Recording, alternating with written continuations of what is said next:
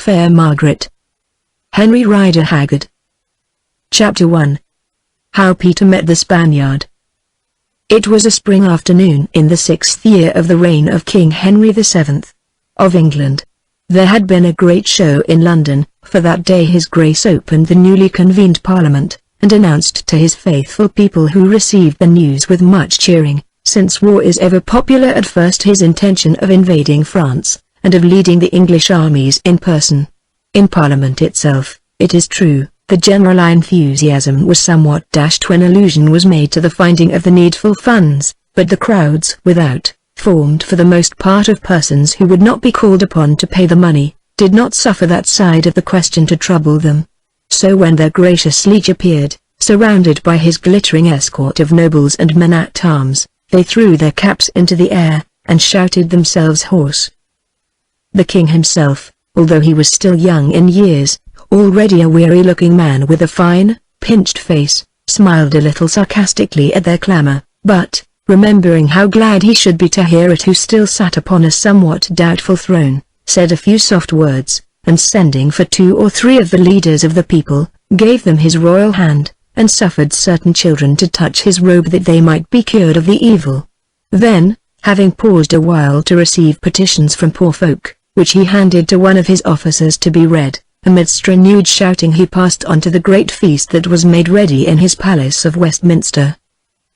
Among those who rode near to him was the ambassador, de Ayala, accredited to the English court by the Spanish sovereigns, Ferdinand and Isabella, and his following of splendidly attired lords and secretaries. That Spain was much in favor there was evident from his place in the procession. How could it be otherwise, indeed, seeing that already, 4 years or more before, at the age of 12 months, Prince Arthur, the eldest son of the king, had been formally affianced to the Infanta Catherine, daughter of Ferdinand and Isabella, aged 1 year and 9 months. For in those days it was thought well that the affections of princes and princesses should be directed early into such paths as their royal parents and governors considered likely to prove most profitable to themselves. At the ambassador's left hand, mounted on a fine black horse, and dressed richly, but simply, in black velvet, with a cap of the same material in which was fastened a single pearl, rode a tall cavalier. He was about 35 years of age, and very handsome, having piercing black eyes and a stern, clean-cut face. In every man, it is said, there can be found a resemblance, often far off and fanciful enough, to some beast or bird or other creature, and certainly in this case it was not hard to discover. The man resembled an eagle, which, whether by chance or design, was the crest he bore upon his servant's livery, and the trappings of his horse. The unflinching eyes, the hooked nose, the air of pride and mastery, the thin, long hand, the quick grace of movement, all suggested that king of birds, suggested also, as his motto said, that what he sought he would find, and what he found he would keep. Just now he was watching the interview between the English king and the leaders of the crowd whom his grace had been pleased to summon, with an air of mingled amusement and contempt. "You find the scene strange, Marquis," said the ambassador, glancing at him shrewdly. "Senor, here in England, if it pleases your excellency," he answered gravely, "Senor d'Aguilar. The Marquis you mentioned lives in Spain, an accredited envoy to the Moors of Granada, the Senor d'Aguilar, a humble servant of Holy Church, and he crossed himself, travels abroad upon their Church's business, and that of their Majesties. And his own too, sometimes, I believe," answered the ambassador dryly. "But to be frank, what I do not understand about you, Senor d'Aguilar, as I know that you have abandoned political ambitions, is why you do not enter my profession, and put on the black robe once and for all." "What did I say, black? With your opportunities and connections it might be red by now, with a hat to match." The Senor d'Aguilar smiled a little as he replied. "You said, I think, that sometimes I travel on my own business. Well, there is your answer. You are right, I have abandoned worldly ambitions, most of them. They are troublesome, and for some people, if they be born too high and yet not altogether rightly, very dangerous. The acorn of ambition often grows into an oak from which men hang, or into a log upon which men's heads can be cut off. Senor, I congratulate you. You have the wisdom that grasps the substance and lets the shadows flit. It is really very rare. You asked why I do not change the cut of my garments, went on Dagila, without noticing the interruption. Excellency, to be frank, because of my own business. I have failings like other men. For instance, wealth is that substance of which you spoke, rule is the shadow. He who has the wealth has the real rule. Again, bright eyes may draw me, or a hate may seek its slaking, and these things do not suit robes, black or red. Yet may such things have been done by those who wore them, replied the ambassador with meaning. I, Excellency, to the discredit of Holy Church, as you, a priest, know better than most men. Let the earth be evil as it must, but let the church be like heaven above it, pure, unstained, the vault of prayer, the house of mercy and of righteous judgment, wherein walks no sinner such as I, and again he crossed himself. There was a ring of earnestness in the speaker's voice that caused Ayala, who knew something of his private reputation, to look at him curiously. A true fanatic, and therefore to us a useful man, he thought to himself, though one who knows how to make the best of two worlds as well as most of them, but aloud he said, no wonder that our church rejoices in such a son, and that her enemies tremble when he lifts her sword. But, Senor, you have not told me what you think of all this ceremony and people. The people I know well, Excellency, for I dwelt among them in past years and speak their language, and that is why I have left Granada to look after itself for a while, and am here today, to watch and make report. He checked himself, then added, as for the ceremony, were I a king I would have it otherwise. Why, in that house just now those vulgar commons, for so they call them, do they not question Mark almost threatened their royal master when he humbly craved a tithe of the country's wealth to fight the country's war? Yes, and I saw him turn pale and tremble at the rough voices, as though their echoes shook his throne. I tell you, Excellency, that the time will come in this land when those commons will be king. Look now at that fellow whom his grace holds by the hand, calling him sir and master, and yet whom he knows to be, as I do, a heretic, a Jew in disguise, whose sins, if he had his rights, should be purged by fire. Why, to my knowledge last night, that Israelite said things against the church, whereof the church, or its servant, doubtless made notes to be used when the time comes, broke into Ayala. But the audience is done, and His Highness beckons us forward to the feast, where there will be no heretics to vex us, and, as it is Lent, not much to eat. Come, Senor, for we stop the way. 3 hours had gone by, and the sun sank redly, for even at that spring season it was cold upon the marshy lands of Westminster, and there was frost in the air. On the open space opposite to the banqueting hall, in front of which were gathered squires and grooms with horses, stood and walked many citizens of London, who, their day's work done, came to see the king pass by in state. Among these were a man and a lady, the latter attended by a handsome young woman, who were all three sufficiently striking in appearance to attract some notice in the throng. The man, a person of about 30 years of age, dressed in a merchant's robe of cloth, and wearing a knife in his girdle, seemed over 6 feet in height, while his companion, in her flowing, fur-trimmed cloak, was, for a woman, also of unusual stature. He was not, strictly speaking, a handsome man, being somewhat too high of forehead and prominent of feature. Moreover, one of his clean-shaven cheeks, the right, was marred by the long, red scar of a sword cut which stretched from the temple to the strong chin. His face, however, was open and manly, if rather stern, and the grey eyes were steady and frank. It was not the face of a merchant, but rather that of one of good degree, accustomed to camps and war.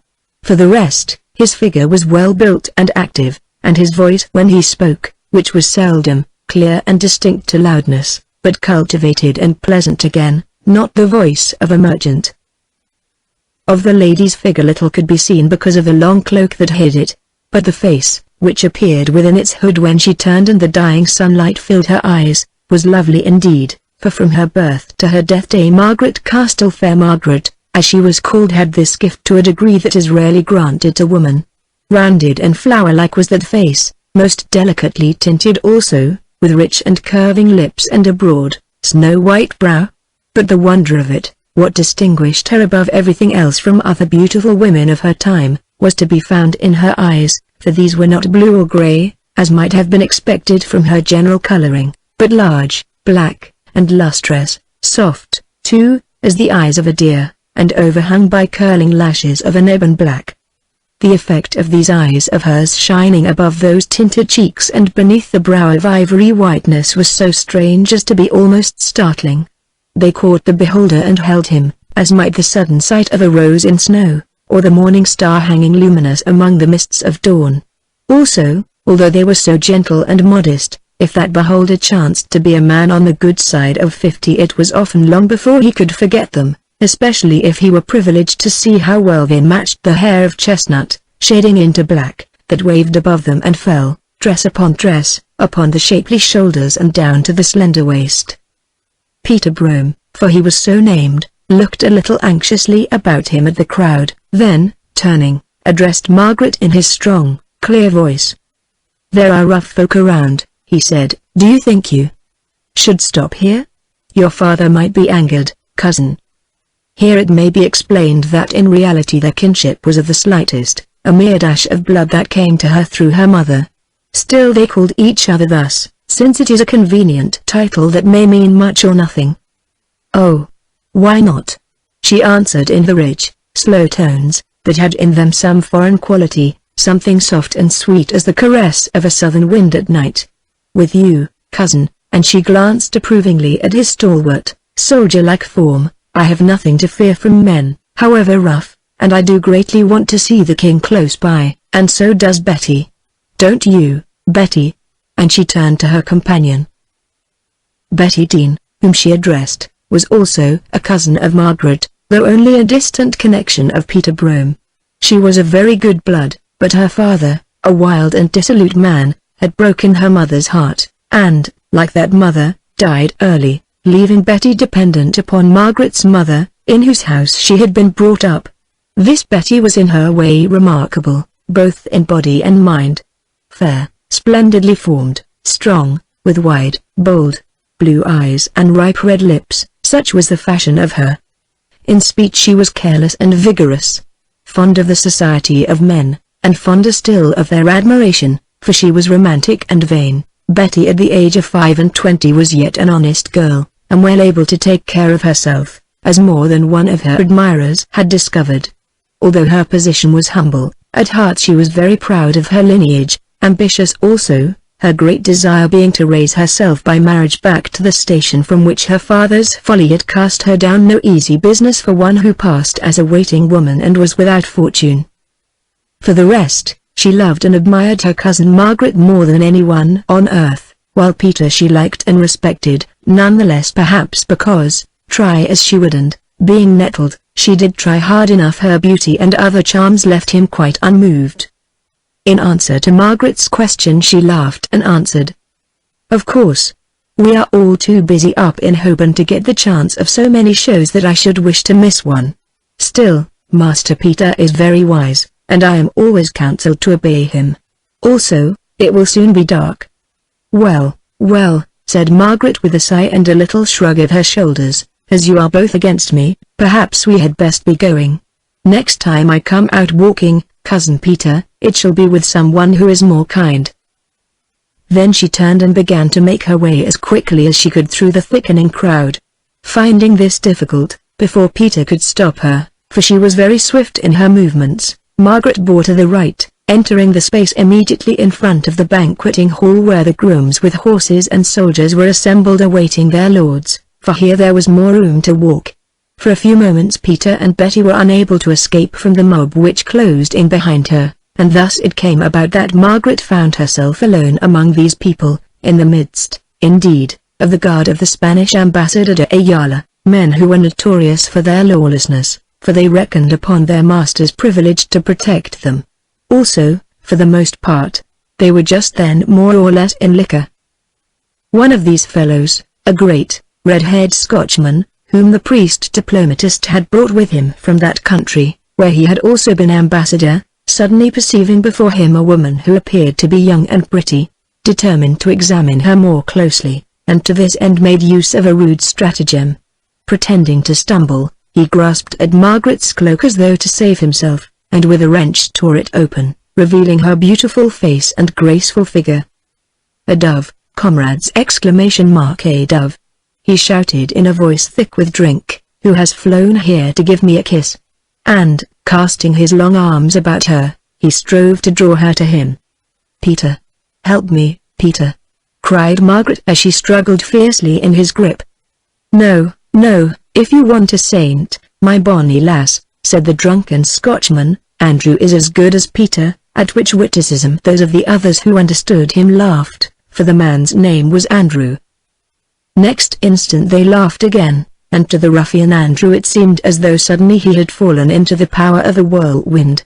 At least Margaret was wrenched away from him, while he spun round and round to fall violently upon his face. "That's Peter!" exclaimed one of the soldiers in Spanish. "Yes," answered another, "and a patron saint worth having," while a third pulled the recumbent Andrew to his feet. The man looked like a devil. His cap had gone, and his fiery red hair was smeared with mud. Moreover, his nose had been broken on a cobblestone, and blood from it poured all over him, while his little red eyes glared like a ferret's, and his face turned a dirty white with pain and rage. Howling out something in Scotch, of a sudden he drew his sword and rushed straight at his adversary, purposing to kill him.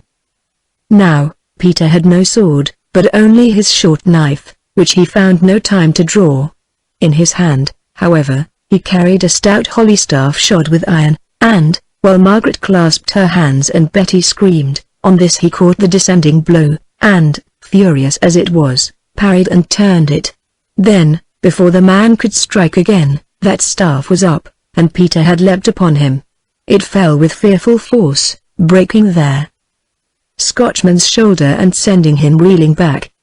"Shrewdly struck, Peter! Well done, Peter!"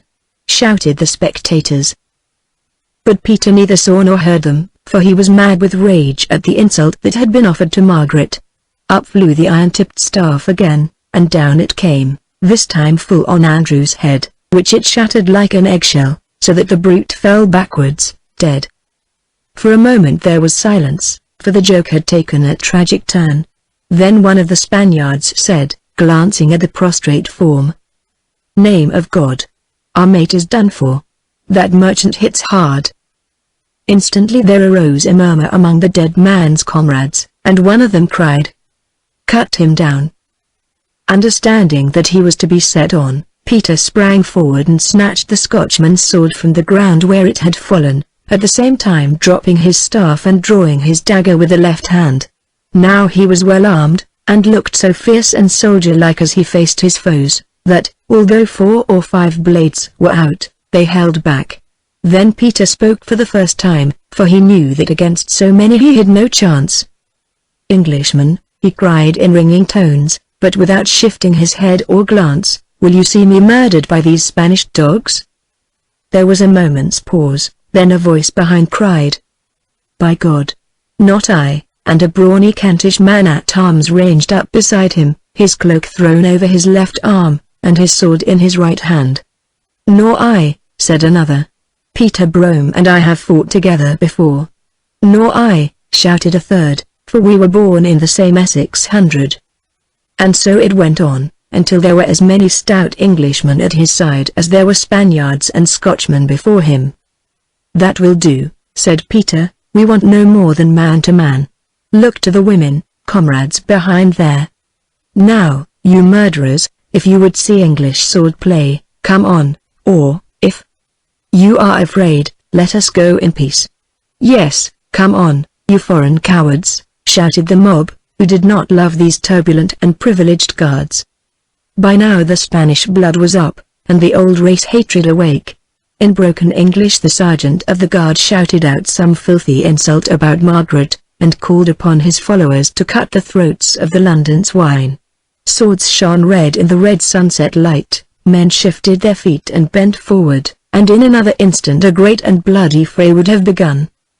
But it did not begin, for at that moment a tall señor, who had been standing in the shadow and watching all that passed, walked between the opposing lines, as he went striking up the swords with his arm. "Have done," said d'Aguilar quietly, for it was he, speaking in Spanish. "You fools!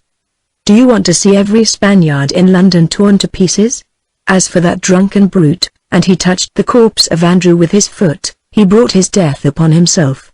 Moreover, he was not a Spaniard, there is no blood quarrel. Come, obey me. Or must I tell you who I am?" "We know you, Marquis," said the leader in a cowed voice. "Sheath your swords, comrades, after all, it is no affair of ours." The men obeyed somewhat unwillingly, but at this moment arrived the ambassador de Ayala, very angry, for he had heard of the death of his servant, demanding, in a loud voice, that the man who had killed him should be given up. "We will not give him up to a Spanish priest," shouted the mob. "Come and take him if you want him," and once more the tumult grew, while Peter and his companions made ready to fight.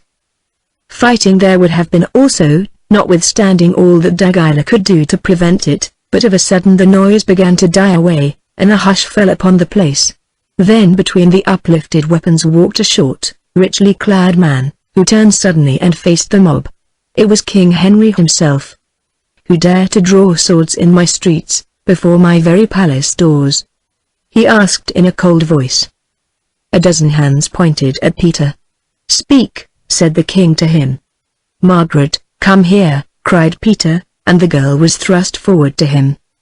"Sire," he said, "that man," and he pointed to the corpse of Andrew, "tried to do wrong to this maiden, John Castell's child. I, her cousin, threw him down. He drew his sword and came at me, and I killed him with my staff. See, it lies there. Then the Spaniards, his comrades, would have cut me down, and I called for English help. Sire, that is all." The king looked him up and down. "A merchant by your dress," he said, "but a soldier by your mien. How are you named?" "Peter Brome, sire." "Ah. There was a certain Sir Peter Brome who fell at Bosworth Field not fighting for me," and he smiled. "Did you know him perchance?" "He was my father, sire, and I saw him slay nigh, and slew the slayer." "Well, can I believe it," answered Henry, considering him. "But how comes it that Peter Brome's son, who wears that battle scar across his face, is clad in merchant's woolen?" "Sire," said Peter coolly, "my father sold his lands, lent his all to the crown, and I have never ended the account. Therefore I must live as I can." The king laughed outright as he replied, "I like you, Peter Brome, though doubtless you hate me." "Not so, sire. While Richard lived I fought for Richard. Richard is gone, and, if need be, I would fight for Henry, who am an Englishman, and serve England's king." "Well said, and I may have need of you yet, nor do I bear you any grudge. But, I forgot, is it thus that you would fight for me, by causing riot in my streets, and bringing me into trouble with my good friends the Spaniards?" "Sire, you know the story." "I know your story, but who bears witness to it?" "Do you?" "Maiden, Castell the merchant's daughter?" "Aye, sire. The man whom my cousin killed maltreated me, whose only wrong was that I waited to see your grace pass by. Look on my torn cloak. Little wonder that he killed him for the sake of those eyes of yours, maiden. But this witness may be tainted." And again he smiled, adding, "Is there no other?" Betty advanced to speak, but d'Aguilar, stepping forward, lifted his bonnet from his head, bowed and said in English, "Your Grace, there is, I saw it all. This gallant gentleman had no blame. It was the servants of my countryman de Ayala who were to blame, at any rate at first, and afterwards came the trouble." Now the ambassador de Ayala broke in, claiming satisfaction for the killing of his man, for he was still very angry, and saying that if it were not given, he would report the matter to their majesties of Spain, and let them know how their servants were treated in London. At these words Henry grew grave, who, above all things, wished to give no offence to Ferdinand and Isabella. "You have done an ill day's work, Peter Brome," he said, "and one of which my attorney must consider. Meanwhile, you will be best in safe keeping," and he turned as though to order his arrest. "Sire," exclaimed Peter, "I live at Master Castell's house in Holborn, nor shall I run away." "Who will answer for that?" asked the king, "or that you will not make more arts on your road thither?" "I will answer, your grace," said Dagila quietly, "if this lady will permit that I escort her and her cousin home.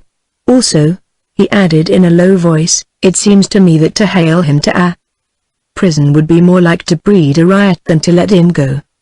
Henry glanced round him at the great crowd who were gathered watching this scene, and saw something in their faces which caused him to agree with Dagila. "So be it, Marquis," he said. "I have your word, and that of Peter Brome, that he will be forthcoming if called upon. Let the dead man be laid in the abbey till tomorrow, when this matter shall be inquired of. Excellency, give me your arm, I have greater questions of which I wish to speak with you ere we sleep." Chapter 2. John Castell. When the king was gone, Peter turned to those men who had stood by him and thanked them very heartily. Then he said to Margaret, "Come, cousin, that is over for this time, and you have had your wish and seen his grace.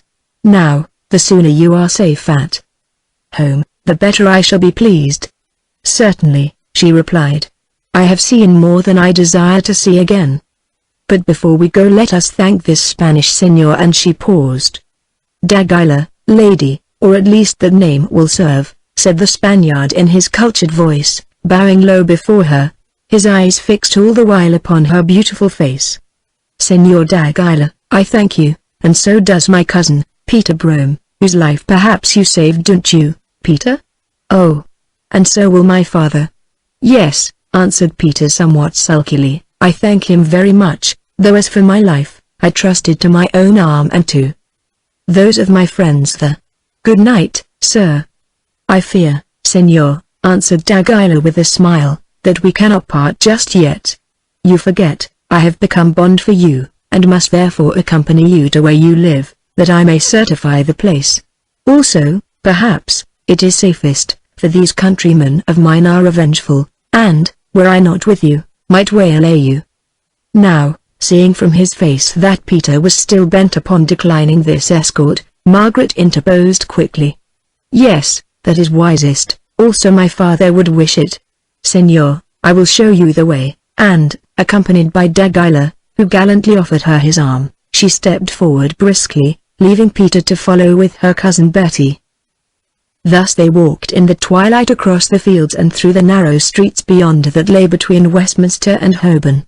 In front tripped Margaret beside her stately cavalier, with whom she was soon talking fast enough in Spanish, a tongue which, for reasons that shall be explained, she knew well, while behind, the Scotchman's sword still in his hand, and the handsome Betty on his arm, came Peter Brome in the worst of humours.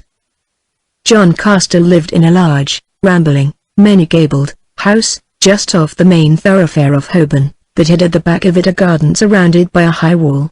Of this ancient place the front part served as a shop, a store for merchandise, and an office, for Castell was a very wealthy trader. How wealthy none quite knew, who exported woolen and other goods to Spain under the royal license, bringing thence in his own ships fine, raw Spanish wool to be manufactured in England, and with it velvet, silks, and wine from Granada, also beautiful inlaid armor of Toledo steel. Sometimes, too, he dealt in silver and copper from the mountain mines, for Castell was a banker as well as a merchant, or rather what answered to that description in those days. It was said that beneath his shop were dungeon-like store vaults, built of thick cemented stone, with iron doors through which no thief could break, and filled with precious things. However this might be, certainly in that great house, which in the time of the Plantagenets had been the fortified palace of a noble, existed chambers whereof he alone knew the secret, since no one else, not even his daughter or Peter, ever crossed their threshold. Also, there slept in it a number of men servants, very stout fellows, who wore knives or swords beneath their cloaks, and watched at night to see that all was well. For the rest, the living rooms of this house where Castell, Margaret his daughter, and Peter dwelt, were large and comfortable, being new-panelled with through carved to the Tudor fashion, and having deep windows that looked out upon the garden. When Peter and Betty reached the door, not that which led into the shop, but another, it was to find that Margaret and Dagila, who were walking very quickly, must have already passed it, since it was shut, and they had vanished. At his knock a hard one a serving man opened, and Peter strode through the vestibule, or antechamber, into the hall, where for the most part they ate and sat, for thence he heard the sound of voices. It was a fine room, lit by hanging lamps of olive oil, and having a large, open hearth where a fire burned pleasantly, while the oaken table in front of it was set for supper. Margaret, who had thrown off her cloak, stood warming herself at the fire, and the Senor d'Aguilar, comfortably seated in a big chair, which he seemed to have known for years, leaned back, his bonnet in his hand, and watched her idly. Facing them stood John Castell, a stout, dark-bearded man of between 50 and 60 years of age, with a clever, clean-cut face and piercing black eyes. Now, in the privacy of his home, he was very richly attired in a robe trimmed with the costliest fur, and fastened with a gold chain that had a jewel on its clasp. When Castell served in his shop or sat in his counting-house, no merchant in London was more plainly dressed, but at night, loving magnificence at heart, it was his custom thus to indulge in it, even when there were none to see him. From the way in which he stood, and the look upon his face, Peter knew at once that he was much disturbed. Hearing his step, Castell wheeled round and addressed him at once in the clear, decided voice which was his characteristic. "What is this I am told, Peter? A man killed by you before the palace gates? A broil. A public riot in which things went near to great bloodshed between the English, with you at the head of them, and the bodyguard of His Excellency, d'Ayala. You arrested by the king, and bailed out by this senor. Is all this true?" "Quite," answered Peter calmly. "Then I am ruined, we are all ruined. Oh! It was an evil hour when I took one of your bloodthirsty trade into my house. What have you to say?" "Only that I want my supper," said Peter. "Those who began the story can finish it, for I think their tongues are nimbler than my own," and he glanced wrathfully at Margaret, who laughed outright, while even the solemn d'Aguilar smiled. "Father," broke in Margaret, "do not be angry with cousin Peter, whose only fault is that he hits too hard. It is I who am to blame, for I wished to stop to see the king against his will and Betty's, and then that brute," and her eyes filled with tears of shame and anger, "caught hold of me, and Peter threw him down, and afterwards, when he attacked him with a sword, Peter killed him with his staff, and all the rest happened." "It was beautifully done," said d'Aguilar in his soft voice and foreign accent. "I saw it all, and made sure that you were dead. The parry I understood, but the way you got your smashing blow in before he could thrust again that." "Well, well," said Castell, "let us eat first and talk afterwards. Senor d'Aguilar, you will honor my poor board, will you not, though it is hard to come from a king's feast to a merchant's fare?" "It is I who am honored," answered d'Aguilar, "and as for the feast, his grace is sparing in this Lenten season. At least, I could get little to eat, and, therefore, like the Senor Peter, I am starved." Castell rang a silver bell which stood nearby, whereon servants brought in the meal, which was excellent and plentiful. While they were setting it on the table, the merchant went to a cupboard in the wainscoting, and took thence 2 flasks, which he uncorked himself with care, saying that he would give the senor some wine of his own country. This done, he said a Latin grace and crossed himself, an example which d'Aguilar followed, remarking that he was glad to find that he was in the house of a good Christian. "What else did you think that I should be?" asked Castell, glancing at him shrewdly. "I did not think at all, senor," he answered, "but alas! Everyone is not a Christian. In Spain, for instance, we have many Moors and Jews." "I know," said Castell, "for I trade with them both." "Then you have never visited Spain?" "No, I'm an English merchant." "But try that wine, senor, it came from Granada, and they say that it is good." D'Aguilar tasted it, then drank off his glass. "It is good, indeed," he said. "I have not its equal in my own cellars there." "Do you, then, live in Granada, Senor d'Aguilar?" asked Castell. "Sometimes, when I am not traveling. I have a house there which my mother left me. She loved the town, and bought an old palace from the Moors. Would you not like to see Granada, Senora?" he asked, turning to Margaret as though to change the subject. "There is a wonderful building there called the Alhambra, it overlooks my house." My daughter is never likely to see it, broke in Castle. I do not purpose that she should visit Spain. Ah. You do not purpose, but who knows? God and his saints alone. And again he crossed himself, then fell to describing the beauties of Granada. He was a fine and ready talker, and his voice was very pleasant, so Margaret listened attentively enough, watching his face, and forgetting to eat, while her father and Peter watched them both. At length the meal came to an end, and when the serving men had cleared away the dishes, and they were alone, Castle said, "Now, kinsman Peter, tell me your story." So Peter told him, in few words, yet omitting nothing. "I find no blame in you," said the merchant when he had done, "nor do I see how you could have acted otherwise than you did. It is Margaret whom I blame, for I only gave her leave to walk with you and Betty by the river, and bade her beware of crowds." "Yes, father, the fault is mine, and for it I pray your pardon," said Margaret, so meekly that her father could not find the heart to scold her as he had meant to do. "You should ask Peter's pardon," he muttered, "seeing that he is like to be laid by the heels in a dungeon over this business, yes, and put upon his trial for causing the man's death. Remember, he was in the service of de Ayala, with whom our liege wishes to stand well, and de Ayala, it seems, is very angry." Now Margaret grew frightened, for the thought that harm might come to Peter cut her heart. The color left her cheek, and once again her eyes swam with tears. "Oh! Say not so," she exclaimed. "Peter, will you not fly at once?" "By no means," he answered decidedly. "Did I not say it to the king, and is not this foreign lord bond for me? What can be done?"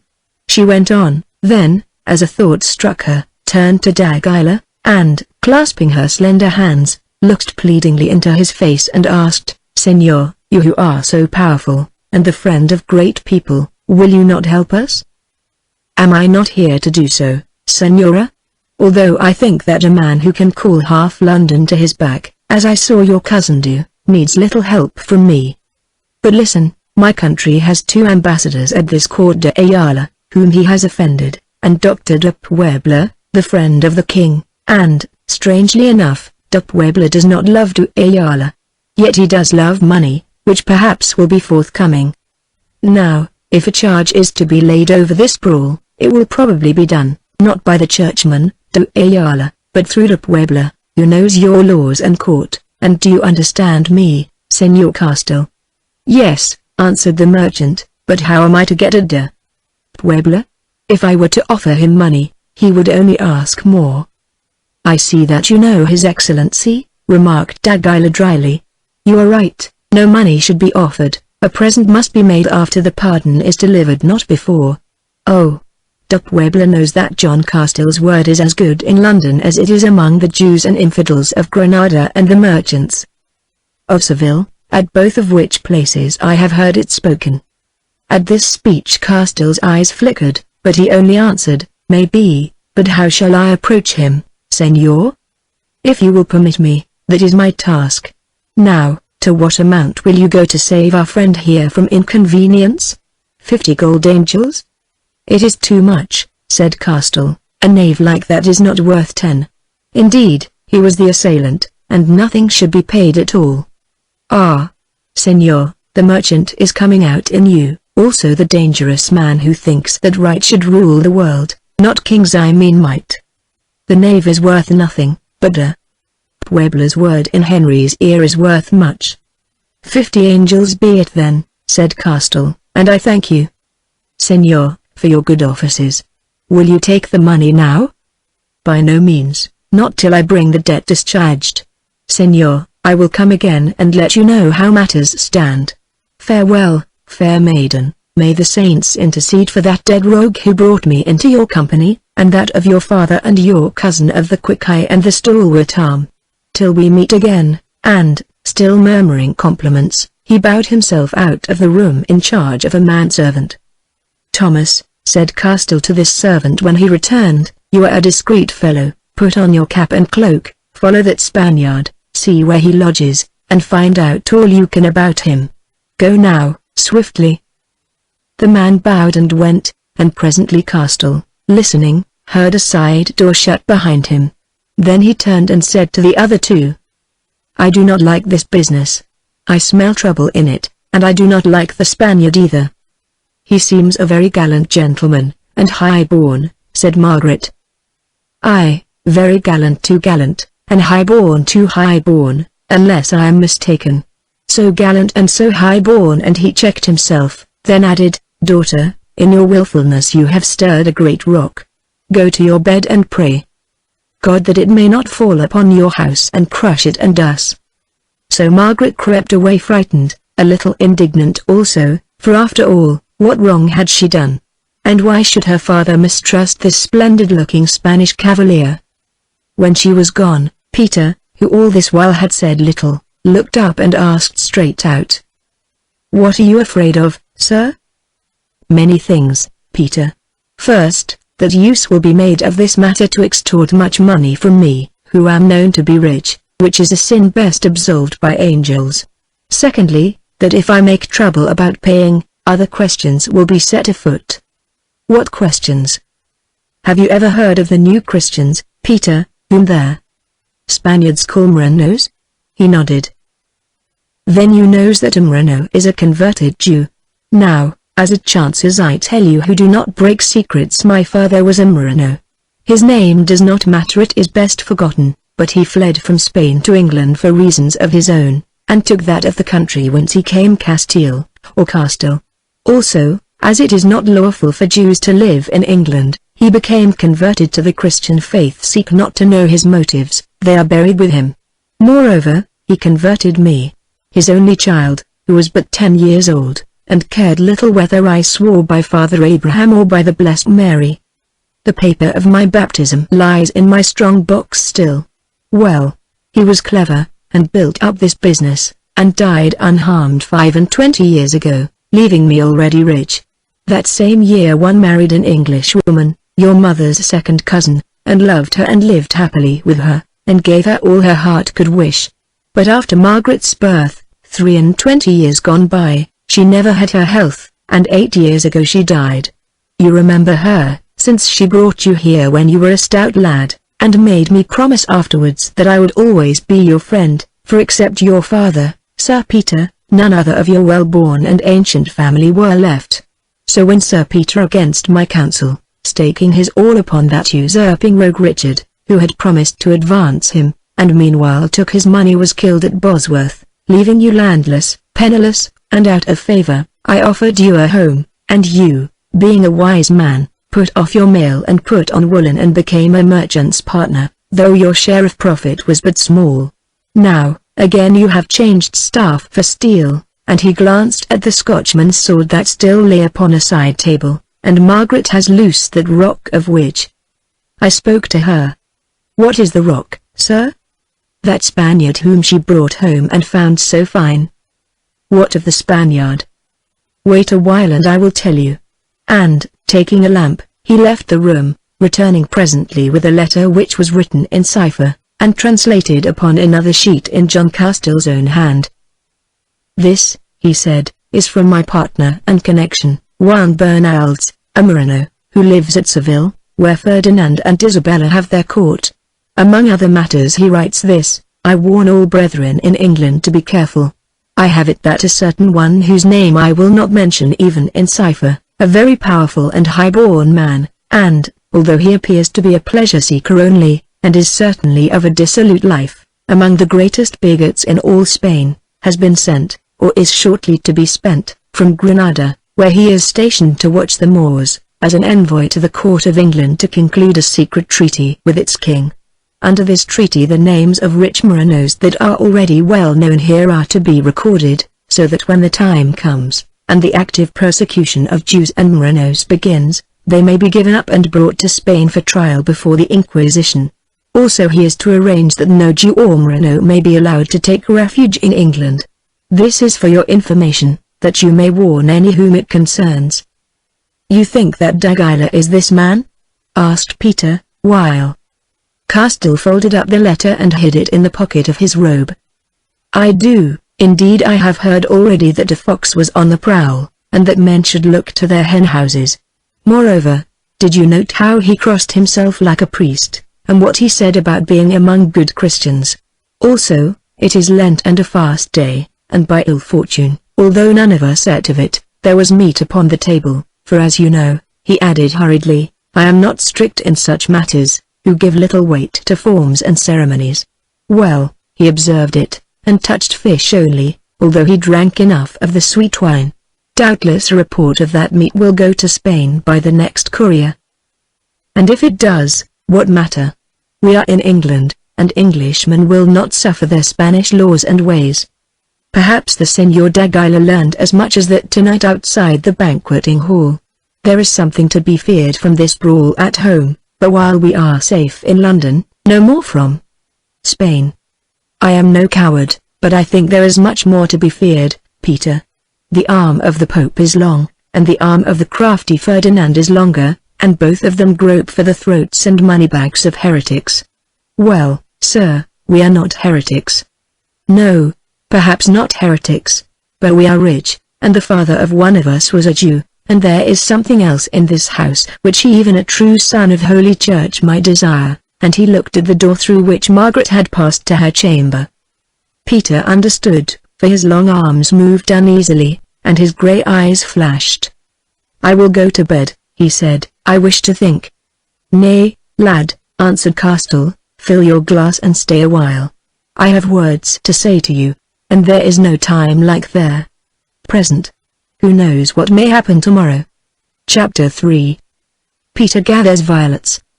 Peter obeyed, sat down in a big oak chair by the dying fire, and waited in his silent fashion. Listen, said Castell. 15 months ago you told me something, did you not?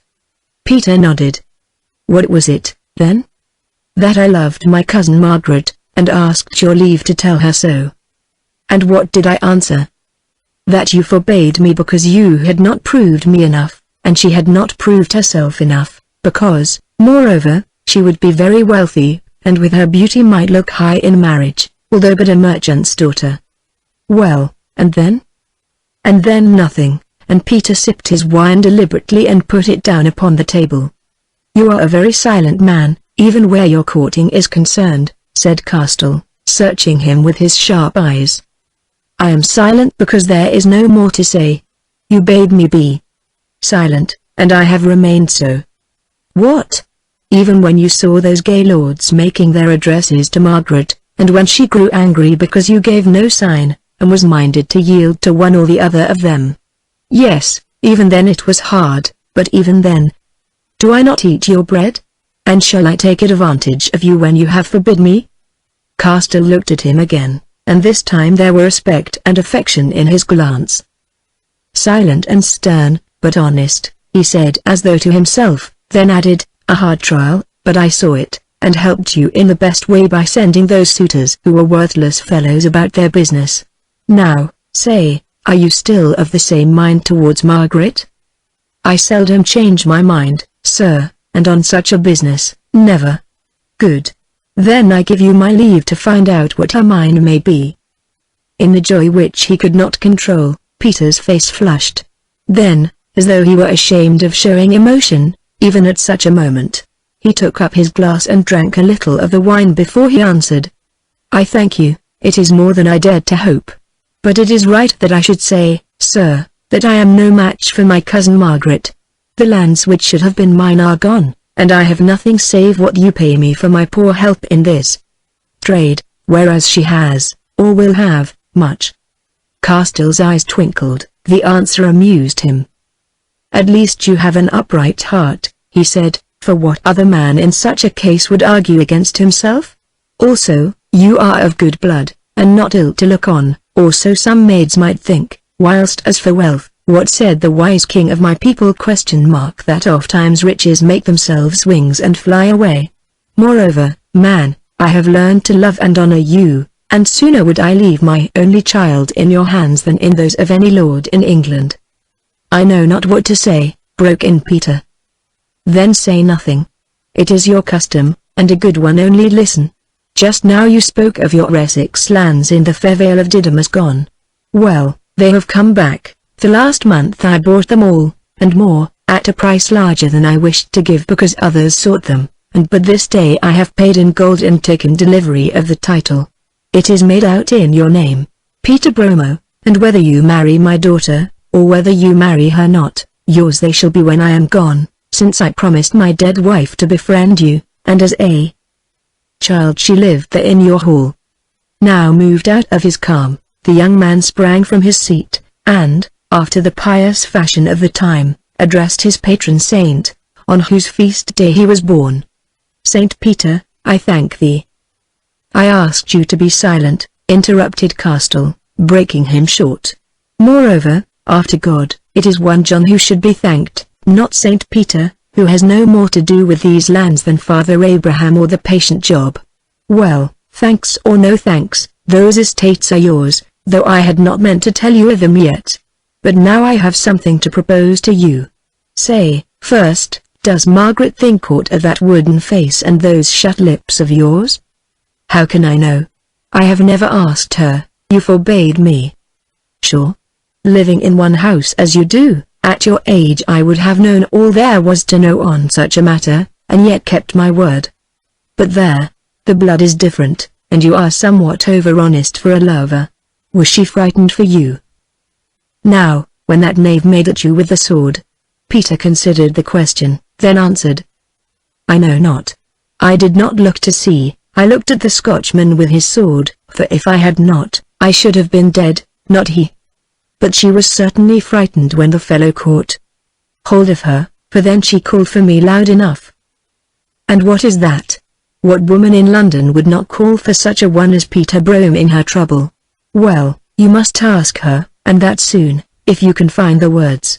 Take a lesson from that Spanish don, and scrape and bow and flatter and tell stories of the war and turn verses to her eyes and hair. Oh, Peter! Are you a fool, that I at my age should have to teach you how to court a woman?" "Mayhap, sir. At least I can do none of these things, and poesy wearies me to read, much more to write. But I can ask a question and take an answer." Castell shook his head impatiently. "Ask the question, man, if you will, but never take the answer. If it is against you, wait rather, and ask it again." "And," went on Peter without noticing, his grey eyes lighting with a sudden fire, "if need be, I can break that fine Spaniard's bones as though he were a twig." "Ah," said Castell, "perhaps you will be called upon to make your words good before all is done.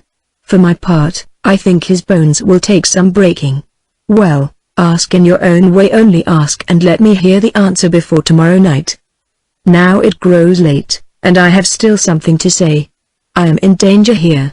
My wealth is noised abroad, and many covet it, some in high places, I think. Peter, it is in my mind to have done with all this trading, and to withdraw me to spend my old age where none will take any notice of me, down at that hall of yours in Didham, if you will give me lodging. Indeed for a year and more, ever since you spoke to me on the subject of Margaret, I have been calling in my moneys from Spain and England, and placing them out at safe interest in small sums, or buying jewels with them, or lending them to other merchants whom I trust, and who will not rob me or mine. Peter, you have worked well for me, but you are no chapman, it is not in your blood. Therefore, since there is enough for all of us and more, I shall pass this business and its goodwill over to others, to be managed in their name, but on shares, and if it please God we will keep next Yule at Didham." As he spoke the door at the far end of the hall opened, and through it came that serving man who had been bidden to follow the Spaniard. "Well," said Castell, "what tidings?" The man bowed and said, "I followed the Don as you bade me to his lodging, which I reached without his seeing me, though from time to time he stopped to look about him. He rests near the Palace of Westminster, in the same big house where dwells the Ambassador de Ayala, and those who stood round lifted their bonnets to him. Watching I saw some of these go to a tavern, a low place that is open all night, and, following them there, called for a drink and listened to their talk, who know the Spanish tongue well, having worked for 5 years in your worship's house at Seville. They spoke of the fray tonight, and said that if they could catch that long-legged fellow, meaning Master Brome yonder, they would put a knife into him, since he had shamed them by killing the Scotch knave, who was their officer and the best swordsman in their company, with a staff, and then setting his British bulldogs on them. I fell into talk with them, saying that I was an English sailor from Spain, which they were too drunk to question, and asked who might be the tall don who had interfered in the fray before the king came. They told me he is a rich senor named d'Aguilar, but ill to serve in Lent because he is so strict a churchman, although not strict in other matters.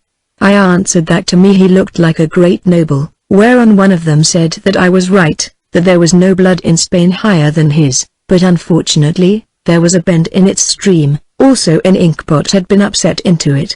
What does that mean? Asked Peter. It is a Spanish saying, answered Castell, which signifies that a man is born illegitimate, and has Moorish blood in his veins. Then I asked what he was doing here, and the man answered that I had best put that question to the Holy Father and to the Queen of Spain.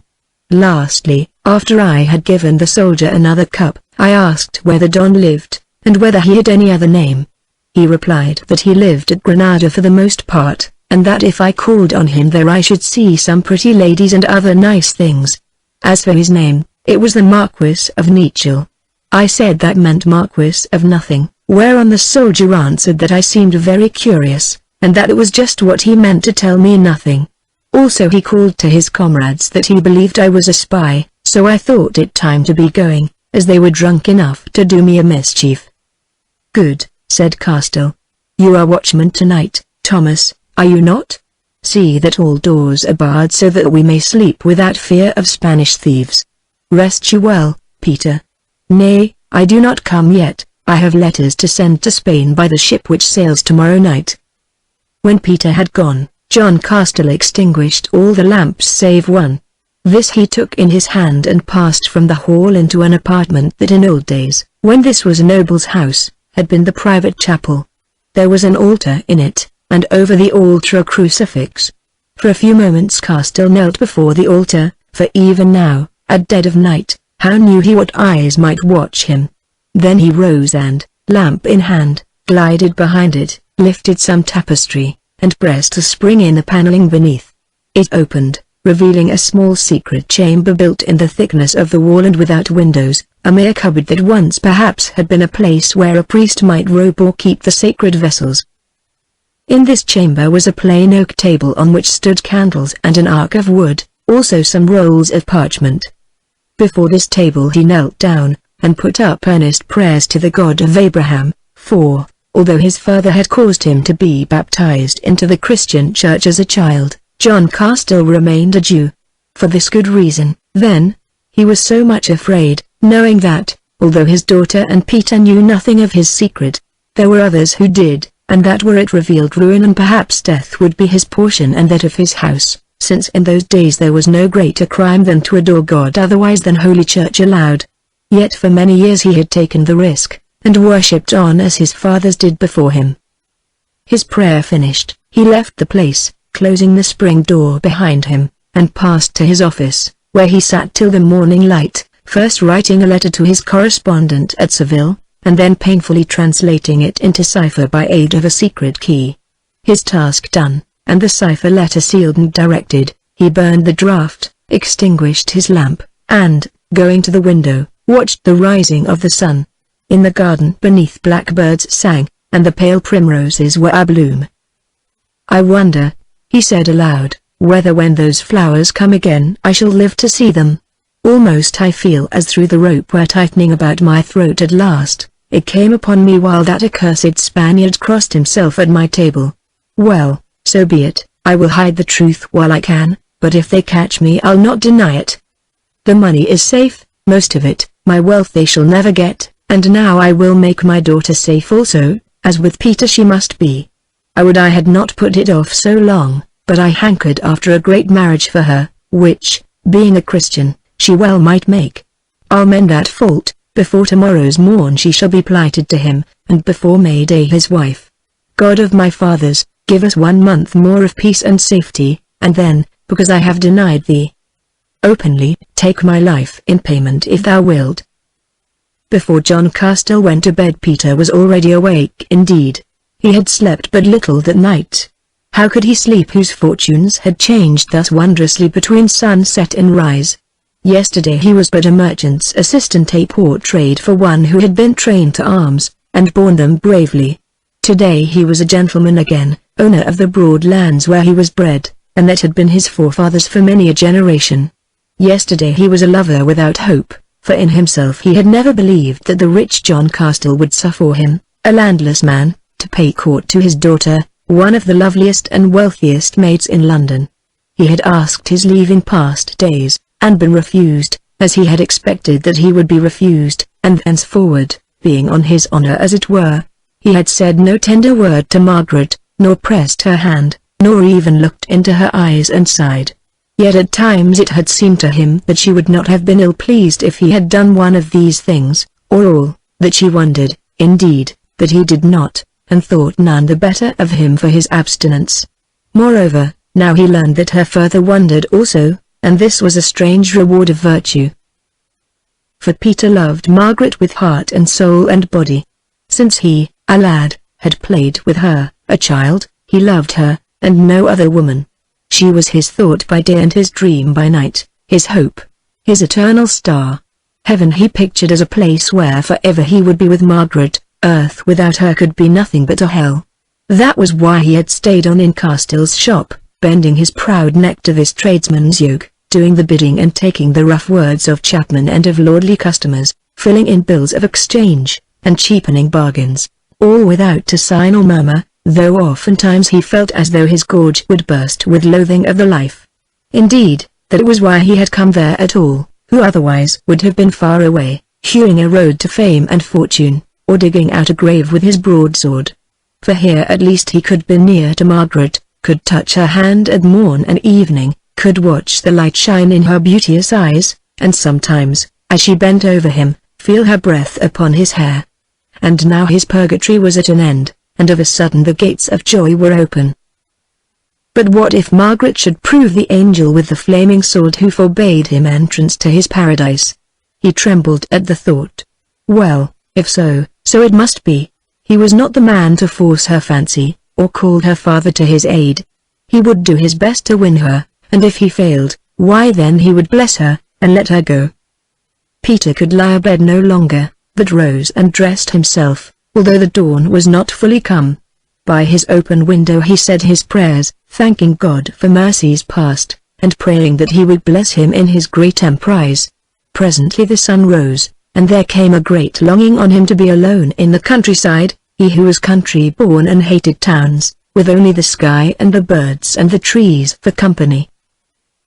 But here in London was no country, wherever he went he would meet men. Moreover, he remembered that it might be best that just now he should not wander through the streets unguarded, lest he should find Spaniards watching to take him unawares. Well, there was the garden. He would go thither, and walk a while. So he descended the broad oak stairs, and, unbolting a door, entered this garden, which, though not too well kept, was large for London, covering an acre of ground perhaps, surrounded by a high wall, and having walks, and at the end of it a group of ancient elms, beneath which was a seat hidden from the house. In summer this was Margaret's favourite bower, for she too loved nature and the land, and all the things it bore.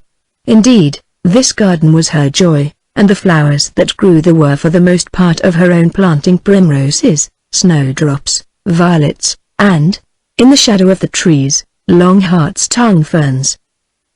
For a while Peter walked up and down the central path, and, as it chanced, Margaret, who also had risen early and not slept too well, looking through her window curtains, saw him wandering there, and wondered what he did at this hour, also, why he was dressed in the clothes he wore on Sundays and holidays. Perhaps, she thought, his weekday garments had been torn or muddied in last night's fray. Then she fell to thinking how bravely he had borne him in that fray. She saw it all again, the great red-headed rascal tossed up and whirled to the earth by his strong arms, saw Peter face that gleaming steel with nothing but a staff, saw the straight blows fall, and the fellow go reeling to the earth, slain with a single stroke. Ah! Her cousin, Peter Brome, was a man indeed, though a strange one, and remembering certain things that did not please her, she shrugged her ivory shoulders, turned red, and pouted. Why, That Spaniard had said more civil words to her in an hour than had Peter in 2 years, and he was handsome and noble-looking also. But then the Spaniard was a Spaniard, and other men were other men, whereas Peter was Peter, a creature apart, one who cared as little for women as he did for trade. Why, then, if he cared for neither women nor trade, did he stop here? She wondered. To gather wealth? She did not think it. He seemed to have no leanings that way either. It was a mystery. Still, she could wish to get to the bottom of Peter's heart, just to see what was hid there, since no man has a right to be a riddle to his loving cousin. Yes, and one day she would do it, cost what it might. Meanwhile, she remembered that she had never thanked Peter for the brave part which he had played, and, indeed, had left him to walk home with Betty, a journey that, as she gathered from her sprightly cousin's talk while she undressed her, neither of them had much enjoyed. For Betty, be it said here, was angry with Peter, who, it seemed, once had told her that she was a handsome, silly fool, who thought too much of men and too little of her business. Well, since after the day's work had begun she would find no opportunity, she would go down and thank Peter now, and see if she could make him talk for once. So Margaret threw her fur-trimmed cloak about her, drawing its hood over her head, for the April air was cold, and followed Peter into the garden. When she reached it, however, there was no Peter to be seen, whereon she reproached herself for having come to that damp place so early and meditated return. Then, thinking that it would look foolish if any had chanced to see her, she walked down the path pretending to seek for violets, and found none. Thus she came to the group of great elms at the end, and, glancing between their ancient boles, saw Peter standing there. Now, too, she understood why she could find no violets, for Peter had gathered them all, and was engaged, awkwardly enough, in trying to tie them and some leaves into a little posy by the help of a stem of grass. With his left hand he held the violets, with his right one end of the grass, and since he lacked fingers to clasp the other, this he attempted with his teeth. Now he drew it tight, and now the brittle grass stem broke, the violets were scattered, and Peter used words that he should not have uttered even when alone. "I knew you would break it, but I never thought you could lose your temper over so small a thing, Peter," said Margaret, and he in the shadow looked up to see her standing there in the sunlight, fresh and lovely as the spring itself. Solemnly, in severe reproof, she shook her head, from which the hood had fallen back, but there was a smile upon her lips, and laughter in her eyes. Oh! She was beautiful, and at the sight of her Peter's heart stood still. Then, remembering what he had just said, and certain other things that Master Castell had said, he blushed so deeply that her own cheeks went red in sympathy. It was foolish, but she could not help it, for about Peter this morning there was something strange, something that bred blushes. "For whom are you gathering violets so early?" she asked. "When you ought to be praying for that Scotchman's soul."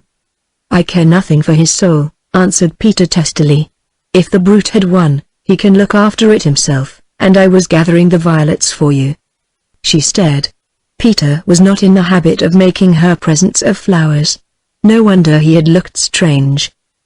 "Then I will help you to tie them. Do you know why I am up so early? It is for your sake. I behaved badly to you last night, for I was cross because you wanted to thwart me about seeing the king. I never thanked you for all you did, you brave Peter, though I thanked you enough in my heart. Do you know that when you stood there with that sword, in the middle of those Englishmen, you looked quite noble? Come out into the sunlight, and I will thank you properly." In his agitation Peter let the remainder of the flowers fall. Then an idea struck him, and he answered, "Look. I can't, if you are really grateful for nothing at all, come in here and help me to pick up these violets apest on their short stalks." She hesitated a little, then by degrees drew nearer, and, bending down, began to find the flowers one by one. Peter had scattered them wide, so that at first the pair were some way apart, but when only a few remained, they drew close.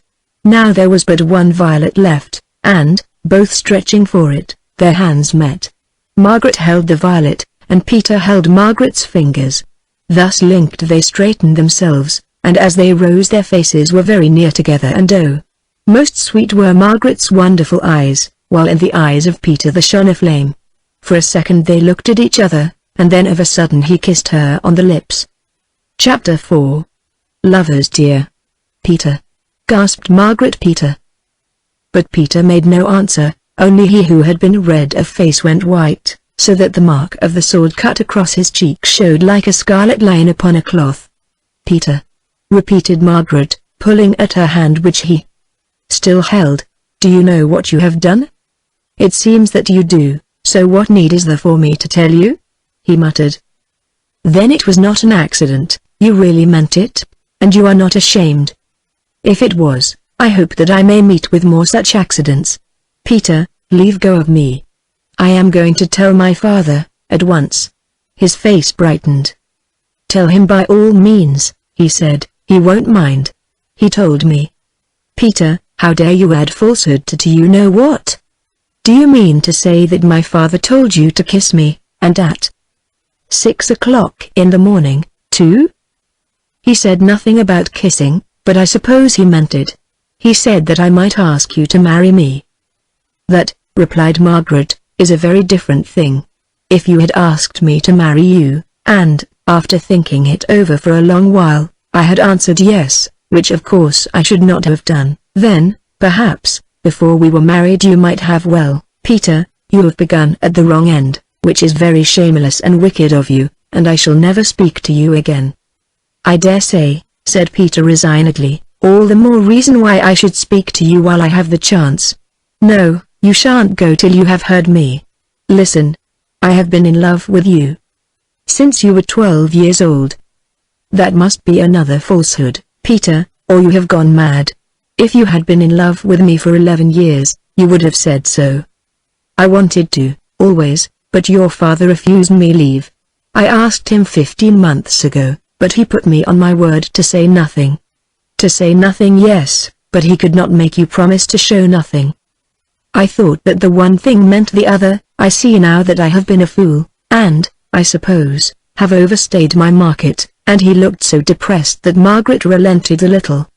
Well, she said, at any rate it was honest, and of course I am glad that you were honest. You said just now that I told falsehoods twice. If I am honest, how can I tell falsehoods? I don't know. Why do you ask me riddles? Let me go and try to forget all this. Not till you have answered me outright. Will you marry me, Margaret? If you won't, there will be no need for you to go, for I shall go and trouble you no more. You know what I am, and all about me, and I have nothing more to say except that, although you may find many finer husbands, you won't find one who would love and care for you better. I know that you are very beautiful and very rich, while I am neither one nor the other, and often I have wished to heaven that you were not so beautiful, for sometimes that brings trouble on women who are honest and only have one heart to give, or so rich either. But thus things are, and I cannot change them, and, however poor my chance of hitting the dove, I determined to shoot my bolt and make way for the next archer. Is there any chance at all, Margaret? Tell me, and put me out of pain, for I am not good at so much talking. Now Margaret began to grow disturbed. Her wayward assurance departed from her. It is not fitting, she murmured, and I do not wish. I will speak to my father, he shall give you your answer. No need to trouble him, Margaret. He has given it already. His great desire is that we should marry, for he seeks to leave this trade and to live with us in the Vale of Diddham, in Essex, where he has bought back my father's land. You are full of strange tidings this morning, Peter. Yes, Margaret, our wheel of life that went so slow turns fast enough today, for God above has laid his whip upon the horses of our fate, and they begin to gallop, whither I know not. Must they run side by side, or separate? It is for you to say. Peter, she said, will you not give me a little time? Aye, Margaret, 10 whole minutes by the clock, and then if it is nay, all your life, for I pack my chest and go. It will be said that I feared to be taken for that soldier's death. You are unkind to press me so. Nay, it is kindest to both of us. Do you then love some other man? I must confess I do, she murmured, looking at him out of the corners of her eyes. Now Peter, strong as he was, turned faint, and in his agitation let go her hand which she lifted, the violets still between her fingers. considering it as though it were a new thing to her. "I have no right to ask you who he is," he muttered, striving to control himself. "Nay, but, Peter, I will tell you. It is my father. What other man should I love?" "Margaret," he said in wrath, "you are fooling me." "How so? What other man should I love unless, indeed, it were yourself?" "I can bear no more of this play," he said. "Mistress Margaret, I bid you farewell. God go with you." And he brushed past her. "Peter," she said when he had gone a few yards, "would you have these violets as a farewell gift?" He turned and hesitated. "Come, then, and take them."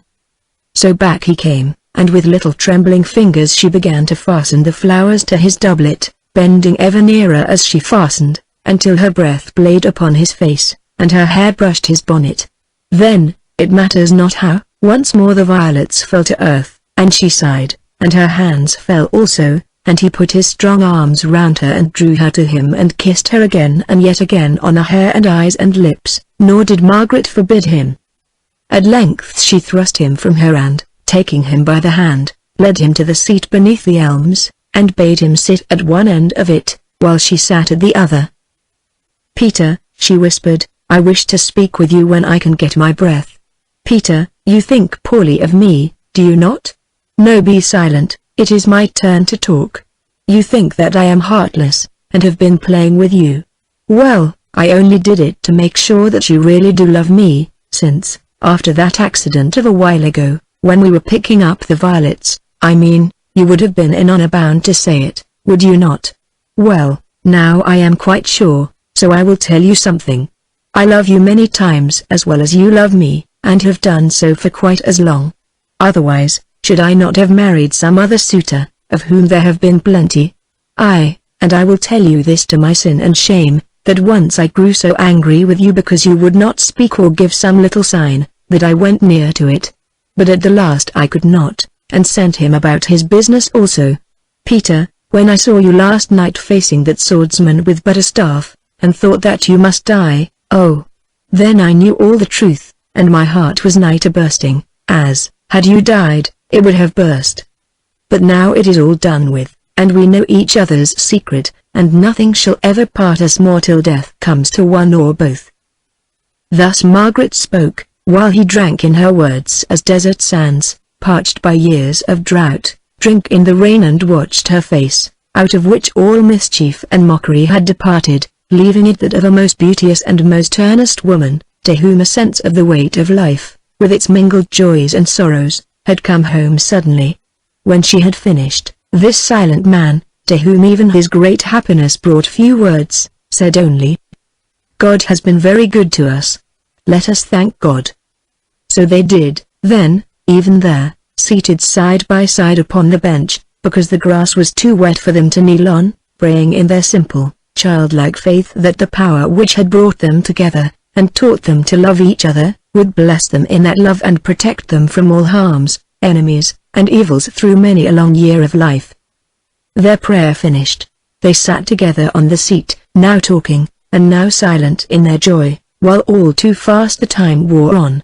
At length it was after one of these spells of blissful silence a change came over them, such a change as falls upon some peaceful scene when, unexpected and complete, a black storm cloud sweeps across the sun, and, in place of its warm light, pours down gloom full of the promise of tempest and of rain. Apprehension got a hold of them. They were both afraid of what they could not guess. "Come," she said, "it is time to go in.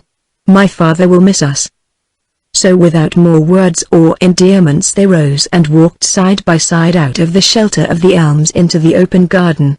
Their heads were bent, for they were lost in thought, and thus it came about that Margaret saw her feet pass suddenly into the shadow of a man, and, looking up, perceived standing in front of her, grave, alert, amused, none other than the Señor d'Aguilar.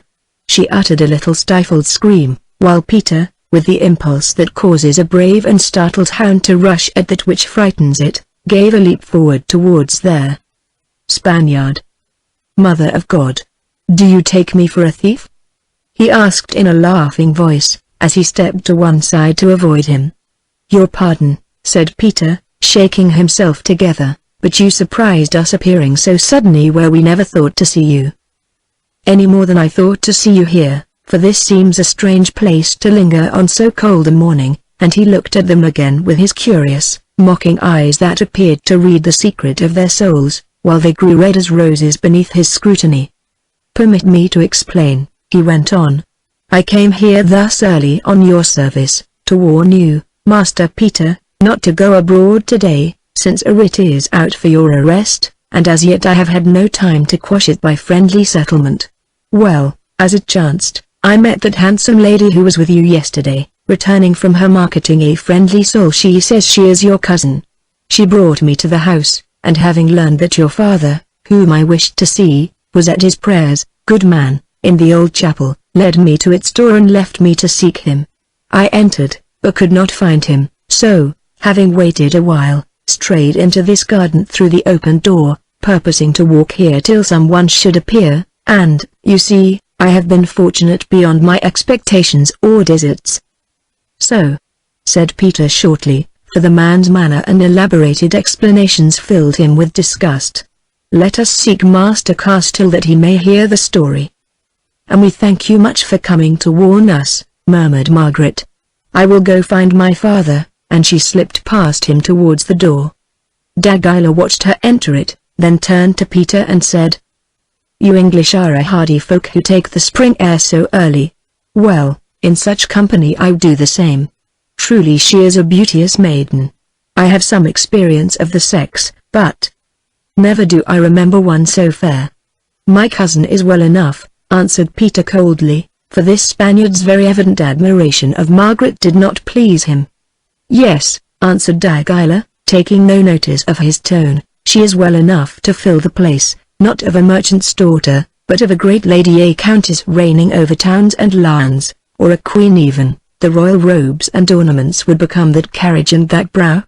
"My cousin seeks no such state who is happy in her quiet lot," answered Peter again, then added quickly, "See, here comes Master Castile seeking you." Dagila advanced and greeted the merchant courteously, noticing as he did so that, notwithstanding his efforts to appear unconcerned, Castile seemed ill at ease. "I am an early visitor," he said, "but I knew that you business folk rise with the lark, and I wished to catch our friend here before he went out," and he repeated to him the reason of his coming. "I thank you, Senor," answered Castile. "You are very good to me and mine. I am sorry that you have been kept waiting. They tell me that you looked for me in the chapel, but I was not there. You had already left it for my office. So I found. It is a quaint place, that old chapel of yours, and while I waited I went to the altar and told my beads there, which I had no time to do before I left my lodgings." Castile started almost imperceptibly, and glanced at Dagila with his quick eyes, then turned the subject and asked if he would not breakfast with them. He declined, however, saying that he must be about their business and his own, then promptly proposed that he should come to supper on the following night, that was Sunday, and make report how things had gone, a suggestion that Castile could not but accept. So he bowed and smiled himself out of the house, and walked thoughtfully into Holborn, for it had pleased him to pay this visit on foot, and unattended. At the corner whom should he meet again but the tall, fair-haired Betty, returning from some errand which she had found it convenient to fulfill just then. "What," he said, "you once more? The saints are very kind to me this morning. Come, Senora, walk a little way with me, for I would ask you a few questions." Betty hesitated, then gave way. It was seldom that she found the chance of walking through Holborn with such a noble-looking cavalier. "Never look at your working dress," he said. "With such a shape, what matters the robe that covers it?" A compliment at which Betty blushed, for she was proud of her fine figure. "Would you like a mantilla of real Spanish lace for your head and shoulders? Well, you shall have one that I brought from Spain with me, for I know no other lady in the land whom it would become better. But, Mistress Betty, you told me wrong about your master. I went to the chapel and he was not there." "He was there, Senor," she answered, eager to set herself right with this most agreeable and discriminating foreigner, "for I saw him go in a moment before, and he did not come out again." "Then, Senora, Where could he have hidden himself? Has the place a crypt? None that I have heard of, but, she added, there is a kind of little room behind the altar. Indeed. How do you know that? I saw no room. Because one day I heard a voice behind the tapestry, Senor, and, lifting it, saw a sliding door left open, and Master Castell kneeling before a table and saying his prayers aloud. How strange. And what was there on the table? Only a queer-shaped box of wood like a little house, and 2 candlesticks, and some rolls of parchment. But I forgot, Senor, I promised Master Castell to say nothing about that place, for he turned and saw me, and came at me like a watchdog out of its kennel. You won't say that I told you, will you, Senor? Not I. Your good master's private cupboard does not interest me. Now I want to know something more. Why is that beautiful cousin of yours not married? Has she no suitors? Suitors, Senor? Yes, plenty of them, but she sends them all about their business, and seems to have no mind that way. Perhaps she is in love with her cousin, that long-legged, strong-armed, wooden-headed Master Brome. Oh. No, Senor, I don't think so. No lady could be in love with him. He is too stern and silent. I agree with you, Senora. Then perhaps he is in love with her. Betty shook her head, and replied. Peter Brome doesn't think anything of women, Senor. At least he never speaks to all of them. Which shows that probably he thinks about them all the more. Well, it is no affair of ours, is it? Only I am glad to hear that there is nothing between them, since your mistress ought to marry high, and be a great lady, not a mere merchant's wife. Yes, Senor. Though Peter Brome is not a merchant, at least by birth. He is high-born, and should be Sir Peter Brome if his father had not fought on the wrong side and sold his land. He is a soldier, and a very brave one, they say, as all might see last night. No doubt, and perhaps would make a great captain, if he had the chance, with his stern face and silent tongue. But, Senora Betty, say, how comes it that, being so handsome, and he bowed, you are not married either? I am sure it can be from no lack of suitors. Again Betty, foolish girl, flushed with pleasure at the compliment. You are right, Senor, she answered. I have plenty of them, but I am like my cousin, they do not please me. Although my father lost his fortune, I come of good blood, and I suppose that is why I do not care for these low-born men, and would rather remain as I am than marry one of them. You are quite right, said Dagila in his sympathetic voice. Do not stay in your blood. Marry in your own class, or not at all, which, indeed, should not be difficult for one so beautiful and charming. And he looked into her large eyes with tender admiration. This quality, indeed, soon began to demonstrate itself so actively, for they were now in the fields where few people wandered, that Betty, who although vain was proud and upright, thought it wise to recollect that she must be turning homewards. So, in spite of his protests, she left him and departed, walking upon air. How splendid and handsome this foreign gentleman was, she thought to herself, really a great cavalier, and surely he admired her truly. Why should he not? Such things had often been. Many a rich lady whom she knew was not half so handsome or so well born as herself, and would make him a worse wife, that is, and the thought chilled her somewhat if he were not already married. From all of which it will be seen that Dagila had quickly succeeded in the plan which only presented itself to him a few hours before. Betty was already half in love with him.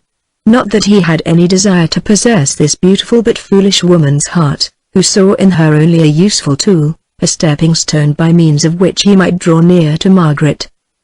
For with Margaret, it may be said at once, he was quite in love. At the sight of her sweet yet imperial beauty, as he saw her first, dishevelled, angry, frightened, in the crowd outside the king's banqueting hall, his southern blood had taken sudden fire. Finished voluptuary though he was, the sensation he experienced then was quite new to him. He longed for this woman as he had never longed for any other, and, what is more, he desired to make her his wife. Why not? Although there was a flaw in it, his rank was high, and therefore she was beneath him, but for this her loveliness would atone, and she had wit and learning enough to fill any place that he could give her. Also, great as was his wealth, his wanton, spendthrift way of life had brought him many debts, and she was the only child of one of the richest merchants in England, whose dower, doubtless, would be a fortune that many a royal princess might envy. Why not again? He would turn Inez and those others adrift at any rate, for a while, and make her mistress of his palace there in Granada. Instantly, as is often the fashion of those who have Eastern blood in their veins, Dagila had made up his mind, yes, before he left her father's table on the previous night. He would marry Margaret and no other woman. Yet at once he had seen many difficulties in his path. To begin with, he mistrusted him of Peter, that strong, quiet man who could kill a great armed knave with his stick, and at a word call half London to his side. Peter, he was sure, being human, must be in love with Margaret, and he was a rival to be feared. Well, if Margaret had no thoughts of Peter, this mattered nothing, and if she had, and what were they doing together in the garden that morning? Peter must be got rid of, that was all. It was easy enough if he chose to adopt certain means. There were many of those Spanish fellows who would not mind sticking a knife into his back in the dark. But sinful as he was, at such steps his conscience halted. Whatever Dagila had done, he had never caused a man to be actually murdered, he who was a bigot, who atoned for his misdoings by periods of remorse and prayer, in which he placed his purse and talents at the service of the church, as he was doing at this moment. No, murder must not be thought of, for how could any absolution wash him clean of that stain? But there were other ways. For instance, had not this Peter, in self-defense it is true, killed one of the servants of an ambassador of Spain? Perhaps, however, it would not be necessary to make use of them. It had seemed to him that the lady was not ill-pleased with him, and, after all, he had much to offer. He would court her fairly, and if he were rejected by her, or by her father, then it would be time enough to act.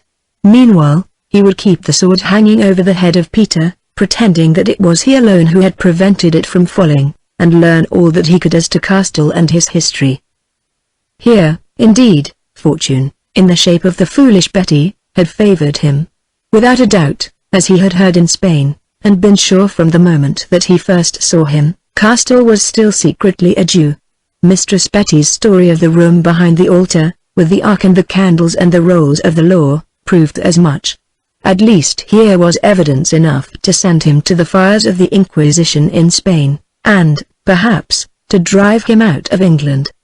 Now, if John Castile, the Spanish Jew, should not wish, for any reason, to give him his daughter in marriage, would not a hint and an extract from the commissions of their Majesties of Spain and the Holy Father suffice to make him change his mind? Thus pondering, Dagila regained his lodgings, where his first task was to enter in a book all that Betty had told him, and all that he had observed in the house of John Castile. Chapter 5. Castile's Secret. In John Castile's house it was the habit, as in most others in those days, for his dependents, clerks, and shopmen to eat their morning and midday meals with him in the hall, seated at two lower tables, all of them save Betty, his daughter's cousin and companion, who sat with them at the upper board. This morning Betty's place was empty, and presently Castile, lifting his eyes, for he was lost in thought, noted it, and asked where she might be, a question that neither Margaret nor Peter could answer. One of the servants at the lower table, however it was that man who had been sent to follow Dagila on the previous night, said that as he came down Holborn a while before he had seen her walking with the Spanish Don, a saying at which his master looked grave. Just as they were finishing their meal, a very silent one, for none of them seemed to have anything to say, and after the servants had left the hall, Betty arrived, flushed as though with running. "Where have you been that you are so late?" asked Castile. "To seek the linen for the new sheets, but it was not ready," she answered glibly. "The mercer kept you waiting long," remarked Castile quietly. "Did you meet anyone?" "Only the folk in the street." "I will ask you no more questions, lest I should cause you to lie and bring you into sin," said Castile sternly. "Girl, how far did you walk with the Señor Dagila, and what was your business with him?" Now Betty knew that she had been seen, and that it was useless to deny the truth. "Only a little way," she answered, "and that because he prayed me to show him his path." "Listen, Betty," went on Castle, taking no notice of her words. "You are old enough to guard yourself, therefore as to your walking abroad with gallants who can mean you no good I say nothing. But know this, no one who has knowledge of the matters of my house," and he looked at her keenly, "shall mix with any Spaniard.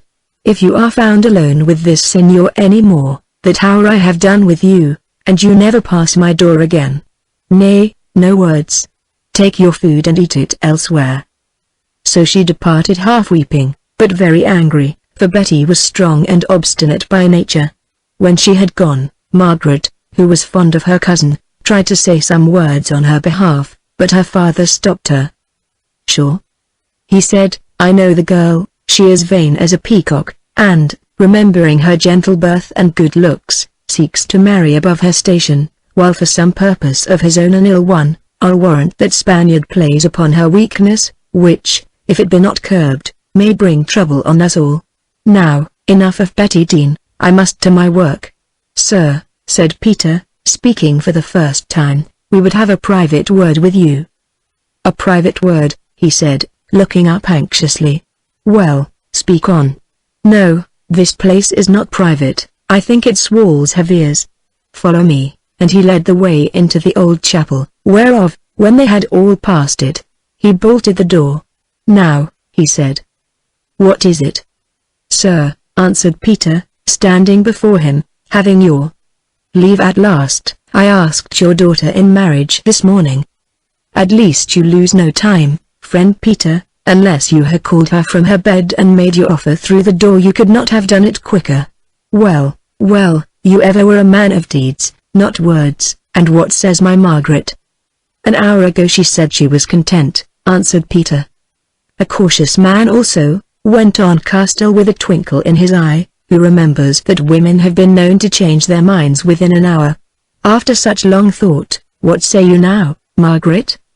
"That I am angry with Peter," she answered, stamping her small foot, "for if he does not trust me for an hour, how can he trust me for his life and mine?" "Nay, Margaret, you do not understand me," said Peter. "I wished not to bind you, that is all, in case." "Now you are saying it again," she broke in vexed, and yet amused. "Do so a third time, and I will you at your word." "It seems best that I should remain silent." "Speak you," said Peter humbly. "Aye, for truly you are a master of silence, as I should know, if any do," replied Margaret, bethinking her of the weary months and years of waiting. "Well, I will answer for you. Father, Peter was right, I am content to marry him, though to do so will be to enter the order of the Silent Brothers. Yes, I am content, not for himself, indeed, who has so many faults, but for myself, who chance to love him," and she smiled sweetly enough. "Do not jest on such matters, Margaret." "Why not, father? Peter is solemn enough for both of us. Look at him. Let us laugh while we may, for who knows when tears may come?" "A good saying," answered Castle with a sigh. "So you too have plighted your troth, and, my children, I am glad of it, for who knows when those tears of which Margaret spoke may come, and then you can wipe away each other's? Take now her hand, Peter, and swear by the rood, that symbol which you worship here." Peter glanced at him, but he went on, "Swear, both of you, that come what may, together or separate, through good report or evil report, through poverty or wealth, through peace or persecutions, through temptation or through blood, through every good or ill that can befall you in this world of bittersweet, you will remain faithful to your troth until you be wed, and after you are wed, faithful to each other till death do part you." These words he spoke to them in a voice that was earnest almost to passion, searching their faces the while with his quick eyes as though he would read their very hearts. His mood crept from him to them. Once again they felt something of that fear which had fallen on them in the garden when they passed into the shadow of the Spaniard. Very solemnly then, and with little of true lovers' joy, did they take each other's hands and swear by the cross and him who hung on it, that through these things, and all others they could not foretell, they would, if need were, be faithful to the death. "And beyond it also," added Peter, while Margaret bowed her stately head in sweet assent. "Children," said Castle, "you will be rich, few richer in this land, though mayhap it would be wise that you should not show all your wealth at once, or ape the place of a great house, lest envy should fall upon your heads and crush you. Be content to wait, and rank will find you in its season, or if not you, your children. Peter, I tell you now, lest I should forget it, that the list of all my monies and other possessions in chattels or lands or ships or merchandise is buried beneath the floor of my office, just under where my chair stands. Lift the boards and dig away a foot of rubbish, and you will find a stone trap, and below an iron box with the deeds, inventories, and some very precious jewels. Also, if by any mischance that box should be lost, duplicates of nearly all these papers are in the hands of my good friend and partner in our inland British trade, Simon Levitt, whom you know. Remember my words, both of you. Father, broke in Margaret in an anxious voice, why do you speak of the future thus ? I mean, as though you had no share in it. Do you fear aught? Yes, daughter, much, or rather I expect, I do not fear, who am prepared and desire to meet all things as they come. You have sworn that oath, have you not? And you will keep it, will you not? Aye. They answered with one breath. Then prepare you to feel the weight of the first of those trials whereof it speaks, for I will no longer hold back the truth from you. Children, I, whom for all these years you have thought of your own faith, amid you as my forefathers were before me, back to the days of Abraham. The effect of this declaration upon its hearers was remarkable. Peter's jaw dropped, and for the second time that day his face went white, while Margaret sank down into a chair that stood nearby, and stared at him helplessly. In those times it was a very terrible thing to be a Jew. Castell looked from one to the other, and, feeling the insult of their silence, grew angry. What? He exclaimed in a bitter voice, are you like all the others? Do you scorn me also because I am of a race more ancient and honorable than those of any of your mushroom lords and kings? You know my life, say, what have I done wrong? Have I caught Christian children and crucified them to death? Have I defrauded my neighbor or oppressed the poor? Have I mocked your symbol of the host? Have I conspired against the rulers of this land? Have I been a false friend or a cruel father? You shake your heads, then why do you stare at me as though I were a thing accursed and unclean? Have I not a right to the faith of my fathers? May I not worship God in my own fashion? And he looked at Peter, a challenge in his eyes. Sir, answered Peter, without a doubt you may, or so it seems to me. But then, why for all these years have you appeared to worship him in ours? At this blunt question, so characteristic of the speaker, Castell seemed to shrink like a pin-pricked bladder, or some bold fighter who has suddenly received a sword thrust in his vitals. All courage went out of the man, his fiery eyes grew tame, he appeared to become visibly smaller, and to put on something of the air of those mendicants of his own race, who whine out their woes and beg alms of the passer-by. When next he spoke, it was as a suppliant for merciful judgment at the hands of his own child and her lover. Judge me not harshly, he said. Think what it is to be a Jew, an outcast, a thing that the lowest may spurn and spit at, one beyond the law, one who can be hunted from land to land like a mad wolf, and tortured to death, one caught, for the sport of gentle Christians, who first have stripped him of his gains and very garments. And then think what it means to escape all these woes and terrors, and, by the doffing of a bonnet, and the mumbling of certain prayers with the lips in public, to find sanctuary, peace, and protection within the walls of Mother Church, and thus fostered, to grow rich and great. He paused as though for a reply, but as they did not speak, went on. Moreover, as a child, I was baptized into your church, but my heart, like that of my father, remained with the Jews, and where the heart goes the feet follow. That makes it worse, said Peter, as though speaking to himself. My father taught me thus, Castell went on, as though pleading his case before a court of law. We must answer for our own sins, said Peter again. Then at length Castell took fire. You young folk, who as yet know little of the terrors of the world, reproach me with cold looks and older words, he said, but I wonder, should you ever come to such a pass as mine, whether you will find the heart to meet it half as bravely. Why do you think that I have told you this secret, that I might have kept from you as I kept it from your mother, Margaret? I say because it is a part of my penance for the sin which I have sinned. Aye, I know well that my God is a jealous God, and that this sin will fall back on my head, and that I shall pay its price to the last groat, though when and how the blow will strike me I know not. Go you, Peter, or you, Margaret, and denounce me if you will. Your priests will speak well of you for the deed, and open to you a shorter road to heaven, and I shall not blame you, nor lessen your wealth by a single golden noble. Do not speak so madly, sir, said Peter, these matters are between you and God. What have we to do with them, and who made us judges over you? We only pray that your fears may come to nothing, and that you may reach your grave in peace and honor. I thank you for your generous words, which are such as befit your nature, said Castle gently, but what says Margaret? I, father? She answered, wildly. Oh, I have nothing to say. He is right. It is between you and God, but it is hard that I must lose my love so soon. Peter looked up, and Castle answered. Lose him? Why, what did he swear but now? I care not what he swore, but how can I ask him, who is of noble, Christian birth, to marry the daughter of a Jew who all his life has passed himself off as a worshipper of the Jesus whom he denies? Now Peter held up his hand. Have done with such talk, he said. Were your father Judas himself, what is that to you and me? You are mine and I am yours till death part us, nor shall the faith of another man stand between us for an hour.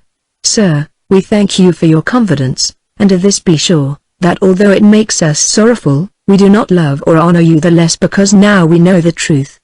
Margaret rose from her chair, looked a while at her father, then with a sob threw herself suddenly upon his breast.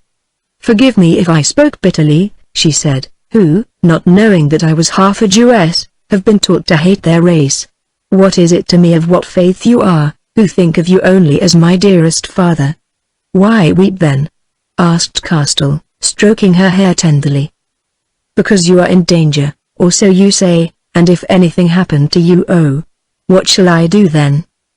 Accept it as the will of God, and bear the blow bravely, as I hope to do, should it fall, he answered, and, kissing her, left the chapel. It seems that joy and trouble go hand in hand, said Margaret, looking up presently. Yes, sweet, they were ever twins, but provided we have our share of the first, do not let us quarrel with the second. A pest on the priests and all their bigotry, say I. Christ sought to convert the Jews, not to kill them, and for my part one can honor the man who clings to his own faith, and forgive him because they forced him to faint to belong to ours. Pray then that neither of us may live to commit a greater sin, and that we may soon be wed and dwell in peace. Away from London, where we can shelter him. I do, she answered, drawing close to Peter, and soon they forgot their fears and doubts in each other's arms. On the following morning, that of Sunday, Peter, Margaret, and Betty went together to Mass at St. Paul's Church, but Castle said that he was ill, and did not come. Indeed, now that his conscience was stirred as to the double life he had led so long, he purposed, if he could avoid it, to worship in a Christian church no more. Therefore he said that he was sick, and they, knowing that this sickness was of the heart, answered nothing. But privately they wondered what he would do who could not always remain sick, since not to go to church and partake of its sacraments was to be published as a heretic. But if he did not accompany them himself, Castle, without their knowledge, sent 2 of his stoutest servants, bidding these keep near to them and see that they came home safe. Now, when they left the church, Peter saw 2 Spaniards, whose faces he thought he knew, who seemed to be watching them, but, as he lost sight of them presently in the throng, said nothing. Their shortest way home ran across some fields and gardens where there were few houses.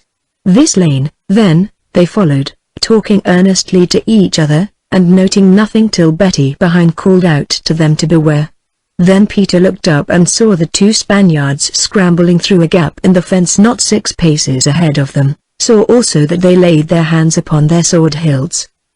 Let us pass them boldly, he muttered to Margaret, I'll not turn my back on a brace of Spaniards, but he also laid his hand upon the hilt of the sword he wore beneath his cloak, and bade her get behind him. Thus, then, they came face to face. Now, the Spaniards, who were evil-looking fellows, bowed courteously enough, and asked if he were not Master Peter Brome. They spoke in Spanish, but, like Margaret, Peter knew this tongue, if not too well, having been taught it as a child, and practiced it much since he came into the service of John Castell, who used it largely in his trade. "Yes," he answered. "What is your business with me?" "We have a message for you, Senor, from a certain comrade of ours, one Andrew, a Scotchman, whom you met a few nights ago," replied the spokesman of the pair. "He is dead, but still he sends his message, and it is that we should ask you to join him at once. Now, all of us brothers have sworn to deliver that message, and to see that you keep the tryst. If some of us should chance to fail, then others will meet you with the message until you keep the tryst." "You mean that you wish to murder me?" said Peter, setting his mouth and drawing the sword from beneath his cloak. "Well, come on, cowards, and we will see whom Andrew gets for company in hell today. Run back, Margaret and Betty, run." And he tore off his cloak and threw it over his left arm. So for a moment they stood, for he looked fierce and ill to deal with. Then, just as they began to faint in front of him, there came a rush of feet, and on either side of Peter appeared the two stout serving men, also sword in hand. "I am glad of your company," he said, catching sight of them out of the corners of his eyes. "Now, Senors Cutthroats, do you still wish to deliver that message?"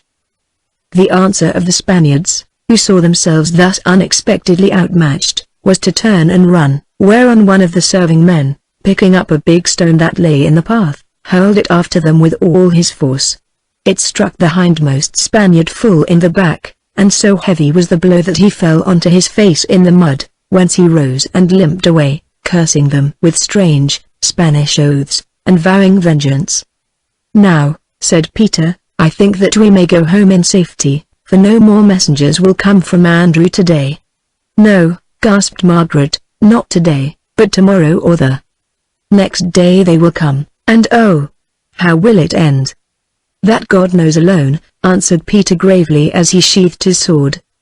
When the story of this attempt was told to Castell, he seemed much disturbed. "It is clear that they have a blood feud against you on account of that Scotchman whom you killed in self-defense," he said anxiously. "Also these Spaniards are very revengeful, nor have they forgiven you for calling the English to your aid against them. Peter, I fear that if you go abroad they will murder you." "Well, I cannot stay indoors always, like a rat in a drain," said Peter crossly, "so what is to be done? Appeal to the law?" "No, for you have just broken the law by killing a man. I think you had best go away for a while till this storm blows over." "Go away? Peter, go away?" broke in Margaret, dismayed. "Yes," answered her father. "Listen, daughter. You cannot be married at once. It is not seemly, moreover, notice must be given and arrangement made. A month hence will be soon enough, and that is not long for you to wait who only became affianced yesterday. Also, until you are wed, no word must be said to any one of this betrothal of yours, lest those Spaniards should lay their feud at your door also, and work you some mischief. Let none know of it, I charge you, and in company be distant to each other, as though there were nothing between you." "As you will, sir," replied Peter, "but for my part one do not like all these hidings of the truth, which ever lead to future trouble. I say, let me bide here and take my chance, and let us be wed as soon as may be. That your wife may be made a widow before the week is out, or the house burnt about our ears by these rascals and their following. No, no, Peter, walk softly that you may walk safely. We will hear the report of the Spaniard D'Aguilar, and afterwards take counsel." Chapter 6. Farewell. D'Aguilar came to supper that night as he had promised, and this time not on foot and unattended, but with pomp and circumstance as befitted a great lord. First appeared 2 running footmen to clear the way, then followed D'Aguilar, mounted on a fine white horse, and splendidly apparelled in a velvet cloak and a hat with nodding ostrich plumes, while after him rode 4 men-at-arms in his livery. "We asked one guest, or rather he asked himself, and we have got 7, to say nothing of their horses," grumbled Castell, watching their approach from an upper window. "Well, we must make the best of it. Peter, go, see that man and beast are fed, and fully, that they may not grumble at our hospitality." The guard can eat in the little hall with our own folk. Margaret, put on your richest robe and your jewels, those which you wore when I took you to that city feast last summer. We will show these fine, foreign birds that we London merchants have brave feathers also."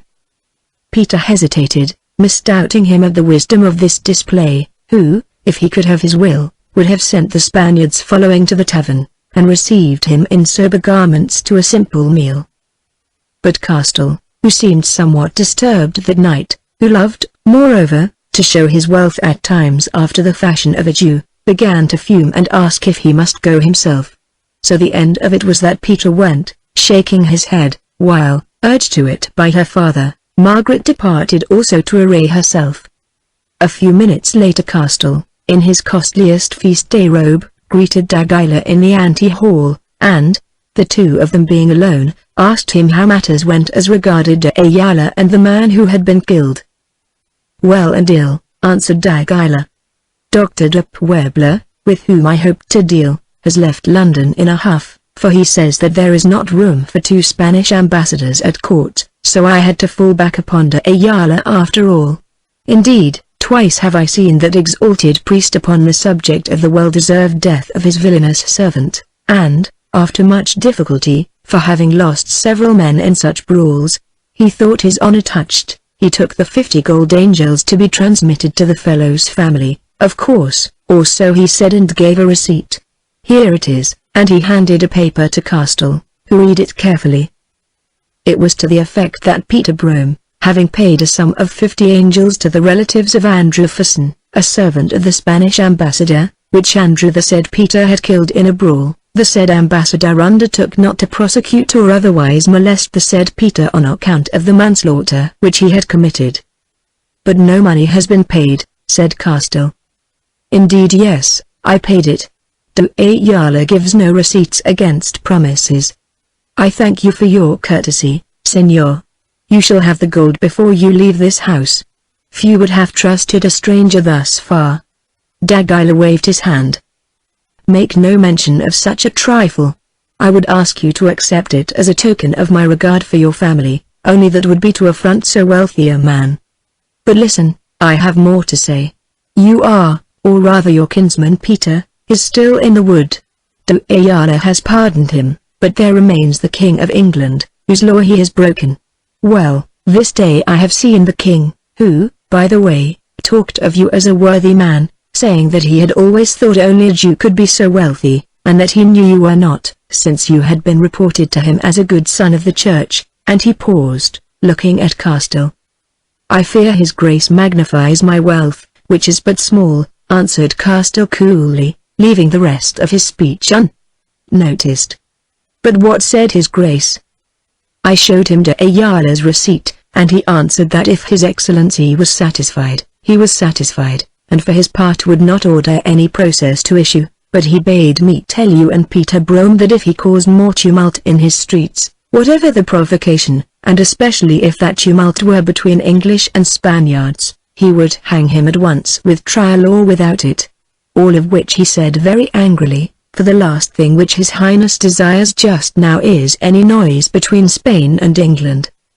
"That is bad," answered Castell, for this very morning there was near to being such a tumult, and he told the story of how the 2 Spaniards had waylaid Peter, and one of them been knocked down by the serving man with a stone. At this news d'Aguilar shook his head.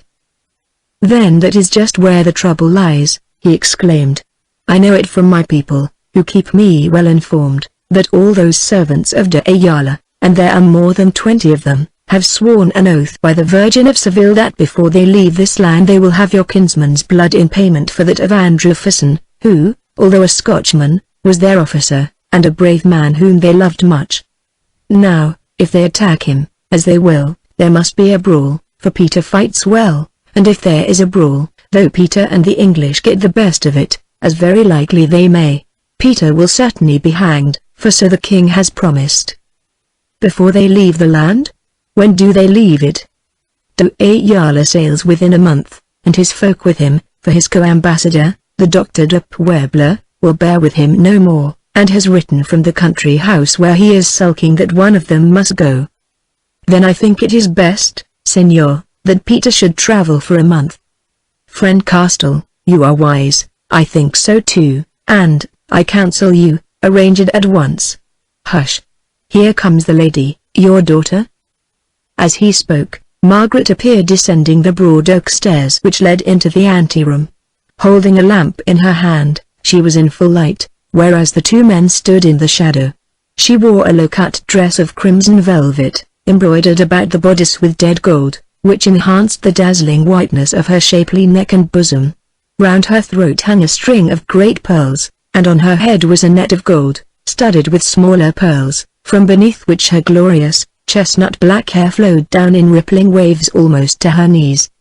Having her father's bidding so to do, she had adorned herself thus that she might look her fairest, not in the eyes of their guest, but in those of her new affianced husband. So fair was she seen thus that Dagila, the artist, the adorer of loveliness, caught his breath and shivered at the sight of her. By the 11,000 virgins, he said, your daughter is more beautiful than all of them put together. She should be crowned a queen, and bewitch the world. Nay, nay, Senor, answered Castile hurriedly, let her remain humble and honest, and bewitch her husband. So I should say if I were the husband, he muttered, then stepped forward, bowing, to meet her. Now the light of the silver lamp she held on high flowed over the two of them, Dagila and Margaret, and certainly they seemed a well-matched pair. Both were tall and cast by nature in a rich and splendid mold. Both had that high air of breeding which comes with ancient blood, for what bloods are more ancient than those of the Jew and the Eastern ? Both were slow and stately of movement, low-voiced, and dignified of speech. Castile noted it and was afraid, he knew not of what. Peter, entering the room by another door, clad only in his great clothes, for he would not put on gay garments for the Spaniard, noted it also, and with the quick instinct of love knew this magnificent foreigner for a rival and an enemy. But he was not afraid, only jealous and angry. Indeed, nothing would have pleased him better than that the Spaniard should have struck him in the face, so that within 5 minutes it might be shown which of them was the better man. It must come to this, he felt, and very glad would he have been if it could come at the beginning and not at the end, so that one or the other of them might be saved much trouble. Then he remembered that he had promised to say or show nothing of how things stood between him and Margaret, and, coming forward, he greeted Dagila quietly but coldly, telling him that his horses had been stabled, and his retinue accommodated. The Spaniard thanked him very heartily, and they passed in to supper. It was a strange meal for all four of them, yet outwardly pleasant enough. Forgetting his cares, Castile drank gaily, and began to talk of the many changes which he had seen in his life, and of the rise and fall of kings. Dagila talked also, of the Spanish wars and policy, for in the first he had seen much service, and of the other he knew every turn. It was easy to see that he was one of those who mixed with courts, and had the ear of ministers and majesty. Margaret also, being keen-witted and anxious to learn of the great world that lay beyond Holborn and London town, asked questions, seeking to know, amongst other things, what were the true characters of Ferdinand, King of Aragon, and Isabella his wife, the famous queen. I will tell you in few words, Senora. Ferdinand is the most ambitious man in Europe, false also if it serves his purpose. He lives for self and gain, that money and power. These are his gods, for he has no true religion. He is not clever, but, being very cunning, he will succeed and leave a famous name behind him. An ugly picture, said Margaret. And what of his queen? She, answered Dagila, is a great woman, who knows how to use the temper of her time and so attain her ends. To the world she shows a tender heart, but beneath it lies hidden iron resolution. What are those ends? Asked Margaret again. To bring all Spain under her rule, utterly to crush the Moors and take their territories, to make the Church of Christ triumphant upon earth, to stamp out heresy, to convert or destroy the Jews. He added slowly, and as he spoke the words, Peter, watching, saw his eyes open and glitter like a snake's to bring their bodies to the purifying flames, and their vast wealth into her treasury, and thus earn the praise of the faithful upon earth, and for herself a throne in heaven. For a while there was silence after this speech, then Margaret said boldly, If heavenly thrones are built of human blood and tears, What stone and mortar do they use in hell, I wonder?" Then, without pausing for an answer, she rose, saying that she was weary, curtsied to Dagila, her father and Peter, each in turn, and left the hall. When she had gone the talk flagged, and presently Dagila asked for his men and horses and departed also, saying as he went, "Friend Castle, you will repeat my news to your good kinsman here. I pray for all your sakes that he may bow his head to what cannot be helped, and thus keep it safe upon his shoulders." "What meant the man?" asked Peter, when the sound of the horses' hoofs had died away. Castle told him of what had passed between him and Dagila before supper, and showed him Dayala's receipt, adding in a vexed voice, "I have forgotten to repay him the gold, it shall be sent tomorrow." "Have no fear, he will come for it," answered Peter coldly. "Now, if I have my way, I will take the risk of these Spaniards' swords and King Henry's rope, and bide here." "That you must not do," said Castle earnestly, "for my sake and Margaret's, if not for yours. Would you make her a widow before she is a wife? Listen, it is my wish that you travel down to Essex to take delivery of your father's land in the Vale of Diddham and see to the repairing of the mansion house, which, I am told, needs it much. Then, when these Spaniards are gone, you can return and at once be married, say 1 short month hence." "Will not you and Margaret come with me to Diddham?" Castle shook his head. "It is not possible. I must wind up my affairs, and Margaret cannot go with you alone. Moreover, there is no place for her to lodge. I will keep her here till you return." "Yes, sir. But will you keep her safe? The cozening words of Spaniards are sometimes more deadly than their swords." "I think that Margaret has a medicine against all such arts," answered her father with a little smile, and left him. On the morrow when Castle told Margaret that her love must leave her for a while that night, for this Peter would not do himself, she prayed him even with tears that he would not send him so far from her, or that they might all go together. But he reasoned with her kindly, showing her that the latter was impossible, and that if Peter did not go at once it was probable that Peter would soon be dead, whereas, if he went, there would be but 1 short month of waiting till the Spaniards had sailed, after which they might be married and live in peace and safety. So she came to see that this was best and wisest, and gave way, but oh, heavy were those hours, and sore was their parting. Essex was no far journey, and to enter into lands which only 2 days before Peter believed he had lost forever, no sad errand, while the promise that at the end of a single month he should return to claim his bride hung before them like a star. Yet they were sad-hearted, both of them, and that star seemed very far away. Margaret was afraid lest Peter might be waylaid upon the road, but he laughed at her, saying that her father was sending 6 stout men with him as an escort, and thus companioned he feared no Spaniards. Peter, for his part, was afraid lest Dagila might make love to her while he was away. But now she laughed at him, saying that all her heart was his, and that she had none to give to Dagila or any other man. Moreover, that England was a free land in which women, who were no king's wards, could not be led whither they did not wish to go. So it seemed that they had naught to fear, save the daily chance of life and death. And yet they were afraid. "Dear love," said Margaret to him after she had thought a while, "our road looks straight and easy, and yet there may be pitfalls in it that we cannot guess. Therefore you must swear one thing to me, that whatever you shall hear or whatever may happen, you will never doubt me as I shall never doubt you.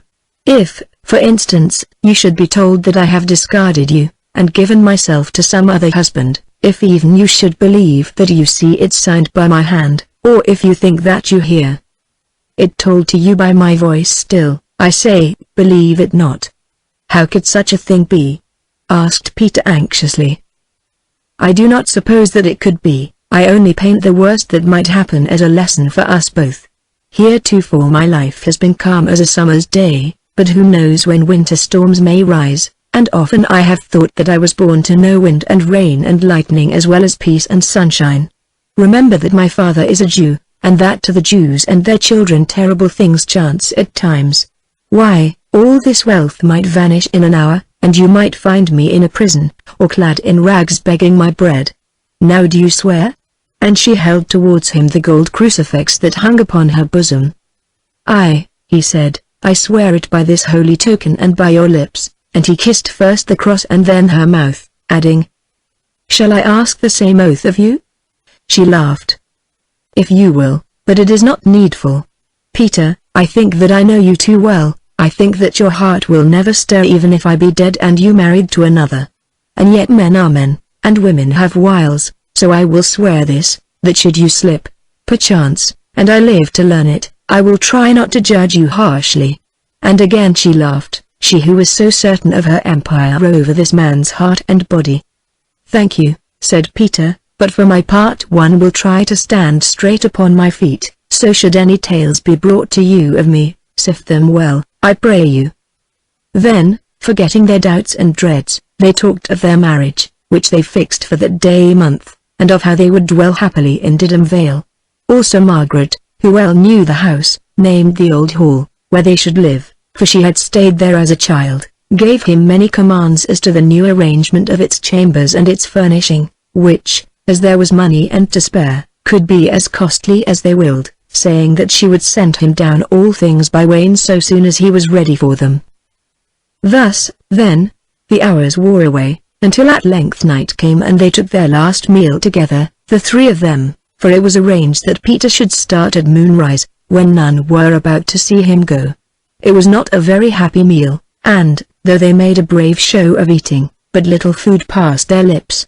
Now the horses were ready, and Margaret buckled on Peter's sword and threw his cloak about his shoulders, and he, having shaken Castile by the hand and bade him guard their jewel safely, without more words kissed her in farewell, and went.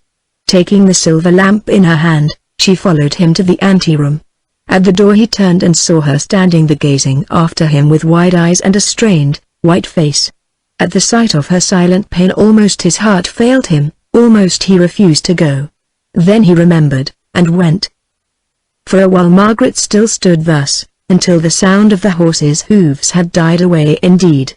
Then she turned and said, "Father, I know not how it is, but it seems to me that when Peter and I meet again it will be far off, yes, far off upon the stormy sea, but what sea I know not." And without waiting for an answer she climbed the stairs to her chamber, and there wept herself to sleep. Castile watched her depart, then muttered to himself, "Pray God she is not foresighted like so many of our race, and yet why is my own heart so heavy? Well, according to my judgment, I have done my best for him and her, and for myself. I care nothing." Chapter 7. News from Spain. Peter Brome was a very quiet man, whose voice was not often heard about the place, and yet it was strange how dull and different the big, old house in Holborn seemed without him. Even the handsome Betty, with whom he was never on the best of terms, since there was much about her of which he disapproved, missed him, and said so to her cousin, who only answered with a sigh. For in the bottom of her heart Betty both feared and respected Peter. The fear was of his observant A's and caustic words, which she knew were always words of truth, and the respect for the general uprightness of his character, especially where her own sex was concerned.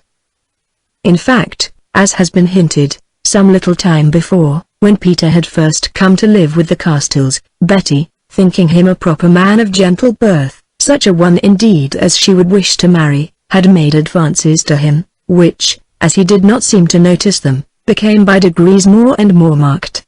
What happened at last they two knew alone, but it was something that caused Betty to become very angry, and to speak of Peter to her friends as a cold-blooded lout who thought only of work and gain. The episode was passing, and soon forgotten by the lady in the press of other affairs, but the respect remained. Moreover, on one or two occasions, when the love of admiration had led her into griefs, Peter had proved a good friend, and what was better, a friend who did not talk. Therefore she wished him back again, especially now, when something that was more than mere vanity and desire for excitement had taken hold of her, and Betty found herself being swept off her feet into very deep and doubtful waters.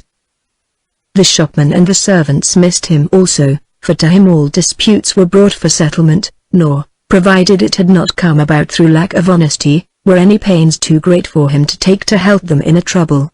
Most of all Castile missed him, since until Peter had gone he did not know how much he had learned to rely upon him, both in his business and as a friend. As for Margaret, her life without him was one long, empty night. Thus it chanced that in such a house any change was welcome, and, though she liked him little enough, Margaret was not even displeased when one morning Betty told her that the Lord Daguilar was coming to call on her that day, and purposed to bring her a present. "I do not seek his presents," said Margaret indifferently, then added, "But how do you know that, Betty?" The young woman colored, and tossed her head as she answered. "I know it, cousin, because, as I was going to visit my old aunt yesterday, who lives on the wharf at Westminster, I met him riding, and he called out to me, saying that he had a gift for you and one for me also. Be careful you do not meet him too often, Betty, when you chance to be visiting your aunt. These Spaniards are not always over-honest, as you may learn to your sorrow." "I thank you for your good counsel," said Betty, shortly, "but I, who am older than you, know enough of men to be able to guard myself, and can keep them at a distance."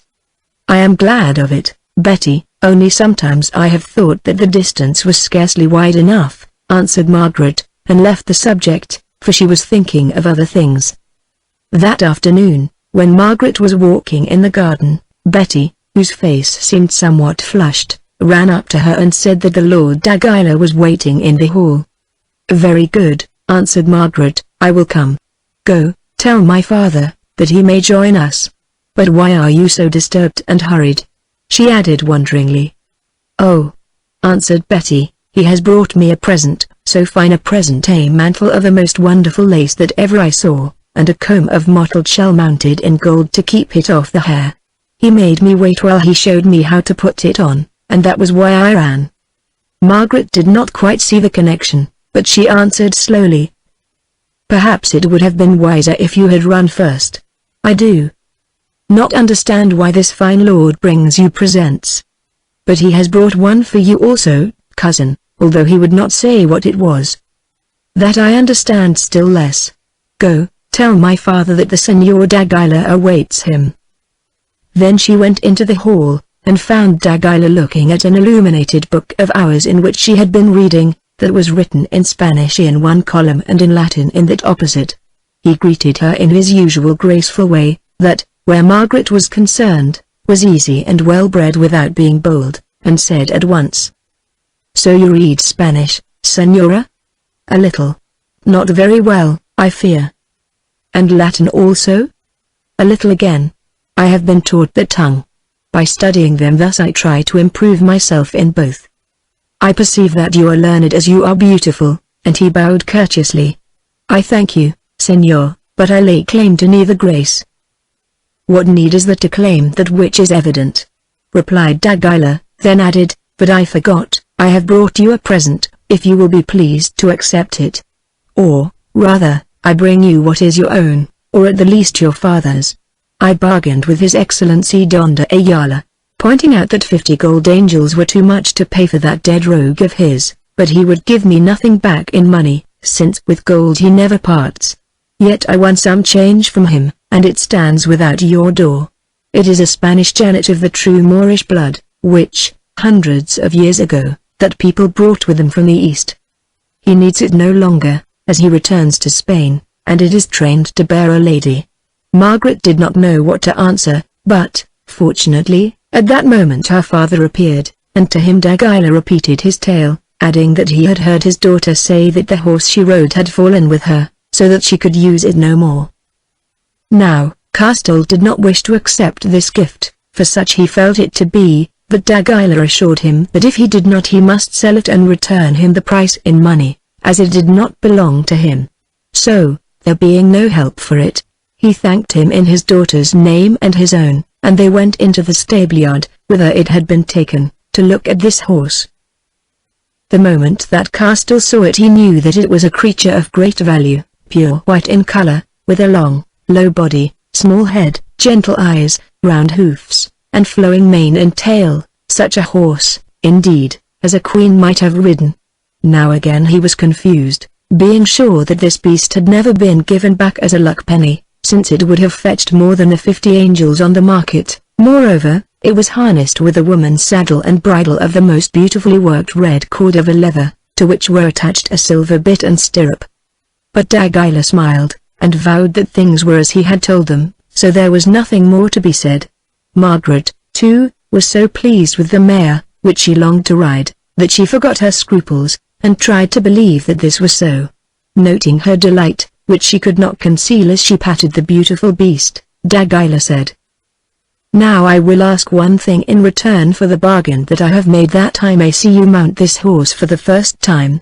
You told me that you and your father were wont to go out together in the morning.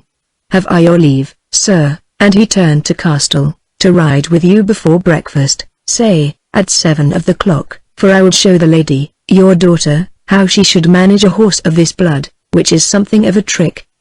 "If you will," answered Castle, "that is, if the weather is fine," for the offer was made so courteously that it could scarcely be refused. Dagila bowed, and they re-entered the house, talking of other matters. When they were in the hall again, he asked whether their kinsman Peter had reached his destination safely, adding, "I pray you, do not tell me where it is, for I wish to be able to put my hand upon my heart and swear to all concerned, and especially to certain fellows who are still seeking for him, that I know nothing of his hiding place." Castle answered that he had, since but a few minutes before a letter had come from him announcing his safe arrival, tidings at which Margaret looked up, then, remembering her promise, said that she was glad to hear of it, as the roads were none too safe, and spoke indifferently of something else. Dagila added that he also was glad, then, rising, took his leave till 7 on the morrow. When he had gone, Castle gave Margaret a letter, addressed to her in Peter's stiff, upright hand, which she read eagerly. It began and ended with sweet words, but, like his speech, was brief and to the point, saying only that he had accomplished his journey without adventure, and was very glad to find himself again in the old house where he was born, and amongst familiar fields and faces. On the morrow he was to see the tradesmen as to alterations and repairs which were much needed, even the moat being choked with mud and weeds. His last sentence was, "I much mistrust me of that fine Spaniard, and I am jealous to think that he should be near to you while I am far away. Beware of him, I say beware of him. May the Mother of God and all the saints have you in their keeping. Your most true affianced lover." This letter Margaret answered before she slept, for the messenger was to return at dawn, telling Peter, amongst other things, of the gift which Dagila had brought her, and how she and her father were forced to accept it, but bidding him not be jealous, since, although the gift was welcome, she liked the giver little, who did but count the hours till her true lover should come back again and take her to himself. Next morning she was up early, clothed in her riding dress, for the day was very fine, and by 7 o'clock Dagila appeared, mounted on a great horse. Then the Spanish jennet was brought out, and deftly he lifted her to the saddle, showing her how she must pull but lightly on the reins, and urge or check her steed with her voice alone, using no whip or spur. A perfect beast it proved to be, indeed, gentle as a lamb, and easy, yet very spirited and swift. Dagila was a pleasant cavalier also, talking of many things grave and gay, until at length even Castle forgot his thoughts, and grew cheerful as they cantered forward through the fresh spring morning by heath and hill and woodland, listening to the singing of the birds, and watching the husbandmen at their labor. This ride was but the first of several that they took, since Dagila knew their hours of exercise, even when they changed them, and whether they asked him or not, joined or met them in such a natural fashion that they could not refuse his company. Indeed, they were much puzzled to know how he came to be so well acquainted with their movements, and even with the direction in which they proposed to ride, but supposed that he must have it from the grooms, although these were commanded to say nothing, and always denied having spoken with him.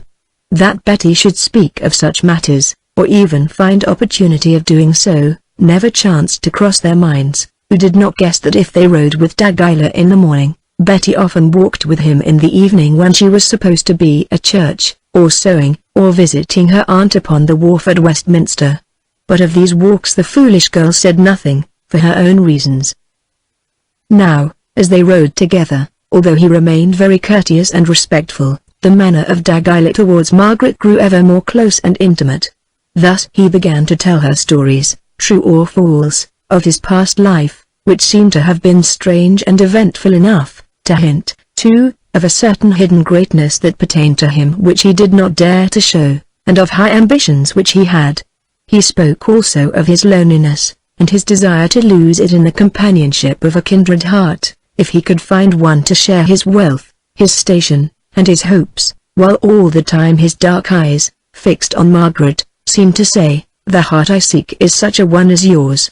At length, at some murmured word or touch, she took a fright, and, since she could not avoid him abroad, determined to stay at home, and, much as she loved the sport, to ride no more till Peter should return. So she gave out that she had hurt her knee, which made the saddle painful to her, and the beautiful Spanish mare was left idle in the stable, or mounted only by the groom. Thus for some days she was rid of Dagila, and employed herself in reading and working, or in writing long letters to Peter, who was busy enough at Edam, and sent her thence many commissions to fulfill. One afternoon Castell was seated in his office deciphering letters which had just reached him. The night before his best ship, of over 200 tons burden, which was named the Margaret, after his daughter, had come safely into the mouth of the Thames from Spain. That evening she was to reach her berth at Gravesend with the tide, when Castell proposed to go aboard of her to see to the unloading of her cargo. This was the last of his ships which remained unsold, and it was his plan to reload and victual her at once with goods that were waiting, and send her back to the port of Seville, where his Spanish partners, in whose name she was already registered, had agreed to take her over at a fixed price. This done, it was only left for him to hand over his business to the merchants who had purchased it in London, after which he would be free to depart, a very wealthy man, and spend the evening of his days at peace in Essex, with his daughter and her husband, as now he so greatly longed to do. So soon as they were within the river banks the captain of this ship, Smith by name, had landed the cargo master with letters and a manifest of cargo, bidding him hire a horse and bring them to Master Castell's house in Holborn. This the man had done safely, and it was these letters that Castell read. One of them was from his partner Bernelds in Seville, not in answer to that which he had written on the night of the opening of this history, for this there had been no time yet dealing with matters whereof it treated. In it was this passage: "You will remember what I wrote to you of a certain envoy who has been sent to the court of London, who is called Dagila, for as our cipher is so secret, and it is important that you should be warned, I take the risk of writing his name. Since that letter I have learned more concerning this grandee, for such he is. Although he calls himself plain Don Dagila, in truth he is the Marquis of Morella, and on one side, it is said, of royal blood, if not on both, since he is reported to be the son born out of wedlock of Prince Carlos of Viana, the half-brother of the king. The tale runs that Carlos, the learned and gentle, fell in love with a Moorish lady of Aguila of high birth and great wealth, for she had rich estates at Granada and elsewhere, and, as he might not marry her because of the difference of their rank and faiths, lived with her without marriage, of which union one son was born. Before Prince Carlos died, or was poisoned, and while he was still a prisoner at Morella, he gave to, or procured for this boy the title of Marquis, choosing from some fancy the name of Morella, that place where he had suffered so much. Also he settled some private lands upon him. After the prince died, the Moorish lady, his lover, who had secretly become a Christian, took her son to live at her palace in Granada, where she died also some 10 years ago, leaving all her great wealth to him, for she never married. At this time it is said that his life was in danger, for the reason that, although he was half a Moor, too much of the blood royal ran in his veins.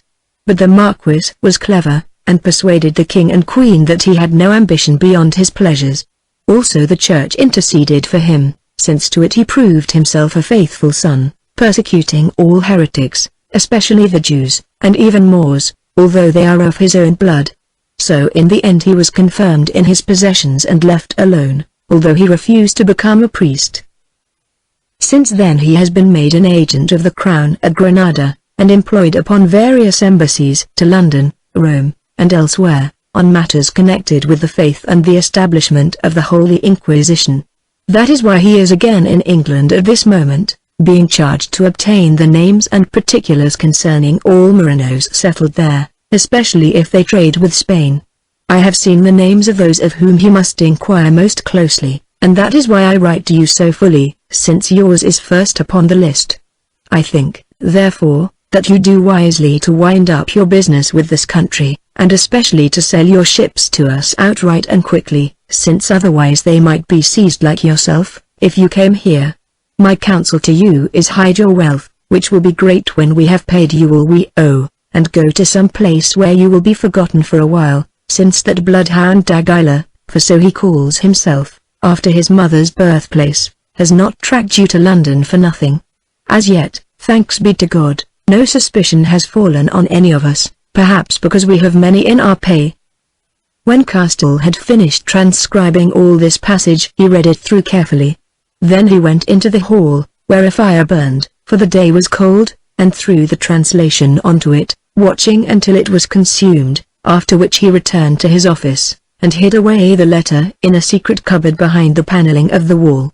This done, he sat himself in his chair to think.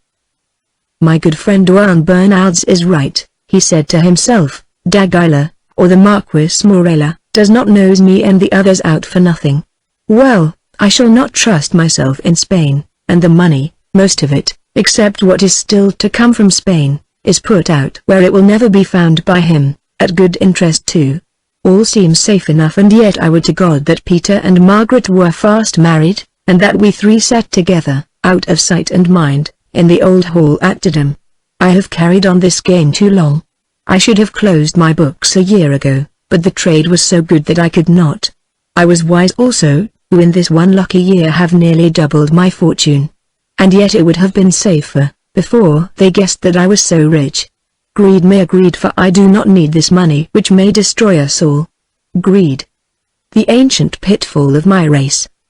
As he thought thus there came a knock upon his door. Snatching up a pen he dipped it in the inkhorn and, calling enter, began to add a column of figures on a paper before him.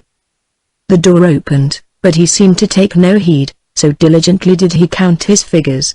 Yet, although his eyes were fixed upon the paper, in some way that he could not understand, he was well aware that Dagila and no other stood in the room behind him, the truth being, no doubt, that unconsciously he had recognized his footstep. For a moment the knowledge turned him cold, he who had just been reading of the mission of this man and feared what was to come. Yet he acted well. "Why do you disturb me, daughter?" he said testily, and without looking round. "Have not things gone ill enough with half the cargo destroyed by seawater, and the rest, that you must trouble me while I sum up my losses?" And, casting the pen down, he turned his stool round impatiently. Yes. The sure enough stood Dagila, very handsomely arrayed, and smiling and bowing as was his custom. Chapter 8. Dagila speaks. "Losses?" said Dagila. "Do I hear the wealthy John Castell, who holds half the trade with Spain in the hollow of his hand, talk of losses?" "Yes, senor, you do. Things have gone ill with this ship of mine that has barely lived through the spring gales. But be seated." "Indeed, is that so?" said Dagila as he sat down. "What a lying jade is rumor. For I was told that they had gone very well. Doubtless, however, what is lost to you would be priceless gain to one like me." Castell made no answer, but waited, feeling that his visitor had not come to speak with him of his trading ventures. "Senor Castell," said Dagila, with a note of nervousness in his voice, "I am here to ask you for something. If it be a loan, senor, I fear that the time is not opportune." And he nodded towards the sheet of figures. "It is not a loan, it is a gift." "Anything in my poor house is yours," answered Castell courteously, and in oriental form. "I rejoice to hear it, senor, for I seek something from your house." Castell looked a question at him with his quick black eyes. "I seek your daughter, the Senora Margaret, in marriage."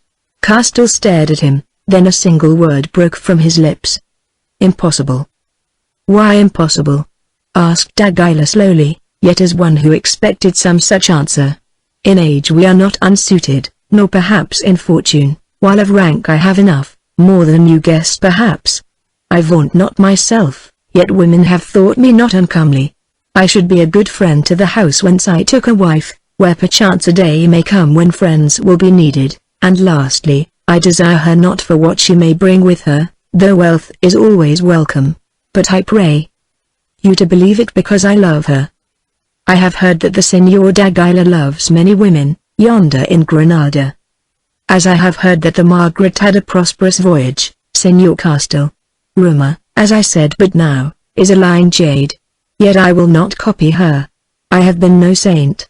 Now I will become one, for Margaret's sake. I will be true to your daughter. Senor. What say you now? Castell only shook his head. Listen, went on d'Aguilar. I am more than I seem to be. She who weds me will not lack for rank and titles. Yes, you are the Marquis de Morella, the reputed son of Prince Carlos of Viana by a Moorish mother, and therefore nephew to His Majesty of Spain. D'Aguilar looked at him, then bowed and said, Your information is good as mine, almost. Doubtless you do not like that bar in the blood. Well, if it were not there, I should be where Ferdinand is, should I not? So I do not like it either, though it is good blood and ancient, that of those high-bred Moors. Now, may not the nephew of a king and the son of a princess of Granada be fit to mate with the daughter of a Jew, yes, a Moreno, and of a Christian English lady, of good family, but no more? Castell lifted his hand as though to speak, but d'Aguilar went on. Deny it not, friend, it is not worthwhile here in private. Was there not a certain Isaac of Toledo who, hard on 50 years ago, left Spain, for his own reasons, with a little son, and in London became known as Joseph Castell, having, with his son, been baptized into the Holy Church? Ah! You see you are not the only one who studies genealogies. Well, senor, if so, what of it? What of it? Nothing at all, friend Castell. It is an old story, is it not, and, as that Isaac is long dead and his son has been a good Christian for nearly 50 years and had a Christian wife and child, who'll trouble himself about such a matter? If he were openly a Hebrew now, or worse still, if pretending to be a Christian, he in secret practiced the rites of the accursed Jews, why then? Then what? Then, of course, he would be expelled this land, where no Jew may live, his wealth would be forfeit to its king, whose ward his daughter would become, to be given in marriage where he willed, while he himself, being Spanish-born, might perhaps be handed over to the power of Spain, to make answer to these charges. But we wandered to strange matters. Is that alliance still impossible, senor? Castell looked him straight in the eyes and answered. Yes. There was something so bold and direct in his utterance of the word that for a moment d'Aguilar seemed to be taken aback. He had not expected this sharp denial. It would be courteous to give a reason, he said presently. The reason is simple, Marquis. My daughter is already betrothed, and will ere long be wedded. D'Aguilar did not seem surprised at this intelligence. To that brawler, your kinsman, Peter Brome, I suppose? He said interrogatively. I guessed as much, and by the saints I am sorry for her, for he must be a dull lover to one so fair and bright, while as a husband, and he shrugged his shoulders. Friend Castell, for her sake you will break off this match. And if I will not, Marquis, then I must break it off for you in the interest of all of us, including, of course, myself, who love her, and wish to lift her to a great place, and of yourself, whom I desire should pass your old age in peace and wealth, and not be hunted to your death like a mad dog. How will you break it, Marquis? By— Oh no, senor, answered d'Aguilar, not by other men's swords if that is what you mean. The worthy Peter is safe from them so far as I am concerned, though if he should come face to face with mine, then let the best man win. Have no fear, friend, I do not practice murder, who value my own soul too much to soak it in blood, nor would I marry a woman except of her own free will. Still, Peter may die, and the fair Margaret may still place her hand in mine and say, I choose you as my husband. All these things, and many others, may happen, Marquis, but I do not think it likely that they will happen, and for my part, whilst thanking you for it, I decline your honourable offer, believing that my daughter will be more happy in her present humble state with the man she has chosen. Have I your leave to return to my accounts? And he rose. Yes, senor, answered d'Aguilar, rising also, but add an item to those losses of which you spoke, that of the friendship of Carlos, Marquis de Morella, and on the other side enter again that of his hate. Man. he added, and his dark, handsome face turned very evil as he spoke. "Are you mad? Think of the little tabernacle behind the altar in your chapel, and what it contains." Castell stared at him, then said, "Come, let us see. Nay, fear no trick, like you I remember my soul, and do not stain my hands with blood. Follow me, so you will be safe." Curiosity, or some other reason, prompted Dagila to obey, and presently they stood behind the altar. "Now," said Castell, as he drew the tapestry and opened the secret door, "look." Dagila peered into the place, but where should have been the table, the ark, the candlesticks, and the roll of the law of which Betty had told him, were only old dusty boxes filled with parchments and some broken furniture. "What do you see?" asked Castell. "I see, friend, that you are even a cleverer Jew than I thought. But this is a matter that you must explain to others in due season. Believe me, I am no inquisitor." Then without more words he turned and left him. When Castell, having shut the secret door and drawn the tapestry, hurried from the chapel, it was to find that the Marquis had departed. He went back to his office much disturbed, and sat himself down there to think. Truly fate, that had so long been his friend, was turning its face against him. Things could not have gone worse. Dagila had discovered the secret of his faith through his spies, and, having by some accursed mischance fallen in love with his daughter's beauty, was become his bitter enemy because he must refuse her to him. Why must he refuse her? The man was of great position and noble blood. She would become the wife of one of the first grandees of Spain, one who stood nearest to the throne. Perhaps such a thing was possible. She might live herself to be queen, or the mother of kings. Moreover, that marriage meant safety for himself. It meant a quiet age, a peaceable death in his own bed for, were he 50 times a Moreno, who would touch the father-in-law of the Marquis de Morella. Why? Just because he had promised her in marriage to Peter Brome, and through all his life as a merchant he had never yet broken with a bargain because it went against himself. That was the answer. Yet almost he could find it in his heart to wish that he had never made that bargain, that he had kept Peter, who had waited so long, waiting for another month. Well, it was too late now. He had passed his word, and he would keep it, whatever the cost might be. Rising, he called one of the servants, and bade her summon Margaret. Presently she returned, saying that her mistress had gone out walking with Betty, adding also that his horse was at the door for him to ride to the river, where he was to pass the night on board his ship. Taking paper, he bethought him that he would write to Margaret, warning her against the Spaniard. Then, remembering that she had nothing to fear from him, at any rate at present, and that it was not wise to set down such matters, he told her only to take good care of herself, and that he would be back in the morning. That evening, when Margaret was in her own little sitting chamber which adjoined the great hall, the door opened, and she looked up from the work upon which she was engaged, to see Dagila standing before her. "Señor," she said, amazed, "how came you here?" "Señora," he answered, closing the door and bowing, "my feet brought me. Had I any other means of coming I think that I should not often be absent from our side." "Spare me your fine words, I pray you, Señor," answered Margaret, frowning. "It is not fitting that should receive you thus alone at night, my father being absent from the house." And she made as though she would pass him and reach the door. Dagila, who stood in front of it, did not move, so perforce she stopped halfway. "I found that he was absent," he said courteously, "and that is why I venture to address you upon a matter of some importance. Give me a few minutes of your time, therefore, I beseech you." Now, at once the thought entered Margaret's mind that he had some news of Peter to communicate to her, bad news perhaps. "Be seated, and speak on, Señor," she said, sinking into a chair, while he too sat down, but still in front of the door. "Señora," he said, "my business in this country is finished, and in a few days I sail hence for Spain." And he hesitated a moment. "I trust that your voyage will be pleasant," said Margaret, not knowing what else to answer. "I trust so also, Señora, since I have come to ask you if you will share it. Listen, before you refuse. Today I saw your father, and begged your hand of him. He would give me no answer, neither yea nor nay, saying that you were your own mistress, and that I must seek it from your lips."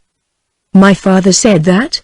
gasped Margaret, astonished, then bethought her that he might have had reasons for speaking so, and went on rapidly, "Well, it is short and simple. I thank you, Senor, but stay in England. Even that I would be willing to do for your sake, Senora. Though, in truth, I find it a cold and barbarous country. If so, Senor d'Aguilar, I think that I should go to Spain. I pray you let me pass." "Not till you have heard me out, Senora, when I trust that your words will be more gentle. See now, I am a great man in my own country. Although it suits me to pass here incognito as plain Senor d'Aguilar, I am the Marquis of Morella, the nephew of Ferdinand the King, with some wealth and station, official and private. If you disbelieve me, I can prove it to you." "I do not disbelieve," answered Margaret indifferently. "It may well be so, but what is that to me? Then is it not something, lady, that I, who have blood royal in my veins, should seek the daughter of a merchant to be my wife? Nothing at all to me, who am satisfied with my humble lot. Is it nothing to you that I should love as I do, with all my heart and soul? Marry me, and I tell you that I will lift you high, yes, perhaps even to the throne." She thought a moment, then asked, "The bribe is great, but how would you do that? Many a maid has been deceived with false jewels, Senor. How has it been done before? Not everyone loves Ferdinand. I have many friends who remember that my father was poisoned by his father and Ferdinand's, he being the elder son. Also, my mother was a princess of the Moors, and if I, who dwell among them as the envoy of their majesties, threw in my sword with theirs, or there are other ways. But I am speaking things that have never passed my lips before, which, were they known, would cost me my head. Let it serve to show how much I trust you." "I thank you, Senor, for your trust, but this ground seems to me set upon a peak that it is dangerous to climb, and I had sooner sit in safety on the plain." "You reject the pomp," went on d'Aguilar in his passionate, pleading voice, "then will not the love move you? Oh, you shall be worshipped as never woman was.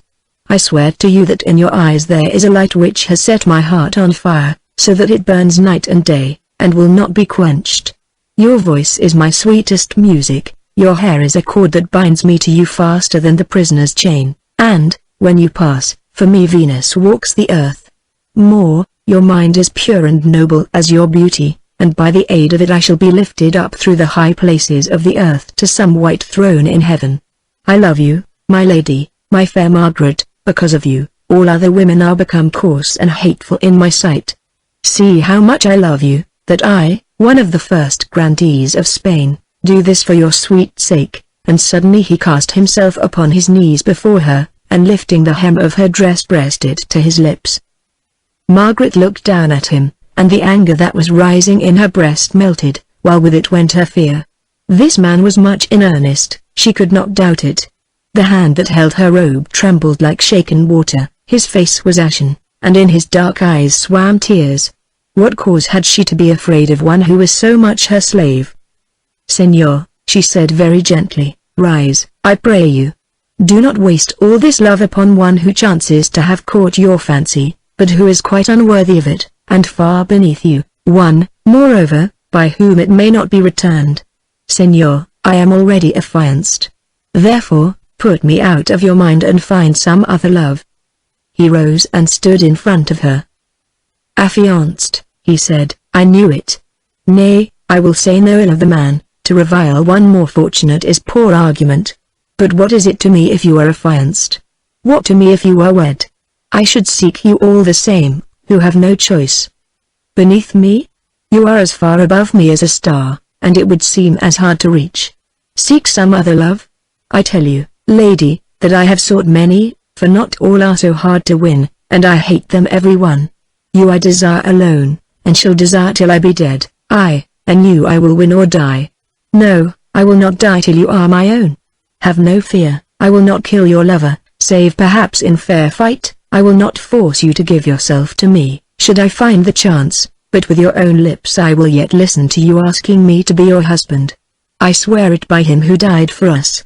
I swear that, laying aside all other ends. To that sole purpose I will devote my days. Yes, and should you chance to pass from earth before me, then I will follow you to the very gates of death and clasp you there." Now again Margaret's fear returned to her. This man's passion was terrible, yet there was a grandeur in it. Peter had never spoken to her in so high a fashion. "Senor," she said almost pleadingly, "corpses are poor brides, have done with such sick fancies, which surely must be born of your Eastern blood.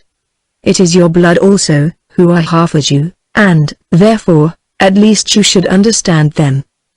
"Mayhap I do understand, mayhap I think them great in their own fashion, yes, noble even, and admire, if it can be noble to seek to win away another man's betrothed. But, Senor, I am that man's betrothed, and all of me, my body and my soul, is his, nor would I go back upon my word, and so break his heart, to win the empire of the earth.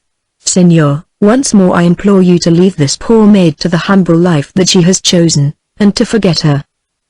"Lady," answered Dagila, "your words are wise and gentle, and I thank you for them.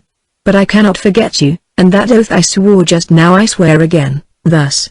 And before she could prevent him, or even guess what he was about to do, he lifted the gold crucifix that hung by a chain about her neck, kissed it, and let it fall gently back upon her breast, saying, "See, I might have kissed your lips before you could have stayed me, but that I will never do until you give me leave, so in place of them I kiss the cross, which till then we both must carry.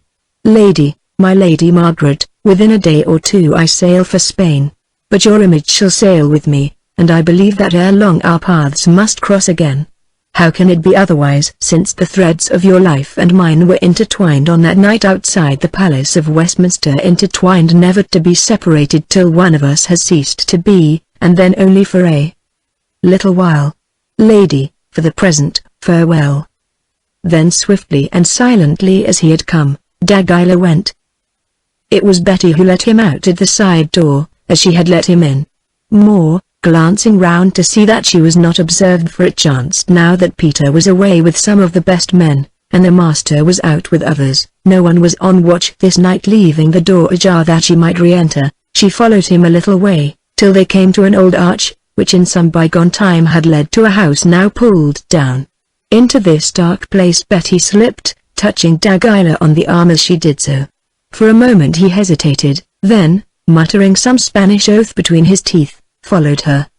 "Well, most fair Betty," he said, "what word have you for me now?" "The question is, Senor Carlos," answered Betty with scarcely suppressed indignation, "what word you have for me, who dared so much for you tonight? That you have plenty for my cousin, I know, since standing in the cold garden I could hear you talk, through the shutters, as though for your very life." "I pray that those shutters had no hole in them," reflected Dagila to himself. "No, there was a curtain also, she can have seen nothing." But aloud he answered, "Mistress Betty, you should not stand about in this bitter wind, you might fall ill, and then what should I suffer? I don't know, nothing perhaps, that would be left to me. What I want to understand is, why you plan to come to see me, and then spend an hour with Margaret." "To avert suspicion, most dear Betty. Also I had to talk to her of this Peter, in whom she seems so greatly interested. You are very shrewd, Betty. Tell me, is that to be a match?" "I think so. I have been told nothing, but I have noticed many things, and almost every day she is writing to him, though why she should care for that owl of a man I cannot guess. Doubtless because she appreciates solid worth, Betty, as I do in you. Who can account for the impulses of the heart, which come, say some of the learned, from heaven, and others, from hell? At least it is no affair of ours, so let us wish them happiness, and, after they are married, a large and healthy family. Meanwhile, dear Betty, are you making ready for your voyage to Spain?" "I don't know," answered Betty gloomily. "I am not sure that I trust you and your fine words. If you want to marry me, as you swear, and be sure I look for nothing less, why cannot it be before we start, and how am I to know that you will do so when we get there?" "You ask many questions, Betty, all of which I have answered before. I have told you that I cannot marry you here because of that permission which is necessary on account of the difference in our ranks. Here, where your place is known, it is not to be had. There, where you will pass as a great English lady, as of course you are by birth, I can obtain it in an hour. But if you have any doubts, although it cuts me to the heart to say it, it would be best that we should part at once. I will take no wife who does not trust me fully and alone. Say then, cruel Betty, do you wish to leave me? You know I don't. You know it would kill me, she answered in a voice that was thick with passion. You know I worship the ground you tread on, and hate every woman you go near. Yes, even my cousin who has been so good to me, and whom I love. I will take the risk and come with you, believing you to be an honest gentleman, who would not deceive a girl who trusts him, and if you do, may God deal with you as I shall, for I am no toy to be broken and thrown away, as you would find out. Yes, I will take the risk because you have made me love you so that I cannot live without you. Betty, your words fill me with rapture, showing me that I have not misread your noble mind, but speak a little lower, there are echoes in this hole. Now for the plans, for time is short, and you may be missed. When I am about to sail I will invite Mistress Margaret and yourself to come aboard my ship. Why not invite me without my cousin Margaret? Asked Betty. Because it would excite suspicion which we must avoid. Do not interrupt me. I will invite you both or get you there upon some other pretext, and then I will arrange that she shall be brought ashore again and you taken on. Leave it all to me, only swear that you will obey any instructions I may send you, for if you do not, I tell you that we have enemies in high places who may part us forever. Betty, I will be frank, there is a great lady who is jealous, and watches you very closely. Do you swear? Yes, yes, I swear. But about the great lady? Not a word about her on your life and mine. You shall hear from me shortly. And now, sweetheart, good night. Good night, said Betty, but still she did not stir. Then, understanding that she expected something more, Haggard nerved himself to the task, and touched her hair with his lips. Next moment he regretted it, for even that tempered salute fanned her passion into flame. Throwing her arms about his neck, Betty drew his face to hers and kissed him many times, till at length he broke, half choking, from her embrace, and escaped into the street. Mother of Heaven! He muttered to himself, the woman is a volcano in eruption. I shall feel her kisses for a week, and he rubbed his face ruefully with his hand. I wish I had made some other plan, but it is too late to change it now. She would betray everything. Well, I will be rid of her somehow, if I have to drown her. A hard fate to love the mistress and be loved of the maid. Chapter 9. The Snare. On the following morning, when Castile returned, Margaret told him of the visit of Haggard, and of all that had passed between them, told him also that he was acquainted with their secret, since he had spoken of her as half a Jew. I know it, answered her father, who was much disturbed and very angry, for yesterday he threatened me also.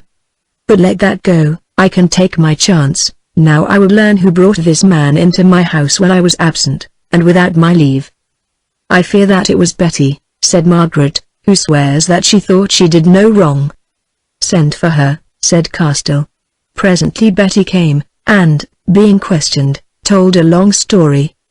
She said she was standing by the side door, taking the air, when Senor Haggard appeared, and, having greeted her, without more words walked into the house, saying that he had an appointment with the master. With me? Broke in Castile. I was absent. I did not know that you were absent, for I was out when you rode away in the afternoon, and no one had spoken of it to me, so, thinking that he was your friend, I let him in, and let him out again afterwards. That is all I have to say. Then I have to say that you are a hussy and a liar, and that, in one way or the other, this Spaniard has bribed you, answered Castile fiercely. Now, girl, although you are my wife's cousin, and therefore my daughter's kin, I am minded to turn you out onto the street to starve. At this Betty first grew angry, then began to weep, while Margaret pleaded with her father, saying that it would mean the girl's ruin, and that he must not take such a sin upon him. So the end of it was, that, being a kind-hearted man, remembering also that Betty Dean was of his wife's blood, and that she had favored her as her daughter did, he relented, taking measures to see that she went abroad no more save in the company of Margaret, and that the doors were opened only by men-servants. So this matter ended. That day Margaret wrote to Peter, telling him of all that had happened, and how the Spaniard had asked her in marriage, though the words that he used she did not tell. At the end of her letter, also, she bade him have no fear of the Señor d'Aguilar or of any other man, as he knew where her heart was. When Peter received this writing he was much vexed to learn that both Master Castell and Margaret had incurred the enmity of d'Aguilar, for so he guessed it must be, also that Margaret should have been troubled with his love-making, but for the rest he thought little of the matter, who trusted her as he trusted heaven. Still it made him anxious to return to London as soon as might he, even though he must take the risk of the Spaniard's daggers. Within 3 days, however, he received other letters both from Castell and from Margaret, which set his fears at rest. These told him that d'Aguilar had sailed for Spain indeed. Castell said that he had seen him standing on the poop of the Ambassador de Ayala's vessel as it dropped down the Thames towards the sea. Moreover, Margaret had a note of farewell from his hand, which ran: "Adieu, sweet lady, till that predestined hour when we meet again. I go, as I must, but, as I told you, your image goes with me. Your worshipper till death. Morella."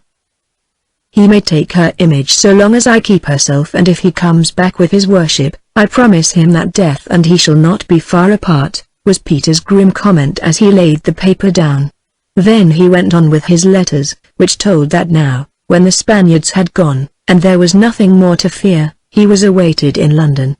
Indeed, Castell fixed a day when he should arrive, May 31 st, that was within a week, adding that on its morrow, namely, June 1st, for Margaret would not be wed in May, the Virgin Mary's month, since she held it to be unlucky their marriage might take place as quietly as they would. Margaret wrote the same news, and in such sweet words that he kissed her letter, then hastened to answer it, shortly, after his custom, for Peter was no great scribe, saying, that if the saints willed it he would be with them by nightfall on the last day of May, and that in all England there was no happier man than he. Now all that week Margaret was very busy preparing her marriage robe, and other garments also, for it was settled that on the next day they should ride together down to Didham, in Essex, whither her father would follow them shortly.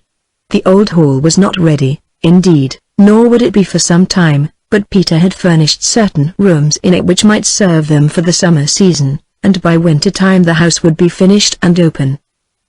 Castell was busy also, for now, having worked very hard at the task, his ship the Margaret was almost refitted and laden, so that he hoped to get her to sea on this same May 31st, and thus be clear of the last of his business, except the handing over of his warehouses and stock to those who had bought them. These great affairs kept him much at Gravesend, where the ship lay, but, as he had no dread of further trouble now that d'Aguilar and the other Spaniards, among them that band of d'Ayala's servants who had vowed to take Peter's life, were gone, this did not disturb him. Oh! Happy, happy was Margaret during those sweet spring days, when her heart was bright and clear as the skies from which all winter storms had passed. So happy was she indeed, and so full of 100 joyful cares, that she found no time to take note of her cousin Betty, who worked with her at her wedding broideries, and helped to make preparations for the journey which should follow after. Had she done so, she might have seen that Betty was anxious and distressed, like one who waited for some tidings that did not come, and from hour to hour fought against anguish and despair, but she took no note, whose heart was too full of her own matters, and who did but count the hours till she should see her lover back and pass to his arms, a wife. Thus the time went on until the appointed day of Peter's return, the morrow of her marriage, for which all things were now prepared, down to Peter's wedding garments, that were finer than any she had yet seen him wear, and the decking of the neighboring church with flowers. In the early morning her father rode away to Gravesend with the most of his men-servants, for the ship Margaret was to sail at the following dawn, and there was yet much to be done before she could lift anchor. Still, he had promised to be back by nightfall in time to meet Peter, who, leaving Didham that morning, could not reach them before then. At length it was past 4 of the afternoon, and everything being finished, Margaret went to her room to dress herself anew, that she might look fine in Peter's eyes when he should come. Betty she did not take with her, for there were things to which her cousin must attend. Moreover, her heart was so full that she wished to be alone a while. Betty's heart was full also, but not with joy. She had been deceived. The fine Spanish Don, who had made her love him so desperately, had sailed away and left her without a word. She could not doubt it, he had been seen standing on the ship and not one word. It was cruel, cruel, and now she must help another woman to be made a happy wife, she who was beggared of hope and love. Moodily, full of bitterness, she went about her tasks, biting her lips and wiping her fine eyes with the sleeve of her robe, when suddenly the door opened, and a servant, not one of their own, but a strange man who had been brought in to help at the morrow's feast, called out that a sailor wished to speak with her. "Then let him enter here, I have no time to go out to listen to his talk," snapped Betty. Presently the sailor was shown in, the man who brought him leaving the room at once. He was a dark fellow, with sly black eyes, who, had he not spoken English so well, might have been taken for a Spaniard. "Who are you, and what is your business?" asked Betty sharply. "I am the carpenter of the ship Margaret," he answered, "and I am here to say that our Master Castile has met with an accident there, and desires that Mistress Margaret, his daughter, should come to him at once." "What accident?" asked Betty. "In seeing to the stowage of cargo he slipped and fell down the hold, hurting his back and breaking his right arm, and that is why he cannot write. He is in great pain, but the physician whom we summoned bade me tell Mistress Margaret that at present he has no fear for his life. Are you Mistress Margaret?" "No," answered Betty, "but I will go to her at once. Do you bide here?" "Then are you her cousin, Mistress Betty Dean, for if so I have something for you?" "I am." "What is it?" "This," said the man, drawing out a letter which he handed to her. "Who gave you this?" asked Betty suspiciously. "I do not know his name, but he was a noble-looking Spanish Don, and a liberal one too. He had heard of the accident on the Margaret, and, knowing my errand, asked me if I would deliver this letter to you, for the fee of a gold ducat, and promised to say nothing of it to anyone else." "Some rude gallant, doubtless," said Betty, tossing her head. "They are ever writing to me. Bide here, I go to Mistress Margaret." Once she was outside the door Betty broke the seal of the letter eagerly enough, for she had been taught with Margaret, and could read well. It ran: "Beloved, you thought me faithless and gone, but it is not so. I was silent only because I knew you could not come alone who are watched, but now the God of love gives us our chance. Doubtless your cousin will bring you with her to visit her father, who lies on his ship sadly hurt. While she is with him I have made a plan to rescue you, and then we can be wed and sail at once, yes, tonight or tomorrow, for with much trouble, knowing that you wished it, I have even succeeded in bringing that about, and a priest will be waiting to marry us. Be silent, and show no doubt or fear, whatever happens, lest we should be parted for always. Be sure then that your cousin comes that you may accompany her. Remember that your true love waits you. C. D." When Betty had mastered the contents of this amorous effusion she went pale with joy, and turned so hint that she was like to fall. Then a doubt struck her that it might be some trick. No, she knew the writing, it was d'Aguilar's, and he was true to her, and would marry her as he had promised, and take her to be a great lady in Spain.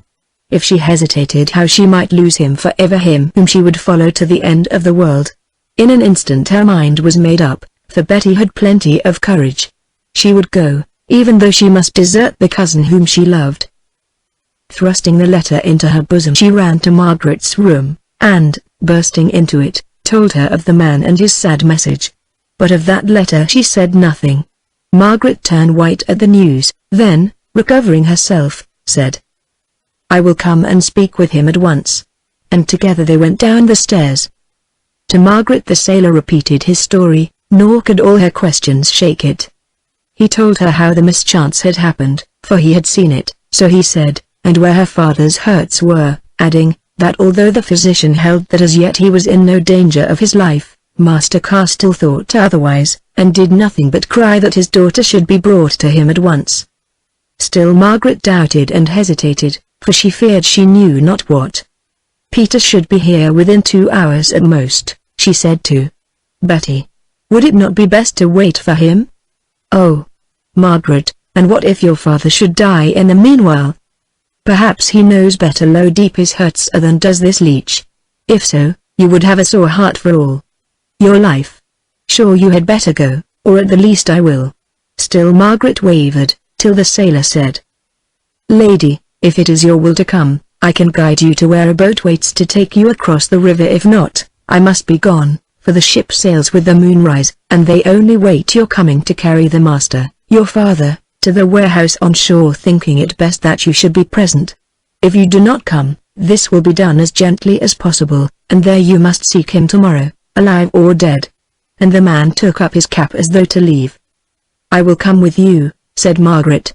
Betty, you are right. Order the 2 horses to be saddled, mine and the groom's, with a pillion on which you can ride, for I will not send you or go alone. Understand that this sailor has his own horse.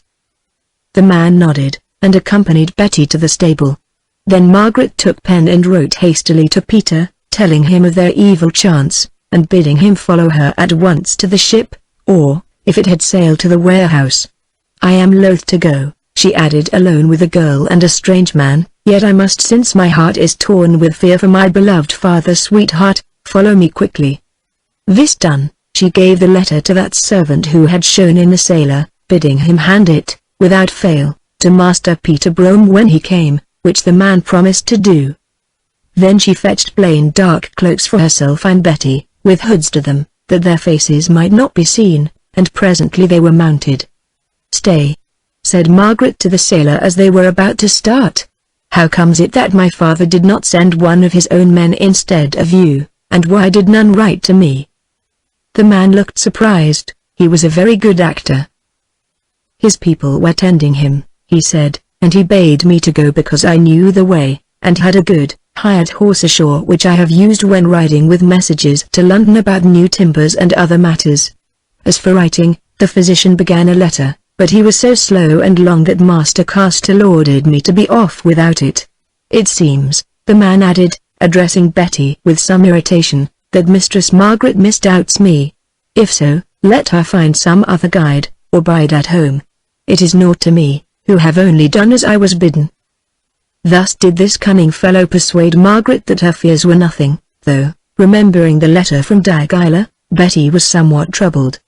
The thing had a strange look, but, poor, vain fool, she thought to herself that, even if there were some trick, it was certainly arranged only that she might seem to be taken, who could not come alone.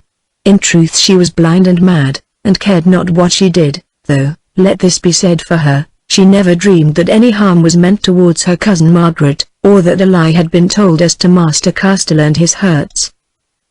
Soon they were out of London, and riding swiftly by the road that followed the north bank of the river, for their guide did not take them over the bridge, as he said the ship was lying in midstream and that the boat would be waiting on the Tilbury shore. But there was more than 20 miles to travel, and, push on as they would, night had fallen ere ever they came there. At length, when they were weary of the dark and the rough road, the sailor pulled up at a spot upon the river's brink where there was a little wharf, but no houses that they could see, saying that this was the place. Dismounting, he gave his horse to the groom to hold, and, going to the wharf, asked in a loud voice if the boat from the Margaret was there, to which a voice answered, "Aye." Then he talked for a minute to those in the boat, though what he said they could not hear, and ran back again, bidding them dismount, and adding that they had done well to come, as Master Castle was much worse, and did nothing but cry for his daughter. The groom he told to lead the horses a little way along the bank till he found an inn that stood there, where he must await their return or further orders, and to Betty he suggested that she should go with him, as there was but little place left in the boat. This she was willing enough to do, thinking it all part of the plan for her carrying off, but Margaret would have none of it, saying that unless her cousin came with her she would not stir another step. So grumbling a little the sailor gave way, and hurried them both to some wooden steps and down these into a boat, of which they could but dimly see the outline. So soon as ever they were seated side by side in the stern it was pushed off, and rowed away rapidly into the darkness, while one of the sailors lit a lantern which he fastened to the bow, and far out on the river, as though in answer to the signal, another star of light appeared, towards which they headed. Now Margaret, speaking through the gloom, asked the rowers of her father's state, but the sailor, their guide, prayed her not to trouble them, as the tide ran very swiftly and they must give all their mind to their business lest they should overset. So she was silent, and, racked with doubts and fears, watched that star of light growing ever nearer, till at length it hung above them. "Is that the ship, Margaret?" cried their guide, and again a voice answered, "Aye." "Then tell Master Castile that his daughter has come at last," he shouted again, and in another minute a rope had been thrown to them, and they were fast alongside a ladder onto which Betty, who was nearest to it, was pushed the first, except for their guide, who had run up the wooden steps very swiftly. Betty, who was active and strong, followed him, Margaret coming next. As she reached the deck, Betty thought she heard a voice say in Spanish, of which she understood something, "Fool! Why have you brought both?" But the answer she could not catch. Then she turned and gave her hand to Margaret, and together they walked forward to the foot of the mast. "Lead me to my father," said Margaret. Whereon the guide answered, "Yes, this way, mistress, but come alone, for the sight of two of you at once may disturb him." "Nay," she answered, "my cousin comes with me." And she took Betty's hand and clung to it. Shrugging his shoulders, the sailor led them forwards, and as they went she noted that men were hauling on a sail, while other men, who sang a strange, wild song, worked on what seemed to be a windlass. Now they reached a cabin, and entered it, the door being shut behind them. In the cabin a man sat at a table with a lamp hanging over his head. He rose and turned towards them, bowing, and Margaret saw that it was Dagila. Betty stood silent. She had expected to meet him, though not here and thus. Her foolish heart bounded so at the sight of him that she seemed to choke, and could only wonder dimly what mistake had been made, and how he would explain to Margaret and get her away, leaving herself and him together to be married. Indeed, she searched the cabin with her eyes to see where the priest was waiting, then noting a door beyond, thought that doubtless he must be hidden there. As for Margaret, she uttered a little stifled cry, then, being a brave woman, one of that high nature which grows strong in the face of trouble, straightened herself to her full height and said in a low, fierce voice, "What do you here? Where is my father?" "Senora," he answered humbly, "I am on board my ship, there. San Antonio, and as for your father, he is either on his ship, the Margaret, or more likely, by now, at his house in Holborn." At these words Margaret reeled back till the wall of the cabin stayed her, and there she rested. "Spare me your reproaches," went on Dagila hurriedly. "I will tell you all the truth. First, be not anxious as to your father, no accident has happened to him. He is sound and well. Forgive me if you have suffered pain and doubt, but there was no other way. That tale was only one of love's snares and tricks." He paused, overcome, fascinated by Margaret's face, which of a sudden had grown awful, that of a goddess of vengeance, of Medusa, which seemed to chill his blood to ice. "A snare. A trick," she muttered hoarsely, while her eyes flamed on him like burning stars. "Thus then I pay you for your tricks." And in an instant he became aware that she had snatched a dagger from her bosom and was springing on him. He could not move, those fearful eyes held him fast. In another moment that steel would have pierced his heart. But Betty had seen also, and, thrusting her strong arms about Margaret, held her back, crying, "Listen, you do not understand. It is I who wants, not you, I whom he loves, and who love him, and am about to marry him. You he will send back home." "Loose me," said Margaret, in such a voice that Betty's arms fell from her, and she stood there, the dagger still in her hand. "Now," she said to Dagila, "the truth, and be swift with it. What means this woman?" "She knows best," answered Dagila uneasily. "It has pleased her to wrap herself in this web of conceits, which it has pleased you to spin, perchance. Speak, girl." "He made love to me," gasped Betty, "and I love him. He promised to marry me. He sent me a letter, but today here it is," and she drew it out. "Read," said Margaret, and Betty read. "So you have betrayed me," said Margaret, "you, my cousin, whom I have sheltered and cherished." "No," cried Betty. "I never thought to betray you, sooner would I have died. I believed that your father was hurt, and that while you were visiting him that man would take me. What have you to say? Asked Margaret of Dagila in the same dreadful voice. You offered your accursed love to me and to her, and you have snared us both. Man, what have you to say? Only this, he answered, trying to look brave. That woman is a fool, whose vanity I played on that I might make use of her to keep near to you. Do you hear, Betty? Do you hear? Cried Margaret with a terrible little laugh, but Betty only groaned as though she were dying. I love you, and you only, went on Dagila. As for your cousin, I will send her ashore. I have committed this sin because I could not help myself. The thought that you were to be married to another man tomorrow drove me mad, and I dared all to take you from his arms, even though you should never come to mine.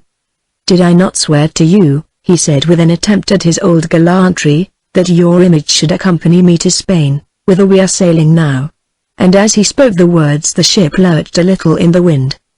Margaret made no answer, only toyed with the dagger blade, and watched him with eyes that glittered more coldly than its steel. Kill me, if you will, and have done, he went on in a voice that was desperate with love and shame. So shall I be rid of all this torment. Then Margaret seemed to awake, for she spoke to him in a new voice, a measured, frozen voice. No, she answered, I will not stain my hands even with your blood, for why should I rob God of his own vengeance? If you attempt to touch me, or even to separate me from this poor woman whom you have fooled, then I will kill not you, but myself, and I swear to you that my ghost shall accompany you to Spain, and from Spain down to the hell that awaits you.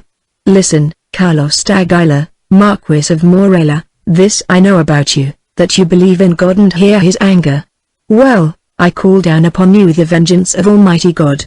I see it hang above your head.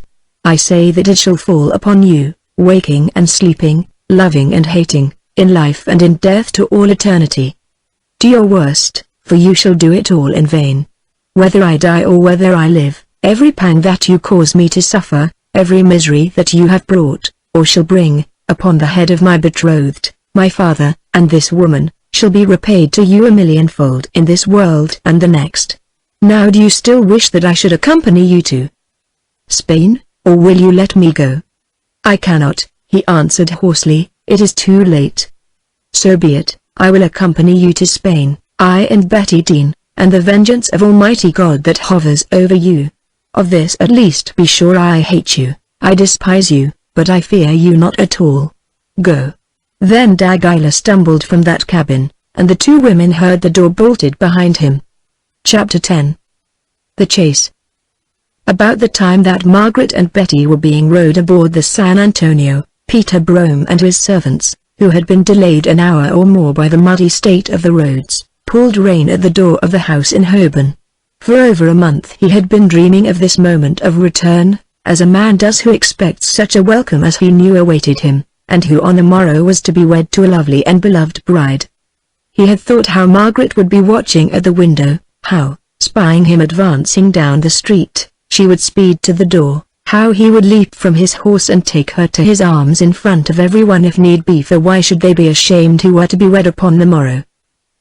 But there was no Margaret at the window, or at any rate he could not see her, for it was dark. There was not even a light. Indeed, the whole face of the old house seemed to frown at him through the gloom. Still, Peter played his part according to the plan, that is, he leapt from his horse, ran to the door and tried to enter, but could not, for it was locked, so he hammered on it with the handle of his sword, till at length someone came and unbolted. It was the hired man with whom Margaret had left the letter, and he held a lantern in his hand. The sight of him frightened Peter, striking a chill to his heart. "Who are you?" he asked, then, without waiting for an answer, went on, "Where are Master Castile and Mistress Margaret?"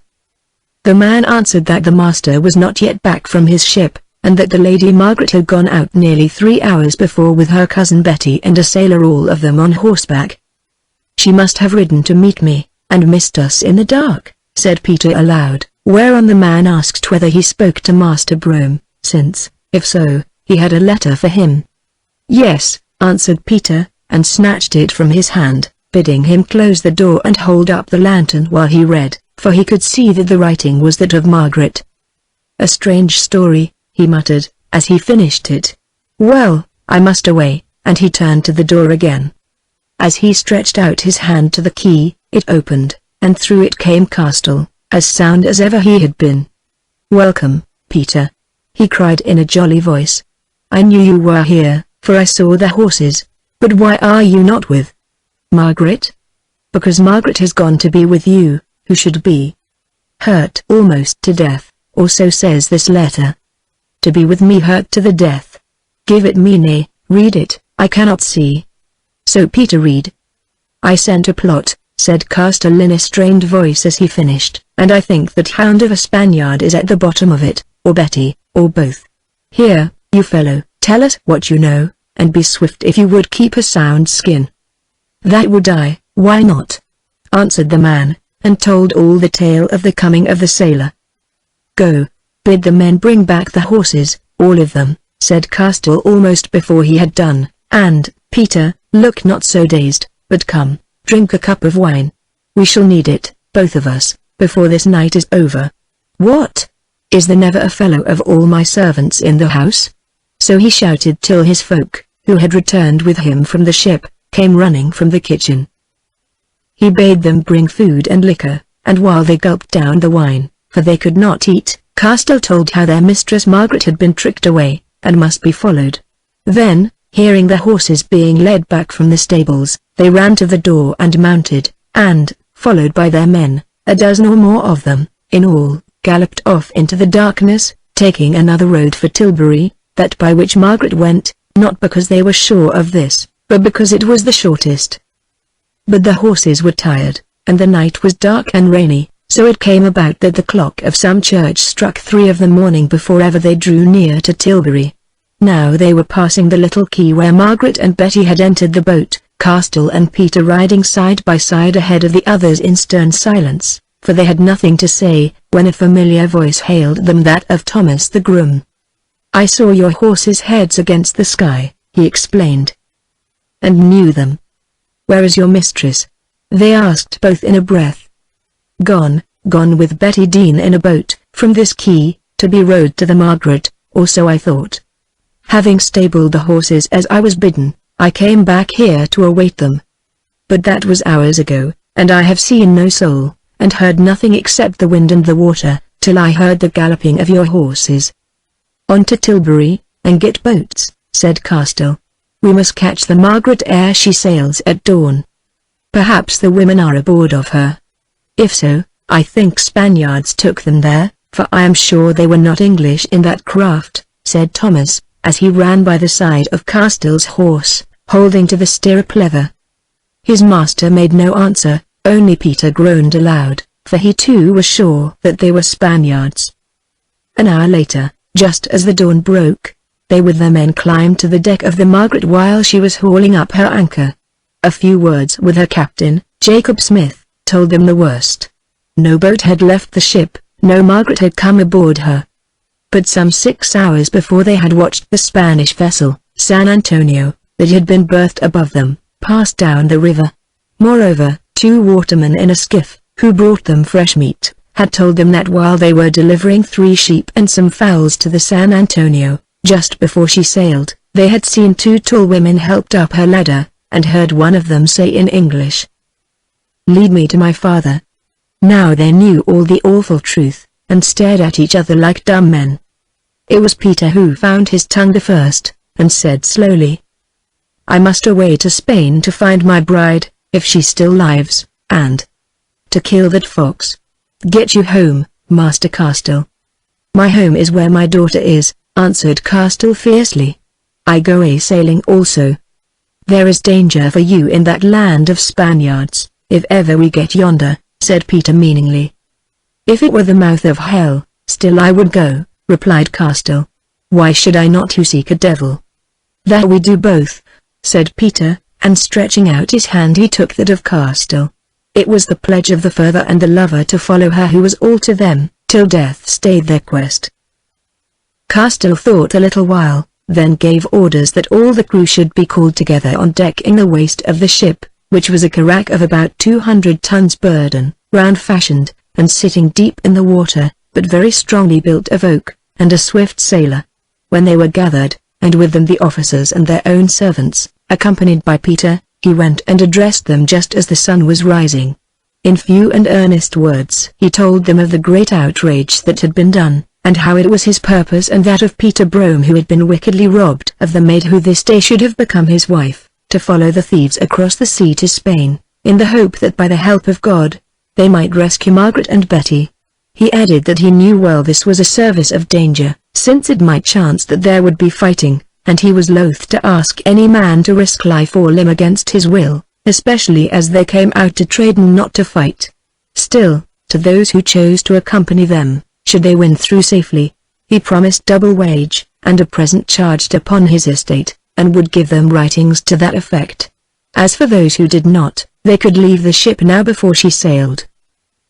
When he had finished, the sailormen, of whom there were about 30, with the stout-hearted captain, Jacob Smith, a sturdy-built man of 50 years of age, at the head of them, conferred together, and at last, with one exception that of a young new-married man, whose heart failed him, they accepted the offer, swearing that they would see the thing through to the end, were it good or ill, for they were all Englishmen, and no lovers of the Spaniards. Moreover, so bitter a wrong stirred their blood. Indeed, although for the most part they were not sailors, 6 of the 12 men who had ridden with them from London prayed that they might come too, for the love they had to Margaret, their master, and Peter, and they took them.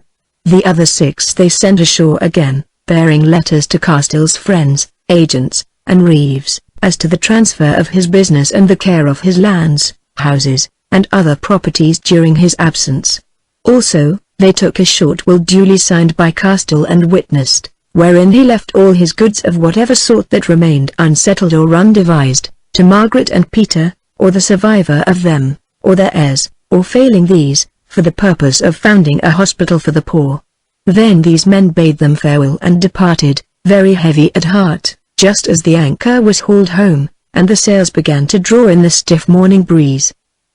About 10 o'clock they rounded the Nore bank safely, and here spoke a fishing boat, who told them that more than 6 hours before they had seen the San Antonio sail past them down channel, and noted 2 women standing on her deck, holding each other's hands and gazing shorewards. Then, knowing that there was no mistake, there being nothing more that they could do, worn out with grief and journeying, they ate some food and went to their cabin to sleep.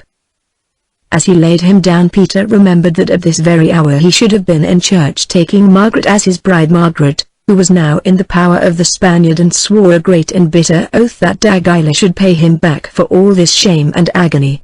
Indeed, could his enemy have seen the look on Peter's face, he might well have been afraid, for this Peter was an ill man to cross, and had no forgiving heart. Also, his wrong was deep.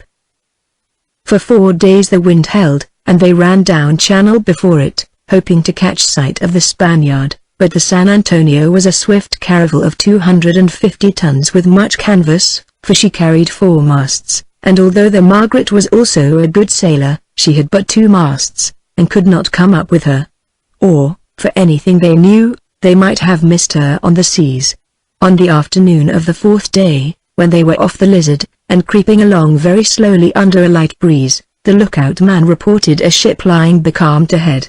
Peter, who had the eyes of a hawk, climbed up the mast to look at her, and presently called down that he believed from her shape and rig she must be the caravel, though of this he could not be sure as he had never seen her. Then the captain, Smith, went up also, and a few minutes later returned saying that without doubt it was the San Antonio.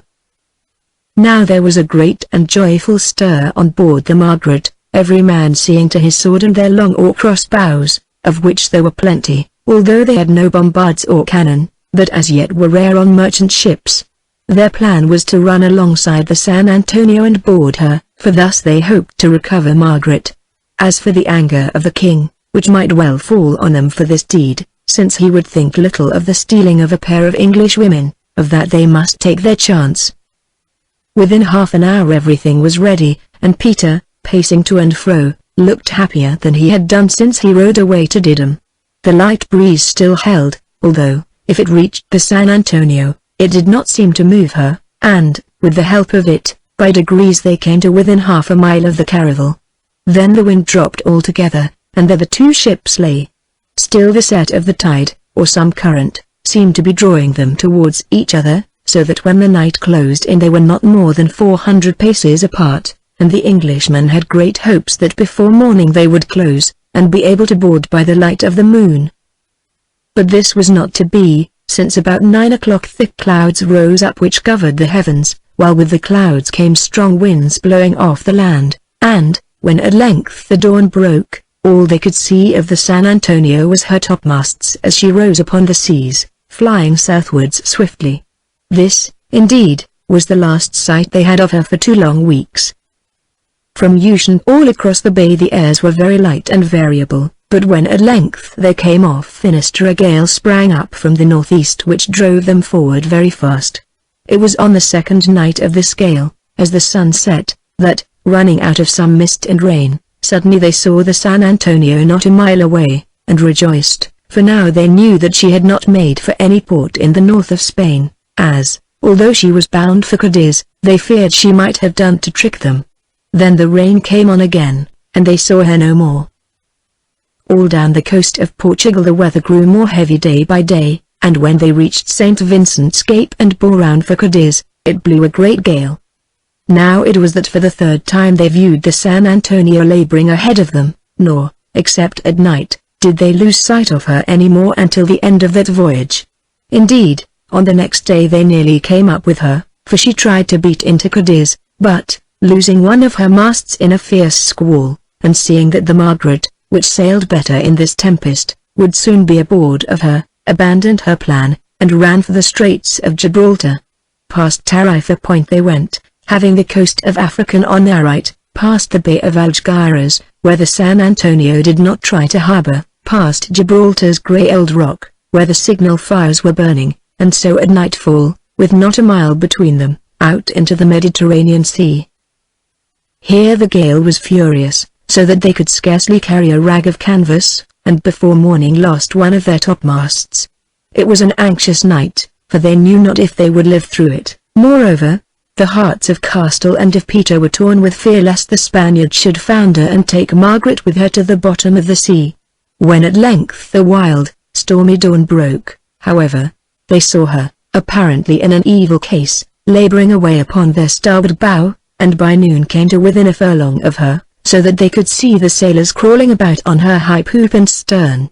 Yes, and they saw more than this, for presently 2 women ran from some cabin waving a white cloth to them, then were hustled back, whereby they learned that Margaret and Betty still lived and knew that they followed, and thanked God.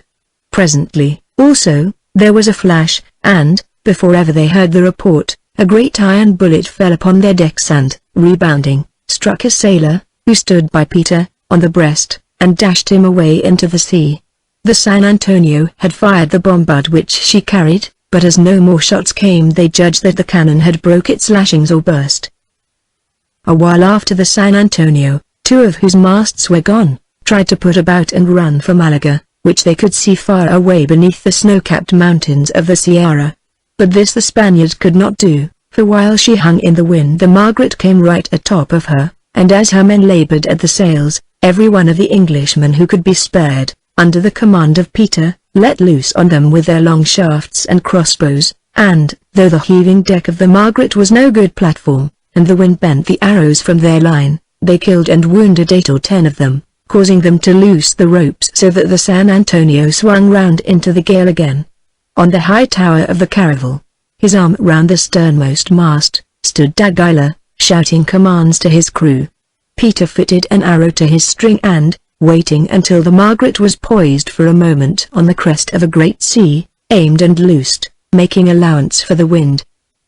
True to line sped that shaft of his, yet, alas, a span too high, for when a moment later d'Aguilar leapt from the mast, the arrow quivered in its wood, and pinned to it was the velvet cap he wore. Peter ground his teeth in rage and disappointment, almost he could have wept, for the vessels swung apart again, and his chance was gone. 5 times out of 7, he said bitterly, can I send a shaft through a bull's ring at 50 paces to win a village badge, and now I cannot hit a man to save my love from shame. Surely God has forsaken me.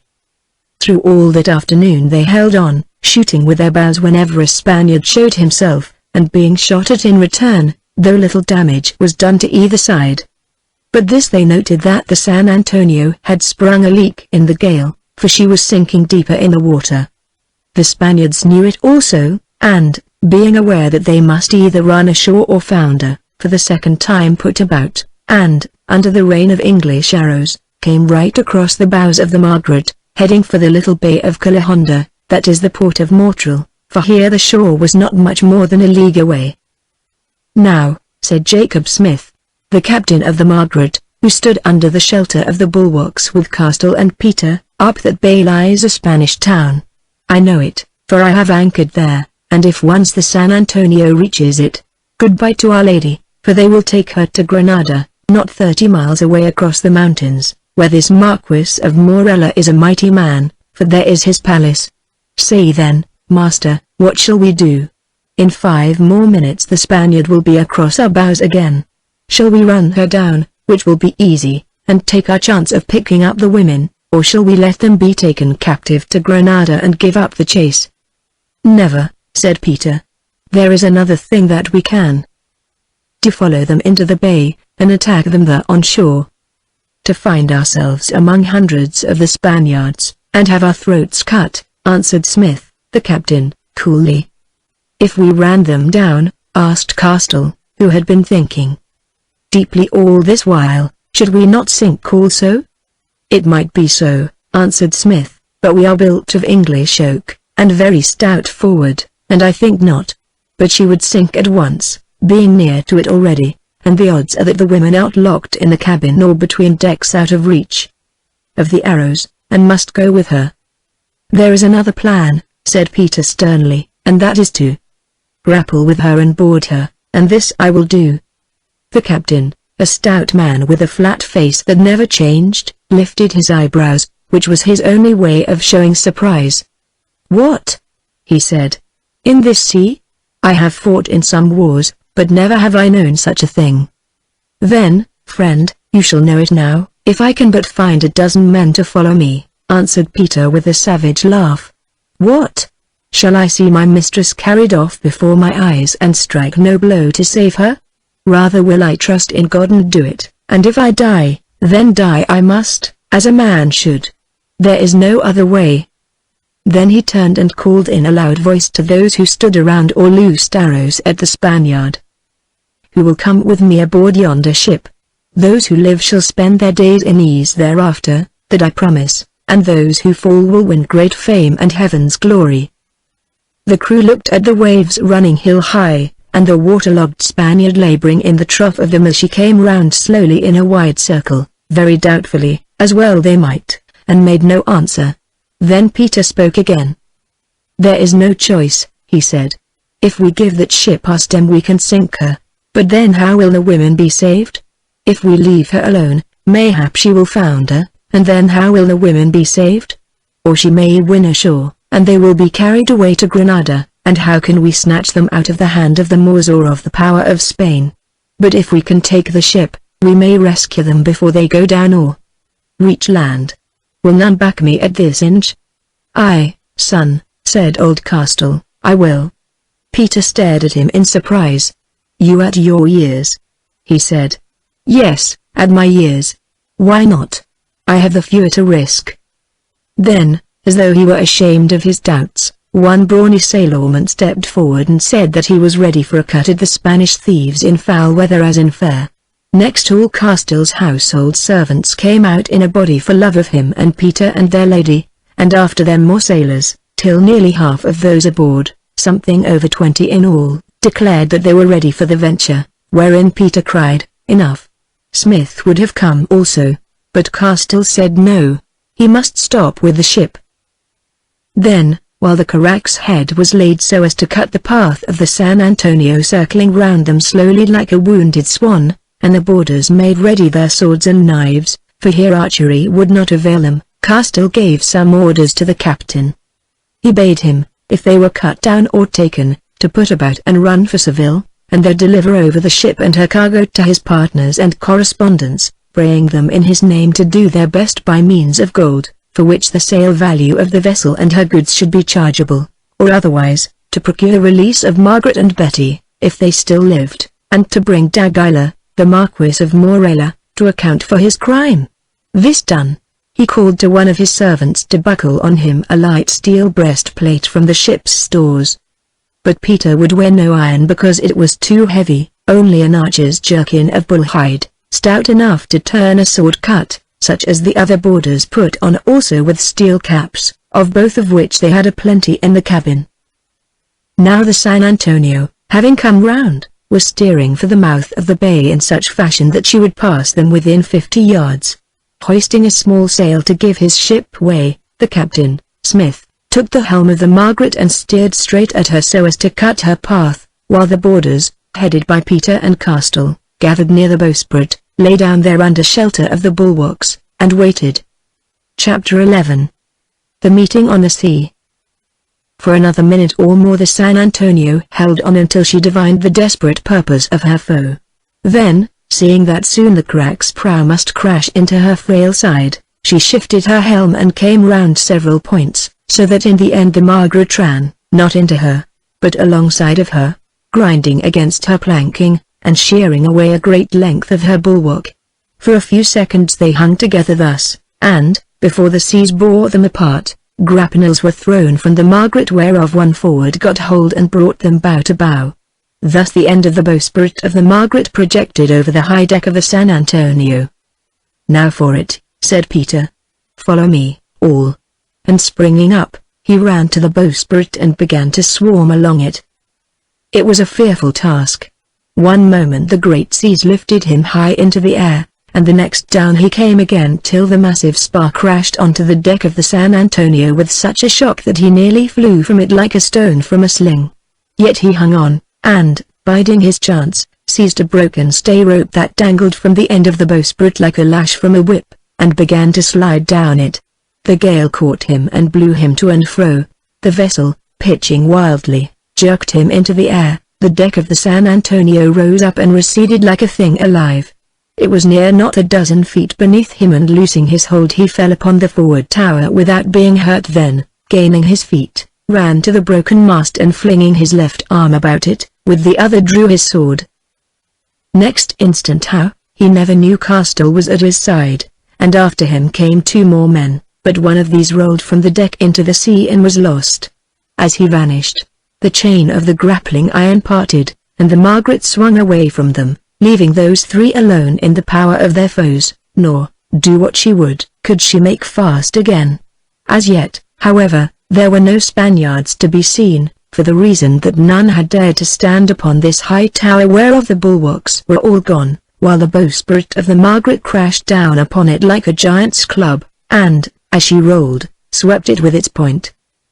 So there they stood, clinging to the mast and waiting for the end, for now their friends were 100 yards away, and they knew that their case was desperate. A shower of arrows came, loosed from other parts of the ship, and one of these struck the man with them through the throat, so that he fell to the deck clasping at it, and presently rolled into the sea also. Another pierced Castell through his right forearm, causing his sword to drop and slide away from him. Peter seized the arrow, snapped it in two, and drew it out. But Castell's right arm was now helpless, and with his left he could do no more than cling to the broken mast.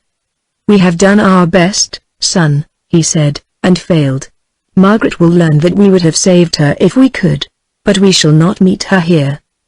Peter ground his teeth, and looked about him desperately, for he had no words to say. What should he do? Leave Castell and rush for the waist of the ship and so perish, or stay and die there? Nay, he would not be butchered like a bird on a bough, he would fall fighting. "Farewell," he called through the gale. "God rest our souls." Then, waiting till the ship steadied herself, he ran aft, and reaching the ladder that led to her tower, staggered down it to the waist of the vessel, and at its foot halted, holding to the rail. The scene before him was strange enough, for there, ranged round the bulwarks, were the Spanish men, who watched him curiously, whilst a few paces away, resting against the mast, stood D'Aguilar, who lifted his hand, in which there was no weapon, and addressed him. "Señor Brome," he shouted, "do not move another step or you are a dead man. Listen to me first, and then do what you will. Am I safe from your sword while I speak?" Peter nodded his head in assent, and Dagila drew nearer, for even in that more sheltered place it was hard to hear because of the howling of the tempest. "Senor," he said to Peter, "you are a very brave man, and have done a deed such as none of us have seen before, therefore, I wish to spare you if I may. Also, I have worked you bitter wrong, driven to it by the might of love and jealousy, for which reason also I wish to spare you. To set upon you now would be but murder, and, whatever else I do, I will not murder. First, let me ease your mind. Your lady and mine is aboard here, but fear not, she has come and will come to no harm from me, or from any man while I live. If for no other reason, I do not desire to affront one who, I hope, will be my wife by her own free will, and whom I have brought to Spain that she might not make this impossible by becoming yours. Senor, believe me, I would no more force a woman's will than I would do murder on her lover." "What did you, then, when you snatched her from her home by some foul trick?" asked Peter fiercely. "Senor, I did wrong to her and all of you, for which I would make amends." "What amends? Will you give her back to me?" "No, that I cannot do, even if she should wish it, of which I am not sure, no never while I live." "Bring her forth, and let us hear whether she wishes it or no," shouted Peter, hoping that his words would reach Margaret. But Dagila only smiled and shook his head, then went on. "That I cannot either, for it would give her pain. Still, Senor, I will repay the heavy debt that I owe to you, and to you also, Senor." And he bowed towards Castell who, unseen by Peter, had crept down the ladder, and now stood behind him staring at Dagila with cold rage and indignation. "You have wrought us much damage, have you not? Hunting us across the seas, and killing sundry of us with your arrows, and now you have striven to board our ship and put us to the sword, a design in which God was frustrated you. Therefore your lives are justly forfeit, and none would blame us if we slew you. Yet I spare you both. If it is possible I will put you back aboard the Margaret, and if it is not possible you shall be set free ashore to go unmolested whither you will. Thus I will wipe out my debt and be free of all reproach." "Do you take me for such a man as yourself?" asked Peter, with a bitter laugh.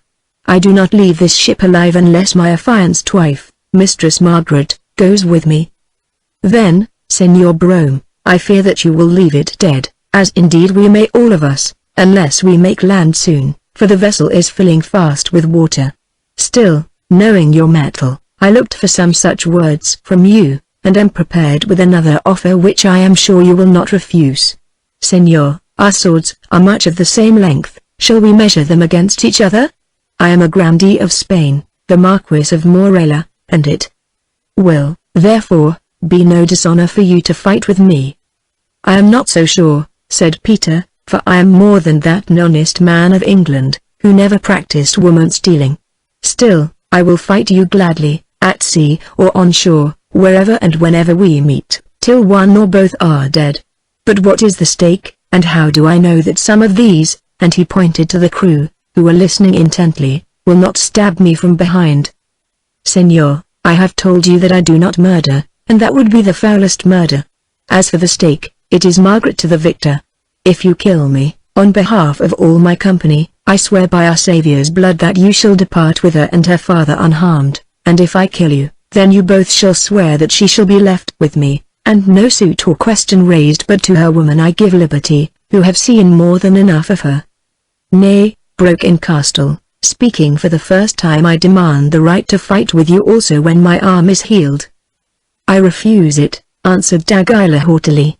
"I cannot lift my sword against an old man who is the father of a maid who shall be my wife, and, moreover, a merchant and a Jew. Nay, answer me not, lest all these should remember your ill words. I will be generous, and leave you out of the oath. Do your worst against me, Master Castell, and then leave me to do my worst against you. Senor Brome, the light grows bad, and the water gains upon us. Say, are you ready?" Peter nodded his head, and they stepped forward. "One more word," said Dagila, dropping his sword point. "My friends, you have heard our compact. Do you swear to abide by it, and, if I fall, to set these two men and the two ladies free on their own ship or on the land, for the honor of chivalry and of Spain?" The captain of the San Antonio and his lieutenants answered that they swore on behalf of all the crew. "You hear, Senor Brome. Now these are the conditions that we fight to the death, but, if both of us should be hurt or wounded, so that we cannot dispatch each other, then no further harm shall be done to either of us, who shall be tended till we recover or die by the will of God."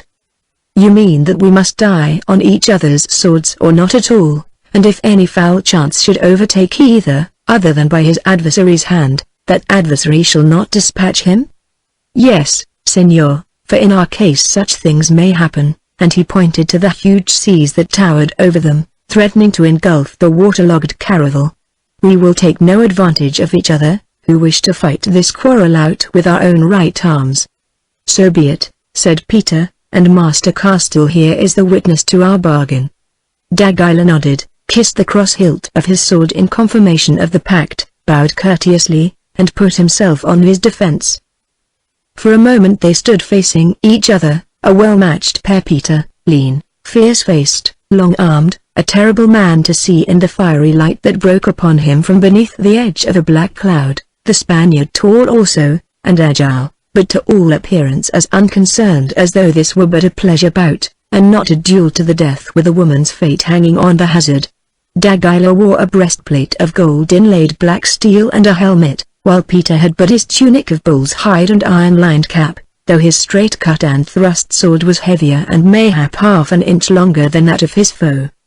Thus, then, they stood while Castile and all the ship's company, save the helmsman who steered her to the harbor's mouth, clung to the bulwarks and the cordage of the mainmast, and, forgetful of their own peril, watched in utter silence.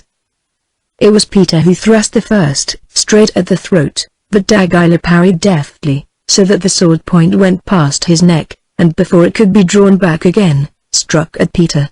The blow fell upon the side of his steel cap, and glanced thence to his left shoulder, but, being light, did him no harm. Swiftly came the answer, which was not light, for it fell so heavily upon D'Aguilar's breastplate, that he staggered back. After him sprang Peter, thinking that the game was his, but at that moment the ship, which had entered the breakers of the harbor bar, rolled terribly, and sent them both reeling to the bulwarks. Nor did she cease her rolling, so that, smiting and thrusting wildly, they staggered backwards and forwards across the deck, gripping with their left hands at anything they could find to steady them, till at length, bruised and breathless, they fell apart unwounded, and rested a while. "An ill field this to fight on, Senor," gasped D'Aguilar. "I think that it will serve our turn," said Peter grimly, and rushed at him like a bull. It was just then that a great sea came aboard the ship, a mass of green water which struck them both and washed them like straws into the scuppers, where they rolled half-drowned. Peter rose the first, coughing out salt water, and rubbing it from his eyes, to see D'Aguilar still upon the deck, his sword lying beside him, and holding his right wrist with his left hand. "Who gave you the hurt?" he asked. "I or your fall?" "The fall, Senor," answered D'Aguilar. "I think that it has broken my wrist. But I have still my left hand. Suffer me to arise, and we will finish this fray." As the words passed his lips a gust of wind, more furious than any that had gone before, concentrated as it was through a gorge in the mountains, struck the caravel at the very mouth of the harbor, and laid her over on her beam ends. For a while it seemed as though she must capsize and sink, till suddenly her mainmast snapped like a stick and went overboard, when, relieved of its weight, by slow degrees she righted herself. Down upon the deck came the cross-yard, one end of it crashing through the roof of the cabin in which Margaret and Betty were confined, splitting it in two, while a block attached to the other fell upon the side of Peter's head and, glancing from the steel cap, struck him on the neck and shoulder, hurling him senseless to the deck, where, still grasping his sword, he lay with arms outstretched. Out of the ruin of the cabin appeared Margaret and Betty, the former very pale and frightened, and the latter muttering prayers, but, as it chanced, both uninjured. Clinging to the tangled ropes they crept forward, seeking refuge in the waist of the ship, for the heavy spar still worked and rolled above them, resting on the wreck of the cabin and the bulwarks, whence presently it slid into the sea. By the stump of the broken mainmast they halted, their long locks streaming in the gale, and here it was that Margaret caught sight of Peter lying upon his back, his face red with blood, and sliding to and fro as the vessel rolled.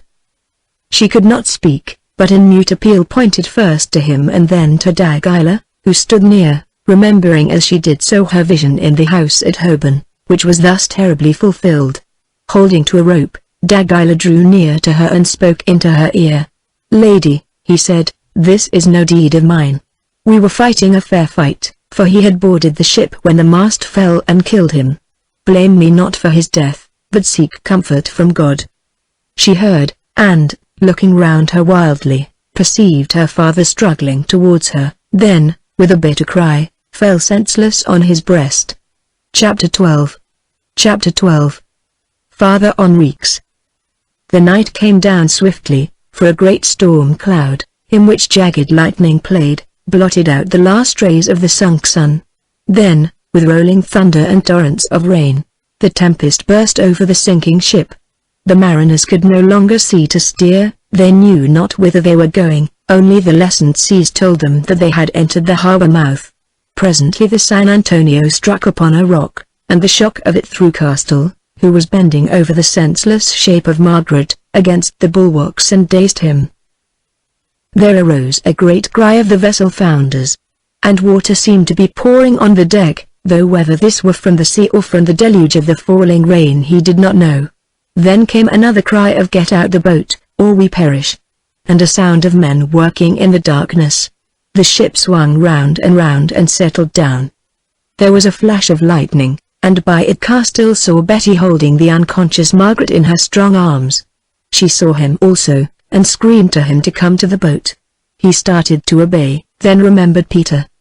Peter might not be dead, what should he say to Margaret if he left him there to drown? He crept to where he lay upon the deck, and called to a sailor who rushed by to help him. The man answered with a curse, and vanished into the deep gloom. So, unaided, Castell essayed the task of lifting this heavy body, but his right arm being almost useless, could do no more than drag it into a sitting posture, and thus, by slow degrees, across the deck to where he imagined the boat to be. But here there was no boat, and now the sound of voices came from the other side of the ship, so he must drag it back again. By the time he reached the starboard bulwarks all was silent, and another flash of lightning showed him the boat, crowded with people, upon the crest of a wave, 50 yards or more from him, whilst others, who had not been able to enter, clung to its stern and gunwale. He shouted aloud, but no answer came, either because none were left living on the ship, or because in all that turmoil they could not hear him. Then Castell, knowing that he had done everything that he could, dragged Peter under the overhanging deck of the forward tower, which gave some little shelter from the rain, and, laying his bleeding head upon his knees so that it might be lifted above the wash of the waters, sat himself down and began to say prayers after the Jewish fashion whilst awaiting his end. That he was about to die he had no doubt, for the waist of the ship, as he could perceive by the lightning, was almost level with the sea, which, however, here in the harbour was now much calmer than it had been. This he knew, for although the rain still fell steadily and the wind howled above, no spray broke over them. Deeper and deeper sank the caravel as she drifted onwards, till at length the water washed over her deck from side to side, so that Castell was obliged to seat himself on the second step of the ladder down which Peter had charged up on the Spaniards. A while passed, and he became aware that the San Antonio had ceased to move, and wondered what this might mean. The storm had rolled away now, and he could see the stars, also with it went the wind. The night grew warmer, too, which was well for him, for otherwise, wet as he was, he must have perished. Still it was a long night, the longest that ever he had spent, nor did any sleep come to relieve his misery or make his end easier, for the pain from the arrow wound in his arm kept him awake. So there he sat, wondering if Margaret was dead, as Peter seemed to be dead, and if so, whether their spirits were watching him now, watching and waiting till he joined them. He thought, too, of the days of his prosperity until he had seen the accursed face of Dagila, and of all the worthless wealth that was his, and what would become of it. He hoped even that Margaret was gone, better that she should be dead than live on in shame and misery. If there were a God, how came it that he could allow such things to happen in the world? Then he remembered how, when Job sat in just such an evil case, his wife had invited him to curse God and die, and how the patriarch had answered to her, "What? Shall we receive good at the hand of God, and shall we not receive evil?" Remembered, too, after all his troubles, what had been the end of that just man, and therefrom took some little comfort. After this a stupor crept over him, and his last thought was that the vessel had sunk and he was departing into the deeps of death. "Listen!" a voice called, and Castell awoke to see that it was growing light, and that before him, supporting himself on the rail of the ladder, stood the tall form of Peter. Peter with a ghastly, blood-stained countenance, chattering teeth, and glazed, unnatural eyes. "Do you live, John Castell?" said that hollow voice, "or are we both deadened in hell?" "Nay," he answered, "I live yet, we are still this side of doom." "What has chanced?" asked Peter. "I have been lost in a great blackness." Castell told him briefly. Peter listened till he had done, then staggered to the bulwark rail and looked about him, making no comment. "I can see nothing," he said presently. "The mist is too deep, but I think we must lie near the shore. Come, help me. Let us try to find victuals, I am faint." Castell rose, stretched his cramped limbs, and going to him, placed his uninjured arm round Peter's middle, and thus supported him towards the stern of the ship, where he guessed that the main cabin would be.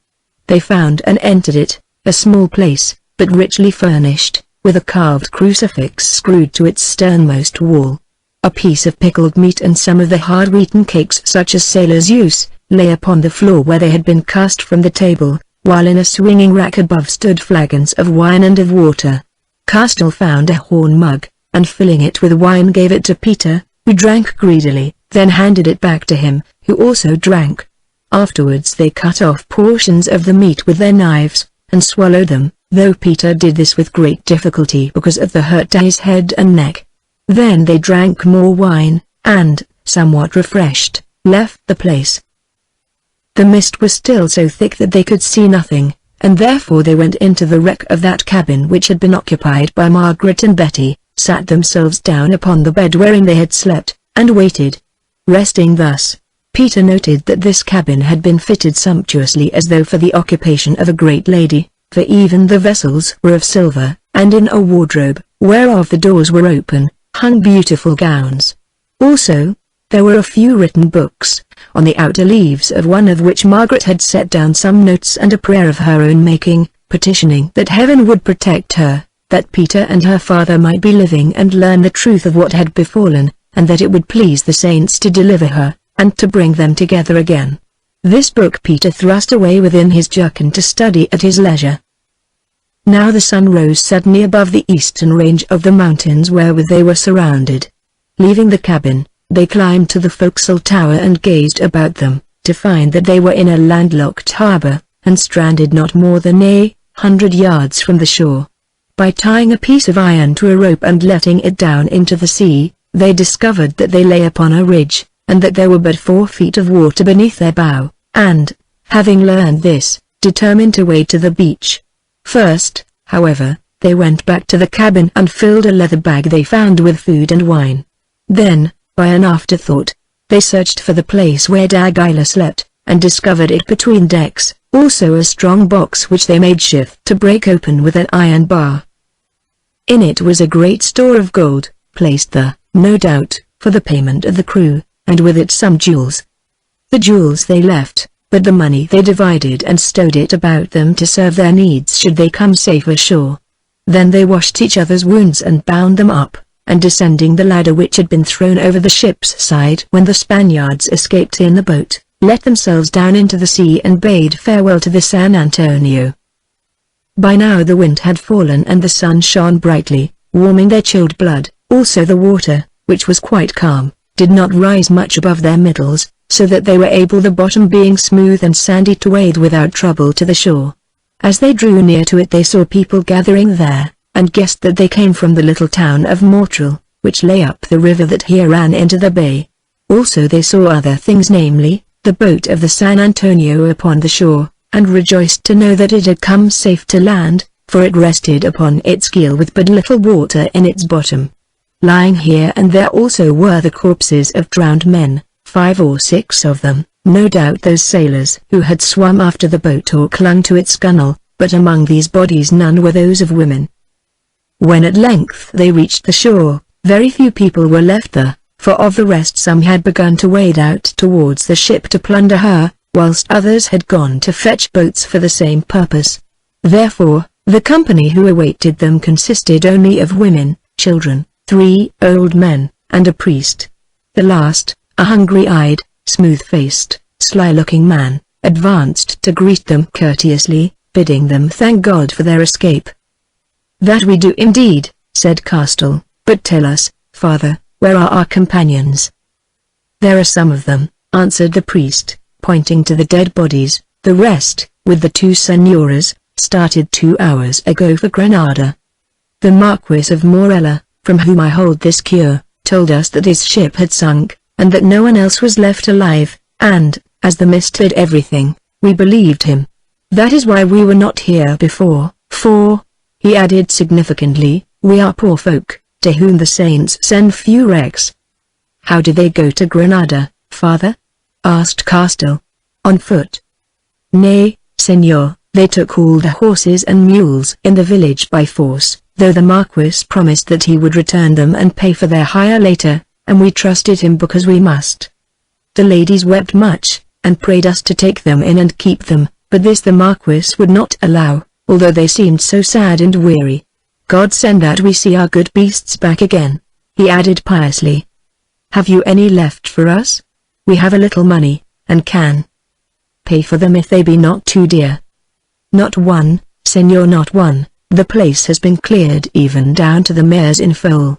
But, indeed you seem scarcely fit to ride at present, who have undergone so much," and he pointed to Peter's wounded head and Castell's bandaged arm. "Why do you not stay and rest a while?"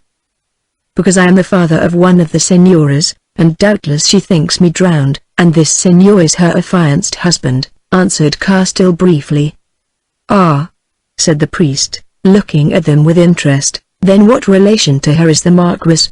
"Well, perhaps I had better not ask, for this is no confessional, is it? I understand that you are anxious, for that great-grandee has the reputation of being gay, an excellent son of the church, but without doubt very gay," and he shook his shaven head and smiled. "But come up to the village, senors, where you can rest and have your hurts attended to. Afterwards we will talk." "We had best go," said Castell in English to Peter. "There are no horses on this beach, and we cannot walk to Granada in our state." Peter nodded, and, led by the priest, whose name they discovered to be Enriquez, they started. On the crest of the hill a few hundred paces away they turned and looked back, to see that every able-bodied inhabitant of the village seemed by now to be engaged in plundering the stranded vessel. "They are paying themselves for the mules and horses," said Fray Enriquez with a shrug. "So I see," answered Castell, "but you and he stopped." "Oh, do not be afraid for me," replied the priest with a cunning little smile. "The church does not loot, but in the end the church gets her share. These are a pious folk.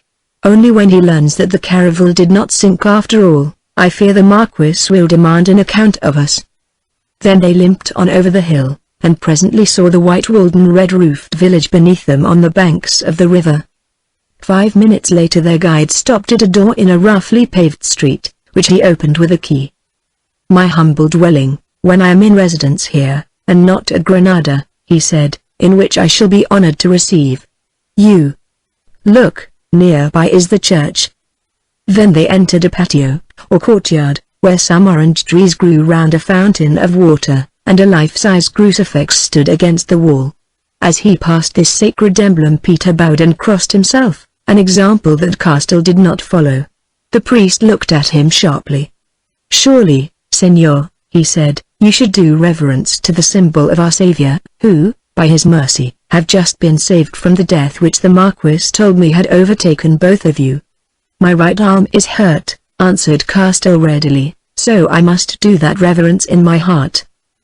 "I understand, Senor, but if you are a stranger to this country, which you do not seem to be, who speak its tongue so well, With your permission I will warn you that here it is wise not to confine your reverences to the heart.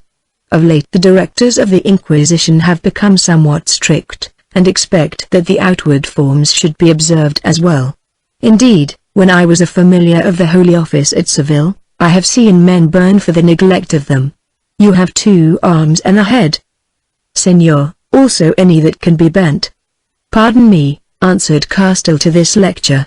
I was thinking of other matters. The carrying off of my daughter at the hands of your patron, the Marquis of Morella, for instance. Then, making no reply, the priest led them through his sitting room to a bedchamber with high barred windows, that, although it was large and lofty, reminded them somehow of a prison cell. Here he left them, saying that he would go to find the local surgeon, who, it seemed, was a barber also, if, indeed, he were not engaged in lightening the ship, recommending them meanwhile to take off their wet clothes and lie down to rest.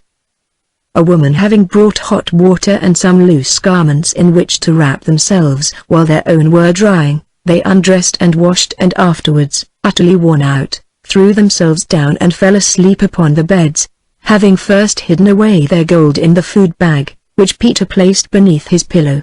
2 hours later or more they were awakened by the arrival of Father Enriques and the barber surgeon, accompanied by the woman servant, and who brought them back their clothes cleaned and dried.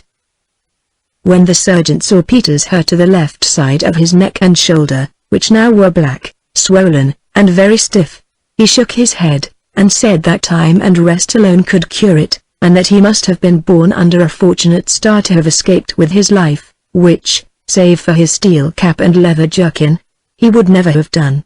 As no bones were broken, however, all that he could do was to dress the parts with some soothing ointment and cover them with clean cloths. This finished, he turned to Castell's wound, that it was through the fleshy part of the right forearm, and, having syringed it out with warm water and oil, bound it up, saying that he would be well in a week.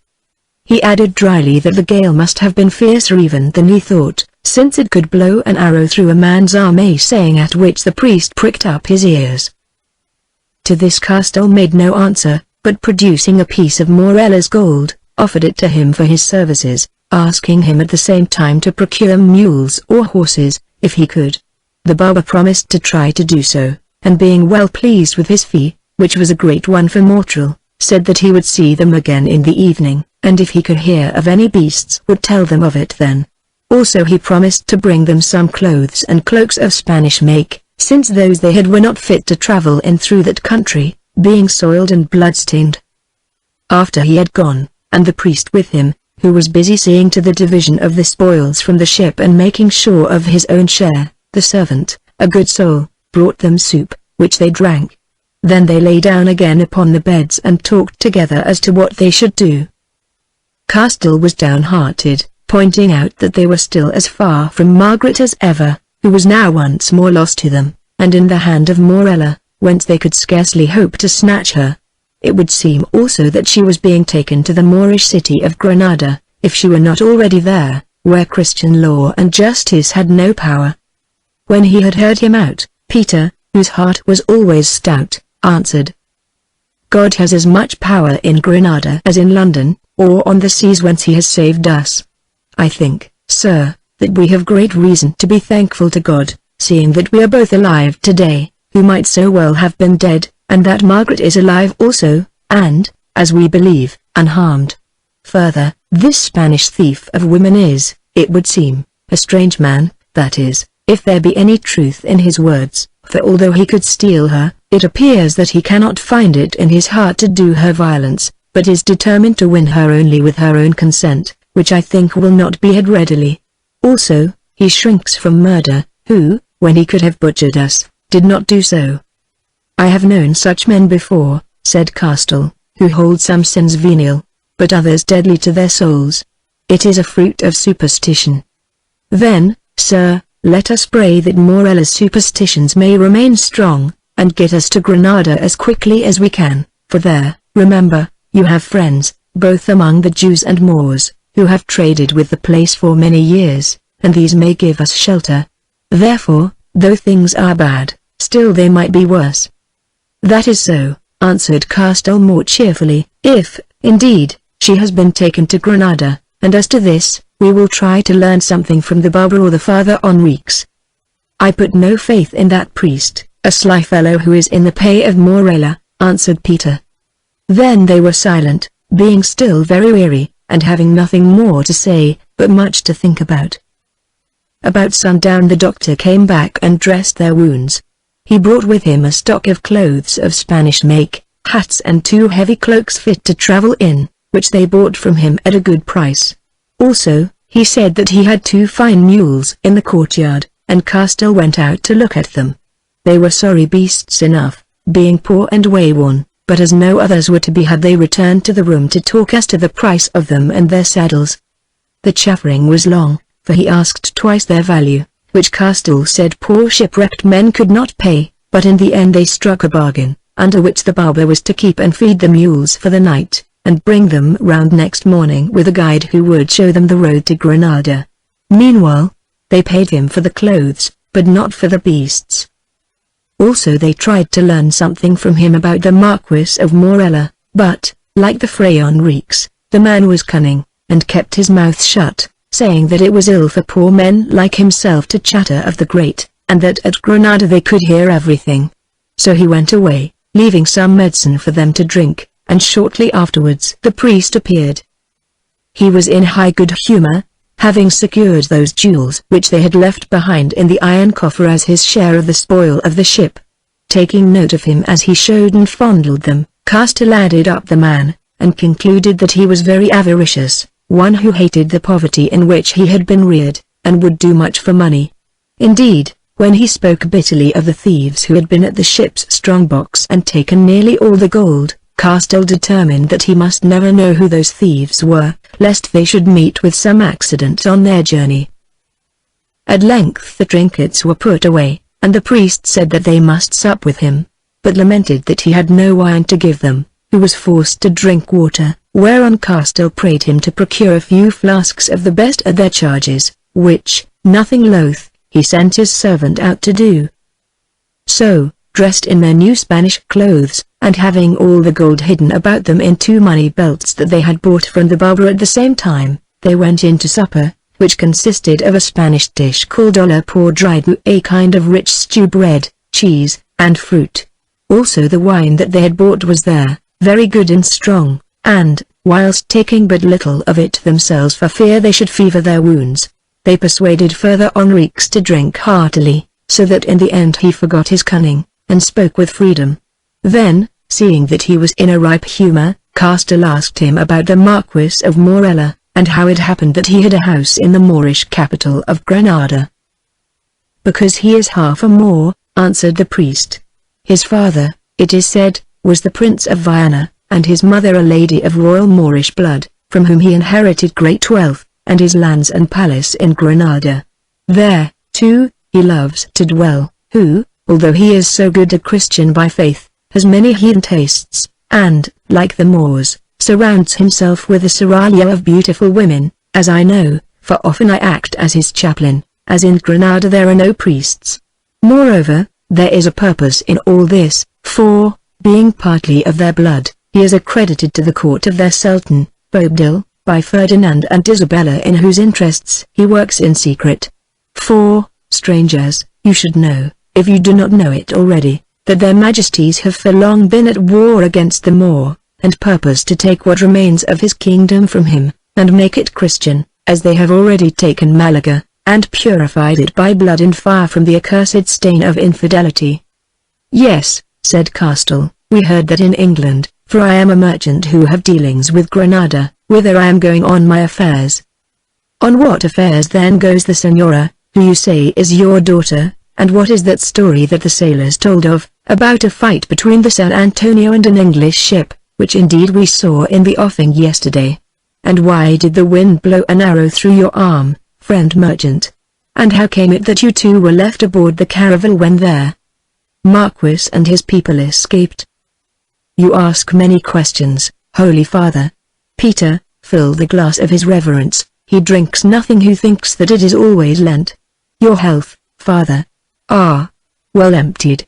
Fill it again, Peter, and pass me the flask. Now I will begin to answer you with the story of the shipwreck."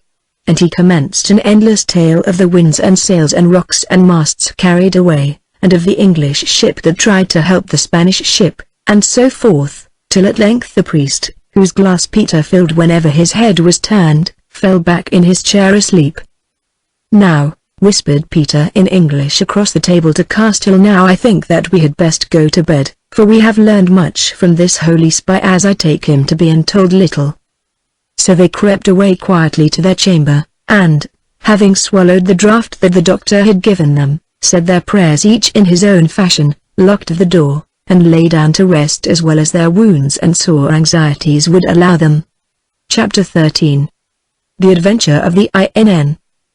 Peter did not sleep well, for, notwithstanding all the barber's dressing, his hurt pained him much.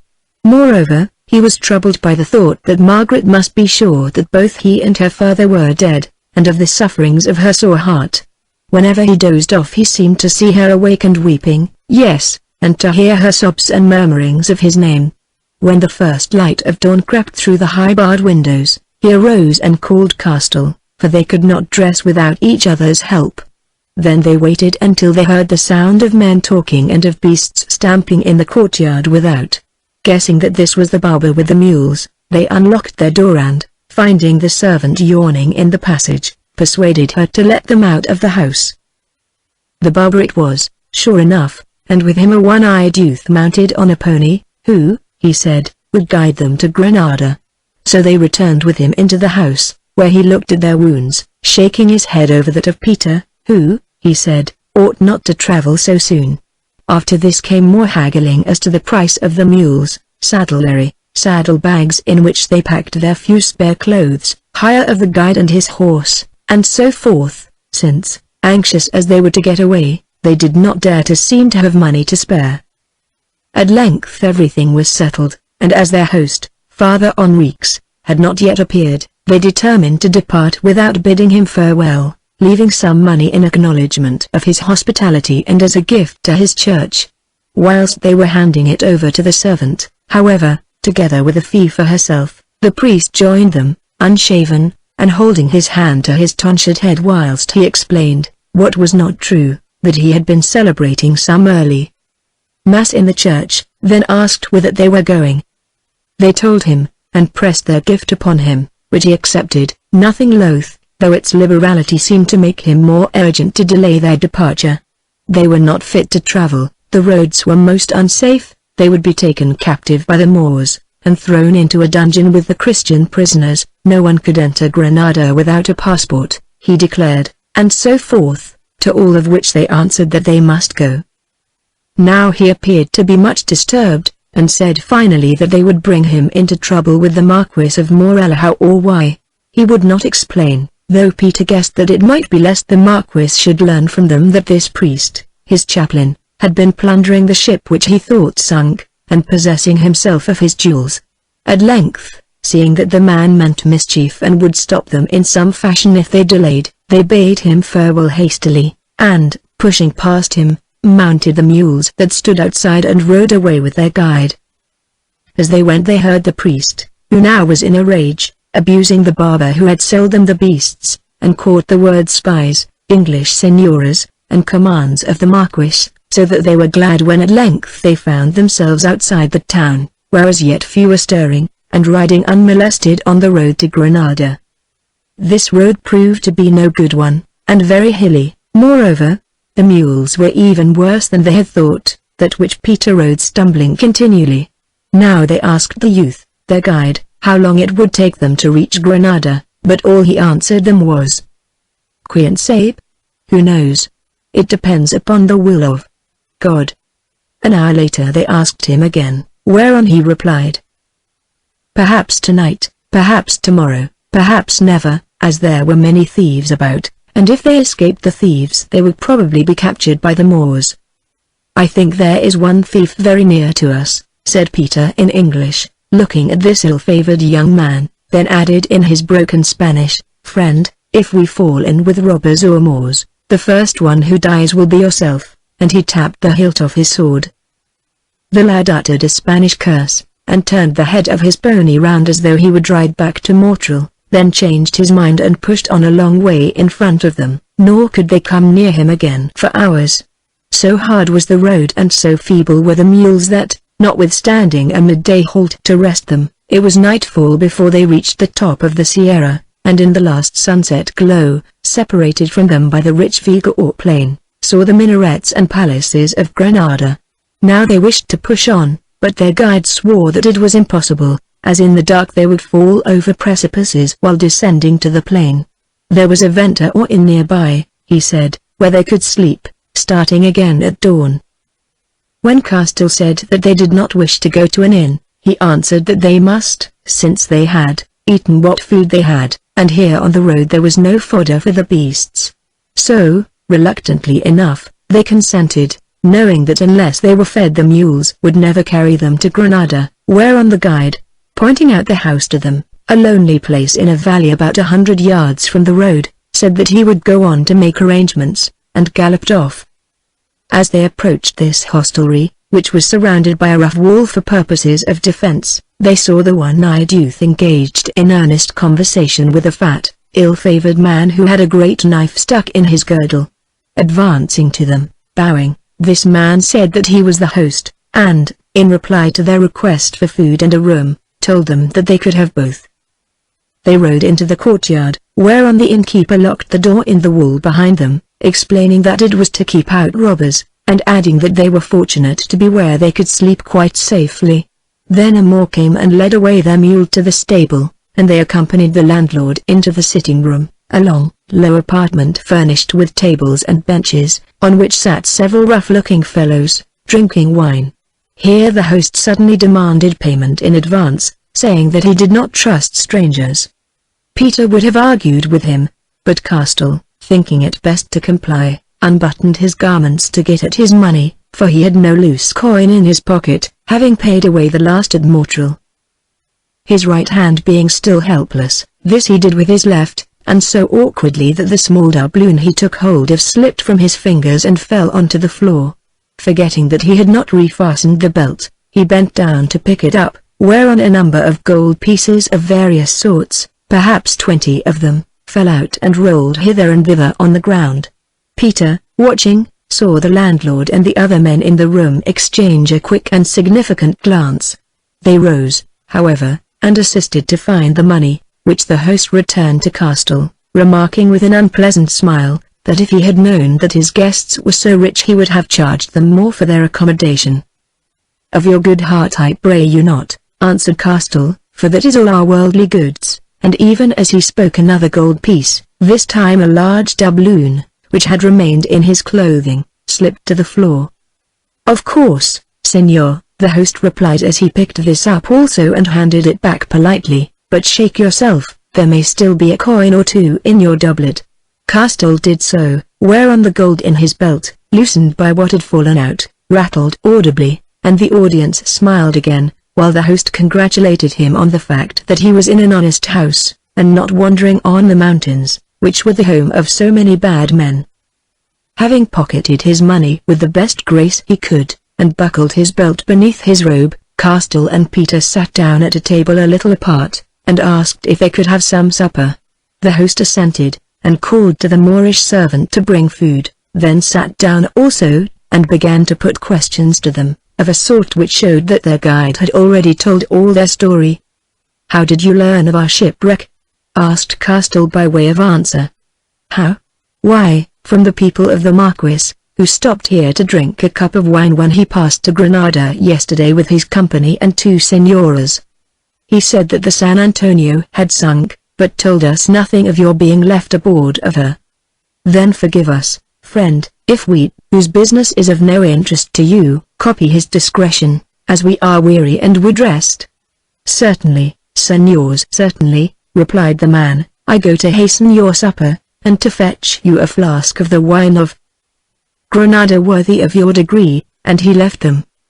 A while later their food came, good meat enough of its sort, and with it the wine in an earthenware jug, which, as he filled their horn mugs, the host said he had poured out of the flask himself that the crust of it might not slip. Castell thanked him, and asked him to drink a cup to their good journey, but he declined, answering that it was a fast day with him, on which he was sworn to touch only water. Now Peter, who had said nothing all this time, but noted much, just touched the wine with his lips, and smacked them as though in approbation while he whispered in English to Castell. "Drink it not, it is drugged." "What says your son?" asked the host. "He says that it is delicious, but suddenly he has remembered what I too forgot, that the doctor at Montreal forbade us to touch wine for fear lest we should worsen the hurts that we had in the shipwreck. Well, let it not be wasted. Give it to your friends. We must be content with thinner stuff."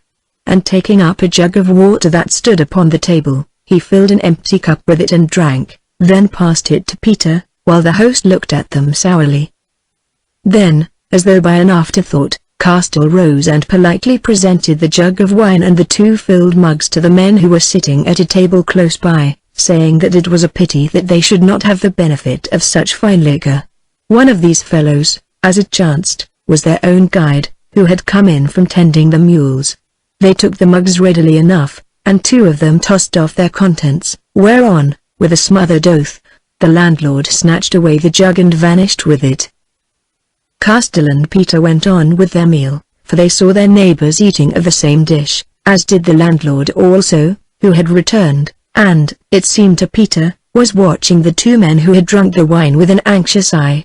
Presently one of these rose from the table and, going to a bench on the other side of the room, flung himself down upon it and became quite silent, while their one-eyed guide stretched out his arms and fell face forward so that his head rested on an empty plate, where he remained apparently insensible.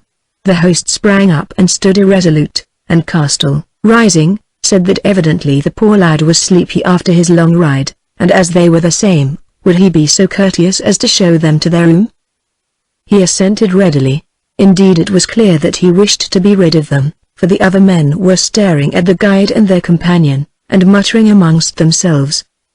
"This way, senors," he said, and led them to the end of the place where a broad step-ladder stood. Going up it, a lamp in his hand, he opened a trapdoor and called to them to follow him, which Castell did. Peter, however, first turned and said good night to the company who were watching them, at the same moment, as though by accident or thoughtlessly, half drawing his sword from its scabbard. Then he too went up the ladder, and found himself with the others in an attic. It was a bare place, the only furniture in it being 2 chairs and 2 rough wooden bedsteads without heads to them, mere trestles indeed, that stood about 3 feet apart against a boarded partition which appeared to divide this room from some other attic beyond. Also, there was a hole in the wall immediately beneath the eaves of the house that served the purpose of a window, over which a sack was nailed. "We are poor folk," said the landlord as they glanced round this comfortless garret, "but many great people have slept well here, as doubtless you will also," and he turned to descend the ladder. "It will serve," answered Castell, "but, friend, tell your men to leave the stable open, as we start at dawn, and be so good as to give me the lamp." "I cannot spare the lamp," he grunted sulkily, with his foot already on the first step. Peter strode to him and grasped his arm with one hand, while with the other he seized the lamp.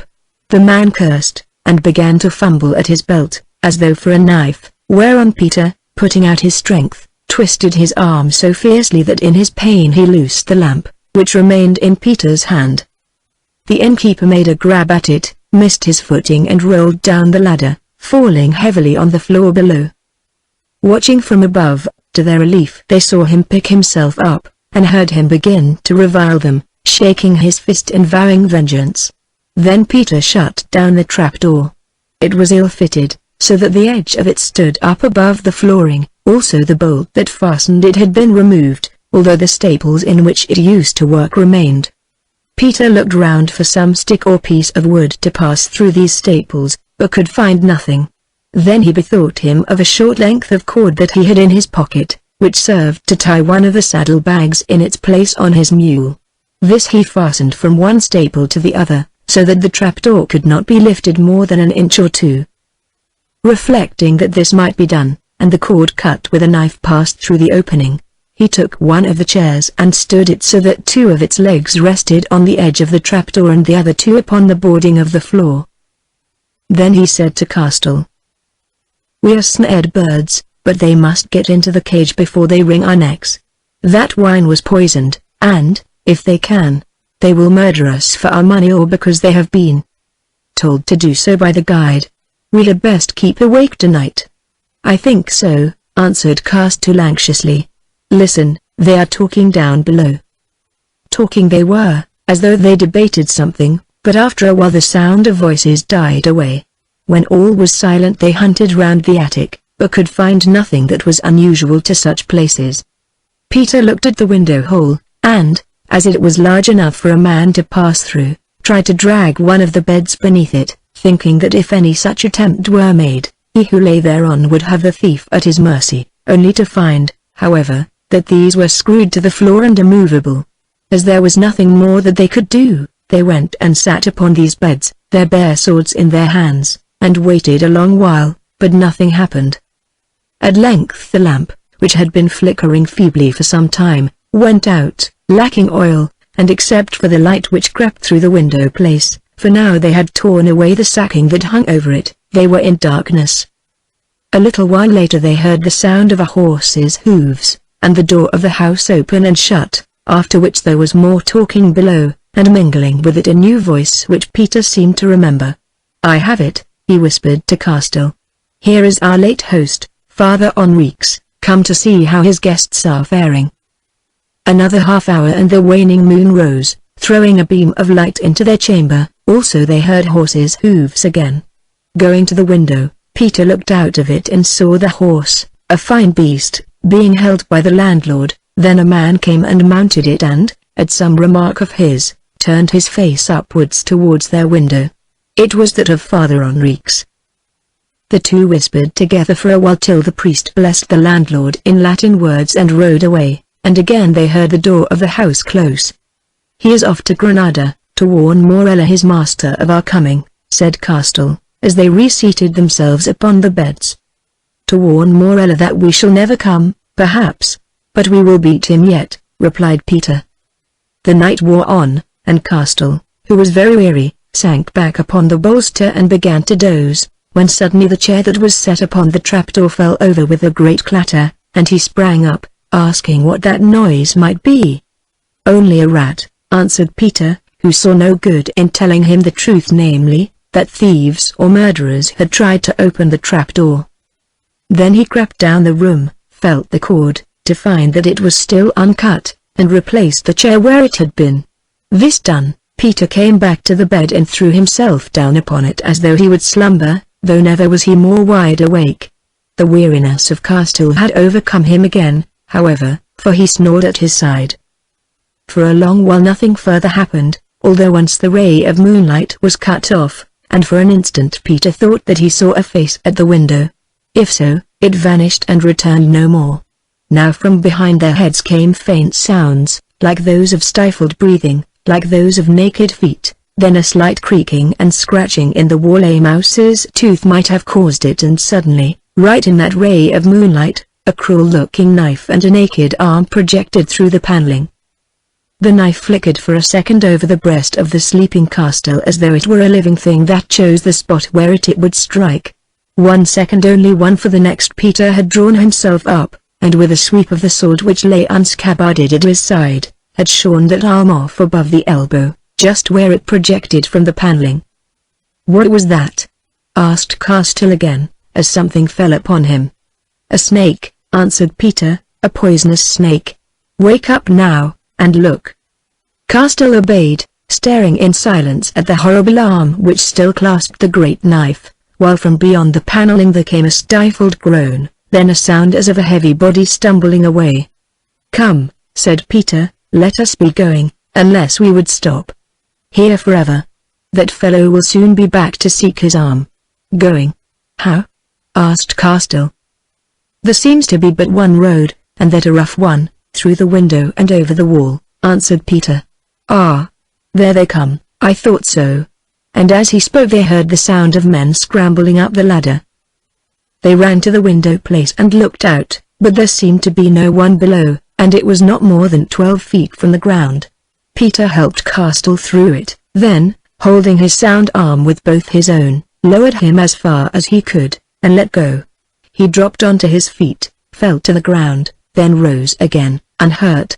Peter was about to follow him when he heard the chair tumble over again, and, looking round, saw the trapdoor open, to fall back with a crash. They had cut the cord. The figure of a man holding a knife appeared in the faint light, followed by the head of another man. Now it was too late for him to get through the window place safely. If he attempted it he would be stabbed in the back. So, grasping his sword with both hands, Peter leapt at that man, aiming a great stroke at his shadowy mass. It fell upon him somewhere, for down he went and lay quite still. By now the second man had his knee upon the edge of flooring. Peter thrust him through, and he sank backwards onto the heads of others who were following him, sweeping the ladder with his weight, so that all of them tumbled in a heap at its foot, save one who hung to the edge of the trap frame by his hands. Peter slammed its door to, crushing them so that he loosed his grip, with a howl. Then, as he had nothing else, he dragged the body of the dead man onto it and left him there. Next he rushed to the window, sheathing his sword as he ran, scrambled through it, and, hanging by his arms, let himself drop, coming to the ground safely, for he was very agile, and in the excitement of the fray forgot the hurt to his head and shoulder. "Where now?" asked Castell, as he stood by him panting. "To the stable for the mules." "No, it is useless, we have no time to saddle them, and the outer gate is locked. The wall we must climb it. They will be after us in a minute." They ran thither and found that, though 10 feet high, fortunately this wall was built of rough stone, which gave an easy foothold. Peter scrambled up first, then, lying across its top, stretched down his hand to Castell, and with difficulty, for the man was heavy and crippled, dragged him to his side. Just then they heard a voice from their garret shout, "The English devils have gone. Get to the door and cut them off." "Come on," said Peter. So together they climbed, or rather fell, down the wall onto a mass of prickly pear bush, which broke the shock but tore them so sorely in a score of places that they could have shrieked with the pain.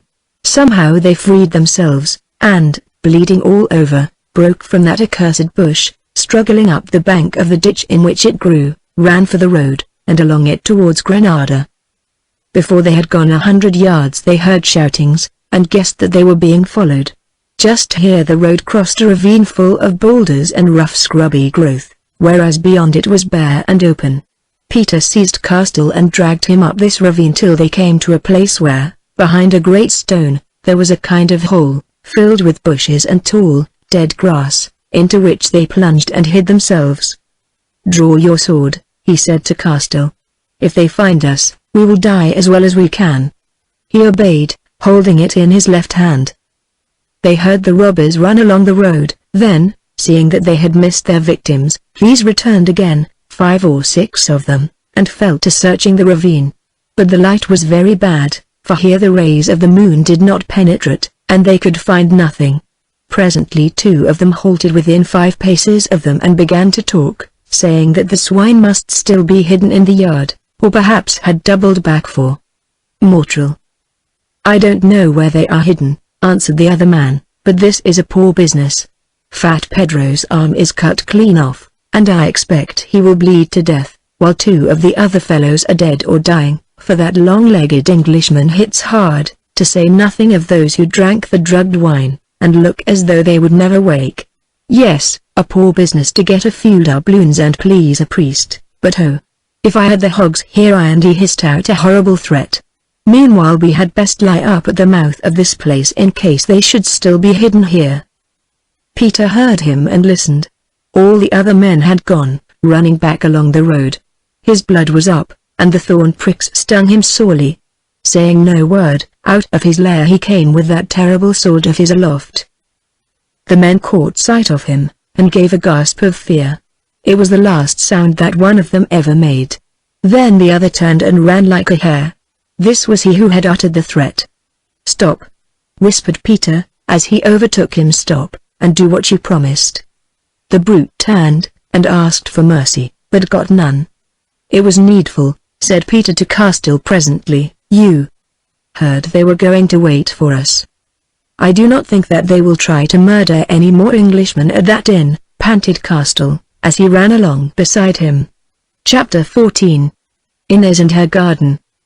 For 2 hours or more John Castell and Peter travelled on the Granada road, running when it was smooth, walking when it was rough, and stopping from time to time to get their breath and listen. But the night was quite silent, no one seemed to be pursuing them. Evidently the remaining cutthroats had either taken another way or, having their fill of this adventure, wanted to see no more of Peter and his sword. At length the dawn broke over the great misty plain, for now they were crossing the Vega. Then the sun rose and dispelled the vapors, and a dozen miles or more away they saw Granada on its hill. They saw each other also, and a sorry sight they were, torn by the sharp thorns, and stained with blood from their scratches. Peter was bareheaded too, for he had lost his cap, and almost beside himself now that the excitement had left him, from lack of sleep, pain, and weariness. Moreover, as the sun rose, it grew fearfully hot upon that plain, and its fierce rays, striking full upon his head, seemed to stupefy him, so that at last they were obliged to halt and weave a kind of hat out of corn and grasses, which gave him so strange an appearance that some Moors, whom they met going to their toil, thought that he must be a madman, and ran away. Still they crawled forward, refreshing themselves with water whenever they could find any in the irrigation ditches that these people used for their crops, but covering little more than a mile an hour. Towards noon the heat grew so dreadful that they were obliged to lie down to rest under the shade of some palm-like trees, and here, absolutely outworn, they sank into a kind of sleep. They were awakened by a sound of voices, and staggered to their feet, drawing their swords, for they thought that the thieves from the inn had overtaken them. Instead of these ruffianly murderers, however, they saw before them a body of 8 Moors, beautifully mounted upon white horses, and clad in turbans and flowing robes, the like of which Peter had never yet beheld, who sat there regarding them gravely with their quiet eyes, and, as it seemed, not without pity. "Put up your swords, señors," said the leader of these Moors in excellent Spanish. Indeed, he seemed to be a Spaniard dressed in Eastern garments, for we are many and fresh, and you are but 2 and wounded. They obeyed, who could do nothing else. "Now tell us, though there is little need to ask," went on the captain, "you are those men of England who boarded the San Antonio and escaped when she was sinking, are you not?" Castell nodded, then answered, "We boarded her to seek." "Never mind what you sought," the captain answered, "the names of exalted ladies should not be mentioned before strange men. But you have been in trouble again since then, at the inn yonder, where this tall señor bore himself very bravely. Oh, we have heard all the story, and give him honor who can wield a sword so well in the dark." "We thank you," said Castell, "but what is your business with us?" "Señor, we are sent by our master, His Excellency, the High Lord and Marquis of Morella, to find you and bring you to be his guests at Granada." "So the priest has told. I thought as much," muttered Peter. "We pray you to come without trouble, as we do not wish to do any violence to such gallant men," went on the captain. "Be pleased to mount 2 of these horses, and ride with us." "I am a merchant, with friends of my own at Granada," answered Castell. "Cannot we go to them, who do not seek the hospitality of the Marquis?" "Señor, our orders are otherwise, and hear the word of our master, the Marquis, is a law that may not be broken." "I thought that Bobdil was king of Granada," said Castell. "Without doubt he is king, señor, and by the grace of Allah will remain so, but the Marquis is allied to him in blood. Also, while the truce lasts, he is a representative of their majesties of Spain in our city," and, at a sign, 2 of the Moors dismounted and led forward their horses, holding the stirrups, and offering to help them to the saddle. "There is nothing for it," said Peter, "we must go so." Awkwardly enough, for they were very stiff, they climbed onto the beasts and rode away with their captors. The sun was sinking now, for they had slept long, and by the time they reached the gates of Granada the muezzins were calling to the sunset prayer from the minarets of the mosques. It was but a very dim and confused idea that Peter gathered of the great city of the Moors, as, surrounded by their white-robed escort, he rode he knew not whither. Narrow winding streets, white houses, shuttered windows, crowds of courteous, somewhat silent people, all men, and all clad in those same strange, flowing dresses, who looked at them curiously, and murmured words which afterwards he came to learn meant Christian prisoners, or sometimes Christian dogs, fretted and pointed arches, and a vast fairy-like building set upon a hill. He was dazed with pain and fatigue as, a long-legged, blood-stained figure, crowned with his quaint hat of grasses, he rode through that wondrous and imperial place. Yet no man laughed at him, absurd as he must have seemed, but perhaps this was because under the grotesqueness of his appearance they recognized something of his quality. Or they might have heard rumors of his sword play at the inn and on the ship. At any rate, their attitude was that of courteous dislike of the Christian, mingled with respect for the brave man in misfortune. At length, after mounting a long rise, they came to a palace on a mount, facing the vast, red-walled fortress which seemed to dominate the place, which he afterwards knew as the Alhambra, but separated from it by a valley. This palace was a very great building, set on 3 sides of a square, and surrounded by gardens, wherein tall cypress trees pointed to the tender sky. They rode through the gardens and sundry gateways till they came to a courtyard where servants, with torches in their hands, ran out to meet them. Somebody helped him off his horse, somebody supported him up a flight of marble steps, beneath which a fountain splashed, into a great, cool room with an ornamented roof. Then Peter remembered no more. A time went by, a long time. In fact, it was nearly a month before Peter really opened his eyes to the world again. Not that he had been insensible for all this while, that is, quite for at intervals he had become aware of that large, cool room, and of people talking about him, especially of a dark-eyed, light-footed, and pretty woman with a white wimple round her face, who appeared to be in charge of him. Occasionally he thought that this must be Margaret, and yet knew that it could not, for she was different. Also, he remembered that once or twice he had seemed to see the haughty, handsome face of Morella bending over him, as though he watched curiously to learn whether he would live or not, and then had striven to rise to fight him, and been pressed back by the soft, white hands of the woman that yet were so terribly strong. Now, when he awoke at last, it was to see her sitting there with a ray of sunlight from some upper window falling on her face, sitting with her chin resting on her hand and her elbow on her knee, and contemplating him with a pretty, puzzled look. She made a sweet picture thus, he thought. Then he spoke to her in his slow Spanish, for somehow he knew that she would not understand his own tongue. "You are not Margaret," he said. At once the dream went out of the woman's soft gaze. She became intensely interested, and, rising, advanced towards him, a very gracious figure, who seemed to sway as she walked. "No, no," she said, bending over him and touching his forehead with her taper fingers. "My name is Inez. You wander still, Señor." "Inez what?" he asked. "Inez only," she answered. "Inez, a woman of Granada, there. Rest is lost. Inez, the nurse of sick men, Señor." "Where then is Margaret, the English Margaret?" A veil of secrecy seemed to fall over the woman's face, and her voice changed as she answered, no longer ringing true, or so it struck his senses, made quick and subtle by the fires of fever. "I know no English Margaret. Do you then love her, this English Margaret?"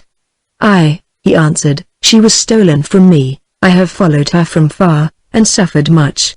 "Is she dead or living?" "I have told you, Señor, I know nothing, although," and again the voice became natural, "it is true that I thought you loved somebody from your talk in your illness." Peter pondered a while, then he began to remember, and asked again. "Where is Castell?" "Castell?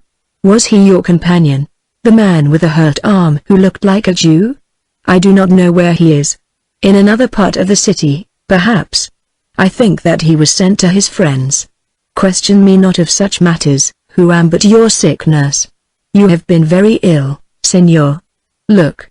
And she handed him a little mirror made of polished silver, then, seeing that he was too weak to take it, held it before him. Peter saw his face, and groaned, for, except the red scar upon his cheek, it was ivory white and wasted to nothing. "I am glad Margaret did not see me like this," he said, with an attempt at a smile. "Bearded too, and what a beard! Lady, how could you have nursed one so hideous?" "I have not found you hideous," she answered softly. "Besides, that is my trade. But you must not talk. You must rest. Drink this, and rest." And she gave him soup in a silver bowl, which he swallowed readily enough, and went to sleep again. Some days afterwards, when Peter was well on the road to convalescence, his beautiful nurse came and sat by him, a look of pity in her tender, Eastern eyes. "What is it now, Inez?" he asked, noting her changed face. "Señor Pedro, you spoke to me a while ago, when you woke up from your long sleep, of a certain Margaret, did you not?" "Well, I have been inquiring of this Doña Margaret, and have no good news to tell of her." Peter set his teeth, and said, "Go on, tell me the worst." "This Margaret was traveling with the Marquis of Morella, was she not?" "She had been stolen by him," answered Peter. "Alas! It may be so, but here in Spain, and especially here in Granada, that will scarcely screen the name of one who has been known to travel with the Marquis of Morella." "So much the worse for the Marquis of Morella when I meet him again," answered Peter sternly. "What is your story, Nurse Inez?" She looked with interest at his grim, thin face, but, as it seemed to him, with no displeasure. "A sad one. As I have told you, a sad one. It seems that the other day this Senora was found dead at the foot of the tallest tower of the Marquis's palace, though whether she fell from it or was thrown from it, none know." Peter gasped, and was silent for a while, then asked, "Did you see her dead?" "No, Senor, others saw her." "And told you to tell me?" "Nurse Inez, I do not believe your tale. If the Doña Margaret, my betrothed, were dead I should know it, but my heart tells me that she is alive." "You have great faith, Senor," said the woman, with a note of admiration in her voice which she could not suppress, but, as he observed, without contradicting him. "I have faith," he answered. "Nothing else is left, but so far it has been a good crutch." Peter made no further allusion to the subject, only presently he asked, "Tell me, where am I?" "In a prison, Senor." "Oh, a prison, with a beautiful woman for jailer, and other beautiful women," and he pointed to a fair creature who had brought something into the room as servants. "A very fine prison also," and he looked about him at the marbles and arches and lovely carving. "There are men without the gate, not women," she replied, smiling. "I dare say, captives can be tied with ropes of silk, can they not? Well, whose is this prison?" She shook her head. "I do not know, Senor. The Moorish kings, perhaps. You yourself have said that I am only the jailer. Then who pays you?" "Perhaps I am not paid, Senor, perhaps I work for love," and she glanced at him swiftly, "or hate," and her face changed. "Not hate of me, I think," said Peter. "No, Senor, not hate of you. Why should I hate you who have been so helpless and so courteous to me?" And she bent the knee to him a little. "Why indeed? Especially as I am also grateful to you who have nursed me back to life. But then, why hide the truth from a helpless man?" Inez glanced about her. The room was empty now. She bent over him and whispered, "Have you never been forced to hide the truth?" "No, I read it in your face. And you are not a woman, an erring woman." They looked into each other's eyes a while, then Peter asked, "Is the Doña Margaret really dead?" "I do not know," she answered, "I was told so." And as though she feared lest she should betray herself, Inez turned and left him quickly. The days went by, and through the slow degrees of convalescence Peter grew strong again. But they brought him no added knowledge. He did not know where he dwelt or why he was there. All he knew was that he lived a prisoner in a sumptuous palace, or as he suspected, for of this he could not be sure, since the arched windows of one side of the building were walled up, in the wing of a palace. Nobody came near to him except the fair Inez, and a Moor who either was deaf or could understand nothing that he said to him in Spanish. There were other women about, it is true, very pretty women all of them, who acted as servants, but none of these were allowed to approach him. He only saw them at a distance. Therefore Inez was his sole companion, and with her he grew very intimate, to a certain extent, but no further. On the occasion that has been described she had lifted a corner of her veil which hid her true self, but a long while passed before she enlarged her confidence.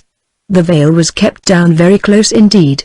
Day by day he questioned her, and day by day, without the slightest show of irritation, or even annoyance, she parried his questions.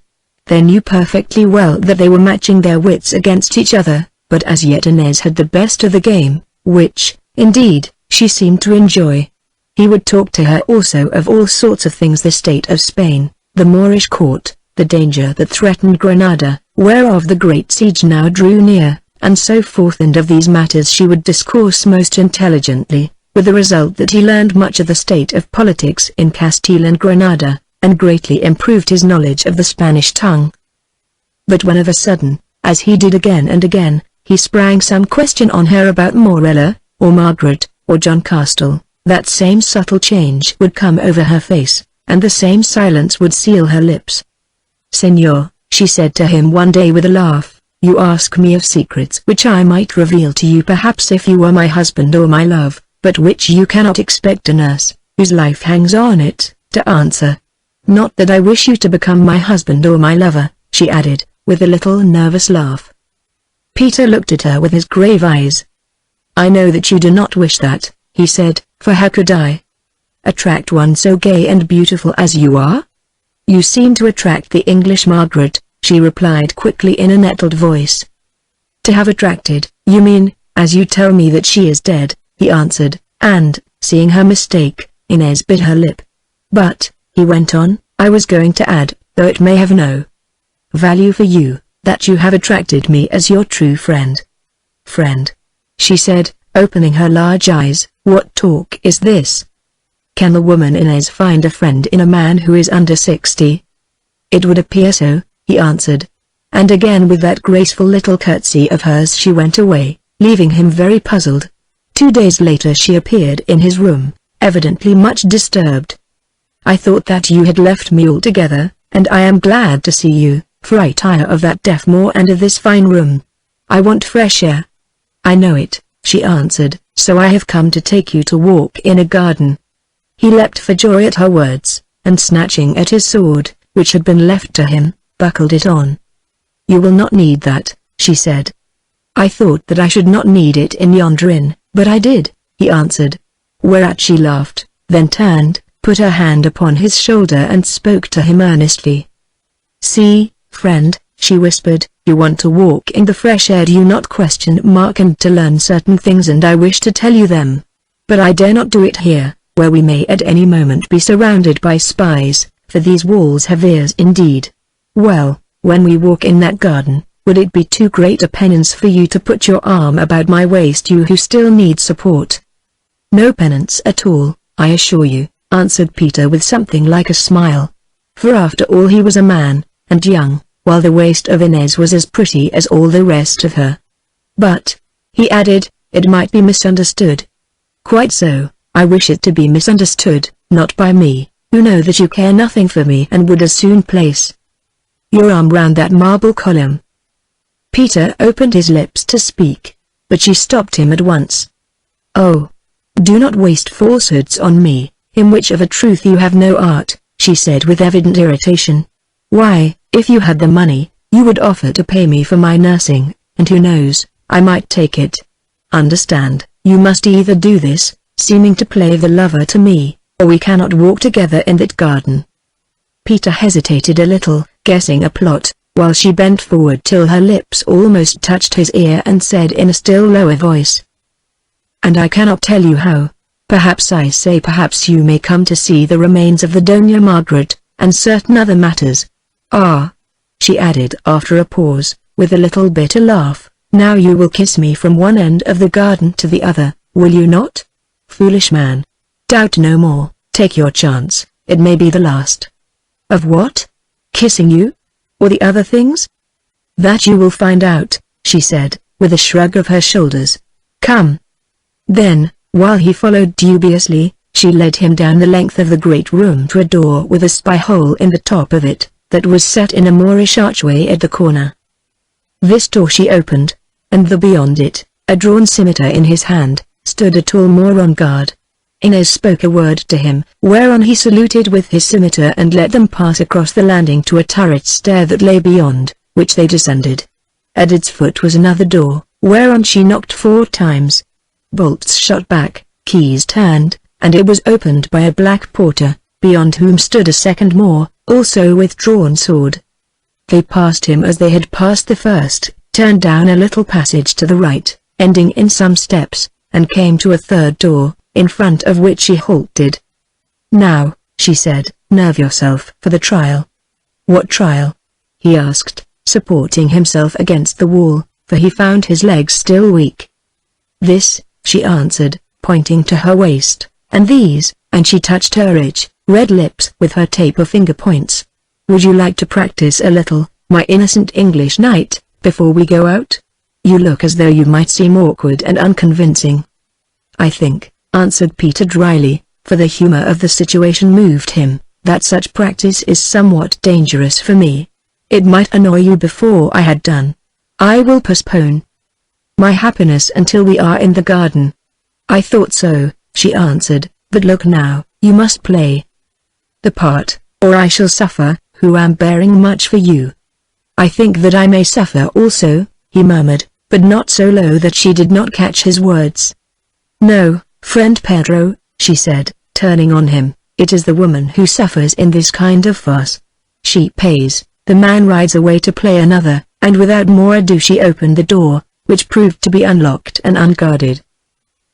Beyond the foot of some steps lay a most lovely garden. Great, tapering cypresses grew about it, with many orange trees and flowering shrubs that filled the soft, southern air with odors. Also there were marble fountains into which water splashed from the mouths of carved lions, and here and there arbors with stone seats, whereon were laid soft cushions of many colors. It was a veritable place of Eastern delight and dreams, such as Peter had never known before he looked upon it on that languorous eve, he who had not seen the sky or flowers for so many weary weeks of sickness. It was secluded also, being surrounded by a high wall, but at one place the tall, windowless tower of some other building of red stone soared up between and beyond two lofty cypress trees. "This is the harem garden," Inez whispered, "where many a painted favorite has flitted for a few happy, summer hours, till winter came and the butterfly was broken," and, as she spoke, she dropped her veil over her face and began to descend the stairs. Chapter 15. Chapter 15. Peter plays a part. "Stop," said Peter from the shadow of the doorway, "I fear this business, Inez, and I do not understand why it is needful. Why cannot you say what you have to say here?" "Are you mad?" she answered almost fiercely through her veil. "Do you think that it can be any pleasure for me to seem to make love to a stone shaped like a man, for whom I care nothing at all except as a friend?" She added quickly, "I tell you, Señor Peter, that if you do not do as I tell you, you will never hear what I have to say, for I shall be held to have failed in my business, and within a few minutes shall vanish from you forever to my death perhaps, but what does that matter to you? Choose now, and quickly, for I cannot stand thus for long." "I obey you, God forgive me," said the distraught Peter from the darkness of the doorway, "but must I really?" "Yes, you must," she answered with energy, "and some would not think that so great a penance." Then she lifted the corner of her veil coyly and, peeping out beneath it, called in a soft, clear voice, "Oh, forgive me, dear friend, if I have run too fast for you, forgetting that you are still so very weak. Here, lean upon me, I am frail, but it may serve." And she passed up the steps again, to reappear in another moment with Peter's hand resting on her shoulder. "Be careful of these steps," she said, "they are so slippery," a statement to which Peter, whose pale face had grown suddenly red, murmured a hearty assent. "Do not be afraid," she went on in her flute-like voice, "this is the secret garden, where none can hear words, however sweet, and none can see even a caress, no, not the most jealous woman. That is why in old days it was called the Sultana's chamber, for there at the end of it was where she bathed in the summer season. What say you of spies?" "Oh, yes, in the palace there are many, but to look towards this place, even for the guardian of the women, was always death. Here there are no witnesses, save the flowers and the birds." As she spoke thus they reached the central path, and passed up it slowly, Peter's hand still upon the shoulder of Inez, and her white arm about him, while she looked up into his eyes. "Bend closer over me," she whispered, "for truly your face is like that of a wooden saint," and he bent, Now, she went on, listen. Your lady lives, and as well kiss me on the lips, please, that news is worth it. If you shut your eyes you can imagine that I am she. Again Peter obeyed, and with a better grace than might have been expected. She is a prisoner in this same palace, she went on, and the Marquis, who is mad for love of her, seeks by all means, fair or foul, to make her his wife. Curse him! Exclaimed Peter with another embrace. Till a few days ago she thought you dead, but now she knows that you are alive and recovering. Her father, Castle, escaped from the place where he was put, and is in hiding among his friends, the Jews, where even Morella cannot find him. Indeed, he believes him fled from the city. But he is not fled, and, having much gold, has opened a door between himself and his daughter. Here she stopped to return the embrace with much warmth. Then they passed under some trees, and came to the marble baths where the sultanas were supposed to have bathed in summer, for this place had been one of the palaces of the kings of Granada before they lived in the Alhambra. Here Inez sat down upon a seat and loosened some garment about her throat, for the evening was very hot.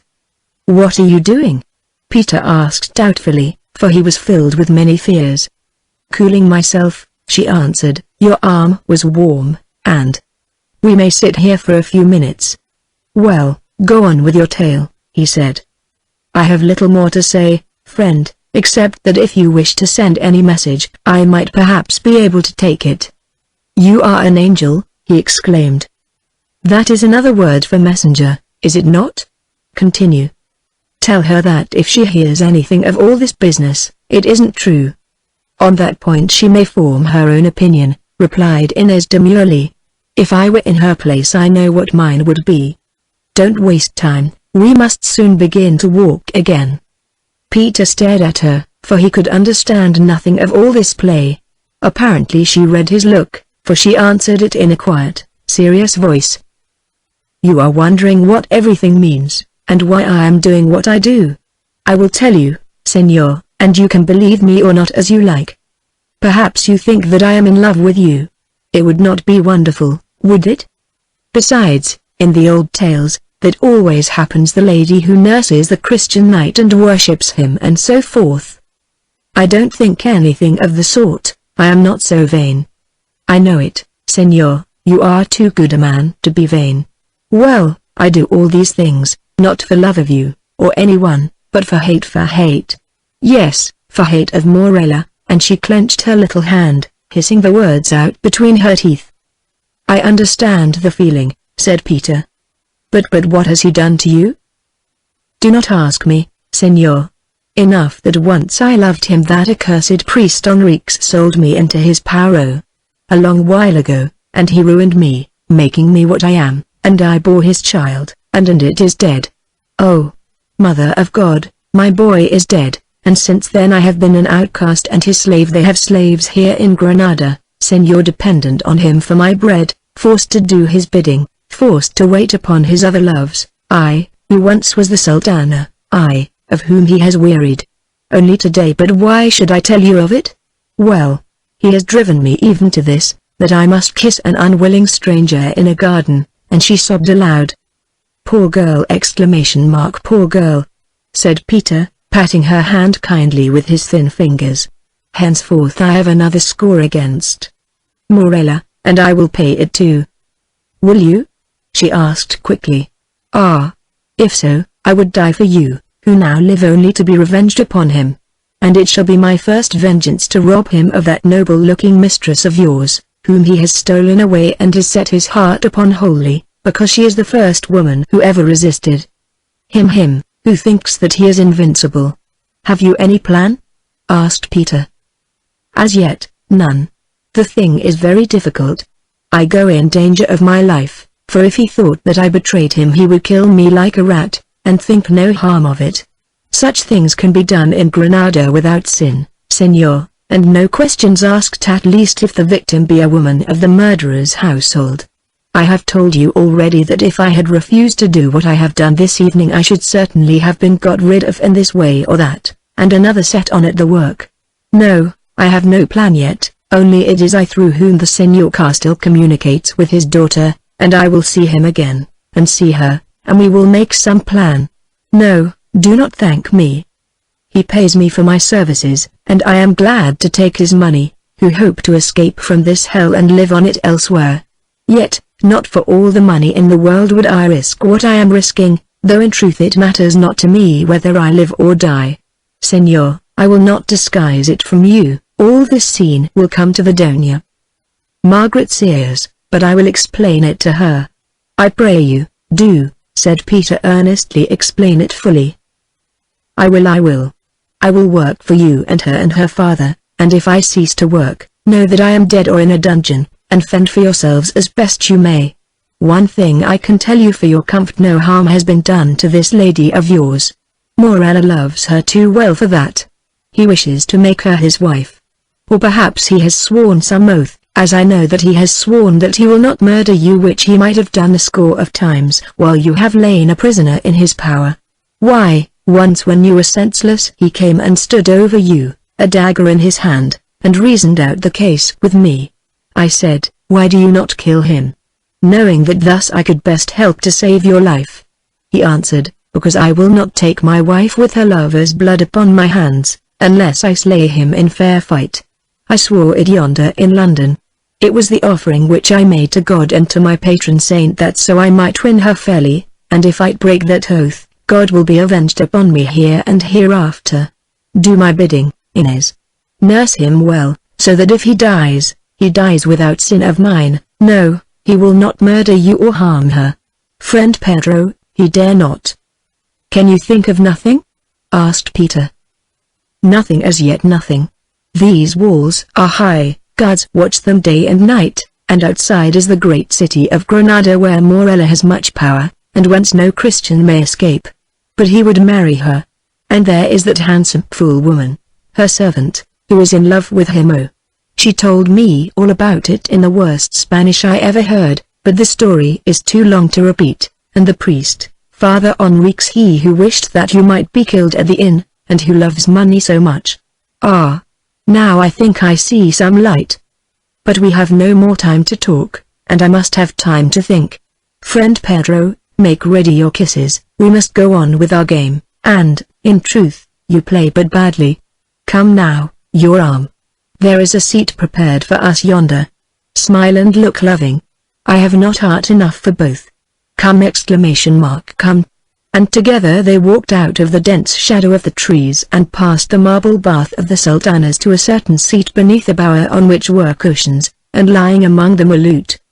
Seat yourself at my feet, she said, as she sank onto the bench. Can you sing?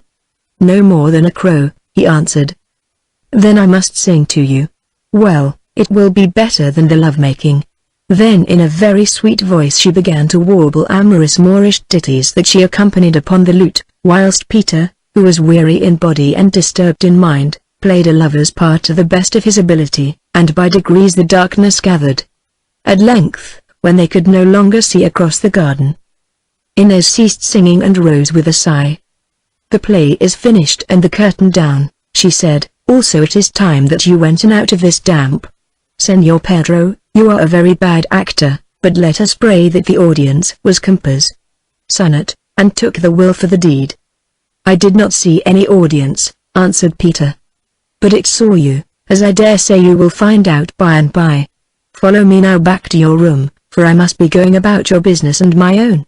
Have you any message for the Senor Castell? None, save my love and duty. Tell him that, thanks to you, although still somewhat feeble, I am recovered of my hurt upon the ship and the fever which I took from the sun, and that if he can make any plan to get us all out of this accursed city and the grip of Morella, I will bless his name and yours. Good, I will not forget. Now be silent. Tomorrow we will walk here again, but be not afraid, then there will be no more need for lovemaking. Margaret sat by the open window place of her beautiful chamber in Morella's palace. She was splendidly arrayed in a rich, Spanish dress, whereof the collar was stiff with pearls, she who must wear what it pleased her captor to give her. Her long dresses, fastened with a jeweled band, flowed down about her shoulders, and, her hand resting on her knee, From her high tower prison she gazed out across the valley at the dim and mighty mass of the Alhambra and the 10,000 lights of Granada which sparkled far below. Near to her, seated beneath a silver hanging lamp, and also clad in rich array, was Betty. "What is it, cousin?" asked the girl, looking at her anxiously. "At least you should be happier than you were, for now you know that Peter is not dead, but almost recovered from his sickness and in this very palace, also, that your father is well and hidden away, plotting for our escape. Why, then, are you so sad, who should be more joyful than you were? Would you learn, Betty? Then I will tell you. I am betrayed. Peter Brome, the man whom I looked upon almost as my husband, is false to me." "Master Peter false!" exclaimed Betty, staring at her open-mouthed. "No, it is not possible. I know him, he could not be, who will not even look at another woman, if that is what you mean." "You say so. Then, Betty, listen and judge. You remember this afternoon, when the Marquis took us to see the wonders of this palace, and I went thinking that perhaps I might find some path by which afterwards we could escape. Of course I remember, Margaret. We do not leave this cage so often that I am likely to forget. Then you will remember also that high-walled garden in which we walked, where the great tower is, and how the Marquis and that hateful priest Father Enriques and I went up the tower to study the prospect from its roof, I thinking that you were following me." "The waiting women would not let me," said Betty. "So soon as you had passed in they shut the door and told me to bide where I was till you returned. I went near to pulling the hair out of the head of one of them over it, since I was afraid for you alone with those two men. But she drew her knife, the cat, and I had none." "You must be careful, Betty," said Margaret, "lest some of these heathen folk should do you a mischief." "Not they," she answered, "they are afraid of me. Why, the other day I bundled one of them, whom I found listening at the door, head first down the stairs. She complained to the Marquis, but he only laughed at her, and now she lies abed with a plaster on her nose. But tell me your tale." "We climbed the tower," said Margaret, "and from its topmost room looked out through the windows that face south at all the mountains and the plain over which they dragged us from Montreal. Presently the priest, who had gone to the north wall, in which there are no windows, and entered some recess there, came out with an evil smile upon his face, and whispered something to the Marquis, who turned to me and said, 'The father tells me of an even prettier scene which we can view yonder. Come, Senora, and look.' So I went, who wished to learn all that I could of the building. They led me into a little chamber cut in the thickness of the stonework, in the wall of which are slits like loopholes for the shooting of arrows, wide within, but very narrow without, so that I think they cannot be seen from below, hidden as they are between the rough stones of the tower. 'This is the place,' said the Marquis, 'where in the old days the kings of Granada, who were always jealous, used to sit to watch their women in the secret garden. It is told that thus one of them discovered his sultana making love to an astrologer, and drowned them both in the marble bath at the end of the garden. Look now, beneath us walk a couple who do not guess that we are the witnesses of their vows.' So I looked idly enough to pass the time, and there I saw a tall man in a Moorish dress, and with him, for their arms were about each other, a woman. As I was turning my head away who did not wish to spy upon them thus, the woman lifted her face to kiss the man, and I knew her for that beautiful Inez who has visited us here at times, as a spy I think.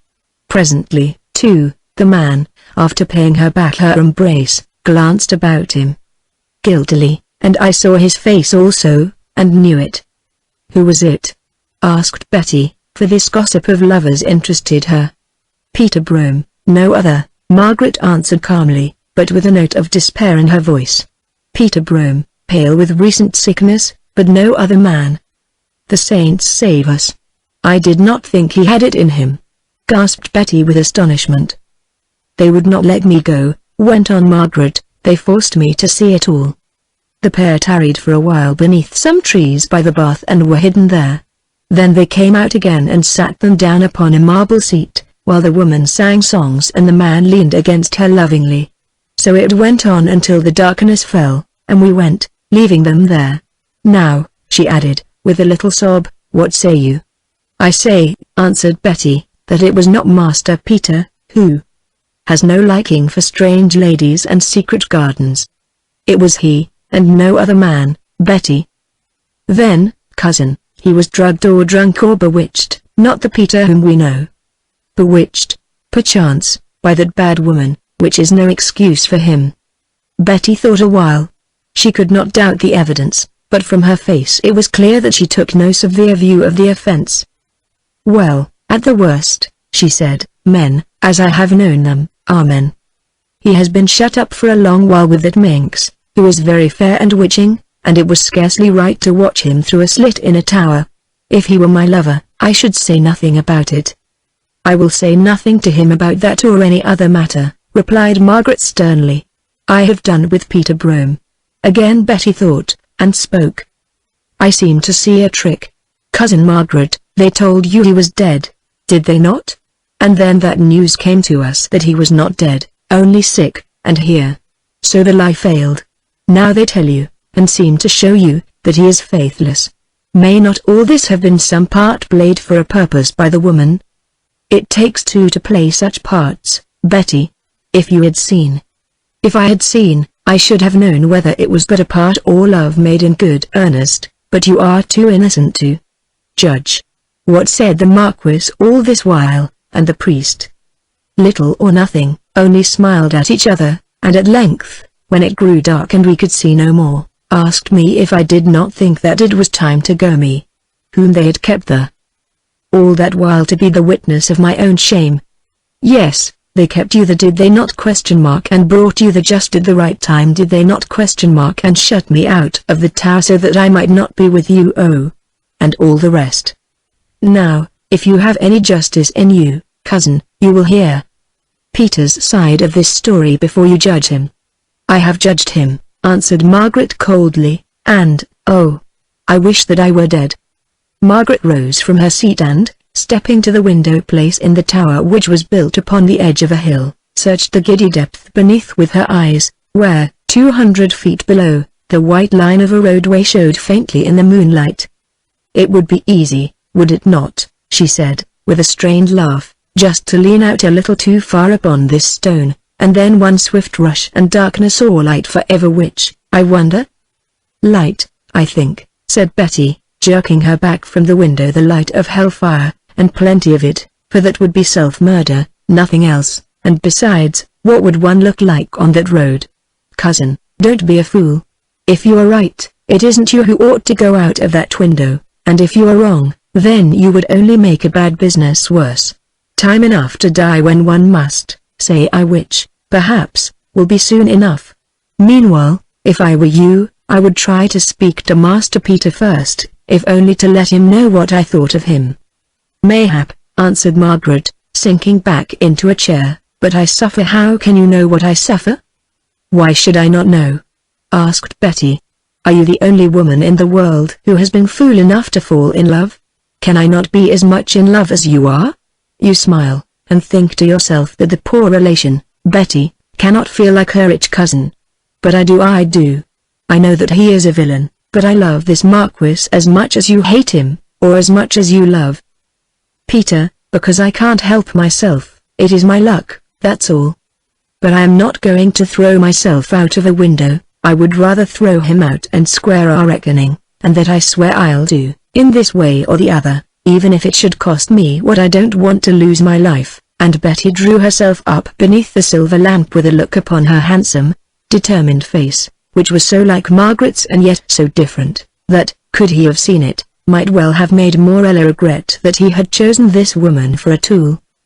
While Margaret studied her wonderingly, she heard a sound, and glanced up to see, standing before them, none other than the beautiful Spaniard, or more, for she knew not which she was, Inez, that same woman whom, from her hiding place in the tower, she had watched with Peter in the garden. "How did you come here?" she asked coldly. "Through the door, Senora, that was left unlocked, which is not wise of those who wish to talk privately in such a place as this," she answered with a humble curtsy. "The door is still unlocked," said Margaret, pointing towards it. "Nay, Senora, you are mistaken, here is its key in my hand. I pray you do not tell your lady to put me out, which, being so strong, she well can do, for I have words to say to you, and if you are wise you will listen to them." Margaret thought a moment, then answered, "Say on, and be brief." Chapter 16. Betty shows her teeth. "Senora," said Inez, "you think that you have something against me." "No," answered Margaret, "you are what you are, why should I blame you?" "Well, against the Senor Brome then?" "Perhaps, but that is between me and him. I will not discuss it with you." "Senora," went on Inez, with a slow smile, "we are both innocent of what you thought you saw." "Indeed, then who is guilty?" "The Marquis of Morella." Margaret made no answer, but her eyes said much.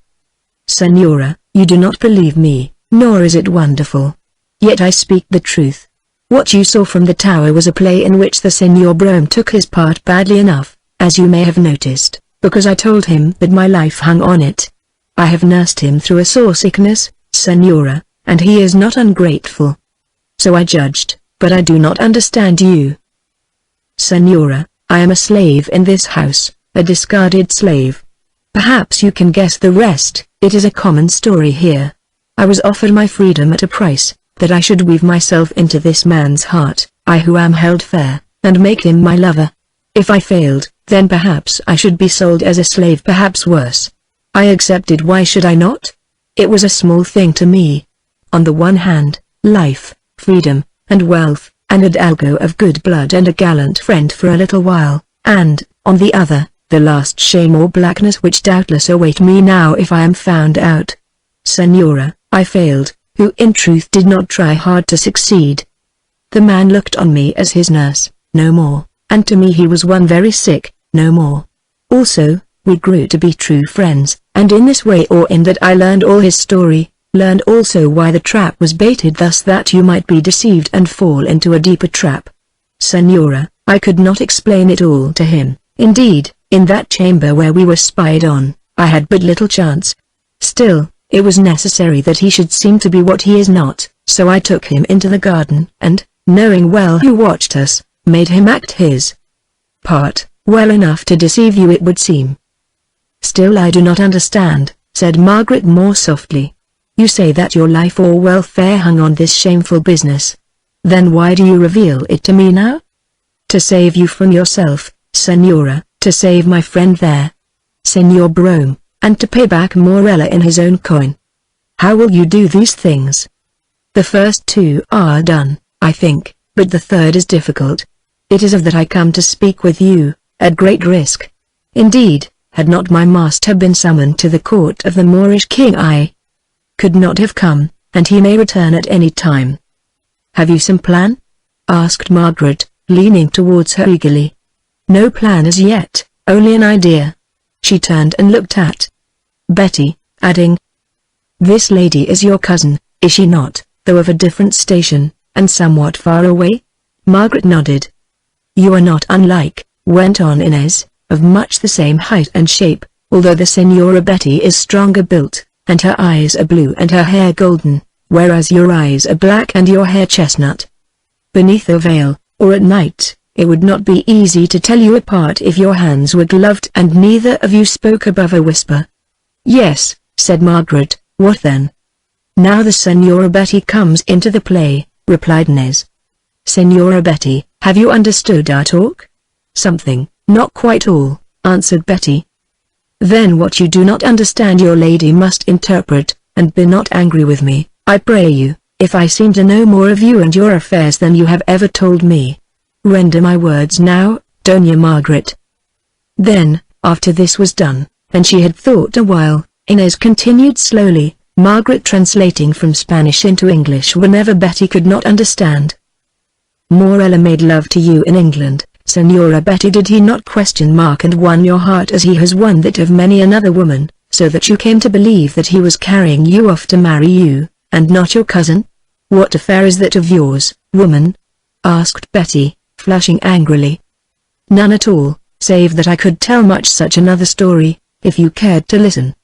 But hear me out, and then answer me a question, or rather, answer the question first. Would you like to be avenged upon this high-born knave? Avenged? answered Betty, clenching her hands and hissing the words through her firm, white teeth. I would risk my life for it. As I do. It seems that we are of one mind there. Then I think that perhaps I can show you a way. Look now, your cousin has seen certain things which women placed as she is do not like to see. She is jealous, she is angry always until I told her the truth. Well, tonight or tomorrow, Morella will come to her and say, are you satisfied?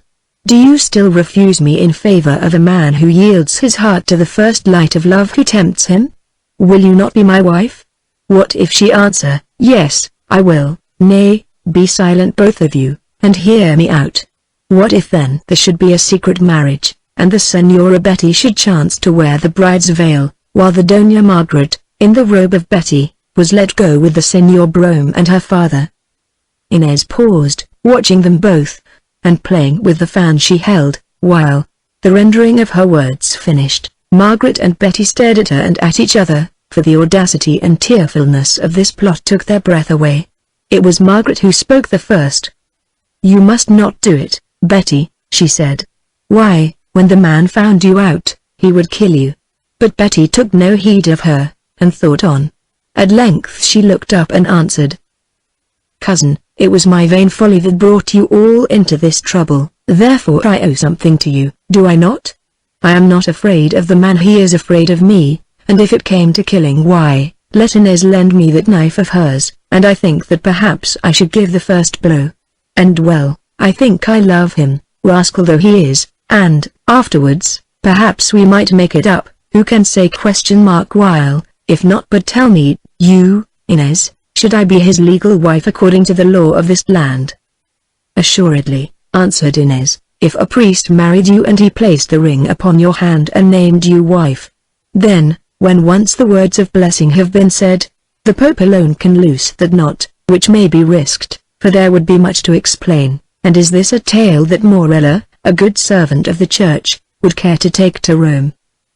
It would be a trick, broke in Margaret, a very ugly trick. And what was it he played on me and you? Asked Betty. Nay, I'll chance it, and his rage, if only I can be sure that you and Peter will go free, and your father with you. But what of this, Inez? Asked Margaret, bewildered. She will look after herself, answered Inez. Perchance, if all goes well, you will let me ride with you. And now I dare stop no longer, I go to see your father, the Senor Castle, and if anything can be arranged, we will talk again. Meanwhile, Doña Margaret, your affianced is nearly well again at last and sends his heart's love to you, and, I counsel you, when Morella speaks, turn a gentle ear to him. Then with another deep curtsy she glided to the door, unlocked it, and left the room. An hour later Inez was being led by an old Jew, dressed in a muslin robe and turban, through one of the most tortuous and crowded parts of Granada. It would seem that this Jew was known there, for his appearance, accompanied by a veiled woman, apparently caused no surprise to those followers of the Prophet that he met, some of whom, indeed, saluted him with humility. These children of Mahomet seem to love you, Father Israel, said Inez. Yes, yes, my dear, answered the old fellow with a chuckle, they owe me money, that is why, and I am getting it in before the great war comes with the Spaniards, so they would sweep the streets for me with their beards, all of which is very good for the plans of our friend yonder. Ah! He who has crowns in his pocket can put a crown upon his head, there is nothing that money will not do in Granada. Give me enough of it, and I will buy his sultana from the king. This castle has plenty? Asked Inez shortly. Plenty, and more credit. He is one of the richest men in England. But why do you ask? He would not think of you, who is too troubled about other things. Inez only laughed bitterly, but did not resent the words. Why should she? It was not worthwhile. I know, she answered, but I mean to earn some of it all there. Same, and I want to be sure that there is enough for all of us. There is enough, I have told you there is enough and to spare, answered the Hebrew Israel as he tapped on a door in a dirty-looking wall. It opened as though by magic, and they crossed a paved patio, or courtyard, to a house beyond, a tumble-down place of Moorish architecture. Our friend Castle, being in seclusion just now, has hired the cellar floor," said Israel with a chuckle to Inez, "so be pleased to follow me, and take care of the rats and beetles." Then he led her down a rickety stair which opened out of the courtyard into vaults filled with vats of wine, and, having lit a taper, through these, shutting and locking sundry doors behind him, to what appeared to be a very damp wall covered with cobwebs, and situated in a dark corner of a wine cave.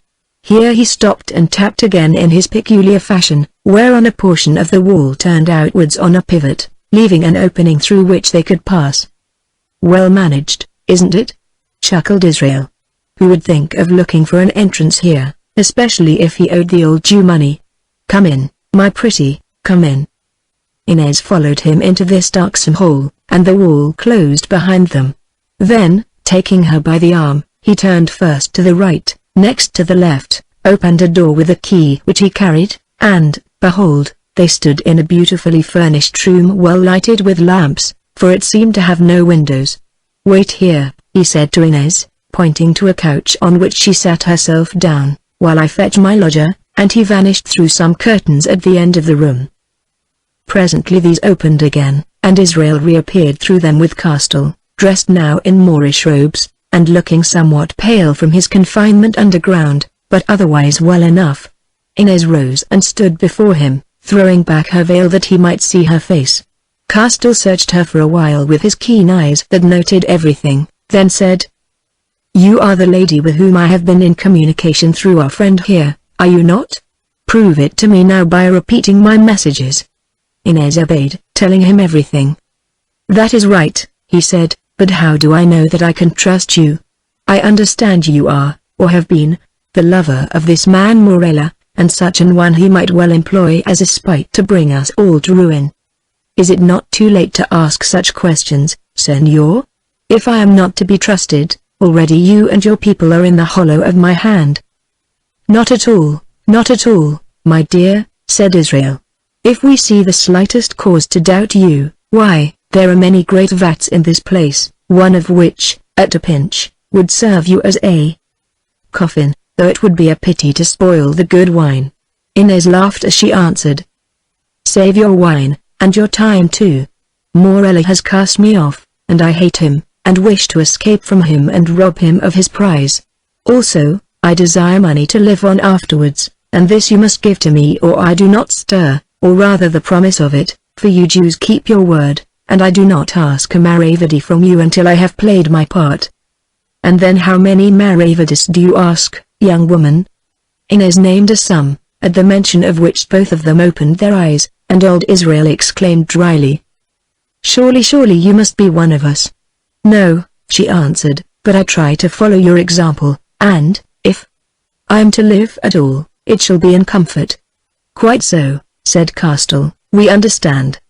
But now tell us, what do you propose to do for this money?" "I propose to set you, your daughter, the Doña Margaret, and her lover, the Señor Brome, safe and free outside the walls of Granada, and to leave the Marquis of Morella married to another woman." "What other woman? Yourself?" asked Castile, fixing on this last point in the program. "No, Señor, not for all the wealth of both of you. To your dependent and your daughter's relative, the handsome Betty." "How will you manage that?" exclaimed Castile, amazed. "These cousins are not unlike, Señor, although the link of blood between them is so thin. Listen now, I will tell you." And she explained the outlines of her plan. "A bold scheme enough," said Castile, when she had finished, "but even if it can be done, would that marriage hold?" "I think so," answered Inez, "if the priest knew and he could be bribed and the bride knows. But if not, what would it matter, since Rome alone can decide the question, and long before that is done the fates of all of us will be settled." "Rome or death," said Castile, and Inez read what he was afraid of in his eyes. "Your Betty takes her chance," she replied slowly, "as many a one has done before her with less cause. She is a woman with a mind as strong as her body. Morella made her love him and promised to marry her. Then he used her to steal your daughter, and she learned that she had been no more than a stalking Ifa, from behind which he would net the white swan. Do you not think, therefore, that she has something to pay him back? she through whom her beloved mistress and cousin has been brought into all this trouble? If she wins, she becomes the wife of a grandee of Spain, a marchioness, and if she loses, well, she has had her fling for a high stake, and perhaps her revenge. At least she is willing to take her chance, and, meanwhile, all of you can be gone." Castell looked doubtfully at the Jew Israel, who stroked his white beard and said, "Let the woman set out her scheme. At any rate she is no fool, and it is worth our hearing, though I fear that at the best it must be costly." "I can pay," said Castell, and motioned to Inez to proceed. As yet, however, she had not much more to say, save that they must have good horses at hand, and send a messenger to Seville, whither the Margaret had been ordered to proceed, bidding her captain hold his ship ready to sail at any hour, should they succeed in reaching him. These things, then, they arranged, and a while later Inez and Israel departed, the former carrying with her a bag of gold. That same night Inez sought the priest, Enriques of Montreal, in that hall of Morella's palace which was used as a private chapel, saying that she desired to speak with him under pretence of making confession, for they were old friends or rather enemies. As it chanced she found the Holy Father in a very ill humor. It appeared that Morella also was in a bad humor with Enriques, having heard that it was he who had possessed himself of the jewels in his strong box on the San Antonio. Now he insisted upon his surrendering everything, and swore, moreover, that he would hold him responsible for all that his people had stolen from the ship, and this because he said that it was his fault that Peter Broma had escaped the sea and come on to Granada. "So, father," said Inez, "you, who thought yourself rich, are poor again." "Yes, my daughter, and that is what chances to those who put their faith in princes. I have served this Marquis well for many years to my soul's hurt, I fear me hoping that he who stands so high in the favor of the church would advance me to some great preferment. But instead, what does he do? He robs me of a few trinkets that, had I not found them, the sea would have swallowed or some thief would have taken, and declares me his debtor for the rest, of which I know nothing." "What preferment did you want, father? I see that you have one in your mind." "Daughter, a friend had written to me from Seville that if I have 100 gold doubloons to pay for it, he can secure me the place of a secretary in the Holy Office where I served before as a familiar until the Marquis made me his chaplain, and gave the benefice of Montreal, which proved worth nothing, and many promises that are worth less. Now those trinkets would fetch 30, and I have saved 20, and came here to borrow the other 50 from the Marquis, to whom I have done so many good turns as you know well, Inez. You see the end of that quest," and he groaned angrily. "It is a pity," said Inez thoughtfully, "since those who serve the Inquisition save many souls, do they not, including their own?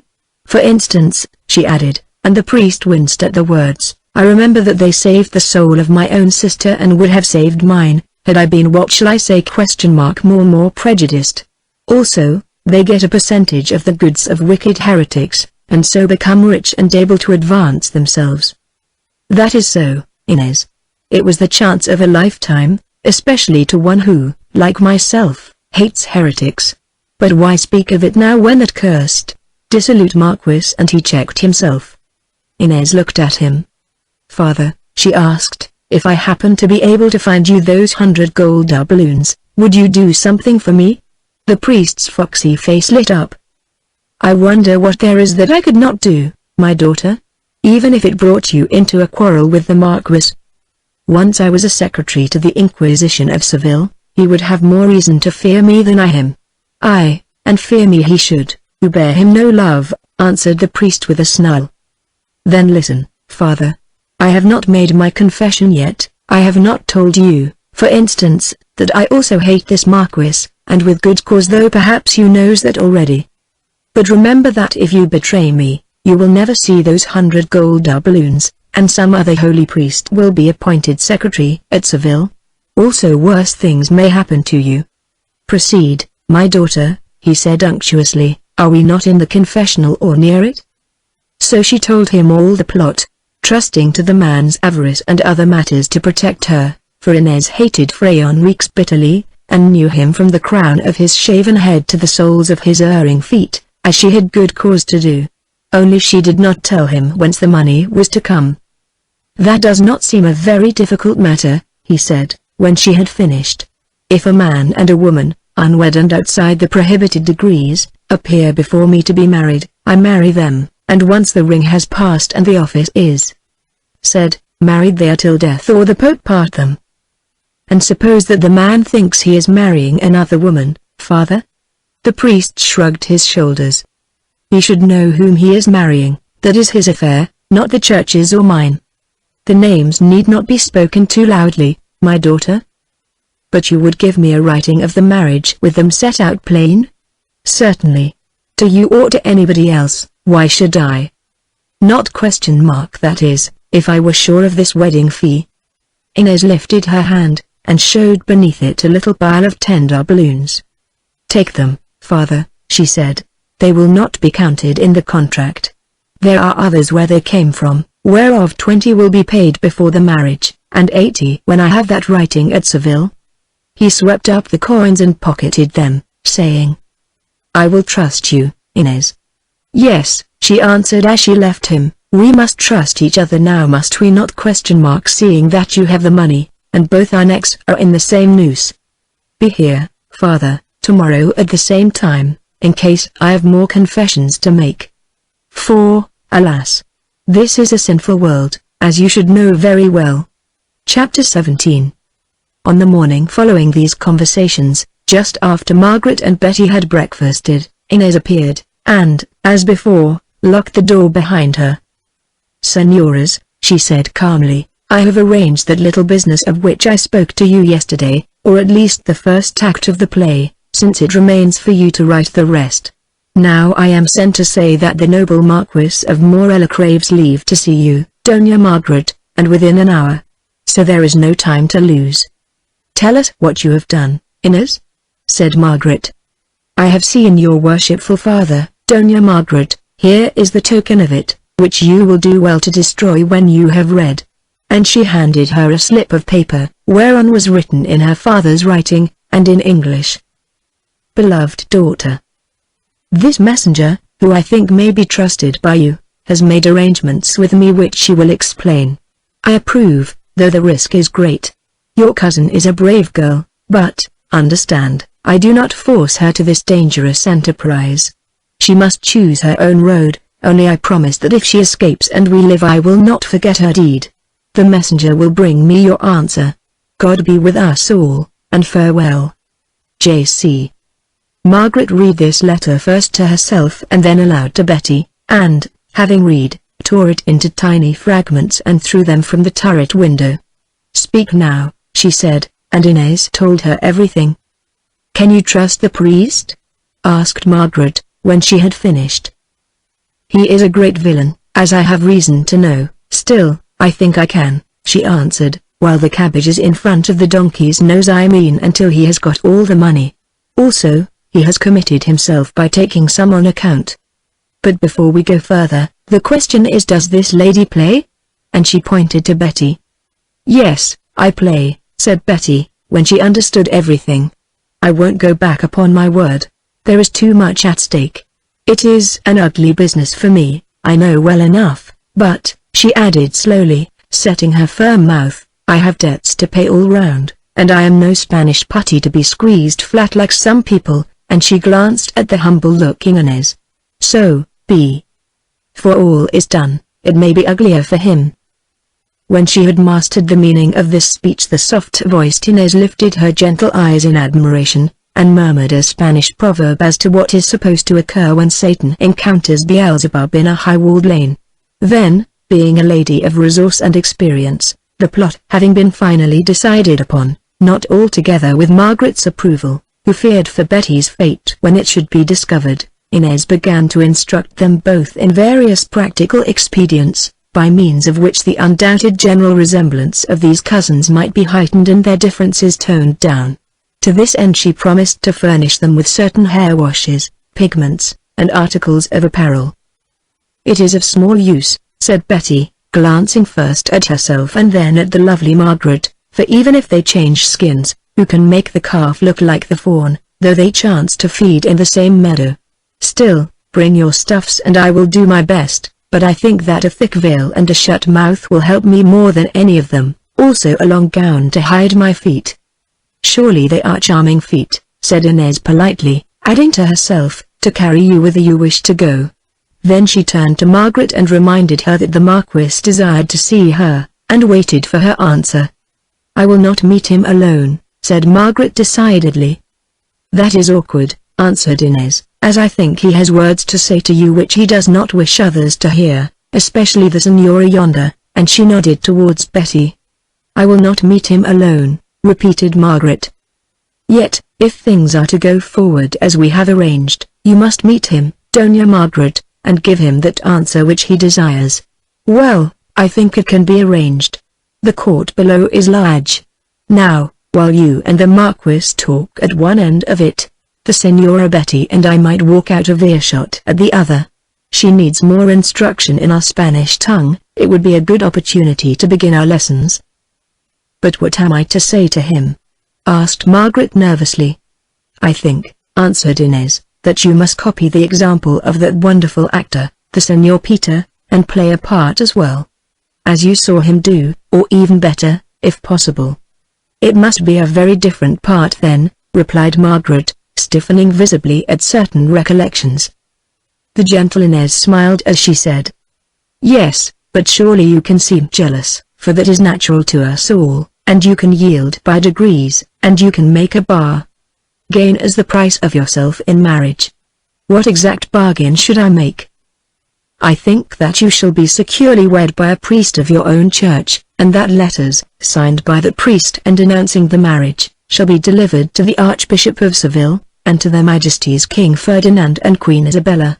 Also, of course, you must arrange that the Señor Brome and your father, the Señor Castle, and your cousin Betty here shall be escorted safe out of Granada before your marriage, and that you shall see them pass through the gate beneath your turret window, swearing that thereafter, at nightfall of the same day, you will suffer the priest to do his office and make you Morella's wife.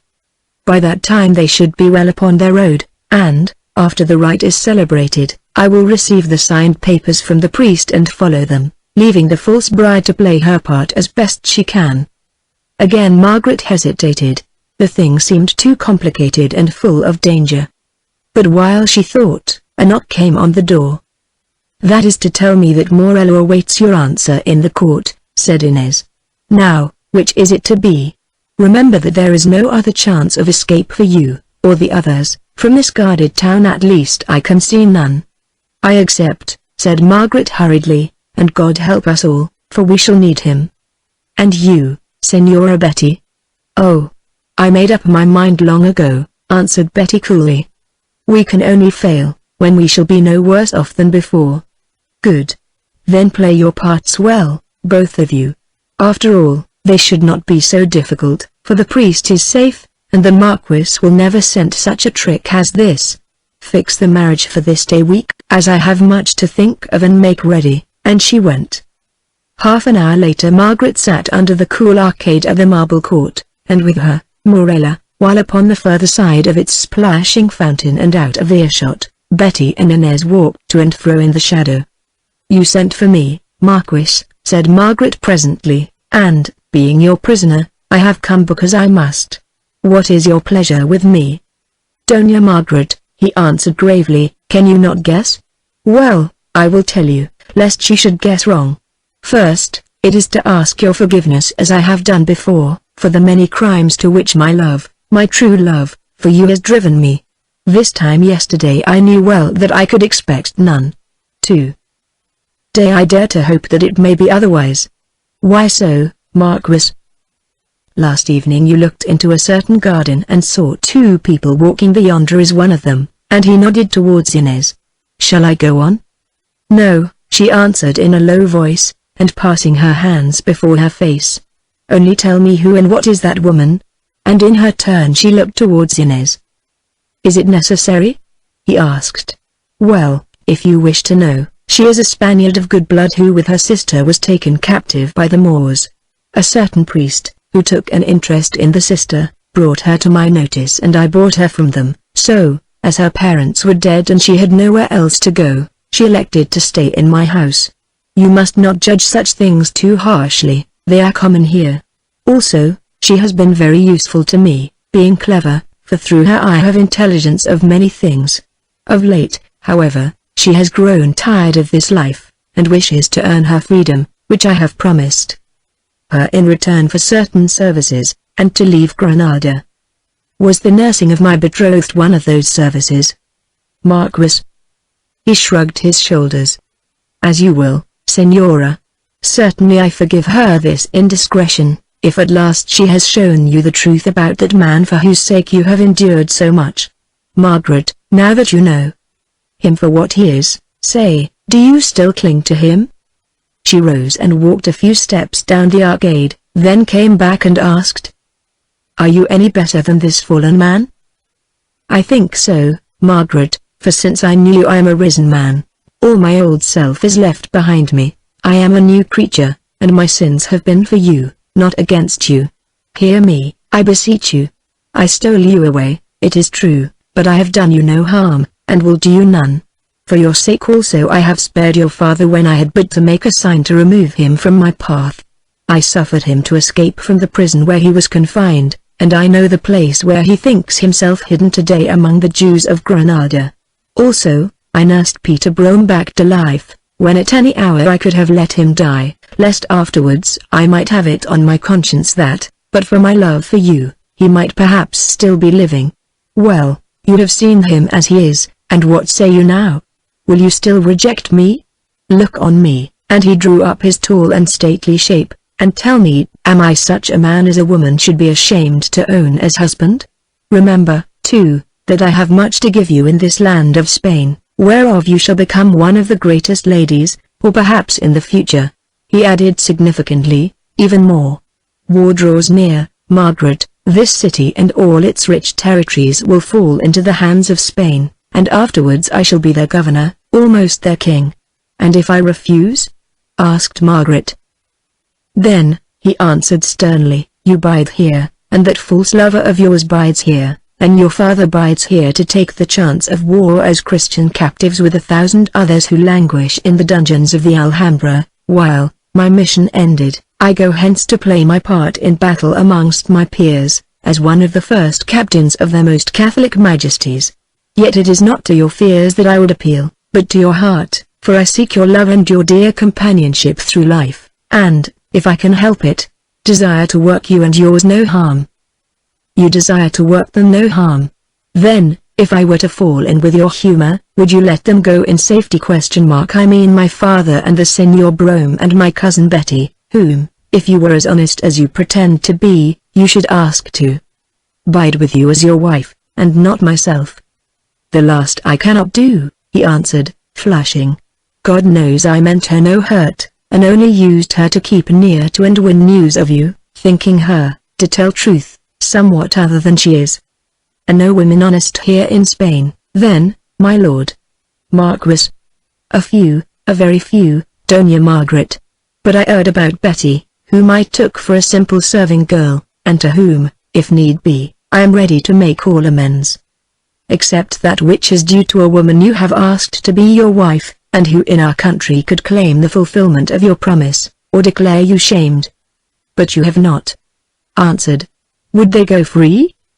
As free as air, especially the Senora Betty, he added with a little smile, for to speak truth, there is something in that woman's eyes which frightens me at times. I think that she has a long memory. Within an hour of our marriage you shall look down from your window and see them depart under escort. Everyone, to go whither they will. Nay, answered Margaret, it is not enough. I should need to see them go before, and then, if I consented, not till the sun had set would I pay the price of their ransom. Then do you consent? He asked eagerly. My lord Marquis, it would seem that I must. My betrothed has played me false. For a month or more I have been prisoner in your palace, which I understand has no good name, and, if I refuse, you tell me that all of us will be cast into yonder dungeons to be sold as slaves or die prisoners of the Moors. My lord Marquis, fate and you leave me but little choice. On this day week I will marry you, but blame me not if you find me other than you think, as you have found my cousin whom you befooled. Till then, Also, I pray you that you will leave me quite untroubled. If you have arrangements to make or commands to send, the woman Inez yonder will serve as messenger, for of her I know the worst." "I will obey you in all things, Doña Margaret," he answered humbly. "Do you desire to see your father or?" and he paused. "Neither of them," she answered. "I will write to them and send my letters by this Inez." "Why should I see them?" she added passionately. "You have done with the old days when I was free and happy, and am about to become the wife of the most noble Marquis of Morella, that honorable grandee of Spain, who tricked a poor girl by a false promise of marriage, and used her blind and loving folly to trap and steal me from my home. My lord, till this day week I bid you farewell," and, walking from the arcade to the fountain, she called aloud to Betty to accompany her to their rooms. The week for which Margaret had bargained had gone by. All was prepared. Inez had shown to Morella the letters that his bride-to-be wrote to her father and to Peter Brome, also the answers, imploring and passionate, to the same. But there were other letters and other answers which she had not shown. It was afternoon, swift horses were ready in the courtyard, and with them an escort, while, disguised as Moors, Castell and Peter waited under guard in a chamber close at hand. Betty, dressed in the robes of a Moorish woman, and thickly veiled, stood before Morella, to whom Inez had led her. "I come to tell you," she said, "that at sundown, 3 hours after we have passed beneath her window, my cousin and mistress will wait to be made your wife, but if you try to disturb her before then she will be no wife of yours, or any man's." "I obey," answered Morella, "and, Señora Betty, I pray your pardon, and that you will accept this gift from me in token of your forgiveness." And with a low bow he handed to her a beautiful necklace of pearls. "I take them," said Betty, with a bitter laugh, "as they may serve to buy me a passage back to England. But forgive you I do not, Marquis of Morella, and I warn you that there is a score between us which I may yet live to settle. You seem to have won, but God in heaven takes note of the wickedness of men, and in this way or in that he always pays his debts. Now I go to bid farewell to my cousin Margaret, but to you I do not bid farewell, for I think that we shall meet again," and with a sob she let fall the veil which she had lifted above her lips to speak and departed with Inez, to whom she whispered as they went, "He will not linger for any more goodbyes with Betty Dean." They entered Margaret's room and locked the door behind them.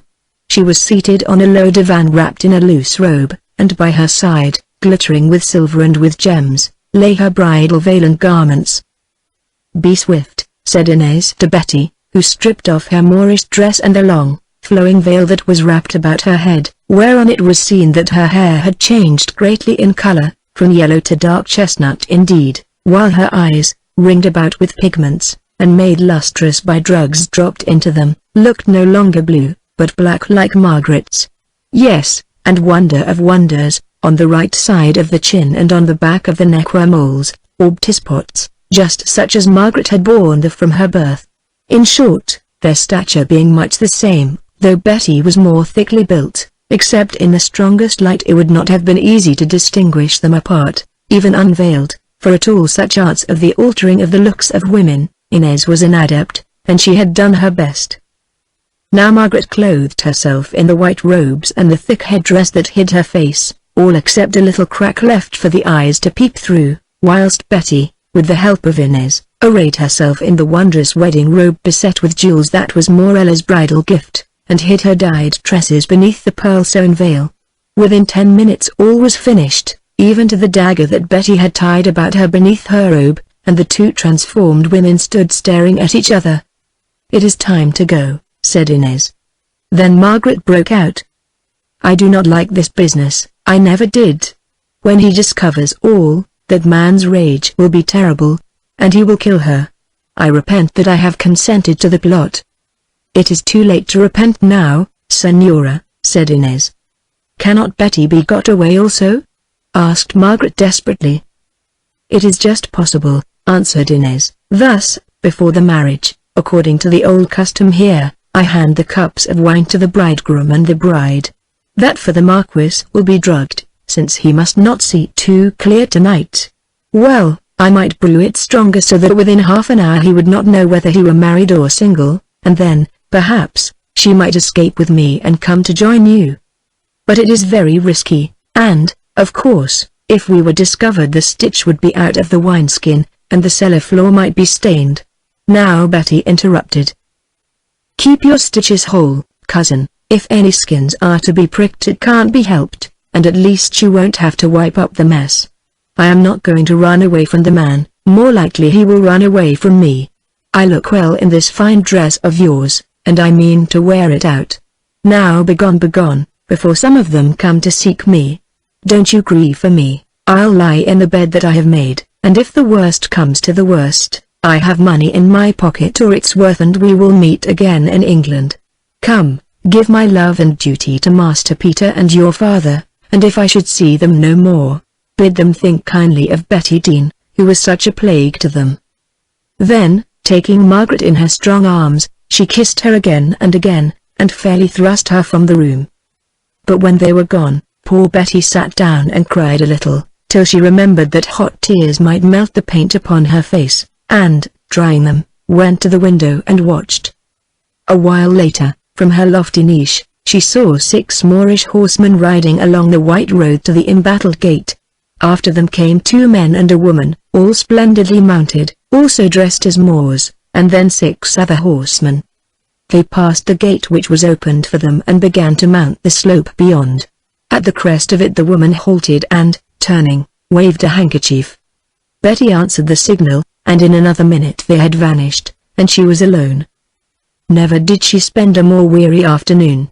2 hours later, still watching at her window, she saw the Moorish escort return, and knew that all was well, and that by now, Margaret, her lover, and her father were safely started on their journey. So she had not risked her life in vain. Chapter 18. The Holy Hermandad. Down the long passages, through the great, fretted halls, across the cool marble courts, flitted Inez and Margaret. It was like a dream. They went through a room where women, idling or working at tapestries, looked at them curiously. Margaret heard one of them say to another, "Why does the Doña Margaret's cousin leave her?" And the answer, "Because she is in love with the Marquis herself, and cannot bear to stay." "What a fool," said the first woman. "She is good-looking, and would only have had to wait a few weeks." They passed an open door, that of Morella's own chambers. Within it he stood and watched them go by. When they were opposite to him some doubt or idea seemed to strike his mind, for he looked at them keenly, stepped forward, then, thinking better of it, or perhaps remembering Betty's bitter tongue, halted and turned aside. That danger had gone by. At length, none hindering them, they reached the yard where the escort and the horses waited. Here, standing under an archway, were Castell and Peter. Castell greeted Margaret in English and kissed her through her veil, while Peter, who had not seen her close since months before he rode away to Didim, stared at her with all his eyes, and began to draw near to her, designing to find out, as he was sure he could do if once he touched her, whether indeed this were Margaret, or only Betty after all. Guessing what was in his mind, and that he might reveal everything, Inez, who held a long pin in her hand with which she was fastening her veil that had come loose, pretended to knock against him, and ran the point deep into his arm, muttering, "Fool!" As she did so, he sprang back with an oath. The guard smiled, and she began to pray his pardon. Castell helped Margaret onto her horse, then mounted his own, as did Peter, still rubbing his arm, but not daring to look towards Margaret, whose hand Inez shook familiarly in farewell as though she were her equal, addressing her the while in terms of endearment such as Spanish women use to each other. An officer of Morella's household came and counted them, saying, 2 men and a woman. That is right, though I cannot see the woman's face. For a moment he seemed to be about to order her to unveil, but Inez called to him that it was not decent before all these Moors, whereon he nodded and ordered the captain to proceed. They rode through the arch of the castle along the roadway, through the great gate of the wall also, where the guard questioned their escort, stared at them, and, after receiving a present from Castell, let them go, telling them they were lucky Christians to get alive out of Granada, as indeed they were. At the brow of the rise Margaret turned and waved her handkerchief towards that high window which she knew so well. Another handkerchief was waved in answer, and, thinking of the lonely Betty watching them the while she awaited the issue of her desperate venture. Margaret went on, weeping beneath her veil. For an hour they rode forward, speaking few words to each other, till at length they came to the crossroads, one of which ran to Malaga, and the other towards Seville. Here the escort halted, saying that their orders were to leave them at this point, and asking which road they intended to take. Castell answered that to Malaga, whereon the captain replied that they were wise, as they were less likely to meet bands of marauding thieves who called themselves Christian soldiers, and murdered or robbed all travelers who fell into their hands. Then Castell offered him a present, which he accepted gravely, as though he did him a great favor, and, after bows and salutations, they departed. As soon as the Moors were gone the three rode a little way towards Malaga. Then, when there was nobody in sight, they turned across country and gained the Seville road. At last they were alone and, halting beneath the walls of a house that had been burnt in some Christian raid, they spoke together freely for the first time, and oh, what a moment was that for all of them. Peter pushed his horse alongside that of Margaret, crying, "Speak, beloved. Is it truly you?" But Margaret, taking no heed of him, leant over and, throwing her arm round her father's neck, kissed him again and again through her veil, blessing God that they had lived to meet in safety. Peter tried to kiss her also, but she caused her horse to move so that he nearly fell from his saddle. "Have a care, Peter," she said to him, "or your love of kissing will lead you into more trouble." Whereon, guessing of what she spoke, he colored furiously, and began to explain at length. "Cease," she said, "cease. I know all that story, for I saw you." Then, relenting, with some brief, sweet words of greeting and gratitude, gave him her hand, which he kissed often enough. "Come," said Castell, "we must push on, who have 20 miles to cover before we reach that inn where Israel has arranged that we should sleep tonight. We will talk as we go." And talk they did, as well as the roughness of the road and the speed at which they must travel would allow. Riding as hard as they were able, at length they came to the venta, or rough hostelry, just as the darkness closed in. At the sight of it they thanked God aloud, for this place was across the Moorish border, and now they had little to fear from Granada. The host, a half-bred Spaniard and a Christian, expected them, having received a message from Israel, with whom he had had dealings, and gave them 2 rooms, rude enough, but sufficient, and good food and wine, also stabling and barley for their horses, bidding them sleep well and have no fear, as he and his people would watch and warn them of any danger. Yet it was late before they slept, who had so much to say to each other, especially Peter and Margaret, and were so happy at their escape, if only for a little while. Yet across their joy, like the sound of a funeral bell at a merry feast, came the thought of Betty and that fateful marriage in which ere now she must have played her part. Indeed, at last Margaret knelt down and offered up prayers to heaven that the saints might protect her cousin in the great peril which she had incurred for them, nor was Peter ashamed to join her in that prayer. Then they embraced, especially Peter and Margaret, and laid them down, Castell and his daughter in one room, and Peter in the other, and slept as best they could. Half an hour before dawn Peter was up seeing to the horses while the others breakfasted and packed the food that the landlord had made ready for their journey. Then he also swallowed some meat and wine, and at the first break of day, having discharged their reckoning and taken a letter from their host to those of other inns upon the road, they pressed on towards Seville, very thankful to find that as yet there were no signs of their being pursued. All that day, with short pauses to rest themselves and their horses, they rode on without accident, for the most part over a fertile plain watered by several rivers which they crossed at fords or over bridges. As night fell they reached the old town of Oxuna, which for many hours they had seen set upon its hill before them, and, notwithstanding their Moorish dress, made their way almost unobserved in the darkness to that into which they had been recommended. Here, although he stared at their garments, on finding that they had plenty of money, the landlord received them well enough, and again they were fortunate in securing rooms to themselves. It had been their purpose to buy Spanish clothes in this town, but, as it happened, it was a feast day, and at night every shop in the place was closed, so they could get none. Now, as they greatly desired to reach Seville by the following nightfall, hoping under cover of the darkness to find and come aboard of their ship, the Margaret, which they knew lay safely in the river, and had been advised by messenger of their intended journey, it was necessary for them to leave Oxuna before the dawn.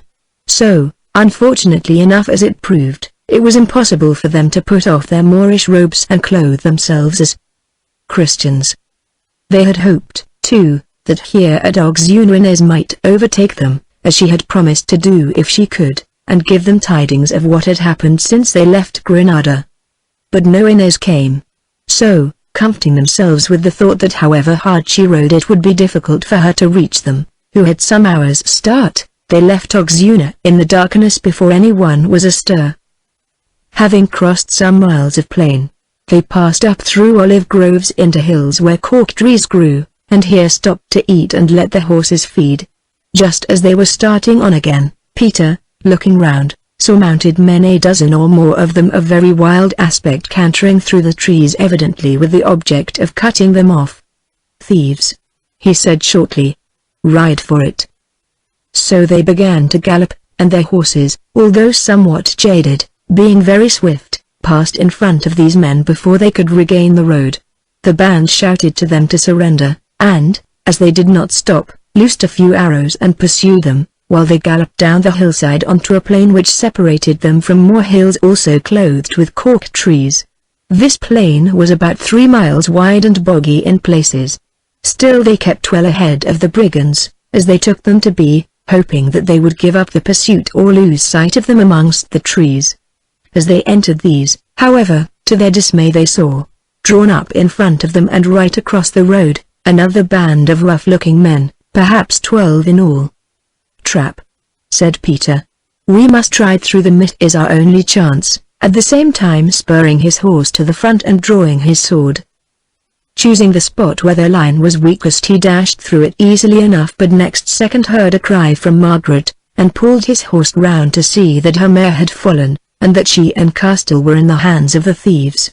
Indeed, already rough men had hold of her, and one of them was trying to tear the veil from her face. With a shout of rage Peter charged them, and struck so fierce a blow that his sword cut through the fellow's helmet into his skull, so that he fell down, dying or dead, Margaret's veil still in his hand. Then they rushed at him, 5 or 6 of them, and, although he wounded another man, dragged him from his horse, and, as he lay upon his back, sprang at him to finish him before he could rise. Already their knives and swords were over him, and he was making his farewells to life, when he heard a voice command them to desist and bind his arms. This was quickly done, and he was suffered to rise from the ground to see before him, not Morella, as he half expected, but a man clad in fine armor beneath his rough cloak, evidently an officer of rank. "What kind of a Moor are you?" he asked, "who dare to kill the soldiers of the holy Hammondad in the heart of their king's country?" And he pointed to the dead man. "I am not a Moor," answered Peter in his rough Spanish. "I am a Christian escaped from Granada, and I cut down that man because he was trying to insult my betrothed, as you would have done, Señor. I did not know that he was a soldier of their Hammondad. I thought him a common thief of the hills." This speech, or as much as he could understand of it, seemed to please the officer, but before he could answer, Castile said, "Sir officer, the Señor is an Englishman, and does not speak your language well." "He uses his sword well, anyhow," interrupted the captain, glancing at the dead soldier's cloven helm and head. "Yes, sir, he is of your trade and, as the scar upon his face shows, has fought in many wars. Sir, what he tells you is true. We are Christian captives escaped from Granada and flying to Seville with my daughter, to whom I pray you to do no harm, to ask for the protection of their gracious majesties, and to find a passage back to England." "You do not look like an Englishman," answered the captain, "you look like a Moreno." "Sir, I cannot help my looks. I am a merchant of London, Castile by name. It is one well known in Seville and throughout this land, where I have large dealings, as, if I can but see him, your king himself will acknowledge. Be not deceived by our dress, which we had to put on in order to escape from Granada, but, I beseech you, let us go on to Seville." "Señor Castile," answered the officer, "I am the Captain Moreno of Puebla, and, since you would not stop when he called to you, and have killed one of my best soldiers, To Seville you must certainly go, but with me, not by yourselves. You are my prisoners, but have no fear. No violence shall be done to you or the lady, who must take your trials for your deeds before the King's court, and there tell your story, true or false." So, having been disarmed of their swords, they were allowed to remount their horses and taken on towards Seville as prisoners. "At least," said Margaret to Peter, "we have nothing more to fear from highwaymen, and have escaped these soldiers' swords unhurt." "Yes," answered Peter with a groan, "but I hoped that tonight we should have slept upon the Margaret while she slipped down the river towards the open sea, and not in a Spanish jail. Now, as fate will have it, for the second time I have killed a man on your behalf, and all the business will be Jean again. Truly our luck is bad." "I think it might be worse, and I cannot blame you for that deed," answered Margaret, remembering the rough hands of the dead soldier, whom some of his comrades had stopped behind to bury. During all the remainder of that long day they rode on through the burning heat, across the rich, cultivated plain, towards the great city of Seville, whereof the Giralda, which once had been the minaret of a Moorish mosque, towered hundreds of feet into the air before them. At length, towards evening, they entered the eastern suburbs of the vast city and, passing through them and a great gate beyond, began to thread its tortuous streets. "Whither go we, Captain Ireno?" asked Castell presently. "To the prison of the Holy Hermandad to await your trial for the slaying of one of its soldiers," answered the officer. "I pray that we may get there soon then," said Peter, looking at Margaret, who, overcome with fatigue, swayed upon her saddle like a flower in the wind. "So do I," muttered Castell, glancing round at the dark faces of the people, who, having discovered that they had killed a Spanish soldier, and taking them to be Moors, were marching alongside of them in great numbers, staring sullenly, or cursing them for infidels.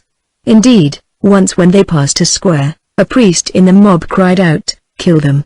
whereon a number of rough fellows made a rush to pull them off their horses, and were with difficulty beaten back by the soldiers. Foiled in this attempt they began to pelt them with garbage, so that soon their white robes were stained and filthy. One fellow, too, threw a stone which struck Margaret on the wrist, causing her to cry out and drop her rein. This was too much for the hot-blooded Peter, who, spurring his horse alongside of him, before the soldiers could interfere, hit him such a buffet in the face that the man rolled upon the ground. Now Castell thought that they would certainly be killed, but to his surprise the mob only laughed and shouted such things as "well hit," "more," "that infidel has a strong arm," and so forth. Nor was the officer angry, for when the man rose, a knife in his hand, he drew his sword and struck him down again with the flat of it, saying to Peter, "Do not sully your hand with such street swine, senor." Then he turned and commanded his men to charge the crowd ahead of them. So they got through these people and, after many twists and turns down side streets to avoid the main avenues, came to a great and gloomy building and into a courtyard through barred gates that were opened at their approach and shut after them.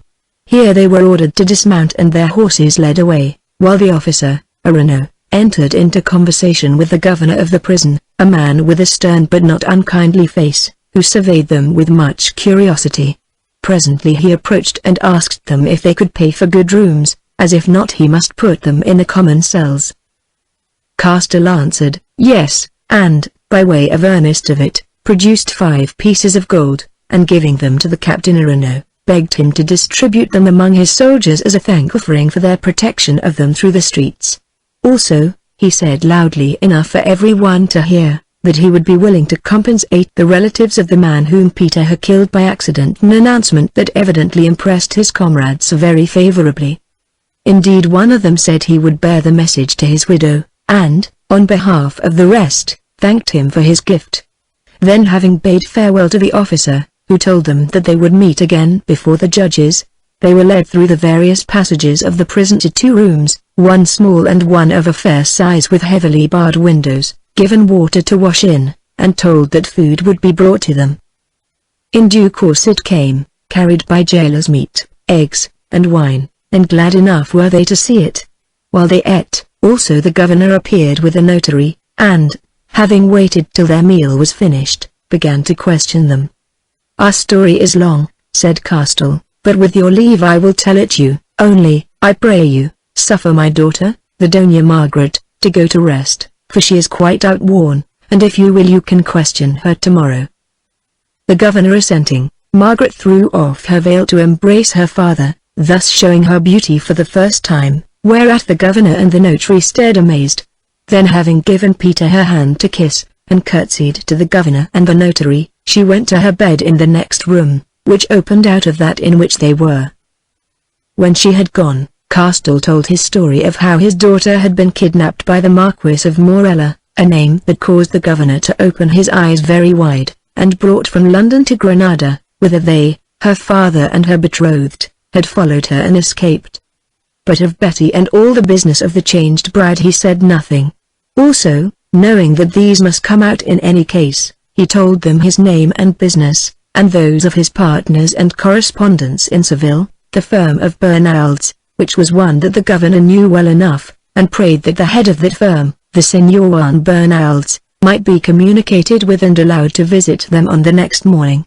Lastly, he explained that they were no thieves or adventurers, but English subjects in misfortune, and again hinted that they were both able and willing to pay for any kindness or consideration that was shown to them, of all of which sayings the governor took note. Also this officer said that he would communicate with his superiors, and, if no objection were made, send a messenger to ask the Señor Bernald's to attend at the prison on the following day. Then at length he and the notary departed, and, the jailers having cleared away the food and locked the door, Castell and Peter lay down on the beds that they had made ready for them, thankful enough to find themselves at Seville, even though in a prison, where indeed they slept very well that night. On the following morning they woke much refreshed, and, after they had breakfasted, the governor appeared, and with him none other than the Señor Juan Bernald's, Castell's secret correspondent and Spanish partner, whom he had last seen some years before in England, a stout man with a quiet, clever face, not over-given to words. Greeting them with a deference that was not lost upon the governor, he asked whether he had leave to speak with them alone. The governor assented and went, saying he would return within an hour. As soon as the door was closed behind him, Bernald said, "This is a strange place to meet you in, John Castell, yet I am not altogether surprised, since some of your messages reached me through our friends the Jews. Also your ship, the Margaret, lies refitted in the river, and to avoid suspicion I have been lading her slowly with a cargo for England, though how you will come aboard that ship is more than I can say. But we have no time to waste. Tell me all your story, keeping nothing back." So they told him everything as quickly as they could, while he listened silently. When they had done, he said, addressing Peter, "It is 1,000 pities, young sir, that you could not keep your hands off that soldier, for now the trouble that was nearly done with has begun anew, and in a worse shape. The Marquis of Morella is a very powerful man in this kingdom, as you may know from the fact that he was sent to London by their Majesties to negotiate a treaty with your English King Henry as to the Jews and their treatment, should any of them escape thither after they have been expelled from Spain. For nothing less is in the wind, and I would have you know that their Majesties hate the Jews, and especially the Morenos, whom already they burn by dozens here in Seville," and he glanced meaningly at Castell. "I am very sorry," said Peter, "but the fellow handled her roughly, and I was maddened at the sight and could not help myself. This is the second time that I have come into trouble. From the same cause. Also, I thought that he was but a bandit." "Love is a bad diplomatist," replied Bernald, with a little smile, "and who can count last year's clouds?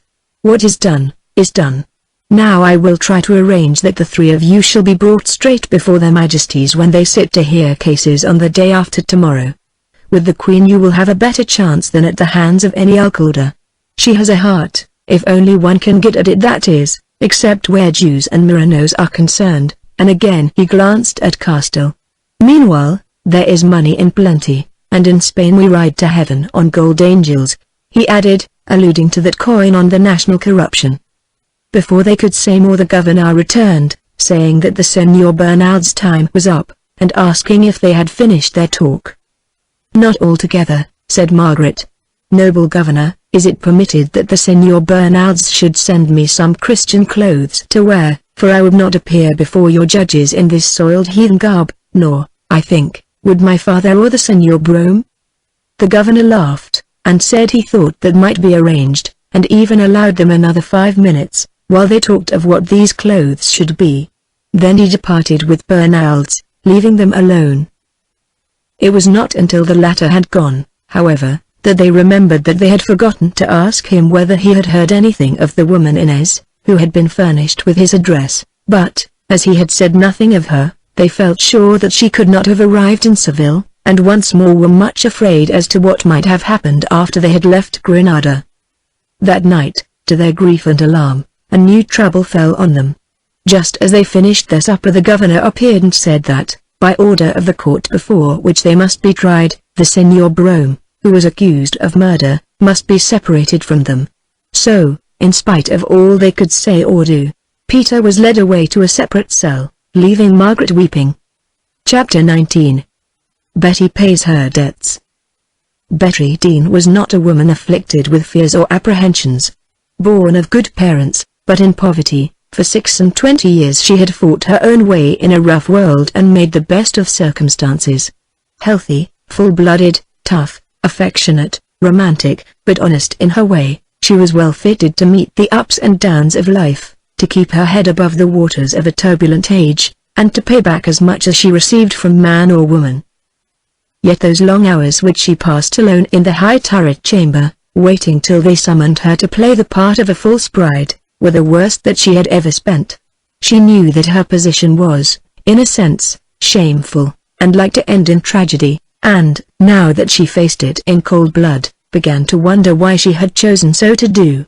She had fallen in love with the Spaniard almost at first sight, though it is true that something like this had happened to her before with other men. Then he had played his part with her, till, quite deceived, she gave all her heart to him in good earnest, believing in her infatuation that, notwithstanding the difference of their place and rank, he desired to make her his wife for her own sake. Afterwards came that bitter day of disillusion when she learned, as Inez had said to Castell, that she was but a stalking heifer used for the taking of the White Swan, her cousin and mistress that day when she had been beguiled by the letter which was still hid in her garments, and for her pains heard herself called a fool to her face. In her heart she had sworn to be avenged upon Morella then, and now the hour had come in which to fulfill her oath and play him back trick for cruel trick. Did she still love the man? She could not say. He was pleasing to her as he had always been, and when that is so women forgive much. This was certain, however love was not her guide tonight. Was it vengeance then that led her on? Perhaps, at least she longed to be able to say to him, "See what? Craft lies hid even in the bosom of an outwitted fool." Yet she would not have done it for vengeance sake alone, or rather she would have paid herself in some other fashion. No, her real reason was that she must discharge the debt due to Margaret and Peter, and to Castell who had sheltered her for years. She it was who had brought them into all this woe, and it seemed but just that she should bring them out again, even at the cost of her own life and womanly dignity. Or, perchance, all three of these powers drove her on common love for the man if it still lingered, the desire to be avenged upon him, and the desire to snatch his prey from out his maw. At least she had set the game, and she would play it out to its end, however awful that might be. The sun sank, the darkness closed about her, and she wondered whether ever again she would see the dawn. Her brave heart quailed a little, and she gripped the dagger hilt beneath her splendid, borrowed robe, thinking to herself that perhaps it might be wisest to drive it into her own breast, and not wait until a balked madman did that office for her. Yet not so, for it is always time to die when one must. A knock came at the door, and her courage, which had sunk so low, burned up again within her. Oh! She would teach this Spaniard that the Englishwoman, whom he had made believe was his desired mistress, could be his master. At any rate, he should hear the truth before the end. She unlocked the door, and Inez entered bearing a lamp, by the light of which she scanned her with her quiet eyes.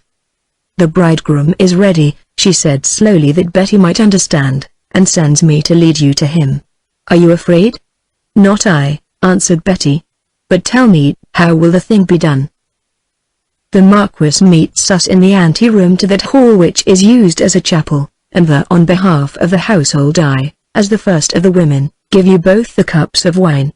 Be sure that you drink of that which I hold in my left hand, passing the cup up beneath your veil so as not to show your face, and speak no word, lest he should recognize your voice.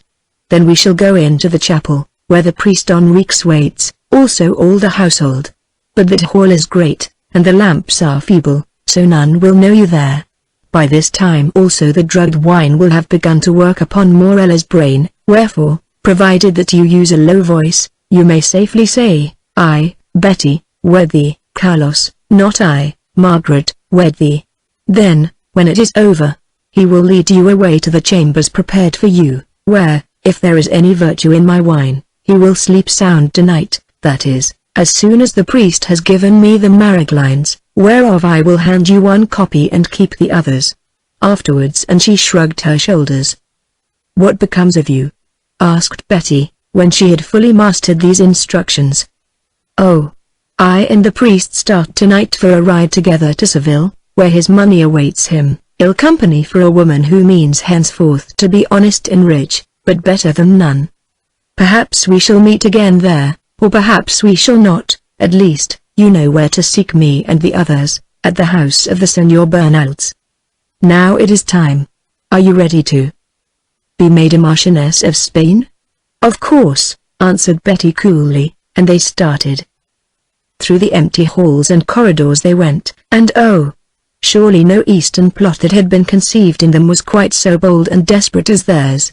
They reached the antechamber to the chapel, and took their stand outside of the circle of light that fell from its hanging lamps. Presently a door opened, and through it came Morella, attended by 2 of his secretaries. He was splendidly arrayed in his usual garb of black velvet, and about his neck hung chains of gold and jewels, and to his breast were fastened the glittering stars and orders pertaining to his rank. Never, or so thought Betty, had Morella seemed more magnificent and handsome. He was happy also, who was about to drink of that cup of joy which he so earnestly desired. Yes, his face showed that he was happy, and Betty, noting it, felt remorse stirring in her breast. Low he bowed before her, while she curtsied to him, bending her tall and graceful form till her knee almost touched the ground. Then he came to her and whispered in her ear. Most sweet, most beloved, he said, I thank heaven that has led me to this joyous hour by many a rough and dangerous path. Most dear, again I beseech you to forgive all the sorrow and the ill that I have brought upon you, remembering that it was clone for your adored sake, that I love you as woman has been seldom loved, you and you only, and that to you, and you only, will I cling until my death's day. Oh! Do not tremble and shrink, for I swear that no woman in Spain shall have a better or a more loyal lord. You I will cherish alone, for you I will strive by night and day to lift you to great honor and satisfy your every wish. Many and pleasant may the years be that we shall spend side by side, and peaceful our ends when at last we lay us down side by side to sleep a while and wake again in heaven, whereof the shadow lies on me tonight. Remembering the past, I do not ask much of you as yet, still, if you are minded to give me a bridal gift that I shall prize above crowns or empires, say that you forgive me all that I have done amiss. And in token, lift that veil of yours and kiss me on the lips. Betty heard this speech, whereof she only fully understood the end, and trembled. This was a trial that she had not foreseen. Yet it must be faced, for speak she dared not. Therefore, gathering up her courage, and remembering that the light was at her back, after a little pause, as though of modesty and reluctance, she raised the pearl-embroidered veil, and, bending forward beneath its shadow, suffered Morella to kiss her on the lips. It was over, the veil had fallen again, and the man suspected nothing. I am a good artist, thought Inez to herself, and that woman acts better than the wooden Peter. Scarcely could I have done it so well myself. Then, the jealousy and hate that she could not control glittering in her soft eyes, for she too had loved this man, and well, Inez lifted the golden cups that had been prepared, and, gliding forward, beautiful in her broidered, Eastern robe, fell upon her knee and held them to the bridegroom and the bride. Morella took that from her right hand, and Betty that from her left, nor, intoxicated as he was already with that first kiss of love, did he pause to note the evil purpose which was written on the face of his discarded slave. Betty, passing the cup beneath her veil, touched it with her lips and returned it to Inez, but Morella, exclaiming, "I drink to you, sweet bride, most fair and adored of women," drained his to the dregs, and cast it back to Inez as a gift in such fashion that the red wine which clung to its rim stained her white robes like a splash of blood. Humbly she bowed, humbly she gathered the precious vessel from the floor, but when she rose again there was triumph in her eyes, not hate. Now Morella took his bride's hand and, followed by his gentleman and Inez, walked to the curtains that were drawn as they came into the great hall beyond, where had mustered all his household, perhaps 100 of them. Between their bowing ranks they passed, a stately pair, and, whilst sweet voices sang behind some hidden screen, walked onward to the altar, where stood the waiting priest. They kneeled down upon the gold-embroidered cushions while the office of the church was read over them. The ring was set upon Betty's hand. Scarce, it would seem, could he find her finger. The man took the woman to wife, the woman took the man for husband. His voice was thick, and hers was very low. Of all that listening crowd none could hear the names they spoke. It was over. The priest bowed and blessed them. They signed some papers, by the light of the altar candles. Father Enriques filled in certain names and signed them also, then, casting sand upon them, placed them in the outstretched hand of Inez, who, although Morella never seemed to notice, gave one to the bride, and thrust the other two into the bosom of her robe.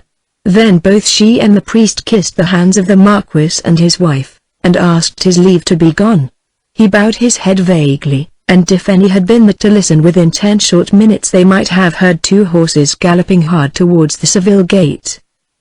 Now, escorted by pages and torchbearers, the new-wed pair repassed those dim and stately halls, the bride, veiled, mysterious, fateful, the bridegroom, empty-eyed, like one who wanders in his sleep. Thus they reached their chamber, and its carved doors shut behind them. It was early morning, and the serving women who waited without that room were summoned to it by the sound of a silver gong. 2 of them entered and were met by Betty, no longer veiled, but wrapped in a loose robe, who said to them, "My lord the Marquis still sleeps. Come, help me dress and make ready his bath and food." The women stared at her, for now that she had washed the paint from her face they knew well that this was the Signora Betty and not the Doña Margaret, whom, they had understood, the Marquis was to marry. But she chid them sharply in her bad Spanish, bidding them be swift, as she would be robed before her husband should awake. So they obeyed her, and when she was ready she went with them into the great hall where many of the household were gathered, waiting to do homage to the new-wed pair, and greeted them all, blushing and smiling, saying that doubtless the Marquis would be among them soon, and commanding them meanwhile to go about their several tasks. So well did Betty play her part indeed, that, although they also were bewildered, none questioned her place or authority, who remembered that after all they had not been told by their lord himself which of these 2 English ladies he meant to marry. Also, she distributed among the meaner of them a present of money on her husband's behalf and her own, and then ate food and drank some wine before them all, pledging them, and receiving their salutations and good wishes. When all this was done, still smiling, Betty returned to the marriage chamber, closing its door behind her, sat her down on a chair near the bed, and waited for the worst struggle of all, that struggle on which hung her life. See. Morella stirred. He sat up, gazing about him and rubbing his brow. Presently his eyes lit upon Betty, seated stern and upright in her high chair. She rose and, coming to him, kissed him and called him husband, and, still half asleep, he kissed her back. Then she sat down again in her chair and watched his face. It changed, and changed again. Wonder, fear, amaze, bewilderment, flitted over it, till at last he said in English, "Betty, where is my wife?" "Here," answered Betty. He stared at her. "Nay, I mean the Doña Margaret, your cousin and my lady, whom I wed last night. And how come you here? I thought that you had left Granada." Betty looked astonished. "I do not understand you," she answered. "It was my cousin Margaret who left Granada. I stayed here to be married to you." As you arranged with me through Inez. His jaw dropped. Arranged with you through Inez. Mother of Heaven. What do you mean? Mean? She answered, I mean what I say. Surely, and she rose in indignation, you have never dared to try to play some new trick upon me? Trick? Muttered Morella. What says the woman? Is all this a dream, or am I mad? A dream, I think. Yes, it must be a dream, since certainly it was to no madman that I was wed last night. Look, and she held before him that writing of marriage signed by the priest, by him, and by herself, which stated that Carlos, Marquis of Morella, was on such a date, at Granada, duly married to the Senora Elizabeth Dean of London in England. He read it twice, then sank back gasping, while Betty hid away the parchment in her bosom. Then presently he seemed to go mad indeed. He raved, he cursed, he ground his teeth, he looked round for a sword to kill her or himself, but could find none. And all the while Betty sat still and gazed at him like some living fate. At length he was weary, and her turn came. Listen, she said. Yonder in London you promised to marry me. I have it hidden away, and in your own writing. By agreement I fled with you to Spain. By the mouth of your messenger and former love this marriage was arranged between us, I receiving your messages to me, and sending back mine to you, since you explained that for reasons of your own you did not wish to speak of these matters before my cousin Margaret, and could not wed me until she and her father and her lover were gone from Granada. So I bade them farewell, and stayed here alone for love of you, as I fled from London for love of you, and last night we were united, as all your household know, for but now I have eaten with them and received their good wishes. And now you dare to tell me, that I, your wife who have sacrificed everything for you, I, the Marchioness of Morella, am not your wife. Well, go, say it outside this chamber, and hear your very slaves cry shame upon you. Go, say it to your king and your bishops, aye, and to His Holiness the Pope himself, and listen to their answer. Why, great as you are, and rich as you are, they will hale you to a madhouse or a prison. Morella listened, rocking himself to and fro upon the bed, then with an oath sprang towards her, to be met by a dagger point glinting in his eyes. Hear me again, she said as he shrank back from that cold steel. I am no slave and no weakling, you shall not murder me or thrust me away. I am your wife and your equal, aye, and stronger than you in body and in mind, and I will have my rights in the face of God and man. Certainly, he said with a kind of unwilling admiration, certainly you are no weakling. Certainly, also, you have paid back all you owe me with a Jew's interest. Or, mayhap, you are not so clever as I think, but just a strong-minded fool, and it is that accursed Inez who has settled her debts. Oh, to think of it, and he shook his fist in the air, to think that I believed myself married to the Doña Margaret, and find you in her place you. Be silent, she said, you man without shame, who first fly at the throat of your new wedded wife and then insult her by saying that you wish you were wedded to another woman. Be silent, or I will unlock the door and call your own people and repeat your monstrous talk to them. And she drew herself to her full height and stood over him on the bed. Morella, his first rage spent, looked at her reflectively, and not without a certain measure of homage. I think, he remarked, that if he did not happen to be in love with another woman and to believe that he had married her, you, my good Betty, would make a useful wife to any man who wished to get on in the world.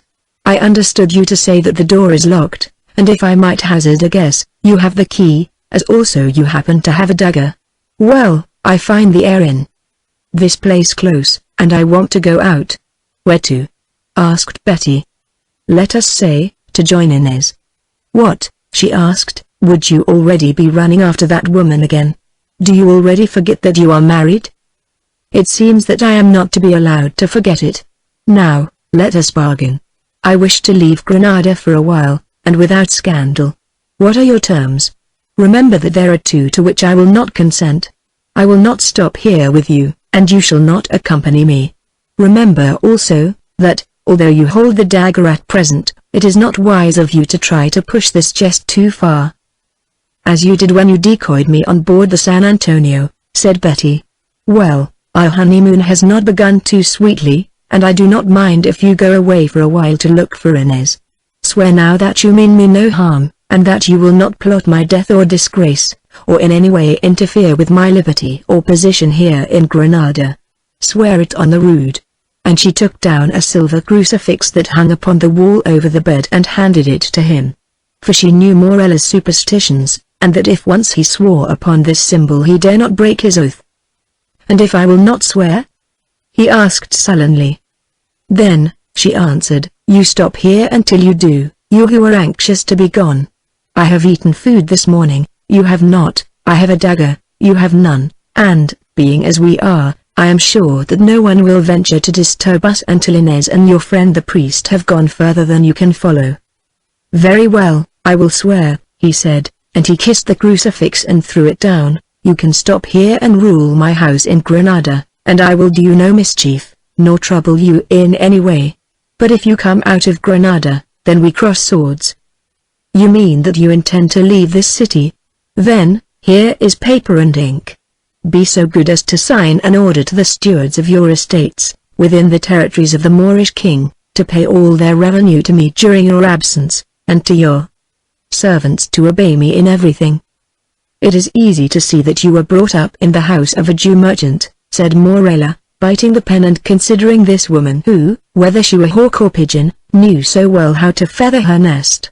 "Well, if I grant you this position and these revenues, will you leave me alone and cease to press other claims upon me?" Now Betty, bethinking her of those papers that Inez had carried away with her, and that Castell and Margaret would know well how to use them if there were need, bethinking her also that if she pushed him too far at the beginning she might die suddenly as folk sometimes did in Granada, answered, "It is much to ask of a deluded woman, but I still have some pride, and will not thrust myself in where it seems I am not wanted. Therefore, so be it. Till you seek me or send for me, I will not seek you so long as you keep your bargain. Now write the paper, sign it, and call in your secretaries to witness the signature." "In whose favor must I word it?"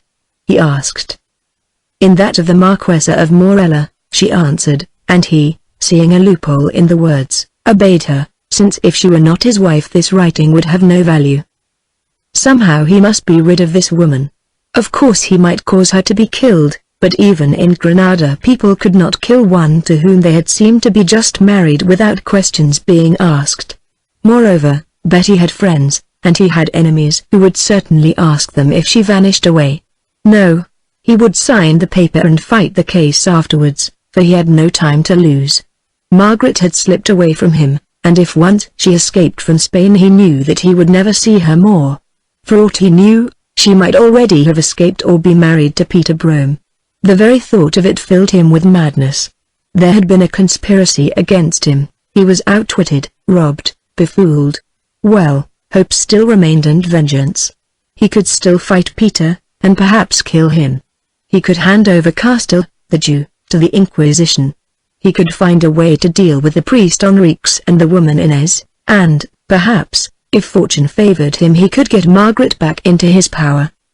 Oh, yes, he would sign anything if only thereby he was set at liberty and freed for a while from this servant who called herself his wife, this strong-minded, strong-bodied, clever Englishwoman, of whom he had thought to make a tool, and who had made a tool of him. So Betty dictated and he wrote. Yes, it had come to this. She dictated and he wrote, and signed too. The order was comprehensive. It gave power to the most honorable Marquesa of Morella to act for him, her husband, in all things during his absence from Granada. It commanded that all rents and profits due to him should be paid to her, and that all his servants and dependents should obey her as though she were himself, and that her receipt should be as good as his receipt. When the paper was written, and Betty had spelt it over carefully to see that there was no omission or mistake, she unlocked the door, struck upon the gong, and summoned the secretaries to witness their lord's signature to a settlement. Presently they came, bowing, and offering many felicitations, which to himself Morella vowed he would remember against them. "I have to go a journey," he said.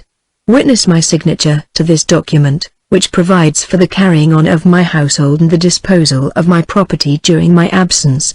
They stared and bowed. "Read it aloud first," said Betty, so that my lord and husband may be sure that there is no mistake." One of them obeyed, but before ever he had finished the furious Morella shouted to them from the bed, "Have done and witness, then go, order me horses and an escort, for I ride at once." So they witnessed in a great hurry, and left the room. Betty left with them, holding the paper in her hand, and when she reached the large hall where the household were gathered waiting to greet their lord, she commanded one of the secretaries to read it out to all of them, also to translate it into the Moorish tongue that everyone might understand. Then she hid it away with the marriage lines, and, seating herself in the midst of the household, ordered them to prepare to receive the most noble Marquis. They had not long to wait, for presently he came out of the room like a bull into the arena, whereon Betty rose and curtsied to him, and at her word all his servants bowed themselves down in the Eastern fashion. For a moment he paused, again like the bull when he sees the picadors and is about to charge. Then he thought better of it, and, with a muttered curse, strode past them.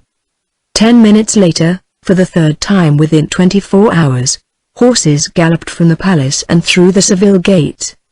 "Friends," said Betty in her awkward Spanish, when she knew that he had gone, "a sad thing has happened to my husband, the Marquis.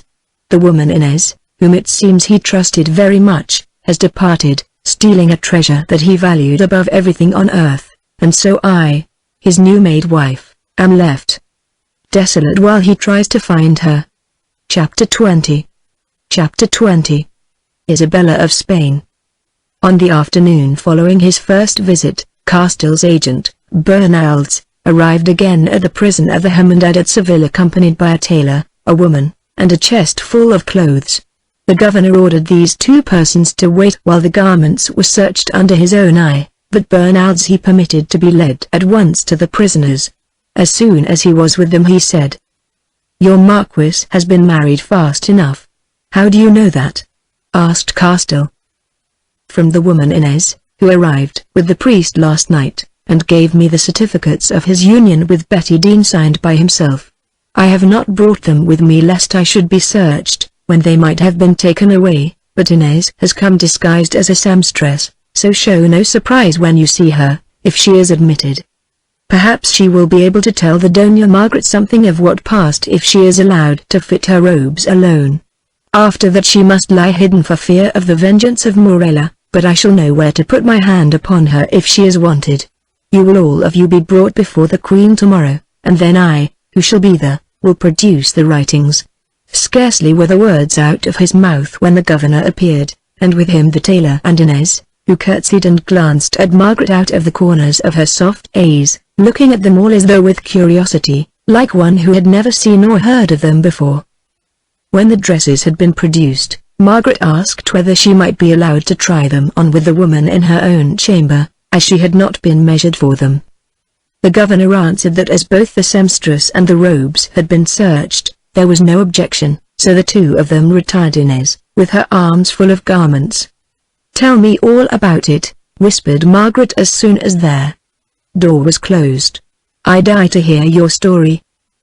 So, while she fitted the clothes, since in that place they could never be sure but that they were watched through some secret loophole, Inez, with her mouth full of aloe thorns, which those of the trade used as pins, told her everything down to the time of her escape from Granada. When she came to that part of the tale where the false bride had lifted her veil and kissed the bridegroom, Margaret gasped in her amaze. "Oh! How could she do it?" she said. "I should have fainted first." "She has a good courage." That Betty turned to the light. "Please, Senora, I could not have acted better myself. I think it is a little high on the left shoulder." He never guessed a thing, the besotted fool, and that was before I gave him the wine, for he wasn't likely to guess much afterwards. "Did the Senora say it was tight under the arm?" "Well, perhaps a little, but this stuff stretches. What I want to know is, what happened afterwards? Your cousin is the bull that I put my money on. I believe she will clear the ring. A woman with a nerve of steel. Had I as much I should have been the Marchioness of Morella long ago, or there would be another Marquis by now. There, the sit of the skirt is perfect, the Senora's beautiful figure looks more beautiful in it than ever. Well, whoever lives will learn all about it, and it is no use worrying. Meanwhile, Bernards has paid me the money and a handsome sum too, so you needn't thank me. I only worked for hire and hate. Now I am going to lie low, as I don't want to get my throat cut, but he can find me if I am really needed." "The priest? Oh, he is safe enough. We made him sign a receipt for his cash.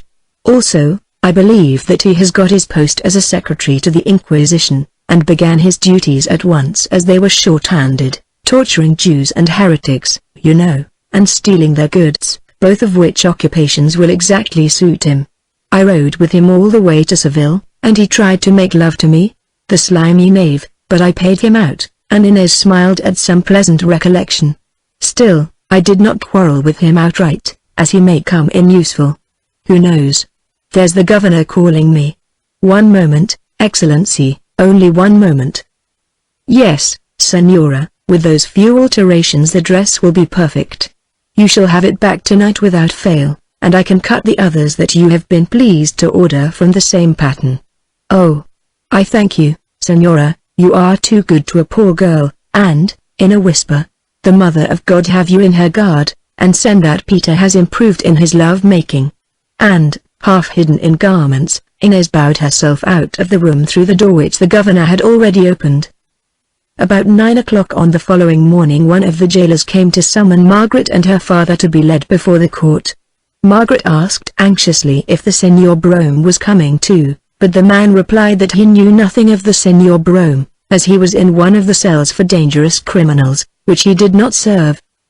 So forth they went, dressed in their new clothes, which were as fine as money could buy, and in the latest Seville fashion, and were conducted to the courtyard.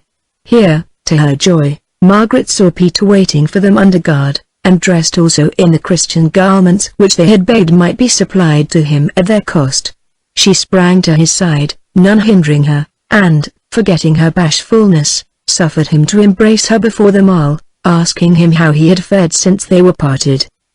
"None too well," answered Peter gloomily, "who did not know if we should ever meet again. Also, my prison is underground, where but little light comes through a grating, and there are rats in it which will not let a man sleep, so I must lie awake the most of the night thinking of you. But where go we now?" "To be put upon our trial before the Queen, I think. Hold my hand and walk close beside me, but do not stare at me so hard. Is aught wrong with my dress?" "Nothing," answered Peter. "I stare because you look so beautiful in it. Could you not have worn a veil?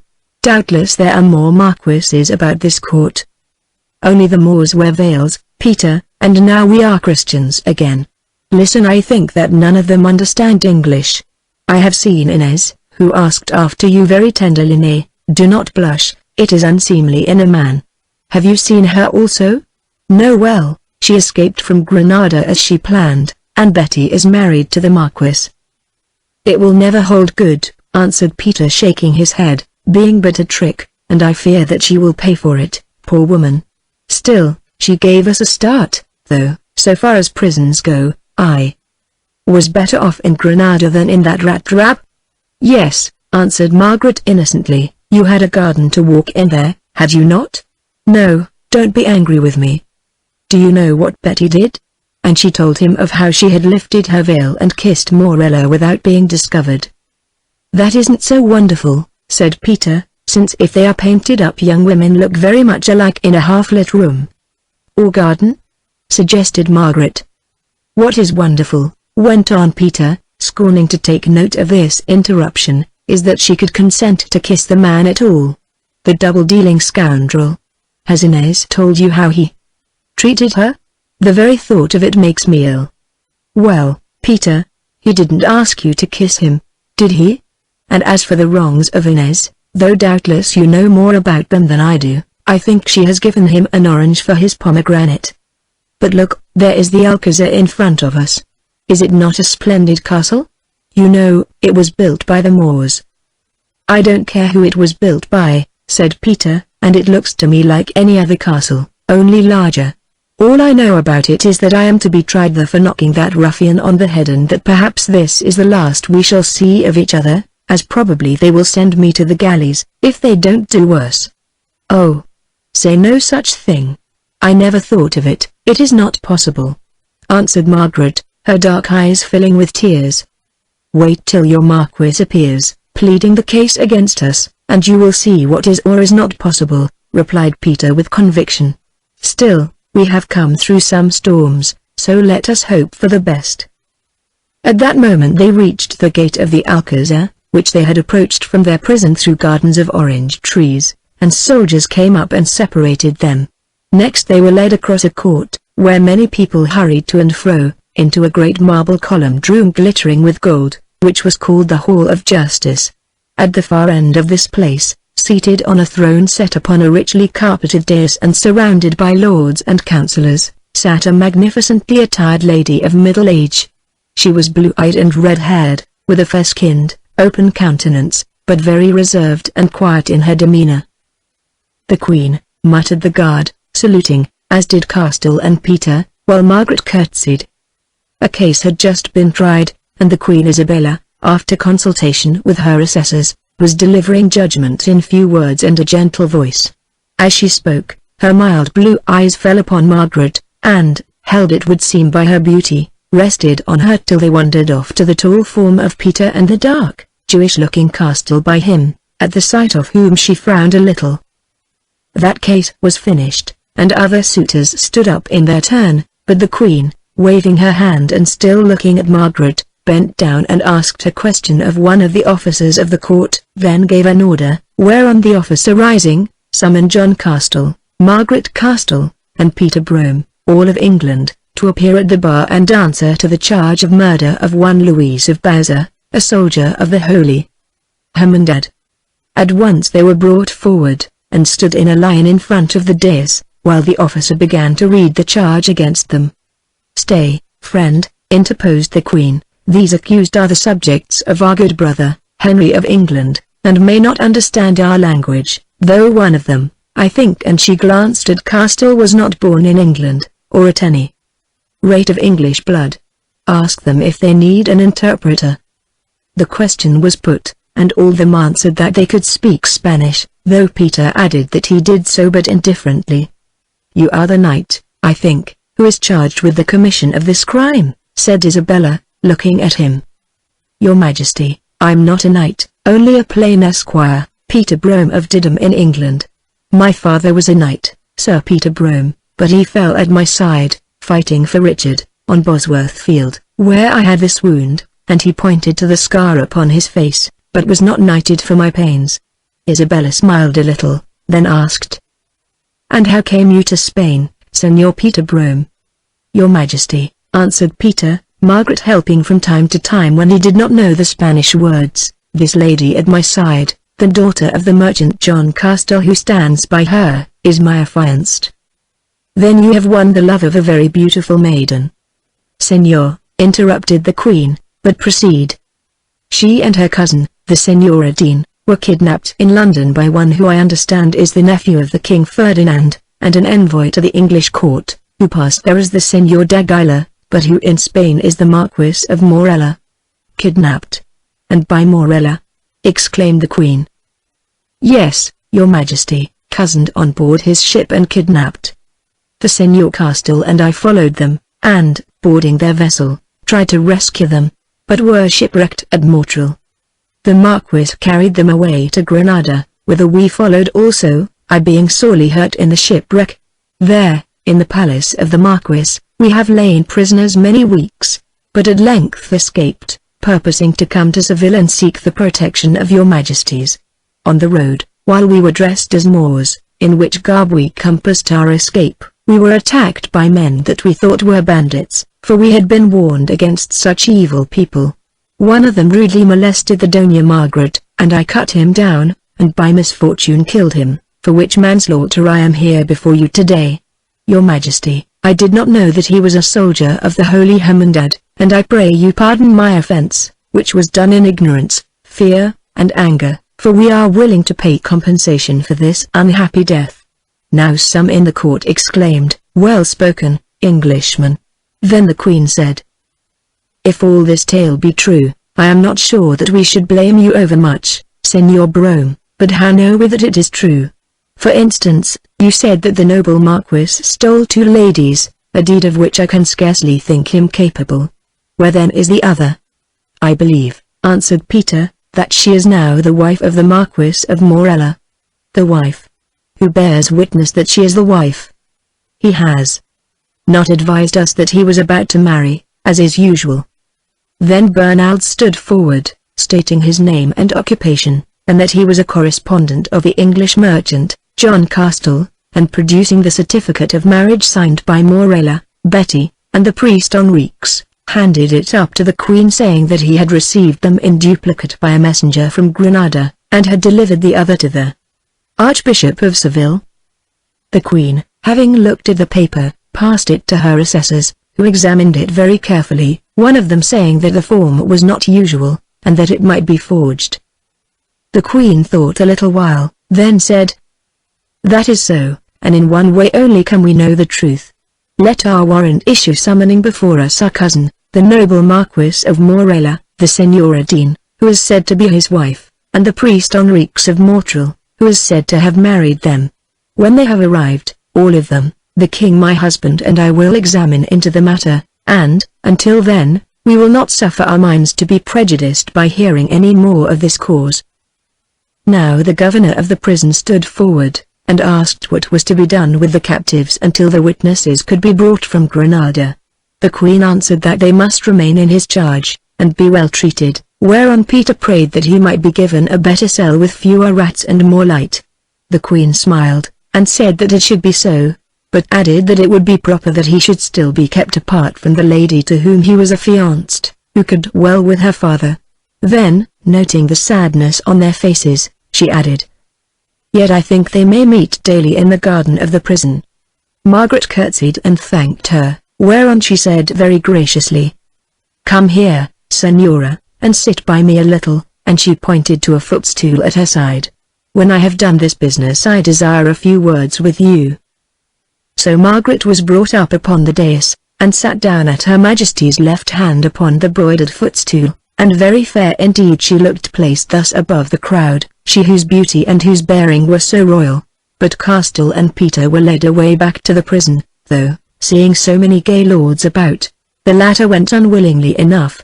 A while later, when the cases were finished, the Queen dismissed the court save for certain officers, who stood at a distance, and, turning to Margaret, said, "Now, fair maiden, tell me your story, as one woman to another, and do not fear that anything you say will be made use of at the trial of your lover, since against you, at any rate at present, no charge is laid. Say, first, are you really the affianced of that tall gentleman, and has he really your heart?" "All of it, your Majesty," answered Margaret, "and we have suffered much for each other's sake." Then in as few words as she could she told their tale, while the Queen listened earnestly. "A strange story indeed, and if it be all true, a shameful," she said when Margaret had finished.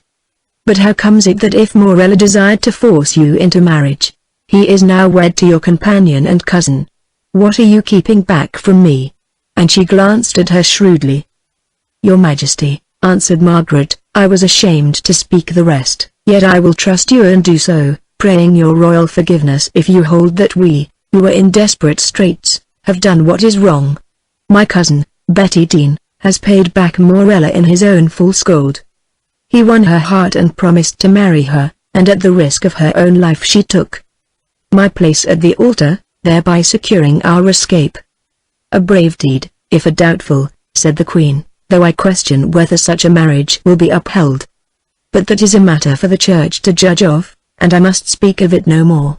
Certainly it is hard to be angry with any of you. What did you say that Morella promised you when he asked you to marry him in London?" "Your Majesty, he promised that he would lift me high, perhaps even and she hesitated to that seat in which you sit." Isabella frowned, then laughed, and said, as she looked her up and down, "You would fit it well, better than I do in truth. But what else did he say?" "Your Majesty, he said that not everyone loves the king. His uncle, that he had many friends who remembered that his father was poisoned by the father of the king, who was Morella's grandfather, also, that his mother was a princess of the Moors, and that he might throw in his lot with theirs, or that there were other ways in which he could gain his end." So, said the Queen. "Well, though he is such a good son of the church, and my lord is so fond of him. I never loved Morella, and I thank you for your warning. But I must not speak to you of such high matters, though it seems that some have thought otherwise. Fair Margaret, have you aught to ask of me? Yes, your majesty, that you will deal gently with my true love when he comes before you for trial, remembering that he is hot of head and strong of arm, and that such knights as he finitely is his blood cannot brook to see their ladies mishandled by rough men, and the wrappings that shield them torn from off their bosoms. Also, I pray that I may be protected from Morella, that he may not be allowed to touch or even to speak to me, who, for all his rank and splendor, hate him as though he were some poisoned snake. I have said that I must not prejudge your case, you beautiful English Margaret, the Queen answered with a smile, yet I think that neither of those things you ask will cause justice to slip the bandage that is about her eyes. Go, and be at peace. If you have spoken truth to me, as I am sure you have, and Isabella of Spain can prevent it, the Señor Brome's punishment shall not be heavy, nor shall the shadow of the Marquis of Morella, the base-born son of a prince and of some royal infidel. These words she spoke with much bitterness, so much as fall upon you, though I warn you that my lord the king loves the man, as is but natural, and will not condemn him lightly. Tell me one thing. This lover of yours is brave, is he not? Very brave, answered Margaret, smiling. And he can ride a horse and hold a lance, can he not, at any rate in your quarrel? Aye, your majesty, and wield a sword too, as well as most knights, though he has been but lately sick. Some learned that on Bosworth Field. Good. Now farewell, and she gave Margaret her hand to kiss. Then, calling two of her officers, she bade them conduct her back to the prison, and say that she should have liberty to send messages or to write to her, the Queen, if she should so desire. On the night of that same day Morella galloped into Seville. Indeed he should have been there long before, but misled by the story of the Moors who had escorted Peter, Margaret, and her further out of Granada and seen them take the Malaga road, he travelled thither first, only to find no trace of them in that city. Then he returned and tracked them to Seville, where he was soon made acquainted with all that had happened. Amongst other things, he discovered that 10 hours before swift messengers had been dispatched to Granada, commanding his attendance and that of Betty, with whom he had gone through the form of marriage. On the following morning he asked an audience with the Queen, but it was refused to him, and the King, his uncle, was away. Next he tried to win admission into the prison and see Margaret, only to find that neither his high rank and authority nor any bribe would suffice to unlock its doors. The Queen had commanded otherwise. He was informed, and knew therefrom that in this matter he must reckon with Isabella as an enemy. Then he bethought him of revenge, and began a search for Inez and the priest Enriques of Mortal, only to find that the former had vanished, none knew whither, and the Holy Father was safe within the walls of the Inquisition, whence he was careful not to emerge, and where no layman, however highly placed, could enter to lay a hand upon one of its officers. So, full of rage and disappointment, he took counsel of lawyers and friends, and prepared to defend the suit which he saw would be brought against him, hoping that chance might yet deliver Margaret into his hands. One good card he held, which now he determined to play. Castell, as he knew, was a Jew who for years had posed as a Christian, and for such there was no mercy in Seville. Perhaps for her father's sake he might yet be able to work upon Margaret, whom now he desired to win more fiercely than ever before. At least it was certain that he would try this, or any other means, however base, rather than see her married to his rival, Peter Brome. Also there was the chance that this Peter might be condemned to imprisonment, or even to death, for the killing of a soldier of the Hermandad. So Morella made him ready for the great struggle as best he could, and, since he could not stop her coming, awaited the arrival of Betty in Seville. Chapter 21. Betty states her case. 7 days had passed, during which time Margaret and her father had rested quietly in the prison, where, indeed, they dwelt more as guests than as captives.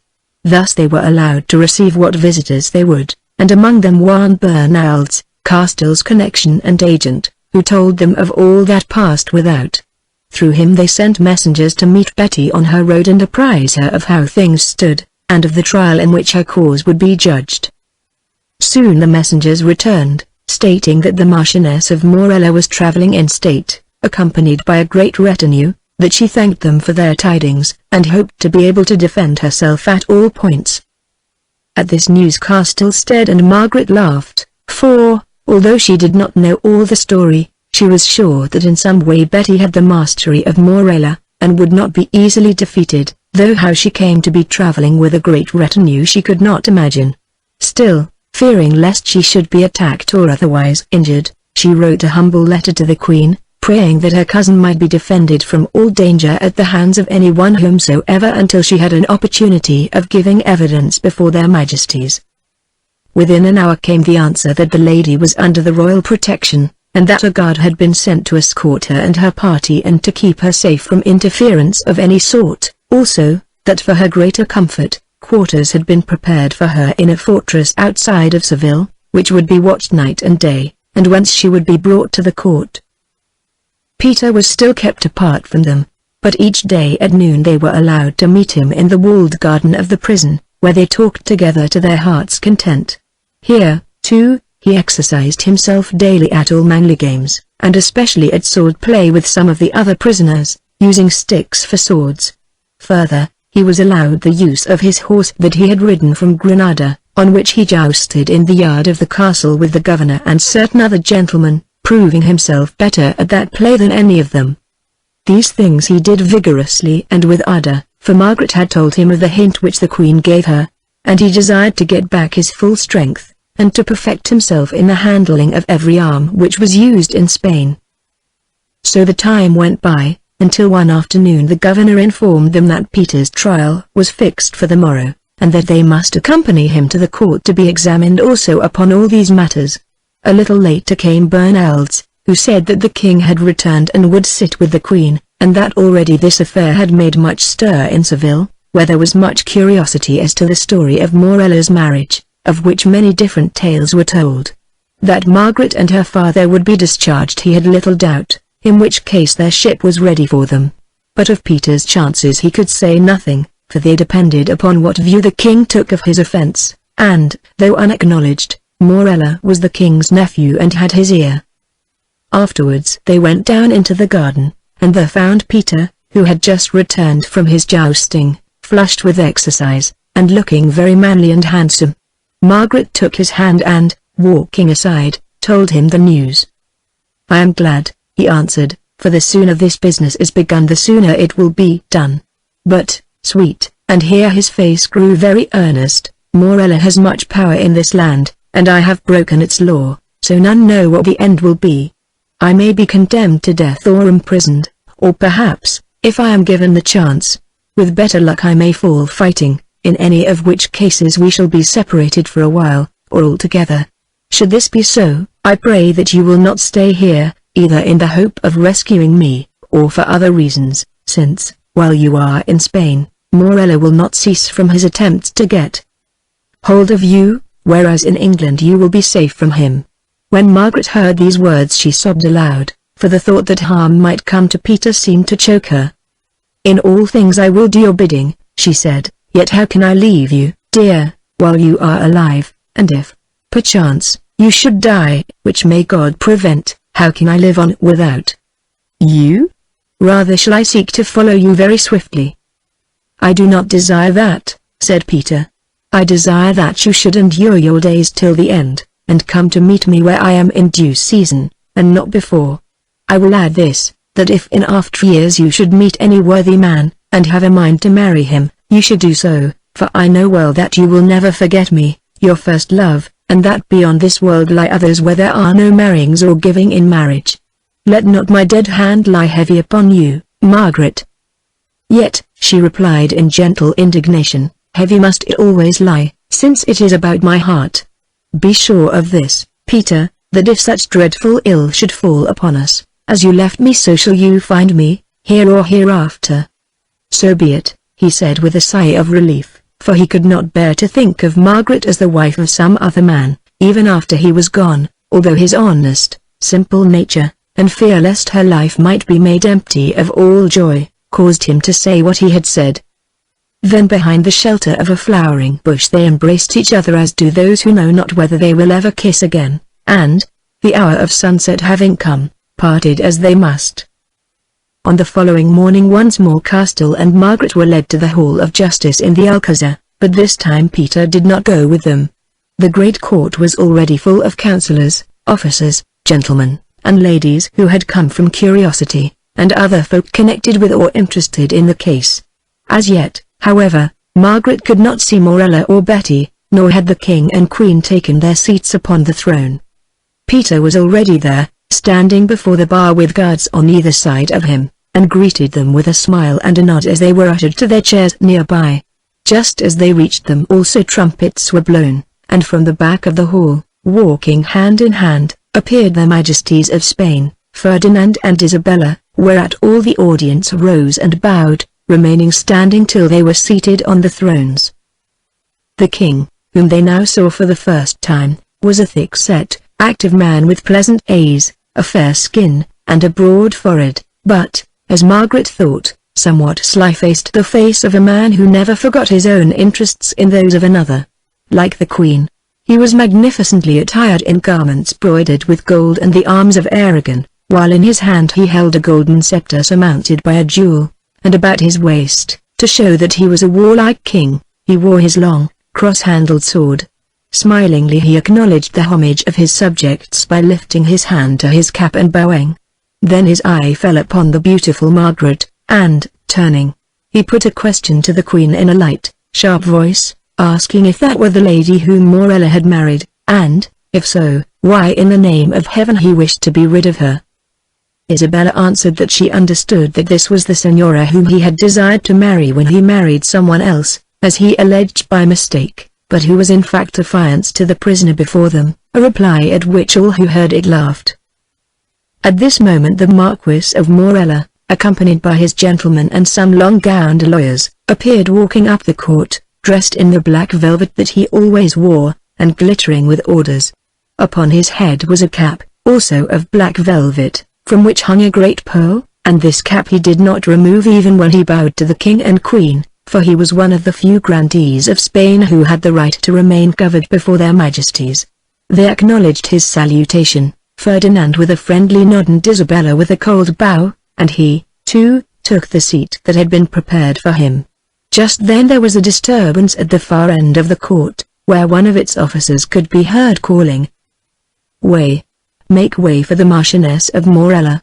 At the sound of this name the Marquis, whose eyes were fixed on Margaret, frowned fiercely, rising from his seat as though to protest, then, at some whispered word from a lawyer behind him, sat down again. Now the crowd of spectators separated, and Margaret, turning to look down a long hall, saw a procession advancing up the lane between them, some clad in armor and some in white Moorish robes blazoned with the scarlet eagle, the cognizance of Morella. In the midst of them, her train supported by two Moorish women, walked a tall and beautiful lady, a coronet upon her brow, her fair hair outspread, a purple cloak hanging from her shoulders, half hiding that same splendid robe sewn with pearls which had been Morella's gift to Margaret, and about her white bosom the chain of pearls which he had presented to Betty in compensation for her injuries. Margaret stared and stared again, and her father at her side murmured, "It is our Betty. Truly fine feathers make fine birds." Yes, Betty it was without a doubt, though, remembering her in her humble woolen dress at the old house in Holborn, it was hard to recognize the poor companion in this proud and magnificent lady, who looked as though all her life she had trodden the marble floors of courts, and consorted with nobles and with queens. Up the great hall she came, stately, imperturbable, looking neither to the right nor to the left, taking no note of the whisperings about her, no, nor even of Morella or of Margaret, till she reached the open space in front of the bar where Peter and his guards, gazing with all their eyes, hastened to make place for her. There she curtsied thrice, twice to the queen, and once to the king, her consort, then, turning, bowed to the Marquis, who fixed his eyes upon the ground and took no note, bowed to Castell and Peter, and lastly, advancing to Margaret, gave her her cheek to kiss. This Margaret did with becoming humility, whispering in her ear, "How fares your grace?" "Better than you would in my shoes," whispered Betty back with ever so slight a trembling of her left eyelid, while Margaret heard the king mutter to the queen, A fine peacock of a woman. Look at her figure and those big eyes. Morella must be hard to please. Perhaps he prefers swans to peacocks, answered the Queen in the same voice with a glance at Margaret, whose quieter and more refined beauty seemed to gain by contrast with that of her nobly built and dazzling-skinned cousin. Then she motioned to Betty to take the seat prepared for her, which she did, with her suite standing behind her and an interpreter at her side. "I am somewhat bewildered," said the King, glancing from Morella to Betty and from Margaret to Peter, for evidently the humor of the situation did not escape him. "What is the exact case that we have to try?" Then one of the legal assessors, or alcaldes, rose and said that the matter before their Majesties was a charge against the Englishman at the bar of killing a certain soldier of the Holy Hermandad, but that there seemed to be other matters mixed up with it. "So I gather," answered the King, "for instance, an accusation of the carrying off of subjects of a friendly power out of the territory of that power, a suit for nullity of a marriage, and a cross-suit for the declaration of the validity of the said marriage, and the holy saints know what besides. Well, one thing at a time. Let us try this tall Englishman." So the case was opened against Peter by a public prosecutor, who restated it as it had been laid before the Queen. The Captain Arano gave his evidence as to the killing of the soldier, but, in cross-examination by Peter's advocate, admitted, for evidently he bore no malice against the prisoner, that the said soldier had roughly handled the Doña Margaret, and that the said Peter, being a stranger to the country, might very well have taken them for a troop of bandits or even Moors. Also, he added, that he could not say that the Englishman had intended to kill the soldier. Then Castell and Margaret gave their evidence, the latter with much modest sweetness. Indeed, when she explained that Peter was her affianced husband, to whom she was to have been wed on the day after she had been stolen away from England, and that she had cried out to him for help when the dead soldier caught hold of her and rent away her veil, there was a murmur of sympathy, and the King and Queen began to talk with each other without paying much heed to her further words. Next they spoke to two of the judges who sat with them, after which the King held up his hand and announced that they had come to a decision on the case. It was, that, under the circumstances, the Englishman was justified in cutting down the soldier, especially as there was nothing to show that he meant to kill him, or that he knew that he belonged to the Holy Hermandad. He would, therefore, be discharged on the condition that he paid a sum of money, which, indeed, it appeared had already been paid to the man's widows, in compensation for the man's death, and a further small sum for masses to be said for the welfare of his soul. Peter began to give thanks for this judgment, but while he was still speaking the King asked if any of those present wished to proceed in further suits. Instantly Betty rose and said that she did. Then, through her interpreter, she stated that she had received the royal commands to attend before their Majesties, and was now prepared to answer any questions or charges that might be laid against her. "What is your name, Senora?" asked the King. "Elizabeth, Marchioness of Morella, born Elizabeth Dean, of the ancient and gentle family of Dean, a native of England," answered Betty in a clear and decided voice. The King bowed, then asked, "Does anyone dispute this title and description?" "I do," answered the Marquis of Morella, speaking for the first time. "On what grounds, Marquis?" "On every ground," he answered. "She is not the Marchioness of Morella, inasmuch as I went through the ceremony of marriage with her believing her to be another woman. She is not of ancient and gentle family, since she was a servant in the house of the merchant Castell yonder, in London." "That proves nothing, Marquis," interrupted the King. "My family may, I think, be called ancient and gentle, which you will be the last to deny, yet I have played the part of a servant on an occasion which I think the Queen here will remember, an allusion at which the audience, who knew well enough to what it referred, laughed audibly, as did Her Majesty one. "The marriage and rank are matters for proof," went on the King, "if they are questioned, but is it alleged that this lady has committed any crime which prevents her from pleading?" "None," answered Betty quickly, "except that of being poor, and the crime, if it is one, as it may be, of having married that man, the Marquis of Morella," whereat the audience laughed again. "Well, Madame, you do not seem to be poor now," remarked the King, looking at her gorgeous and bejeweled apparel, and here we are more apartment to think marriage a folly than a crime, a light saying at which the Queen frowned a little. But, he added quickly, set out your case, Madame, and forgive me if, until you have done so, I do not call you Marchioness.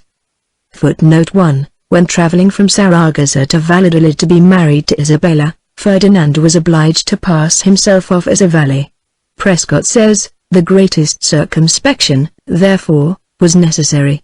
The party journeyed chiefly in the night. Ferdinand assumed the disguise of a servant and, when they halted on the road, took care of the mules and served his companions at table. Here is my case, sire, said Betty, producing the certificate of marriage and handing it up for inspection. The judges and their majesties inspected it, the Queen remarking that a duplicate of this document had already been submitted to her and passed on to the proper authorities. Is the priest who solemnized the marriage present? Asked the king, whereon Bernald's, Castell's agent, rose and said that he was, though he neglected to add that his presence had been secured for no mean sum. One of the judges ordered that he should be called, and presently the foxy-faced Father Enriques, at whom the Marquis glared angrily, appeared bowing, and was sworn in the usual form, and, on being questioned, stated that he had been priest at Montreal, and chaplain to the Marquis of Morella, but was now a secretary of the Holy Office at Seville. In answer to further questions he said that, apparently by the bridegroom's own wish, and with his full consent, on a certain date at Granada, he had married the Marquis to the lady who stood before them, and whom he knew to be named Betty Dean, also, that at her request, since she was anxious that proper record should be kept of her marriage, he had written the certificates which the court had seen, which certificates the Marquis and others had signed immediately after the ceremony in his private chapel at Granada.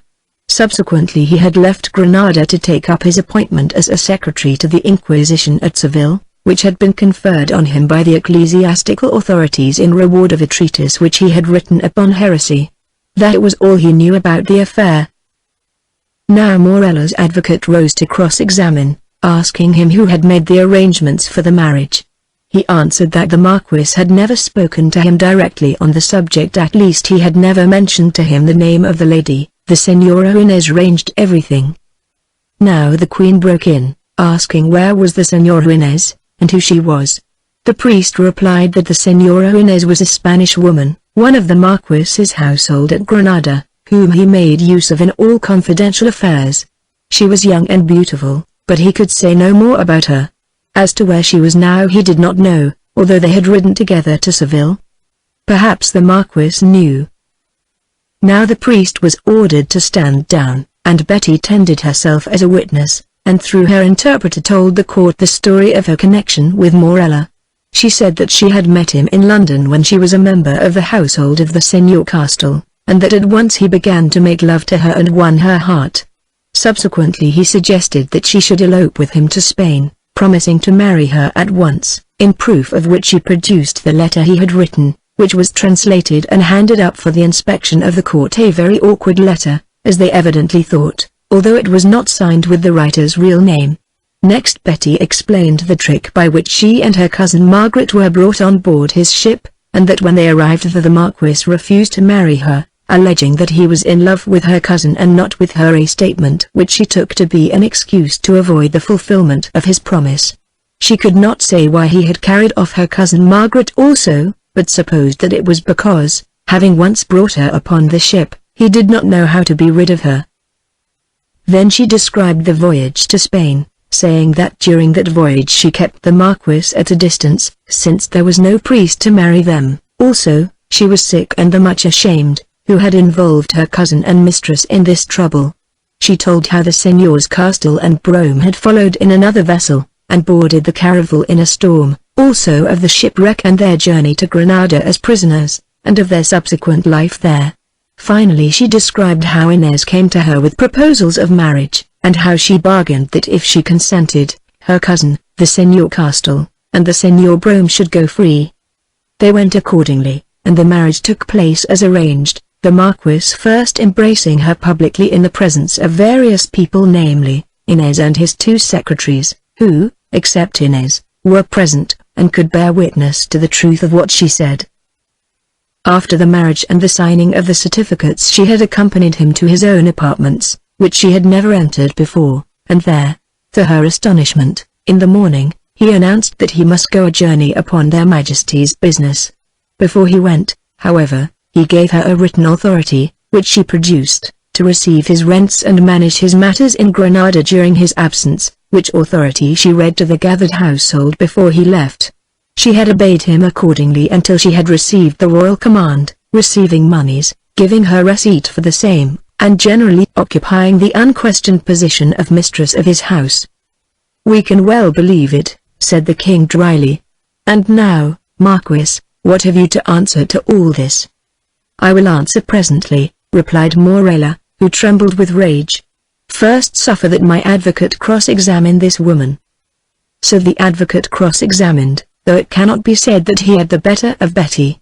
First he questioned her as to her statement that she was of ancient and gentle family, whereon Betty overwhelmed the court with a list of her ancestors, the first of whom, a certain Sire Dean de Dean, had come to England with the Norman Duke, William the Conqueror. After him, so she still swore, the said Deans de Dean had risen to great rank and power, having been the favourites of the kings of England, and fought for them generation after generation. By slow degrees she came down to the Wars of the Roses, in which she said her grandfather had been attainted for his loyalty, and lost his land and titles, so that her father, whose only child she was being now the representative of the noble family, Dean de Dean, fell into poverty and a humble place in life. However, he married a lady of even more distinguished race than his own, a direct descendant of a noble Saxon family, far more ancient in blood than the upstart Normans. At this point, while Peter and Margaret listened amazed, at a hint from the Queen, the bewildered court interfered through the head alcalde, praying her to cease from the history of her descent, which they took for granted was as noble as any in England. Next she was examined as to her relations with Morella in London, and told the tale of his wooing with so much detail and imaginative power that in the end that also was left unfinished. So it was with everything. Clever as Morella's advocate might be, sometimes in English and sometimes in the Spanish tongue, Betty overwhelmed him with words and apartment answers, until, able to make nothing of her, the poor man sat down wiping his brow and cursing her beneath his breath. Then the secretaries were sworn, and after them various members of Morella's household, who, although somewhat unwillingly, confirmed all that Betty had said as to his embracing her with lifted veil and the rest. So at length Betty closed her case, reserving the right to address the court after she had heard that of the Marquis.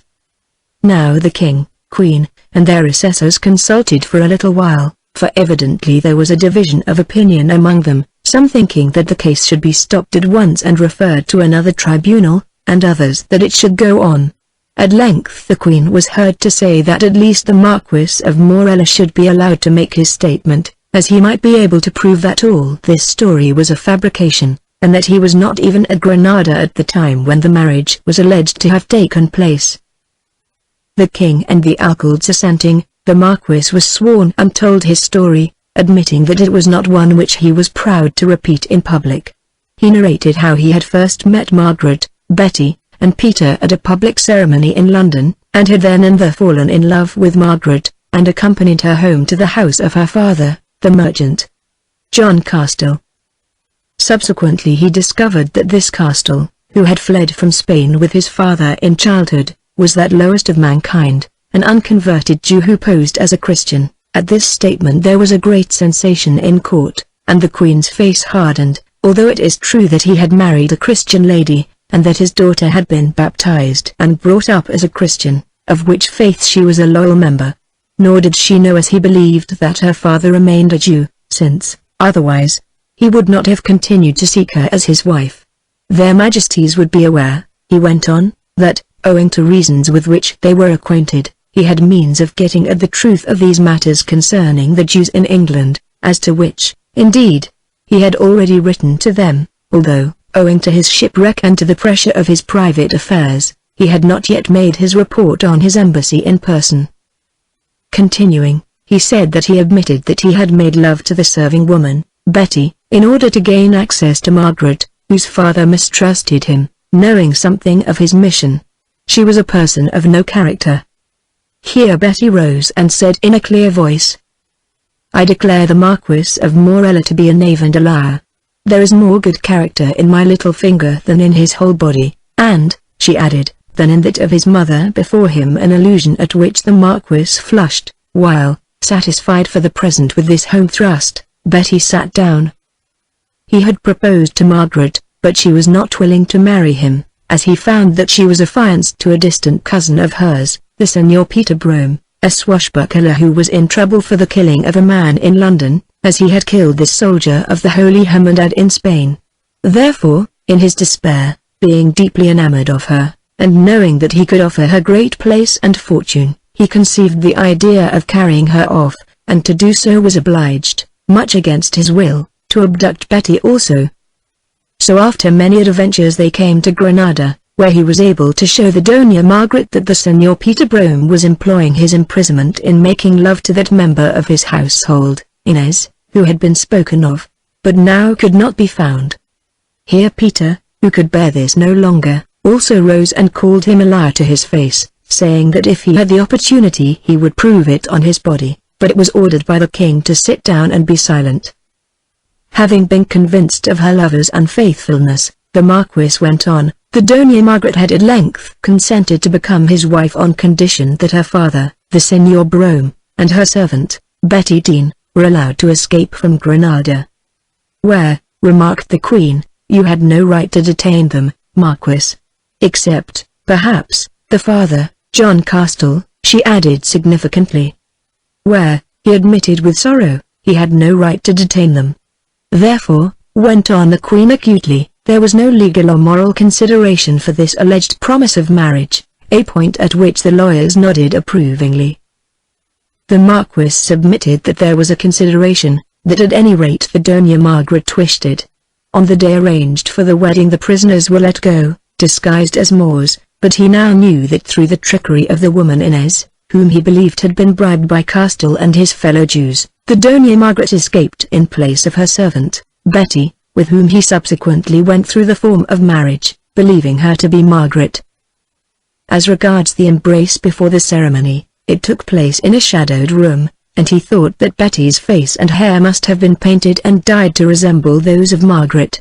For the rest, he was certain that the ceremonial cup of wine that he drank before he led the woman to the altar was drugged, since he only remembered the marriage itself very dimly, and after that nothing at all until he woke upon the following morning with an aching brow to see Betty sitting by him.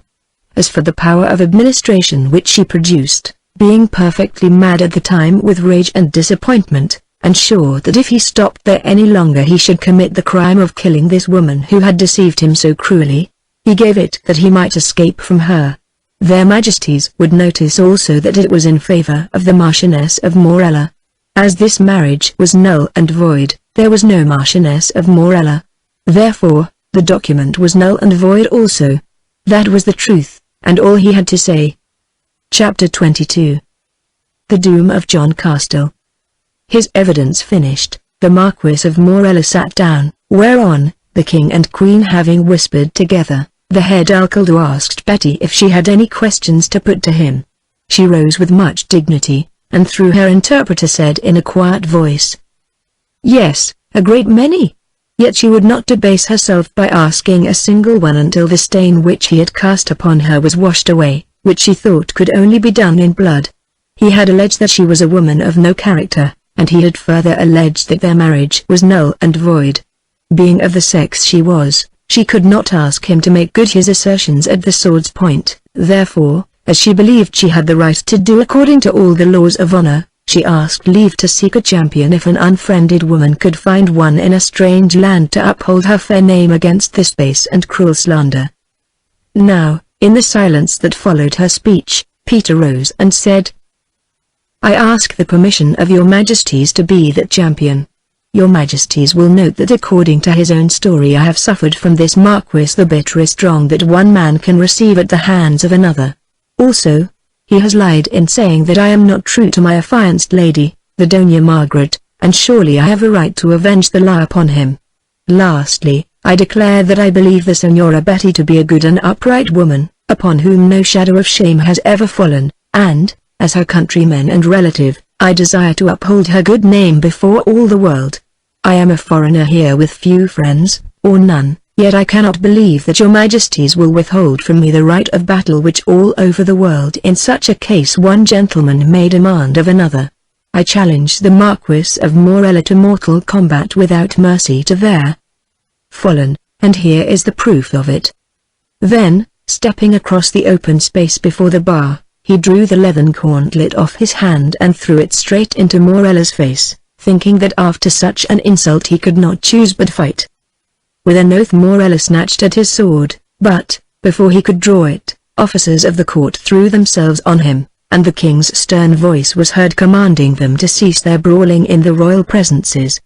"I ask your pardon, sire," gasped Morella, "but you have seen what this Englishman did to me, a grandee of Spain." "Yes," broke in the queen, "but we have also heard what you, a grandee of Spain, did to this gentleman of England, and the charge you brought against him, which, it seems, Bedonia. Margaret does not believe." "In truth, no, your majesty," said Margaret. "Let me be sworn also, and I can explain much of what the Marquis has told to you. I never wished to marry him or any man, save this one," and she touched Peter on the arm, "and anything that he or I may have done, we did to escape the evil net in which we were snared." "We believe it," answered the queen with a smile, then fell to consulting with the king and the alcaldes. For a long time they debated in voices so low that none could hear what they said, looking now at one and now at another of the parties to this strange suit. Also, some priest was called into their council, which Margaret thought a bad omen. At length they made up their minds, and in a low, quiet voice and measured words Her Majesty, as Queen of Castile, gave the judgment of them all.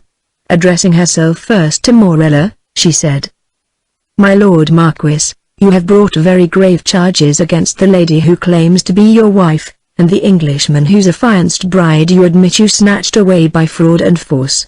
This gentleman, on his own behalf and on behalf of these ladies, has challenged you to a combat to the death in a fashion that none can mistake. Do you accept his challenge?"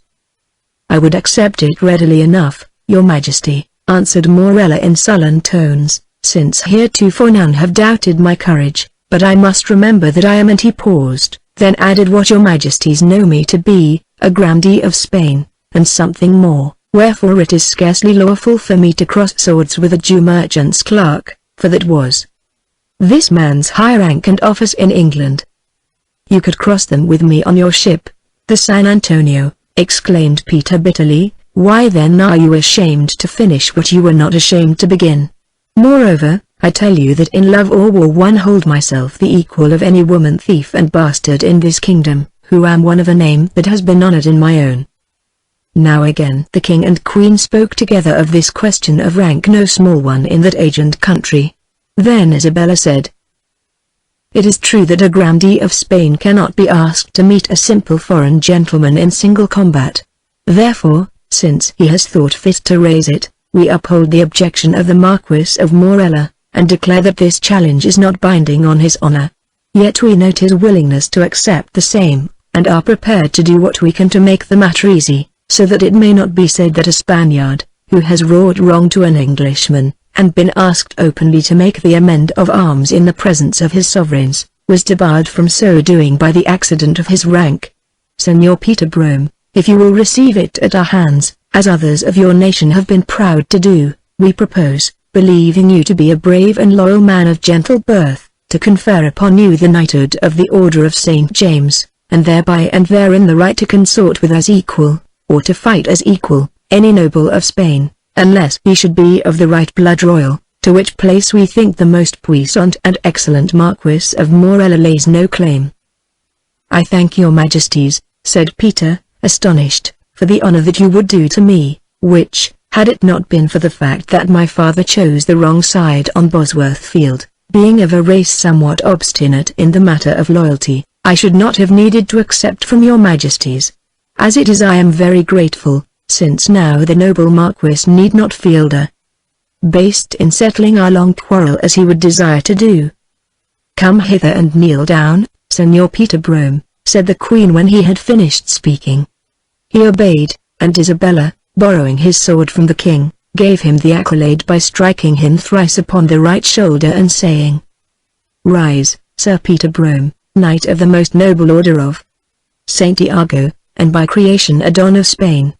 He rose, he bowed, retreating backwards as was the custom, and thereby nearly falling off the dais, which some people thought a good omen for Morella.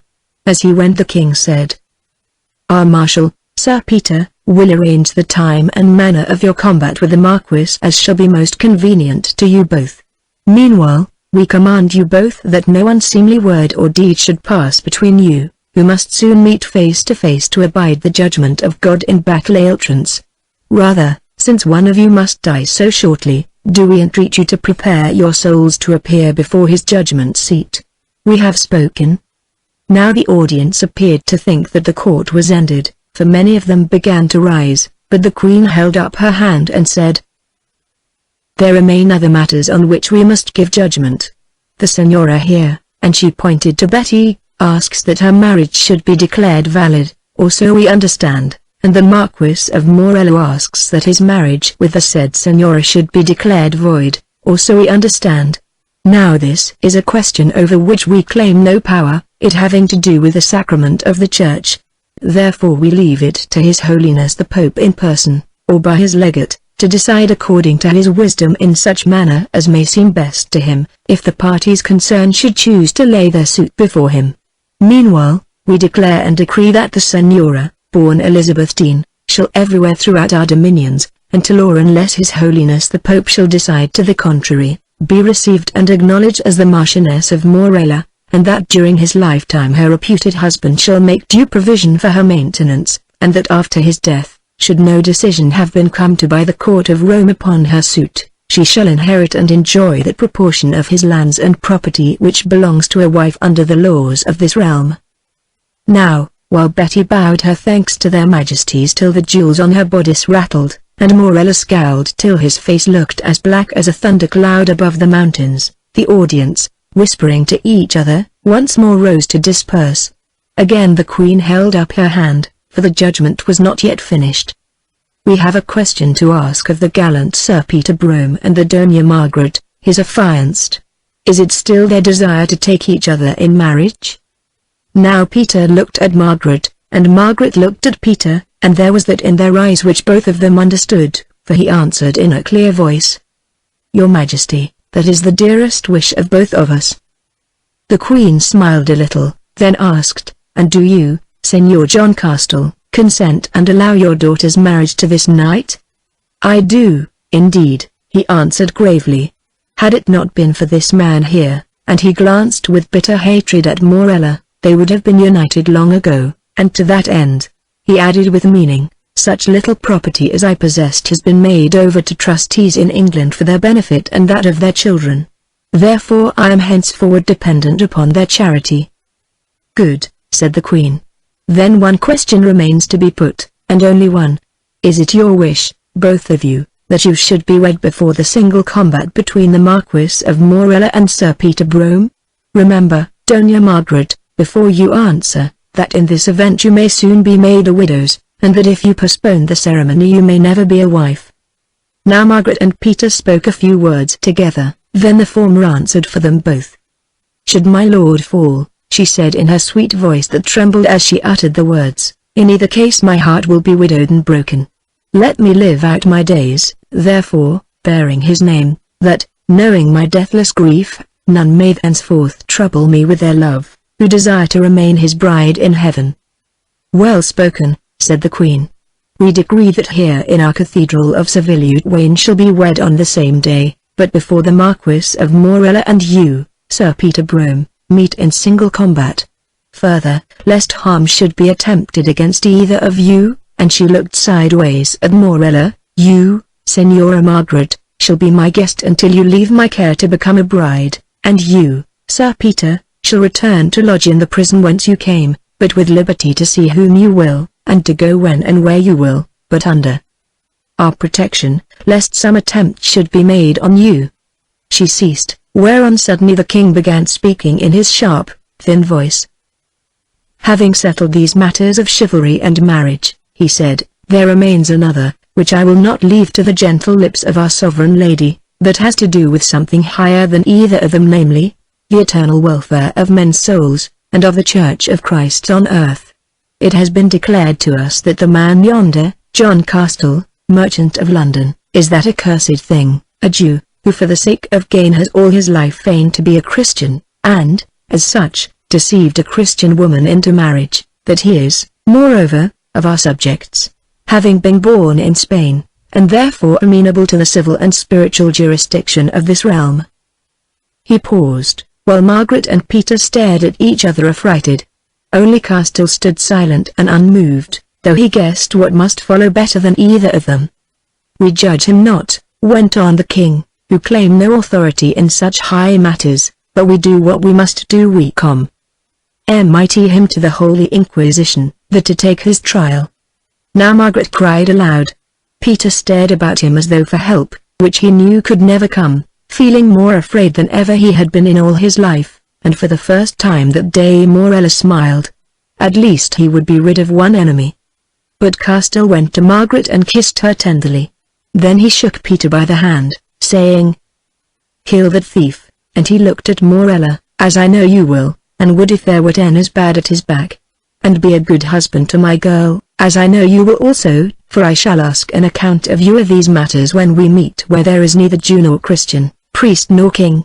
Now be silent, and bear what must be borne as I do, for I have a word to say before I leave you and the world.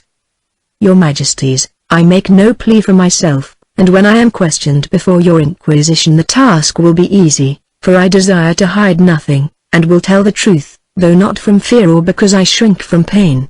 Your Majesties, you have told us that these two, who, at least, are good enough Christians from their birth, shall be wed.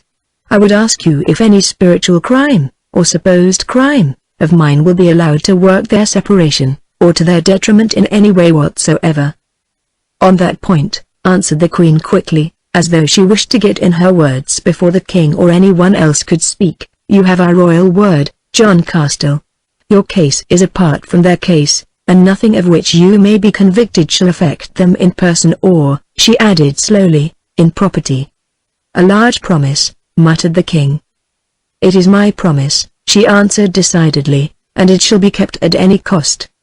These two shall marry, and if Sir Peter lives through the fray they shall depart from Spain unharmed, nor shall any fresh charge be brought against them in any court of the realm, nor shall they be persecuted or proceeded against in any other realm or on the high seas at our instance or that of our officers.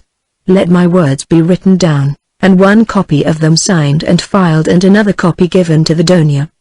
Margaret." "Your Majesty," said Castell, "I thank you, and now, if die I must, I shall die happy. Yet I make bold to tell you that had you not spoken them it was my purpose to kill myself, here before your eyes, since that is a sin for which none can be asked to suffer save the sinner. Also, I say that this Inquisition which you have set up shall eat out the heart of Spain and bring her greatness to the dust of death. The torture and the misery of those Jews, than whom you have no better or more faithful subjects, shall be avenged on the heads of your children's children. For so long as their blood endures." He finished speaking, and, while something that sounded like a gasp of fear rose from that crowded court as the meaning of Castell's bold words came home to his auditors, the crowd behind him separated, and there appeared, walking 2 by 2, a file of masked and hooded monks and a guard of soldiers, all of whom doubtless were in waiting.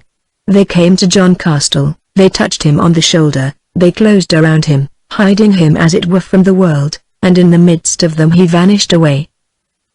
Peter's memories of that strange day in the Alcazar at Seville always remained somewhat dim and blurred.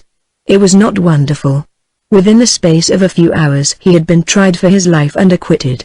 He had seen Betty, transformed from a humble companion into a magnificent and glittering marchioness, as a chrysalis is transformed into a butterfly, urge her strange suit against the husband who had tricked her, and whom she had tricked, and, for the while at any rate, more than hold her own, thanks to her ready wit and native strength of character.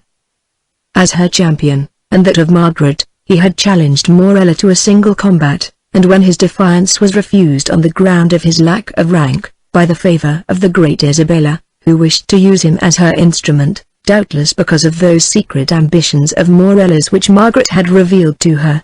He had been suddenly advanced to the high station of a Knight of the Order of St. James of Spain, to which, although he cared little for it, otherwise he might vainly have striven to come. More, and better far, the desire of his heart would at length be attained, for now it was granted to him to meet his enemy, the man whom he hated with just cause, upon a fair field, without favor shown to one or the other, and to fight him to the death. He had been promised, further, that within some few days Margaret should be given to him as wife, although it well might be that she would keep that name but for a single hour, and that until then they both should well safe from Morella's violence and treachery, also that, whatever chanced, no suit should lie against them in any land for aught that they did or had done in Spain. Lastly, when all seemed safe save for the chance of war, whereof, having been bred to such things, he took but little count, when his cup, emptied at length of mire and sand, was brimming full with the good red wine of battle and of love, when it was at his very lips indeed, fate had turned it to poison and to gall. Castell, his bride's father, and the man he loved, had been haled to the vaults of the Inquisition, whence he knew well he would come forth but once more, dressed in a yellow robe relaxed to the civil arm, to perish slowly in the fires of the Quemadero, the place of burning of heretics. What would his conquest over Morella avail if heaven should give him power to conquer? What kind of a bridal would that be which was sealed and consecrated by the death of the bride's father in the torturing fires of the Inquisition? How would they ever get the smell of the smoke of that sacrifice out of their nostrils? Castell was a brave man, no torments would make him recant. It was doubtful even if he would be at the pains to deny his faith. He who had only been baptized a Christian by his father for the sake of policy, and suffered the fraud to continue for the purposes of his business, and that he might win and keep a Christian wife. No, Castell was doomed, and he could no more protect him from priest and king than a dove can protect its nest from a pair of hungry peregrines. Oh, that last scene! Never could Peter forget it while he lived, the vast, fretted hall with its painted arches and marble columns, the rays of the afternoon sun piercing the window places, and streaming like blood onto the black robes of the monks as, with their prey, they vanished back into the arcade where they had lurked. Margaret's wild cry and ashen face as her father was torn away from her, and she sank fainting onto Betty's bejeweled bosom.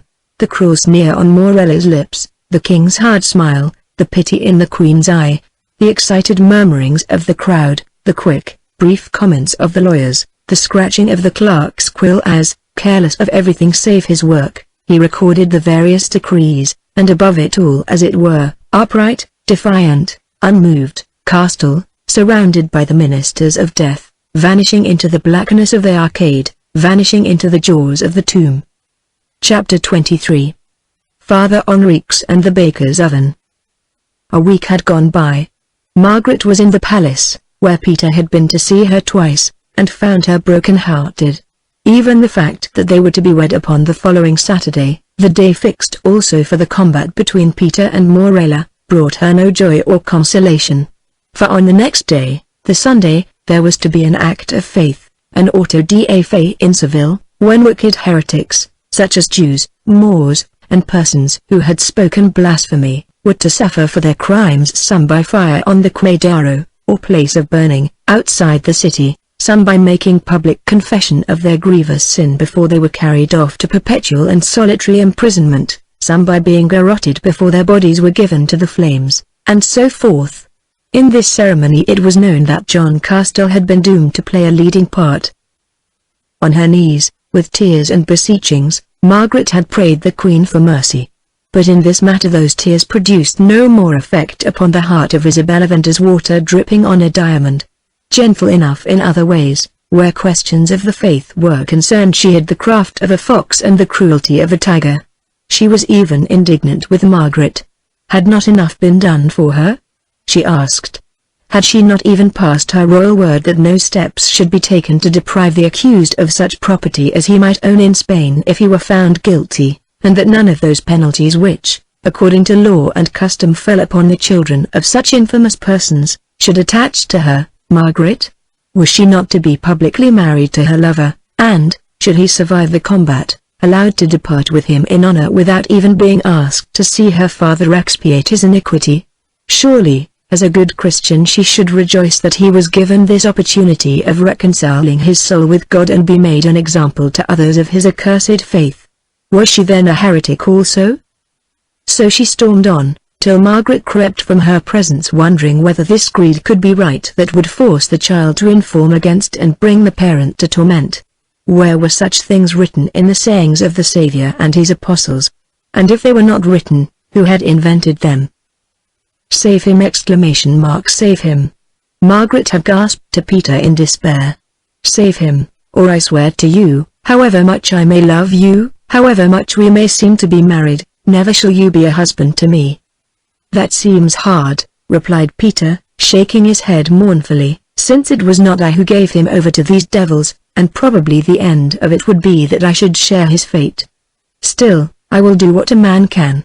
No, no, she cried in despair, do nothing that will bring you into danger. But he had gone without waiting for her answer. It was night, and Peter sat in a secret room in a certain baker's shop in Seville. There were present there besides himself the Fray Enriquez, now a secretary to the Holy Inquisition, but disguised as a layman, the woman Inez, the agent, Bernaldes, and the old Jew, Israel of Granada. I have brought him here, never mind how, Inez was saying, pointing to Enriquez. A risky and disagreeable business enough. And now what is the use of it? No use at all, answered the Fray coolly, except to me who pocket my 10 gold pieces. 1,000 doubloons if our friend escapes safe and sound, put in the old Jew Israel. God in heaven! Think of it, 1,000 doubloons. The secretary's eyes gleamed hungrily. I could do with them well enough, he answered, and hell could spare one filthy Jew for 10 years or so, but I see no way. What I do see, is that probably all of you will join him. It is a great crime to try to tamper with a servant of the Holy Office. Bernaldes turned white, and the old Jew bit his nails, but Inez tapped the priest upon the shoulder. Are you thinking of betraying us? She asked in her gentle voice. Look here, friend, I have some knowledge of poisons, and I swear to you that if you attempt it, you shall die within a week, tied in a double knot, and never know whence the dose came. Or I can bewitch you, I, who have not lived a dozen years among the Moors for nothing, so that your head swells and your body wastes, and you utter blasphemies, not knowing what you say, until for very shame's sake they toast you among the faggots also. Bewitch me, answered Enriquez with a shiver. You have done that already, or I should not be here. Then, if you do not wish to be in another place before your time, went on Inez, still tapping his shoulder gently, think, and find a way, worthy servant of the Holy Office. 1,000 doubloons! 1,000 gold doubloons. croaked old Israel, or if you fail, sooner or later, this month or next, this year or next, death as slow and cruel as we can make it. There are 2 inquisitions in Spain, Holy Father, but one of them does its business in the dark, and your name is on its ledger. Now Enriquez was very frightened, as well he might be with all those eyes glaring at him. You need fear nothing, he said, I know the devilish power of your league too well, and that, if I kill you all, 100 others I have never seen or heard of would dog me to my death, who have taken your accursed money. I am glad that you understand at last, dear friend, said the soft, mocking voice of Inez, who stood behind the monk like an evil genius, and again tapped him affectionately on the shoulder, this time with the bare blade of a poniard. Now be quick with that plan of yours. It grows late, and all holy people should be abed. I have none. I defy you, he answered furiously. Very well, friend, very well, then I will say good night, or rather farewell, since I am not likely to meet you again in this world. Where are you going? He asked anxiously. Oh, to the palace to meet the Marquis of Morella and a friend of his, a relation indeed. Look you here. I have had an offer of pardon for my part in that marriage if I can prove that a certain base priest knew that he was perpetrating a fraud. Well, I can prove it. You may remember that you wrote me a note, and, if I do, what happens to such a priest who chances to have incurred the hatred of the grandee of Spain and of his noble relation? I'm an officer of the Holy Inquisition. No one dare touch me, he gasped. Oh. I think that there are some who would take the risk. For instance the king. Freyon Reeks sank back in his chair. Now he understood whom Inez meant by the noble relative of Morella, understood also that he had been trapped. On Sunday morning, he began in a hollow whisper, the procession will be formed, and wend through the streets of the city to the theatre, where the sermon will be preached before those who are relaxed proceed to the Quemadero. About 8 o'clock it turns onto the quay for a little way only, and here will be but few spectators, since the view of the pageant is bad, nor is the road guarded there. Now, if a dozen determined men were waiting disguised as peasants with a boat at hand, perhaps they might. And he paused. Then Peter, who had been watching and listening to all this play, spoke for the first time, asking, in such an event, Reverend Sir, how would those determined men know which was the victim that they sought? The heretic John Castle, he answered, will be seated on an ass, clad in a zimra of sheepskin painted with fiends and a likeness of his own head burning very well done, for I, who can draw, had a hand in it. Also, he alone will have a rope round his neck, by which he may be known. Why will he be seated on an ass? Asked Peter savagely. Because you have tortured him so that he cannot walk. Not so, said the Dominican, shrinking from those fierce eyes. He has never been questioned at all, not a single turn of the mancuada, I swear to you, Sir Knight. What was the use, since he openly avows himself an accursed Jew? Be more gentle in your talk, friend, broke in Inez, with her familiar tap upon the shoulder. There are those here who do not think so ill of Jews as you do in your holy house, but who understand how to apply the mancuada, and can make a very serviceable rack out of a plank and a pulley or two such as lie in the next room. Cultivate courtesy, most learned priest, lest before you leave this place you should add a cubit to your stature. Go on, growled Peter. Moreover, added Freyon Reeks shakily, orders came that it was not to be done. The inquisitors thought otherwise, as they believed doubtless in error that he might have accomplices whose names he would give up, but the orders said that as he had lived so long in England, and only recently travelled to Spain, he could have none. Therefore he is sound as a bell. Never before, I am told, has an impenitent Jew gone to the stake in such good case, however worthy and worshipful he might be. So much the better for you, if you do not lie, answered Peter. Continue. There is nothing more to say, except that I shall be walking near to him with the 2 guards, and, of course, if he were snatched away from us, and there were no boats handy in which to pursue, we could not help it, could we? Indeed, we priests, who are men of peace, might even fly at the sight of cruel violence. I should advise you to fly fast and far, said Peter. But, Inez, what hold have you on this friend of yours? He will trick everybody. 1,000 doubloons, muttered old Israel like a sleepy parrot. He may think to screw more than that out of the carcasses of some of us, old man. Come, Inez, you are quick at this game. How can we best hold him to his word? Dead, I think, broke in Bernalds, who knew his danger as the partner and relative of Castle, and the nominal owner of the ship Margaret in which it was purposed that he should escape. We know all that he can tell, and if we let him go he will betray us soon or late. Kill him out of the way, I say, and burn his body in the oven. Now Enriquez fell upon his knees, and with groans and tears began to implore mercy. Why do you complain so? Asked Inez, watching him with reflective eyes. The end would be much gentler than that which you righteous folk mete out to many more honest men, yes, and women too. For my part, I think that the Senor Bernaldes gives good counsel. Better that you should die, who are but one, than all of us and others, for you will understand that we cannot trust you. Has anyone got a rope? Now Enriquez grovelled on the ground before her, kissing the hem of the robe, and praying her in the name of all the saints to show pity on one who had been betrayed into this danger by love of her. Of money you mean, Toad, she answered, kicking him with her slippered foot. I had to listen to your talk of love while we journeyed together, and before, but here I need not, and if you speak of it again you shall go living into that baker's oven. Oh, You have forgotten it? But I have a long score to settle with you. You were a familiar of the Holy Office here at Seville, were you not? Before Morella promoted you to mortal for your zeal, and made you one of his chaplains? Well, I had a sister, and she knelt down and whispered a name into his ear. He uttered a sound. It was more of a scream than a gasp. I had nothing to do with her death, he protested. She was brought within the walls of the Holy House by someone who had a grudge against her and bore false witness. Yes, I know. It was you who had the grudge, you snake-souled rogue, and it was you who gave the false witness.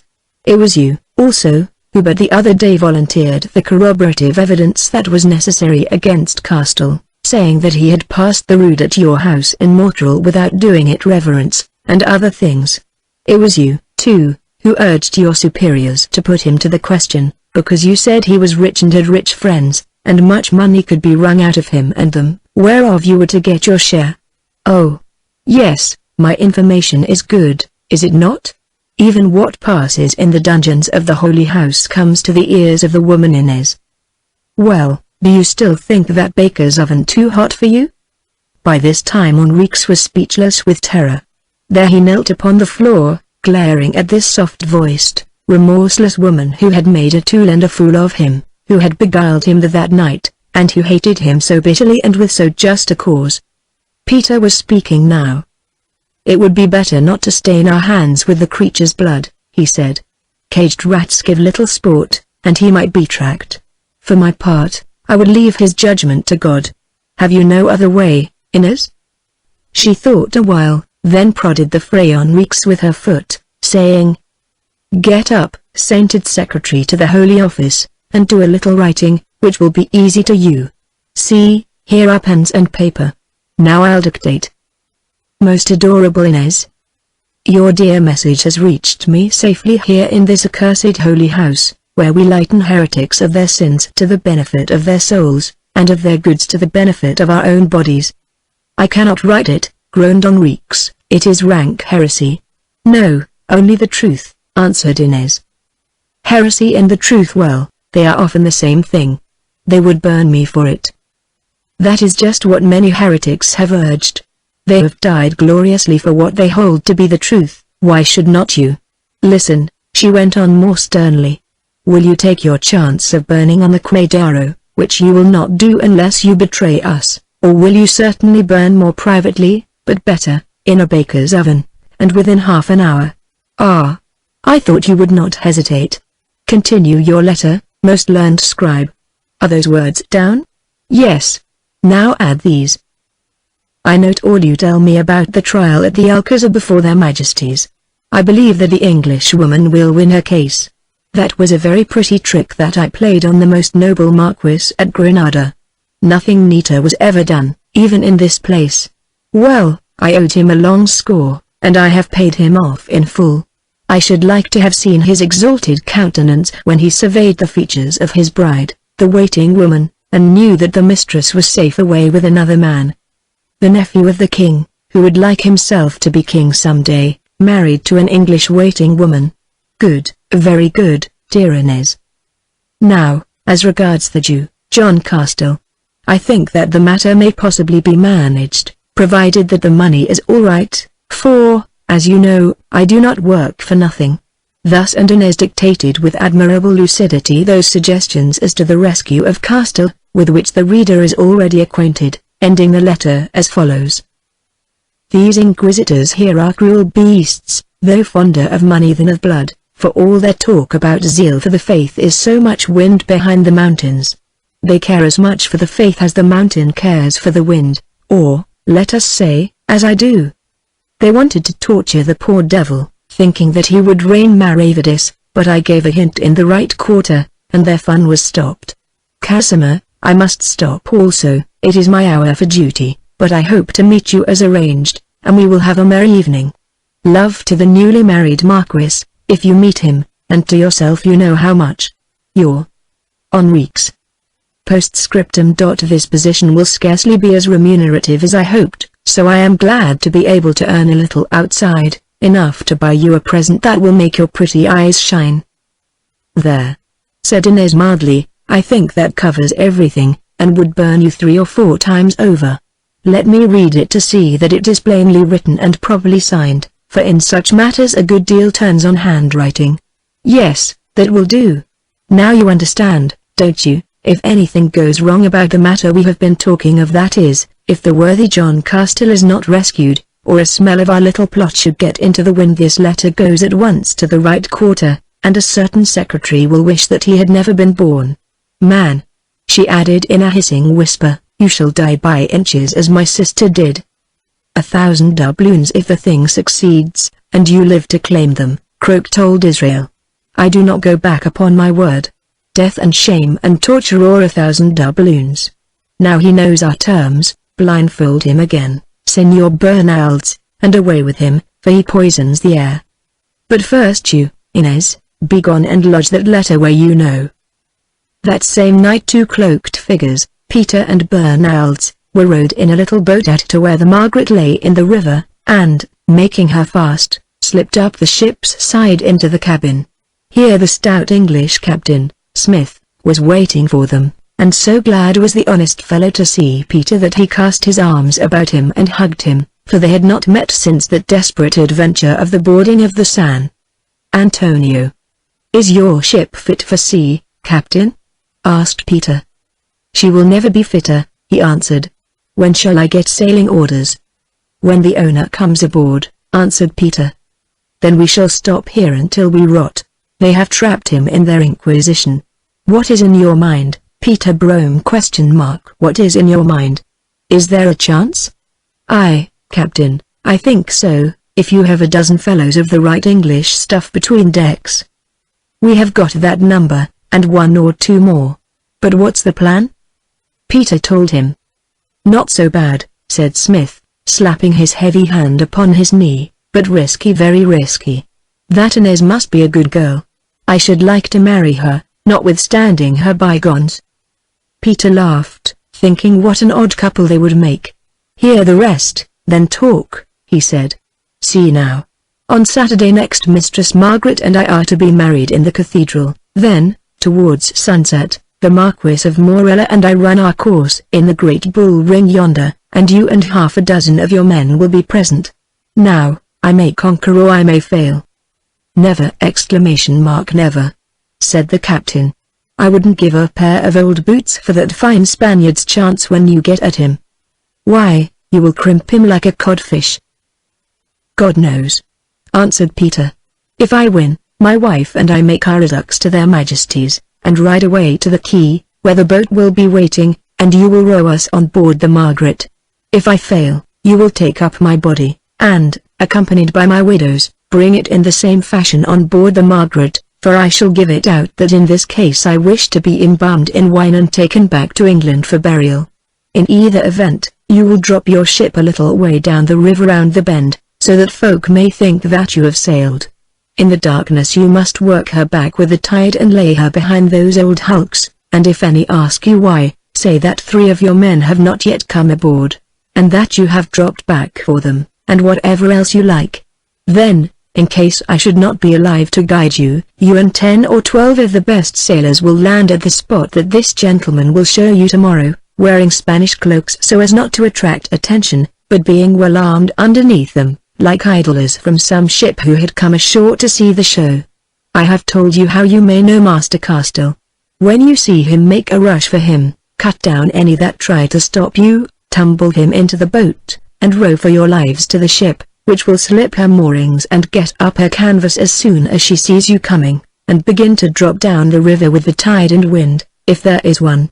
That is the plot, but God alone knows the end of it, which depends upon him and the sailors. Will you play this game for the love of a good man and the rest of us? If you succeed, you shall be rich for life, all of you." "Aye," answered the captain, "and there's my hand on it. So sure as my name is Smith, we will hook him out of that hell if men can do it, and not for the money either. Why, Peter, we have sat here idle so long, waiting for you and Our Lady, that we shall be glad of the fun. At any rate, there will be some dead Spaniards before they have done with us, and, if we are worsted, I'll leave the mate and enough hands upon the ship to bring her safe to Tilbury." "But we won't be," By this day week we will all be rolling homewards across the bay with never a Spaniard within 300 miles, you and your lady and Master Castle, too. I know it. I tell you, lad, I know it. How do you know it? Asked Peter curiously. Because I dreamed it last night. I saw you and Mistress Margaret sitting sweet as sugar, with your arms around each other's middles, while I talked to the master, and the sun went down with the wind blowing stiff from Susu west, and a gale threatening. I tell you that I dreamed it, I who am not given to dreams. Chapter 24. Chapter 24. The Falcon Stoops. It was the marriage day of Margaret and Peter. Clad in white armor that had been sent to him as a present from the Queen, a sign and a token of her good wishes for his success in his combat with Morella, wearing the insignia of a Knight of St. James hanging by a ribbon from his neck, his shield emblazoned with his coat of the stooping falcon, which appeared also upon the white cloak that hung from his shoulders, behind him a squire of high degree, who carried his plumed casque and lance, and accompanied by an escort of the royal guards, Peter rode from his quarters in the prison to the palace gates, and waited there as he had been bidden. Presently they opened, and through them, seated on a palfrey, appeared Margaret, wonderfully attired in white and silver, but with her veil lifted so that her face could be seen. She was companioned by a troop of maidens mounted, all of them, on white horses, and at her side, almost outshining her in glory of apparel, and attended by all her household, rode Betty, Marchioness of Morella, at any rate for the present time. Although she could never be less than beautiful, it was a worn and pale Margaret who bowed her greetings to the bridegroom without those palace gates. What wonder, since she knew that within a few hours his life must be set upon the hazard of a desperate fray. What wonder, since she knew that tomorrow her father was doomed to be burnt living upon the Quemadero. They met, they greeted, then, with silver trumpets blowing before them, the glittering procession wound its way through the narrow streets of Seville. But few words passed between them, whose hearts were too full for words, who had said all they had to say, and now abided the issue of events. Betty, however, who many of the populace took for the bride, because her air was so much the happier of the two, would not be silent. Indeed she chid Margaret for her lack of gaiety upon such an occasion. "Oh, Betty!" Betty, answered Margaret, "how can I be gay, upon whose heart lies the burden of tomorrow?" "A pest upon the burden of tomorrow!" exclaimed Betty. "The burden of today is enough for me, and that is not so bad to bear. Never shall we have another such ride as this, with all the world staring at us, and every woman in Seville envying us and our good looks and the favor of the Queen." "I think it is you they stare at and envy," said Margaret, glancing at the splendid woman at her side, whose beauty she knew well overshadowed her own rarer loveliness, at any rate in a street pageant, as in the sunshine the rose overshadows the lily. "Well," answered Betty, "if so, it is because I put the better face on things, and smile even if my heart bleeds. At least, your lot is more hopeful than mine. If your husband has to fight to the death presently, so has mine, and between ourselves I favor Peter's chances. He is a very stubborn fighter, Peter, and wonderfully strong, too stubborn and strong for any Spaniard." "Well, that is as it should be," said Margaret, smiling faintly, "seeing that Peter is your champion, and if he loses, you are stamped as a serving girl, and a woman of no character." "A serving girl I was, or something not far different," replied Betty in a reflective voice, "and my character is a matter between me and heaven, though, after all, it might scrape through where others fail to pass. So these things do not trouble me overmuch. What troubles me is that if my champion wins he kills my husband." "You don't want him to be killed then?" asked Margaret, glancing at her. "No, I think not," answered Betty with a little shake in her voice, and turning her head aside for a moment. "I know he is a scoundrel, but, you see, I always liked this scoundrel, just as you always hated him, so I cannot help wishing that he was going to meet someone who hits a little less hard than Peter. Also, if he dies, without doubt his heirs will raise suits against me." "At any rate your father is not going to be burnt tomorrow," said Margaret to change the subject, which, to tell the truth, was an awkward one. "No, cousin, if my father had his deserts, according to all accounts, although the lineage that I gave of him is true enough. Doubtless he was burnt long ago, and still goes on burning in purgatory. I mean, though God knows I would never bring a faggot to his fire. But Master Castle will not be burnt, so why fret about it?"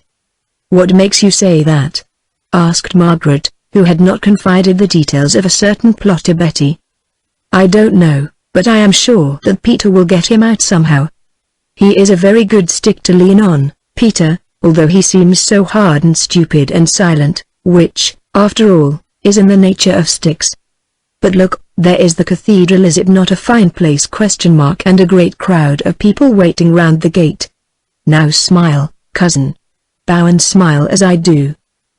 They rode up to the great doors, where Peter, springing to the ground, assisted his bride from her palfrey. Then the procession formed, and they entered the wonderful place, preceded by vergers with staves, and by acolytes. Margaret had never visited it before, and never saw it again, but all her life the memory of it remained clear and vivid in her mind.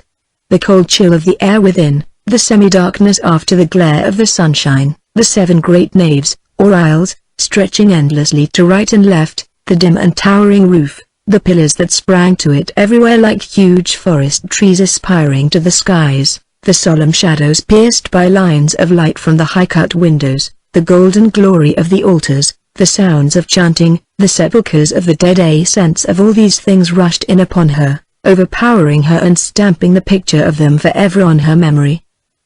Slowly they passed onward to the choir, and round it to the steps of the great altar of the chief chapel. Here, between the choir and the chapel, was gathered the congregation, no small one, and here, side by side to the right and without the rails, in chairs of state, sat their majesties of Spain, who had chosen to grace this ceremony with their presence. More, as the bride came, the Queen Isabella, as a special act of grace, rose from her seat and, bending forward, kissed her on the cheek, while the choir sang and the noble music rolled. It was a splendid spectacle, this marriage of hers, celebrated in perhaps the most glorious fane in Europe.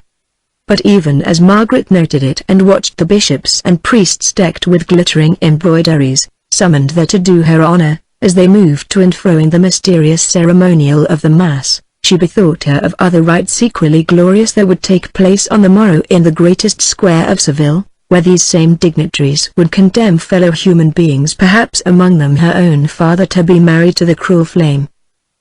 Side by side they knelt before the wondrous altar, while the incense clouds from the censers floated up one by one till they were lost in the gloom above, as the smoke of tomorrow's sacrifice would lose itself in the heavens. She and her husband, one at last, one after so many perils, perhaps to be lost again forever before night fell upon the world. The priests chanted, the gorgeous bishop bowed over them and muttered the marriage service of their faith. The ring was set upon her hand, the troths were plighted, the benediction spoken, and they were man and wife till death should them part, that death which stood so near to them in this hour of life fulfilled. Then they too, who already that morning had made confession of their sins, kneeling alone before the altar, ate of the holy bread, sealing a mystery with a mystery. All was done and over, and rising, they turned and stayed a moment hand in hand while the sweet-voiced choir sang some wondrous chant. Margaret's eyes wandered over the congregation till presently they lighted upon the dark face of Morella, who stood apart a little way, surrounded by his squires and a gentleman, and watched her. He came to her, and bowing low, whispered to her, "We are players in a strange game, my Lady Margaret, and what will be its end, I wonder? Shall I be dead tonight, or you a widow? Aye, and where was its beginning? Not here, I think. And where, oh where shall this seed we sow bear fruit? Well, think as kindly of me as you can, since I loved you who love me not."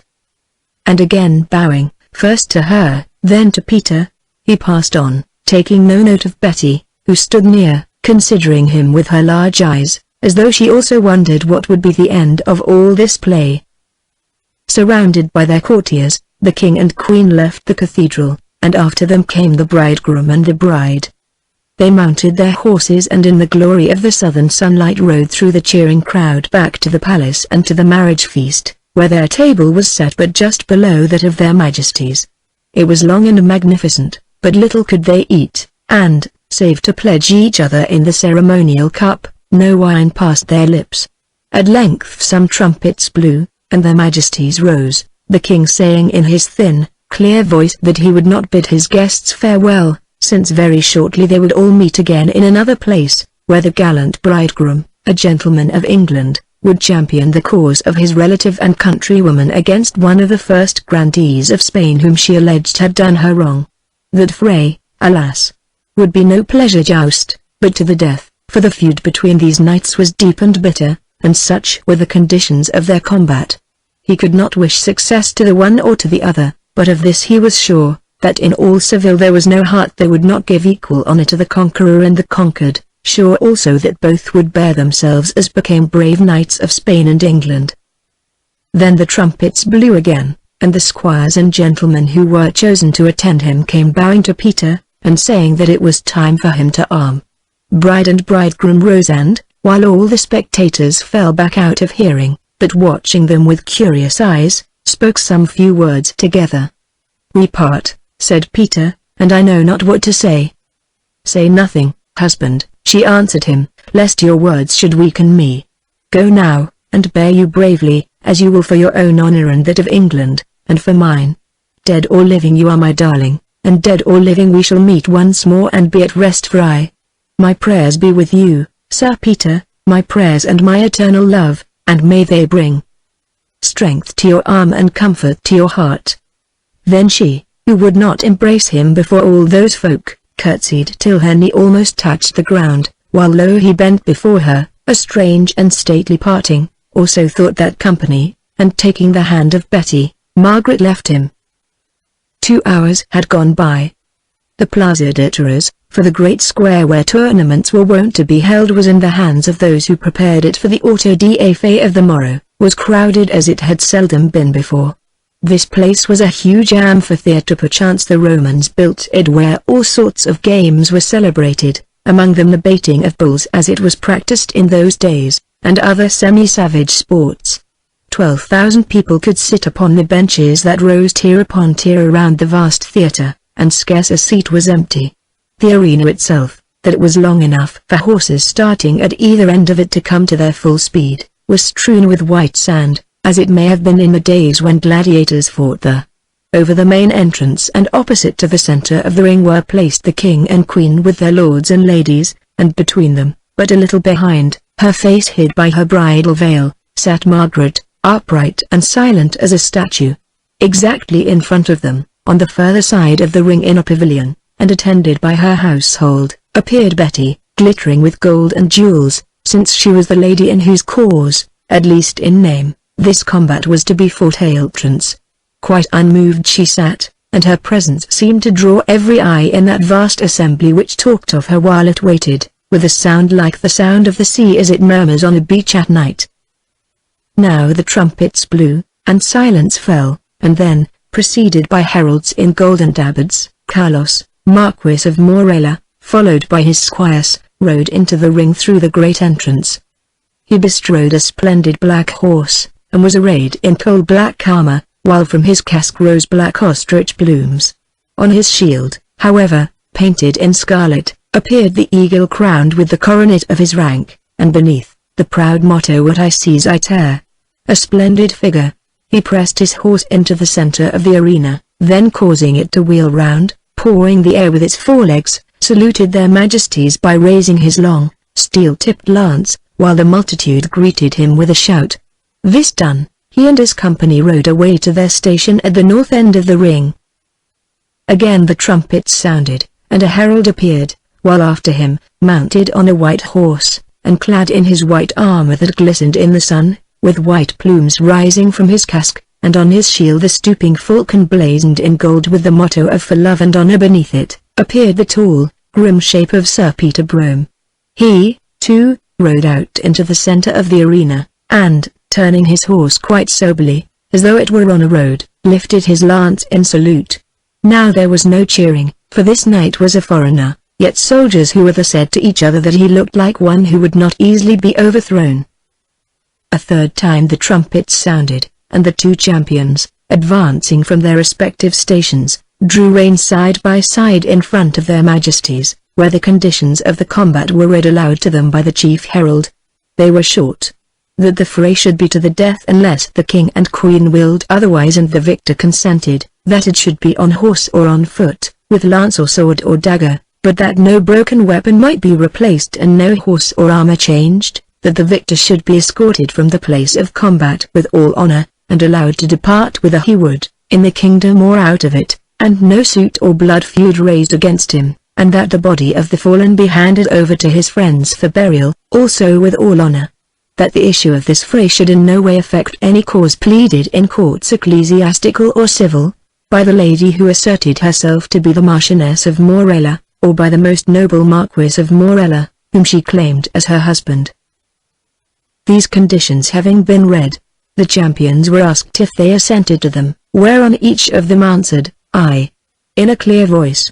Then the herald, speaking on behalf of Sir Peter Brome, by creation a knight of Street Iago and a Don of Spain, solemnly challenged the noble Marquis of Morella to single combat to the death, in that he, the said Marquis, had aspersed the name of his relative, the English lady, Elizabeth Dean, who claimed to be his wife, duly united to him in holy wedlock, and for sundry other causes and injuries worked towards him, the said Sir Peter Brome, and his wife, Dame Margaret Brome, and in token thereof, threw down a gauntlet, which gauntlet the Marquis of Morella lifted upon the point of his lance and cast over his shoulder, thus accepting the challenge.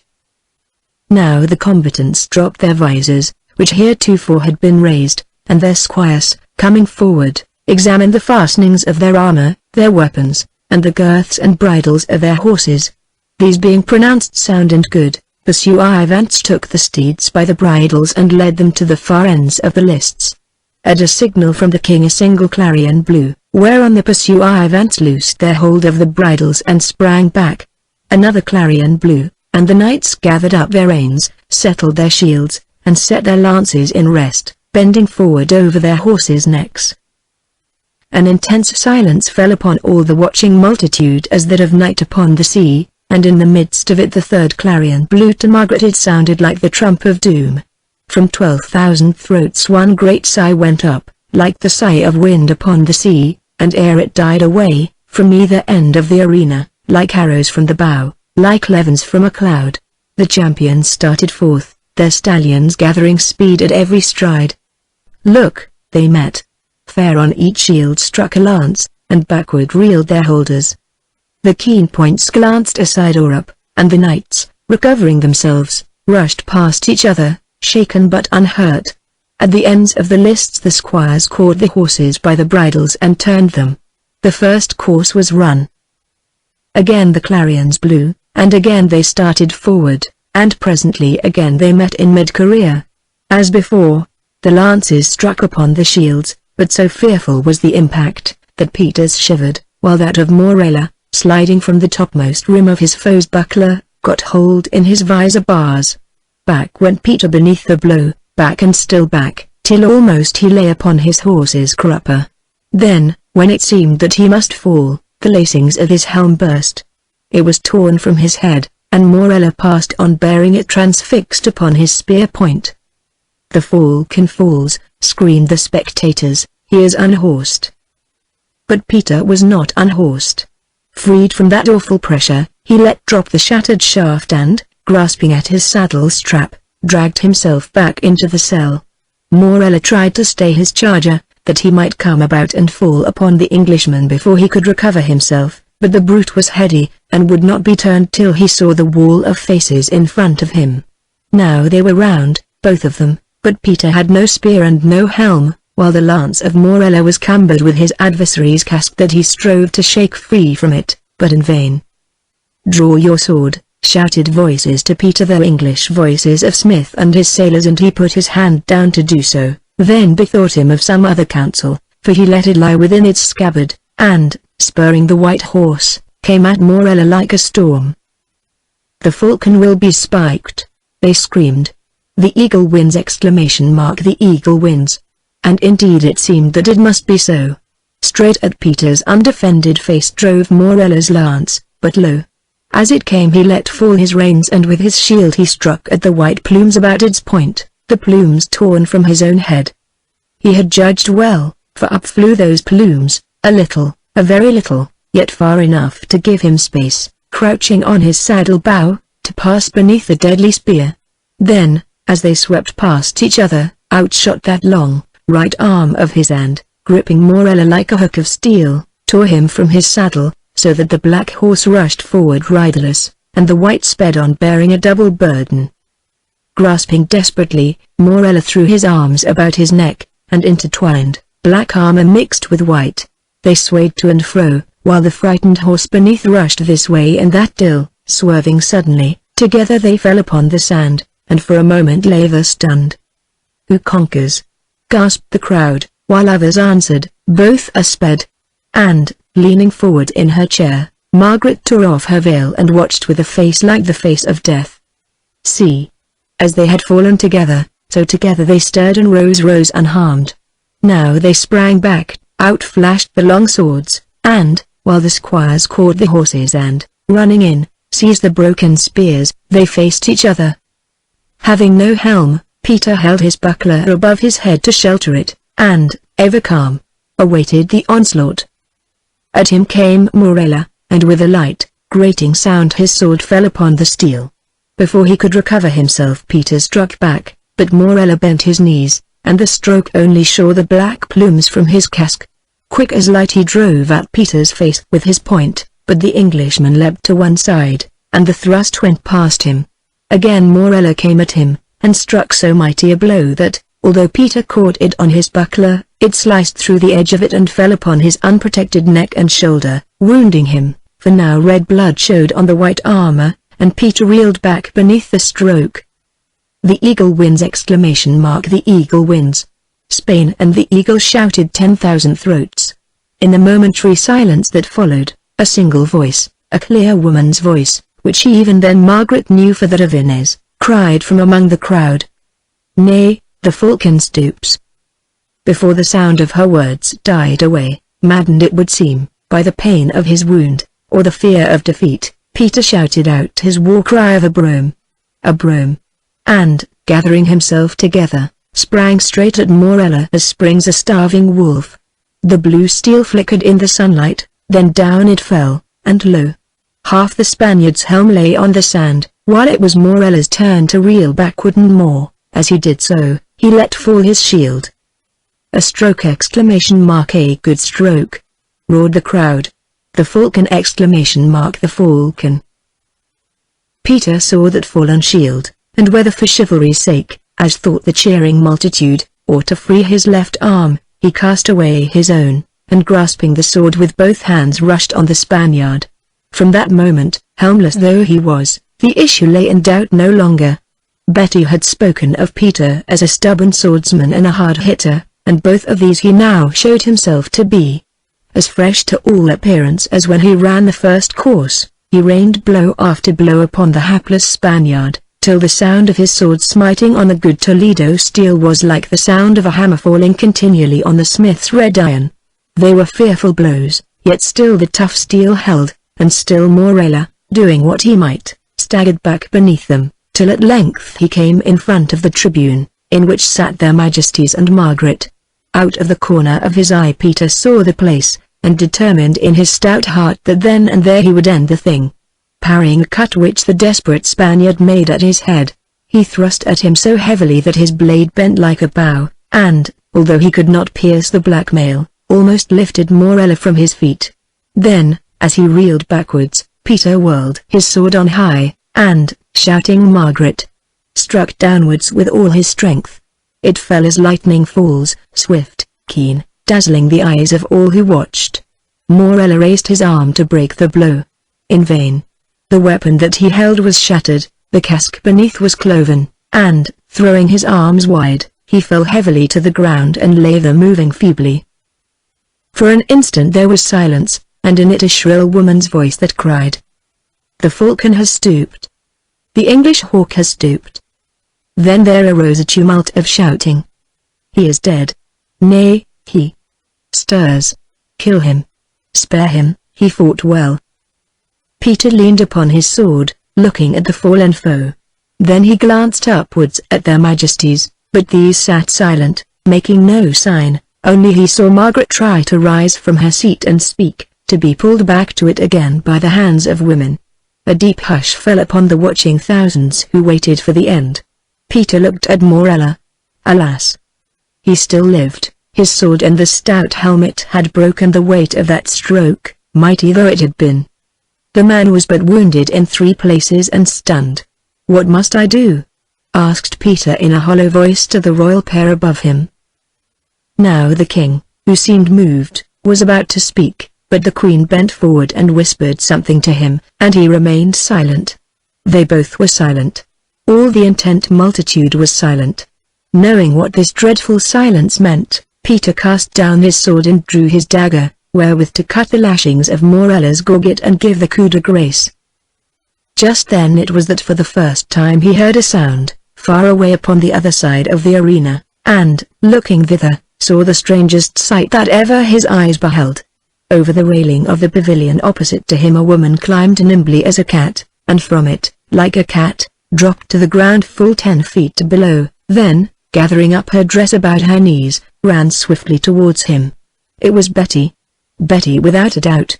Betty in her gorgeous garb, with pearls and braided hair flying loose behind her. He stared amazed. All stared amazed, and in half a minute she was on them, and, standing over the fallen Morella, gasped out, "Let him be! I bid you let him be!"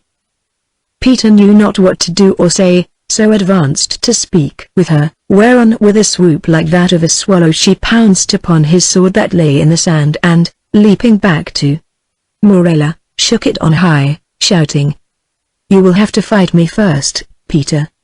Indeed, she did more, striking at him so shrewdly with his own sword that he was forced to spring sideways to avoid the stroke. Now a great roar of laughter went up to heaven. Yes, even Peter laughed, for no such thing as this had ever before been seen in Spain. It died away, and again Betty, who had no low voice, shouted in her villainous Spanish, "He shall kill me before he kills my husband. Give me my husband." "Take him, for my part," answered Peter, whereon, letting fall the sword, Betty, filled with the strength of despair, lifted the senseless Spaniard in her strong white arms as though he were a child, and his bleeding head lying on her shoulder, strove to carry him away, but could not. Then, while all that audience cheered frantically, Peter with a gesture of despair threw down his dagger and once more appealed to their majesties. The king rose and held up his hand, at the same time motioning to Morella's squires to take him from the woman, which, seeing their cognizance, Betty allowed them to do. "Marchioness of Morella," said the king, for the first time giving her that title, "your honor is cleared, your champion has conquered, and this fierce fray was to the death. What have you to say?" "Nothing," answered Betty, "except that I love the man, though he has treated Rue and others ill, and, as I knew he would if he crossed swords with Peter, has got his deserts for his deeds. I say I love him, and if Peter wishes to kill him, he must kill me first." "Sir Peter Brome," said the king, "the judgment lies in your hand. We give you the man's life, to grant or to take." Peter thought a while, then answered, "I grant him his life if he will acknowledge this lady to be his true and lawful wife, and live with her as such, now and for ever, staying all suits against her." "How can he do that, you fool?" asked Betty, "when you have knocked all his senses out of him with that great sword of yours?" "Perhaps," suggested Peter humbly, "someone will do it for him." "Yes," said Isabella, speaking for the first time, "I will. On behalf of the Marquis of Morella I promise these things, Don Peter Brome, before all these people here gathered. Add this, that if he should live, and it pleases him to break this promise made on his behalf to save him from death, then let his name be shamed, yes, let it become a byword and a scorn. Proclaim it, heralds." So the heralds blew their trumpets and one of them called out the Queen's decree, whereat the spectators cheered again, shouting that it was good, and they bore witness to that promise.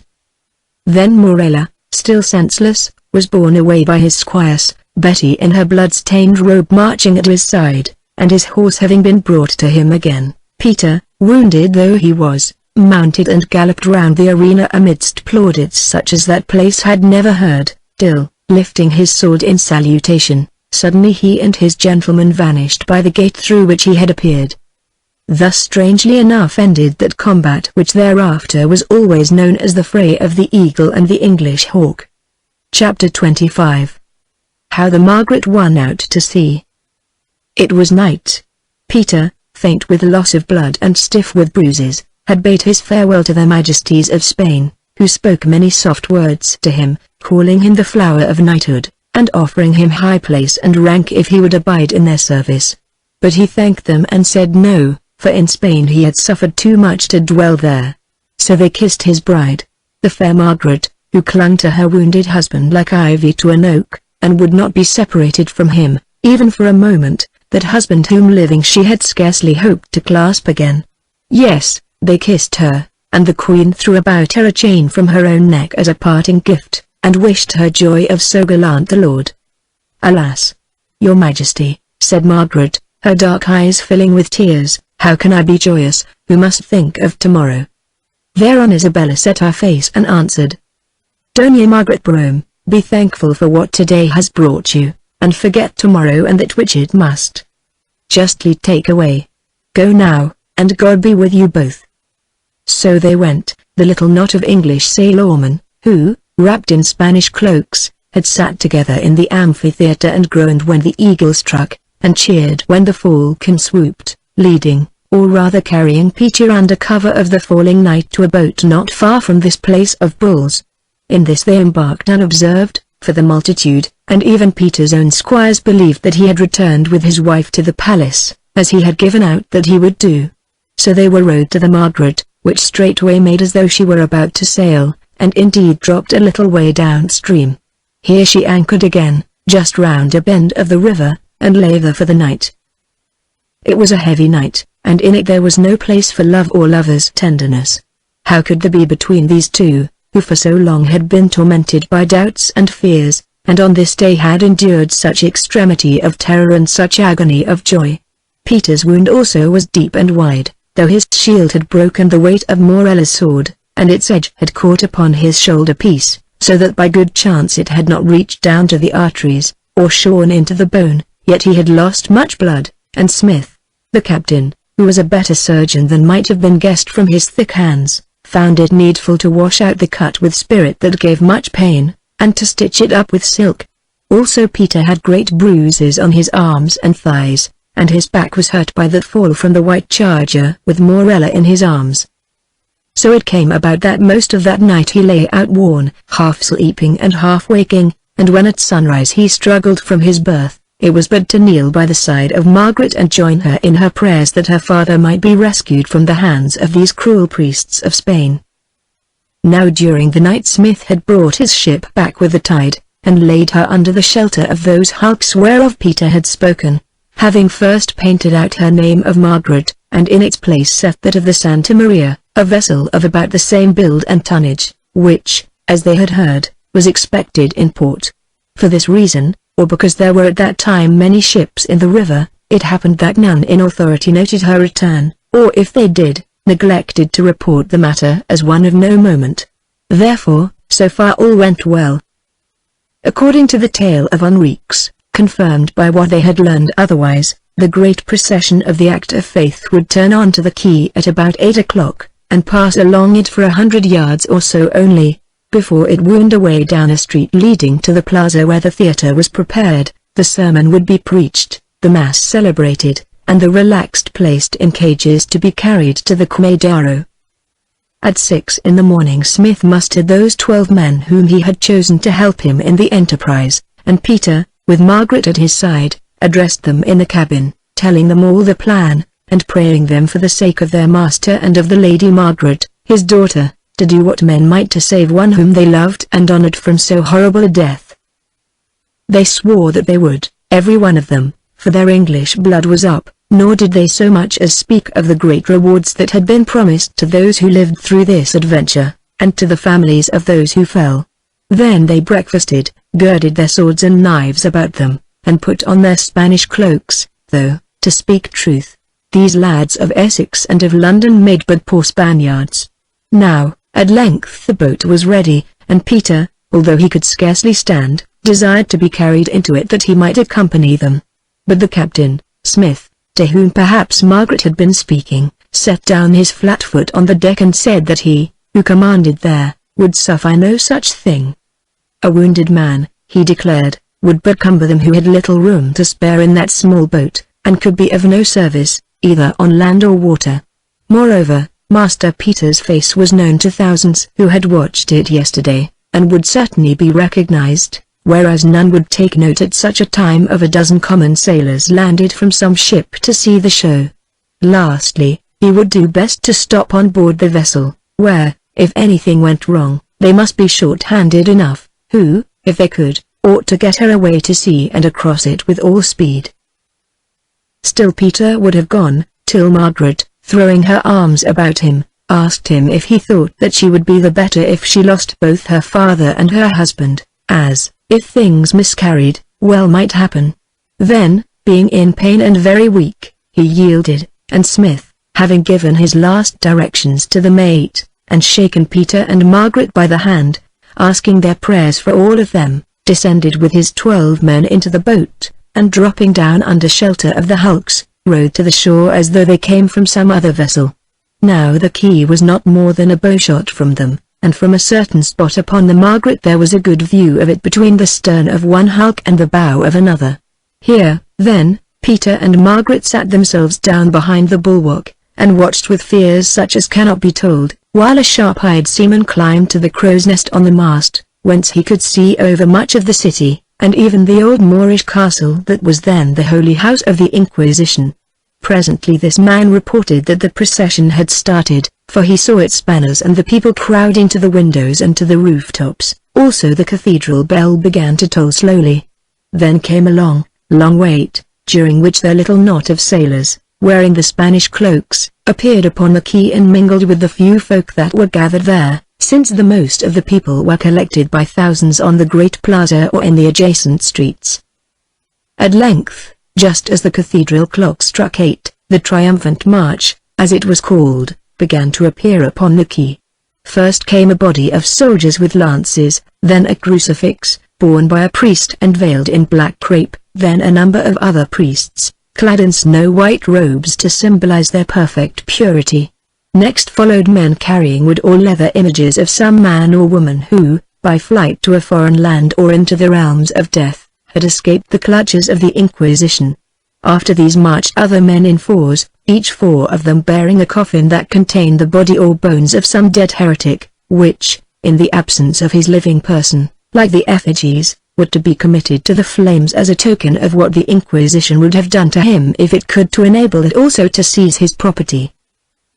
Then came many penitents, their heads shaven, their feet bare, and clad, some in dark-colored cloaks, some in yellow robes, called the Sanbenito, which were adorned with a red cross. These were followed by a melancholy band of relaxed heretics, doomed to the fire or strangulation at the stake, and clothed in zimras of sheepskin, painted all over with devils and the portraits of their own faces surrounded by flames. These poor creatures wore also flame-adorned caps called corozas, shaped like bishops' mitres, and were gagged with blocks of wood, lest they should contaminate the populace by some declaration of their heresy, while in their hands they bore tapers, which the monks who accompanied them relighted from time to time if they became extinguished. Now the hearts of Peter and Margaret leapt within them, for at the end of this hideous troop rode a man mounted on an ass, clothed in a zimra and coroza, but with a noose about his neck. So the Freyon had told the truth, for without doubt this was John Castell. Like people in a dream, they saw him advance in his garb of shame, and after him, gorgeously attired, civil officers, inquisitors, and familiars of noble rank, members of the Council of Inquisition, behind whom was borne a flaunting banner, called the Holy Standard of the Faith.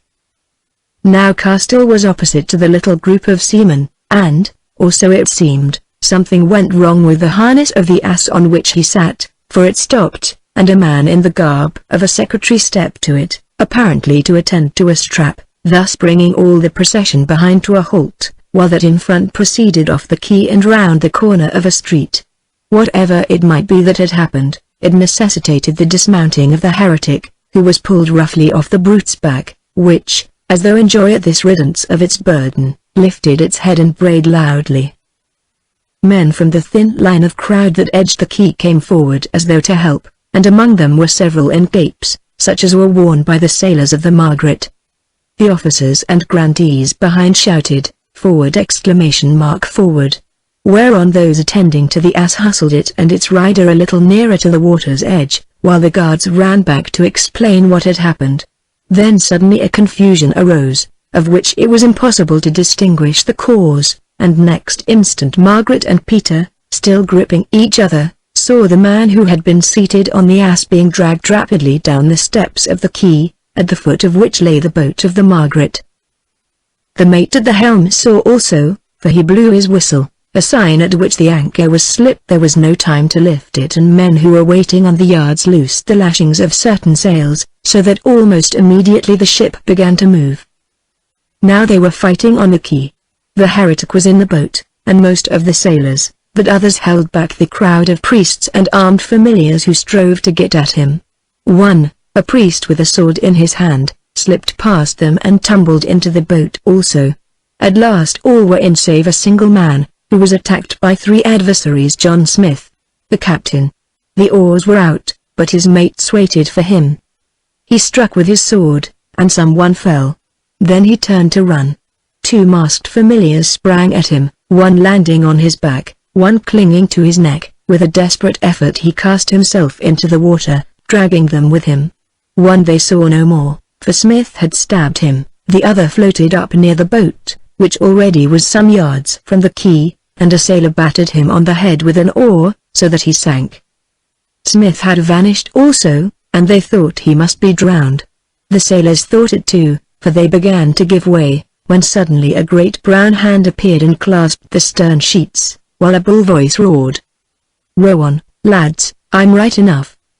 Row they did indeed, till the ashen oars bent like bows. Only 2 of them seized the officer who had sprung into the boat and flung him screaming into the river, where he struggled a while, for he could not swim, gripping at the air with his hands, then disappeared.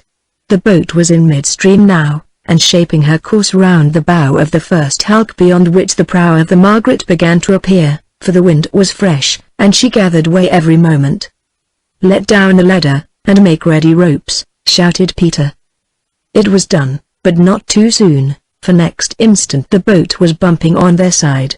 The sailors in her caught the ropes and hung on, while the captain, Smith, half drowned, clung to the stern sheets, for the water washed over his head. "Save him first," cried Peter. A man, running down the ladder, threw a noose to him, which Smith seized with one hand and by degrees worked beneath his arms. Then they tackled onto it, and dragged him bodily from the river to the deck, where he lay gasping and spitting out foam and water. By now the ship was traveling swiftly, so swiftly that Margaret was in an agony of fear lest the boat should be towed under and sink. But these sailor men knew their trade. By degrees they let the boat drop back till her bow was abreast of the ladder. Then they helped Castle forward. He gripped its rungs, and eager hands gripped him. Up he staggered, step by step, till at length his hideous, fiend-painted cap, his white face, whence the beard had been shaved, and his open mouth, in which still was fixed the wooden gag, appeared above the bulwarks, as the mate said afterwards, like that of a devil escaped from hell. They lifted him over, and he sank fainting in his daughter's arms. Then one by one the sailors came up after him. None were missing, though 2 had been wounded, and were covered with blood. No, none were missing. God had brought them, every one, safe back to the deck of the Margaret.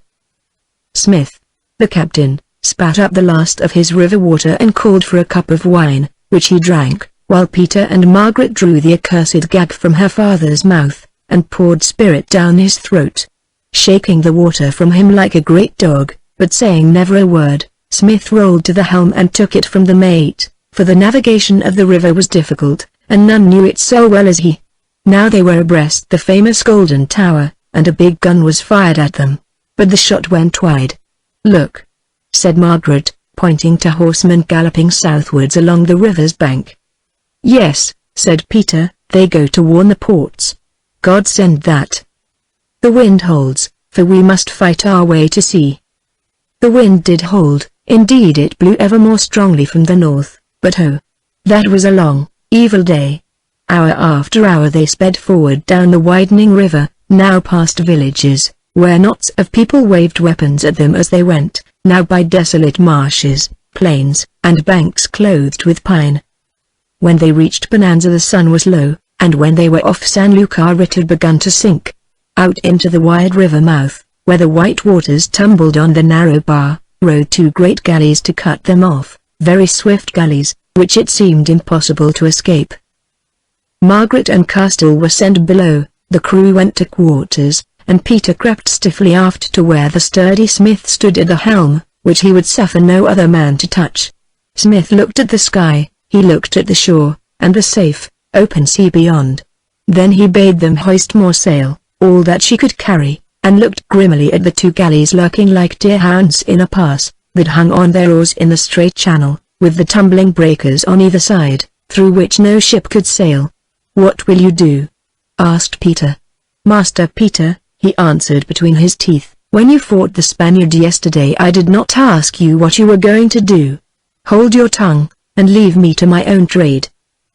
The Margaret was a swift ship, but never yet had she moved so swiftly. Behind her shrilled the gale, for now it was no less. Her stout masts bent like fishing poles, her rigging creaked and groaned beneath the weight of the bellying canvas.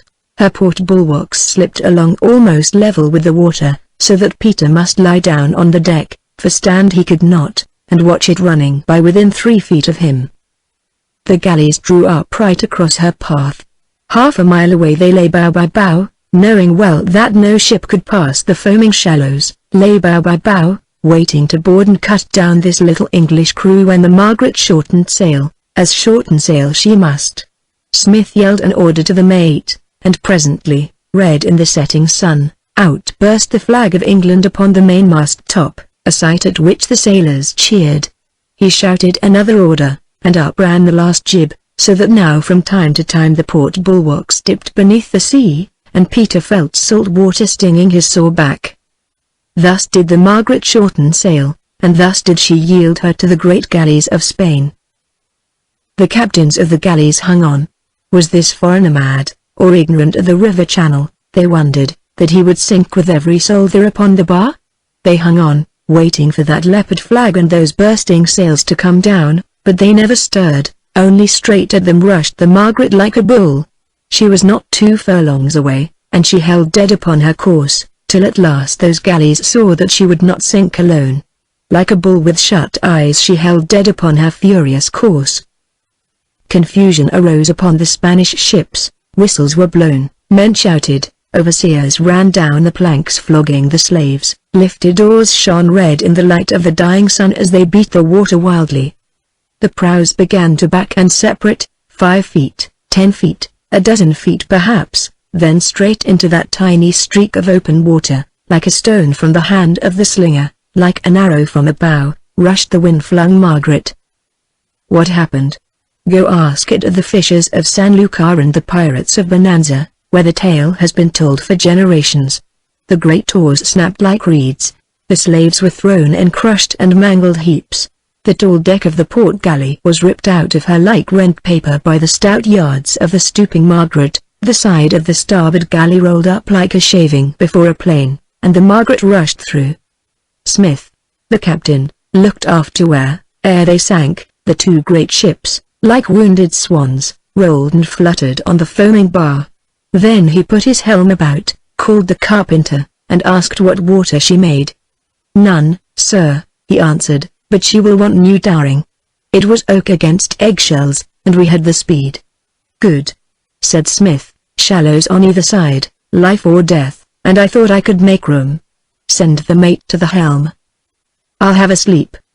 Then the sun vanished beneath the roaring open sea, and, escaped from all the power of Spain, the Margaret turned her scarred and splintered bow for Ushant and for England. Chapter 26. Envoy. 10 years had gone by since Captain Smith took the good ship Margaret across the bar of the Guadalquivir in a very notable fashion. It was late May in Essex, and all the woods were green, and all the birds sang, and all the meadows were bright with flowers. Down in the lovely vale of Didham there was a long, low house with many gables, a charming old house of red brick and timbers already black with age. It stood upon a little hill, backed with woods, and from it a long avenue of ancient oaks ran across the park to the road which led to Colchester and London. Down that avenue on this May afternoon an aged, white-haired man, with quick black eyes, was walking, and with him 3 children, very beautiful children, a boy of about 9 and 2 little girls, who clung to his hand and garments and pestered him with questions.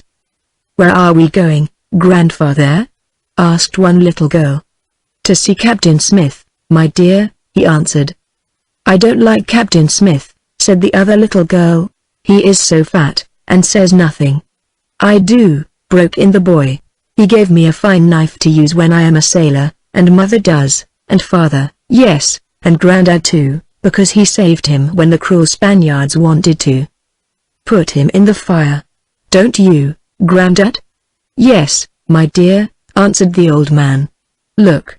There is a squirrel running over the grass, see if you can catch it before it reaches that tree." Off went the children at full pelt, and the tree being a low one, began to climb it after the squirrel.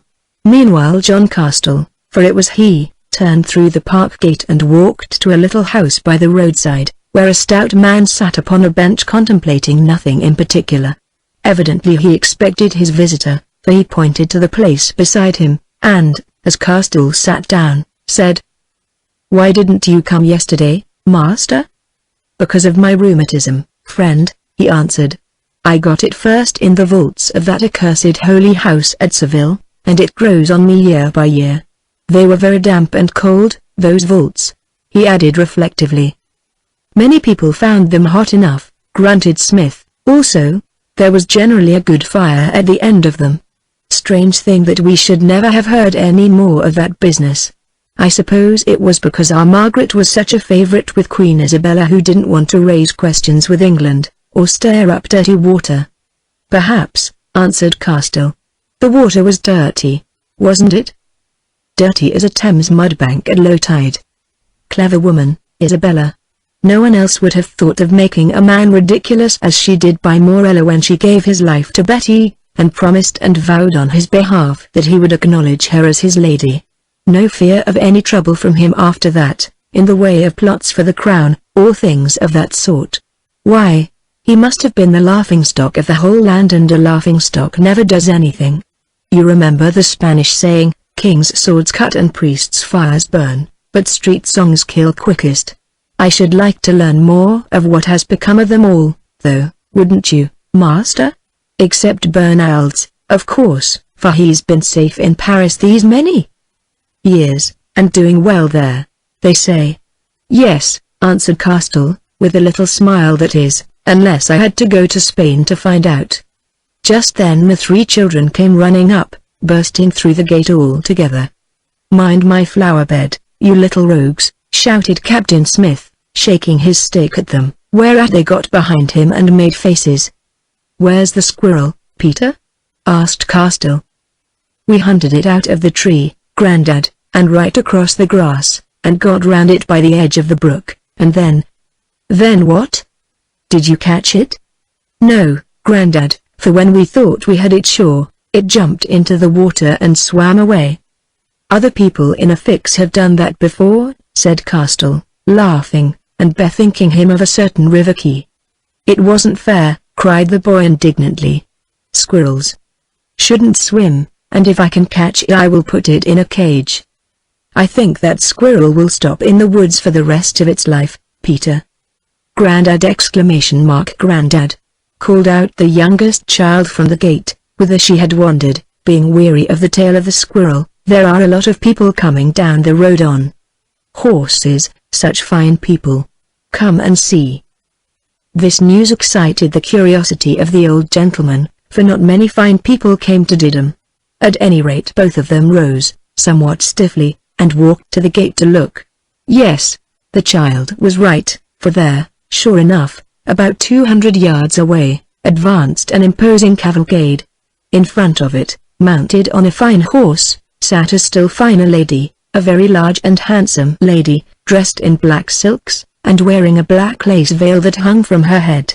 At her side was another lady, much muffled up as though she found the climate cold, and riding between them, on a pony, a gallant-looking little boy. After these came servants, male and female, 6 or 8 of them, and last of all a great wain, laden with baggage, drawn by 4 big Flemish horses. "Now, whom have we here?" ejaculated Castell, staring at them.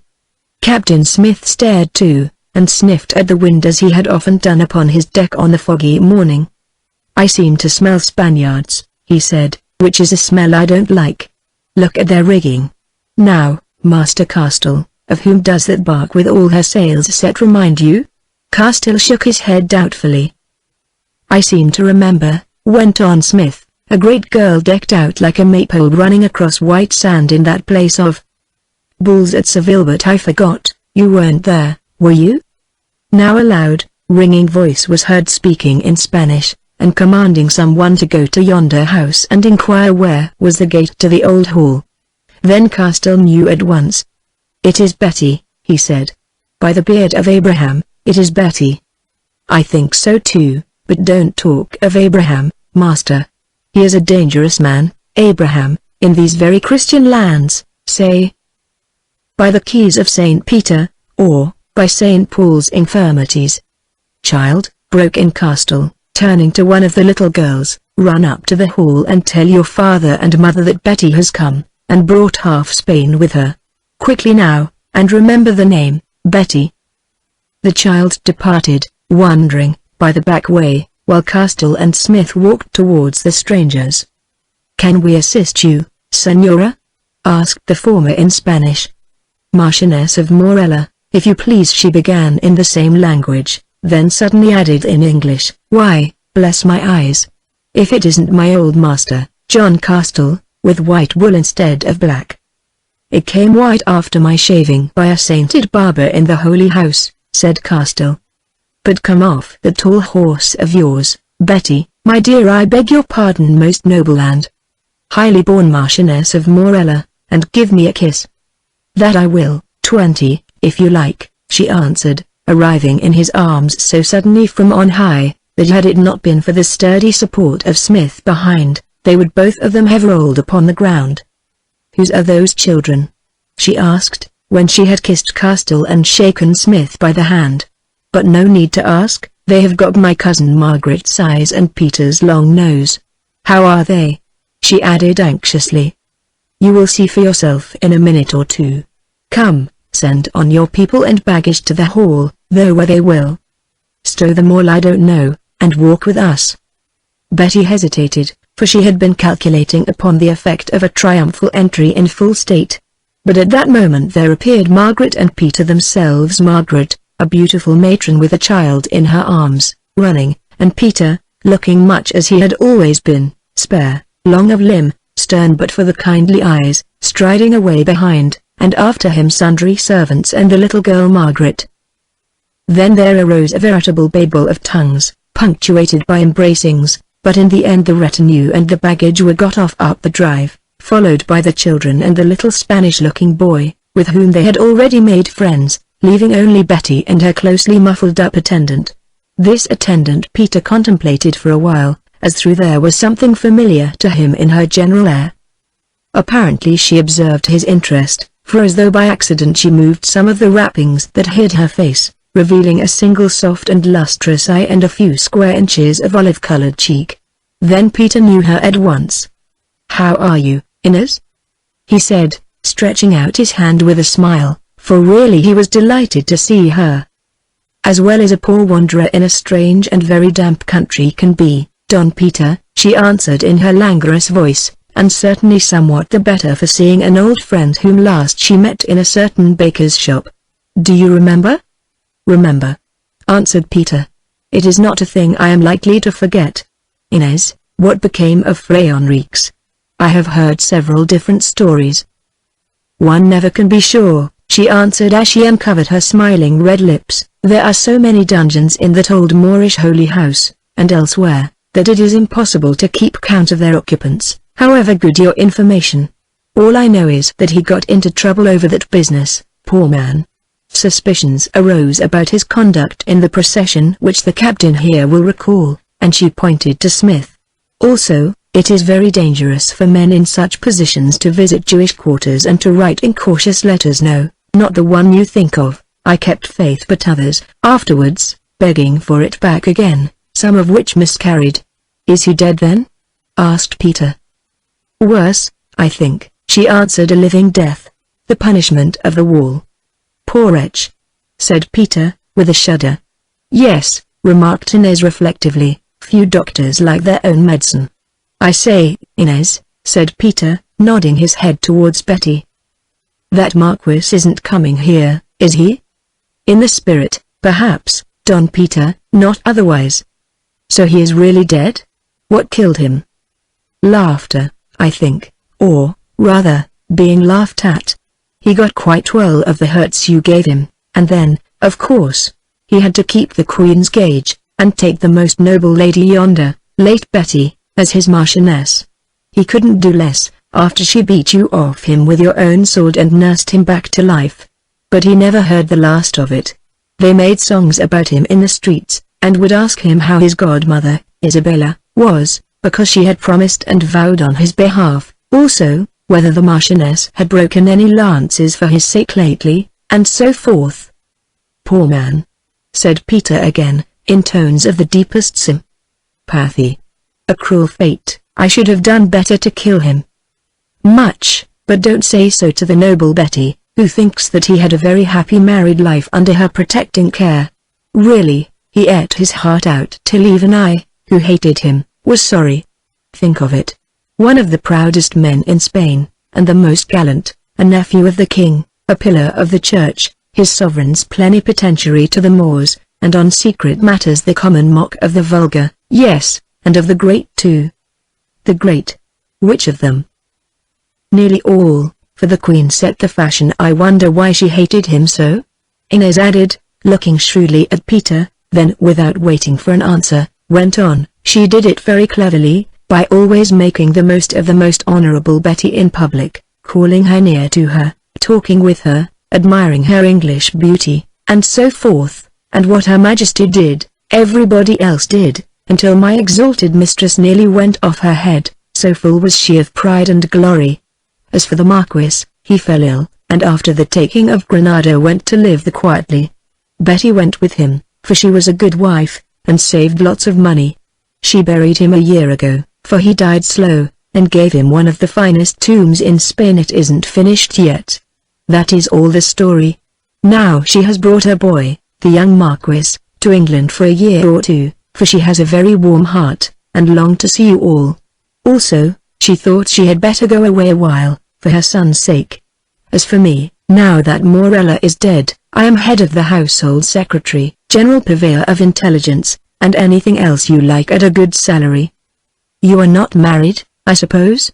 Asked Peter. No, Inez answered, I saw so much of men when I was younger that I seem to have had enough of them.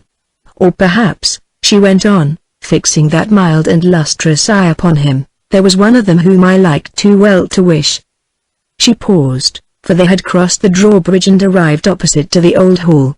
The gorgeous Betty and the fair Margaret, accompanied by the others, and talking rapidly, had passed through the wide doorway into its spacious vestibule. Inez looked after them, and perceived, standing like a guard at the foot of the open stair, that scarred suit of white armor and riven shield blazoned with a golden falcon, Isabella's gift, in which Peter had fought and conquered the Marquis of Morella. Then she stepped back and contemplated the house critically. At each end of it rose a stone tower, built for the purposes of defense, and all around ran a deep moat. Within the circle of this moat, and surrounded by poplars and ancient yews, on the south side of the hall lay a walled pleasaunce, or garden, of turf pierced by paths and planted with flowering hawthorns and other shrubs, and at the end of it, almost hidden in drooping willows, a stone basin of water. Looking at it, Inez saw at once that so far as the circumstances of climate and situation would allow, Peter, in the laying out of this place, had copied another in the far-off, southern city of Granada, even down to the details of the steps and seats. She turned to him and said innocently, "Sir Peter, are you minded to walk with me in that garden this pleasant evening? I do not see any window in yonder tower." Peter turned red as the scar across his face, and laughed as he answered. There may be one for all that. Get you into the house, dear Inez, for none can be more welcome there, but I walk no more alone with you in gardens,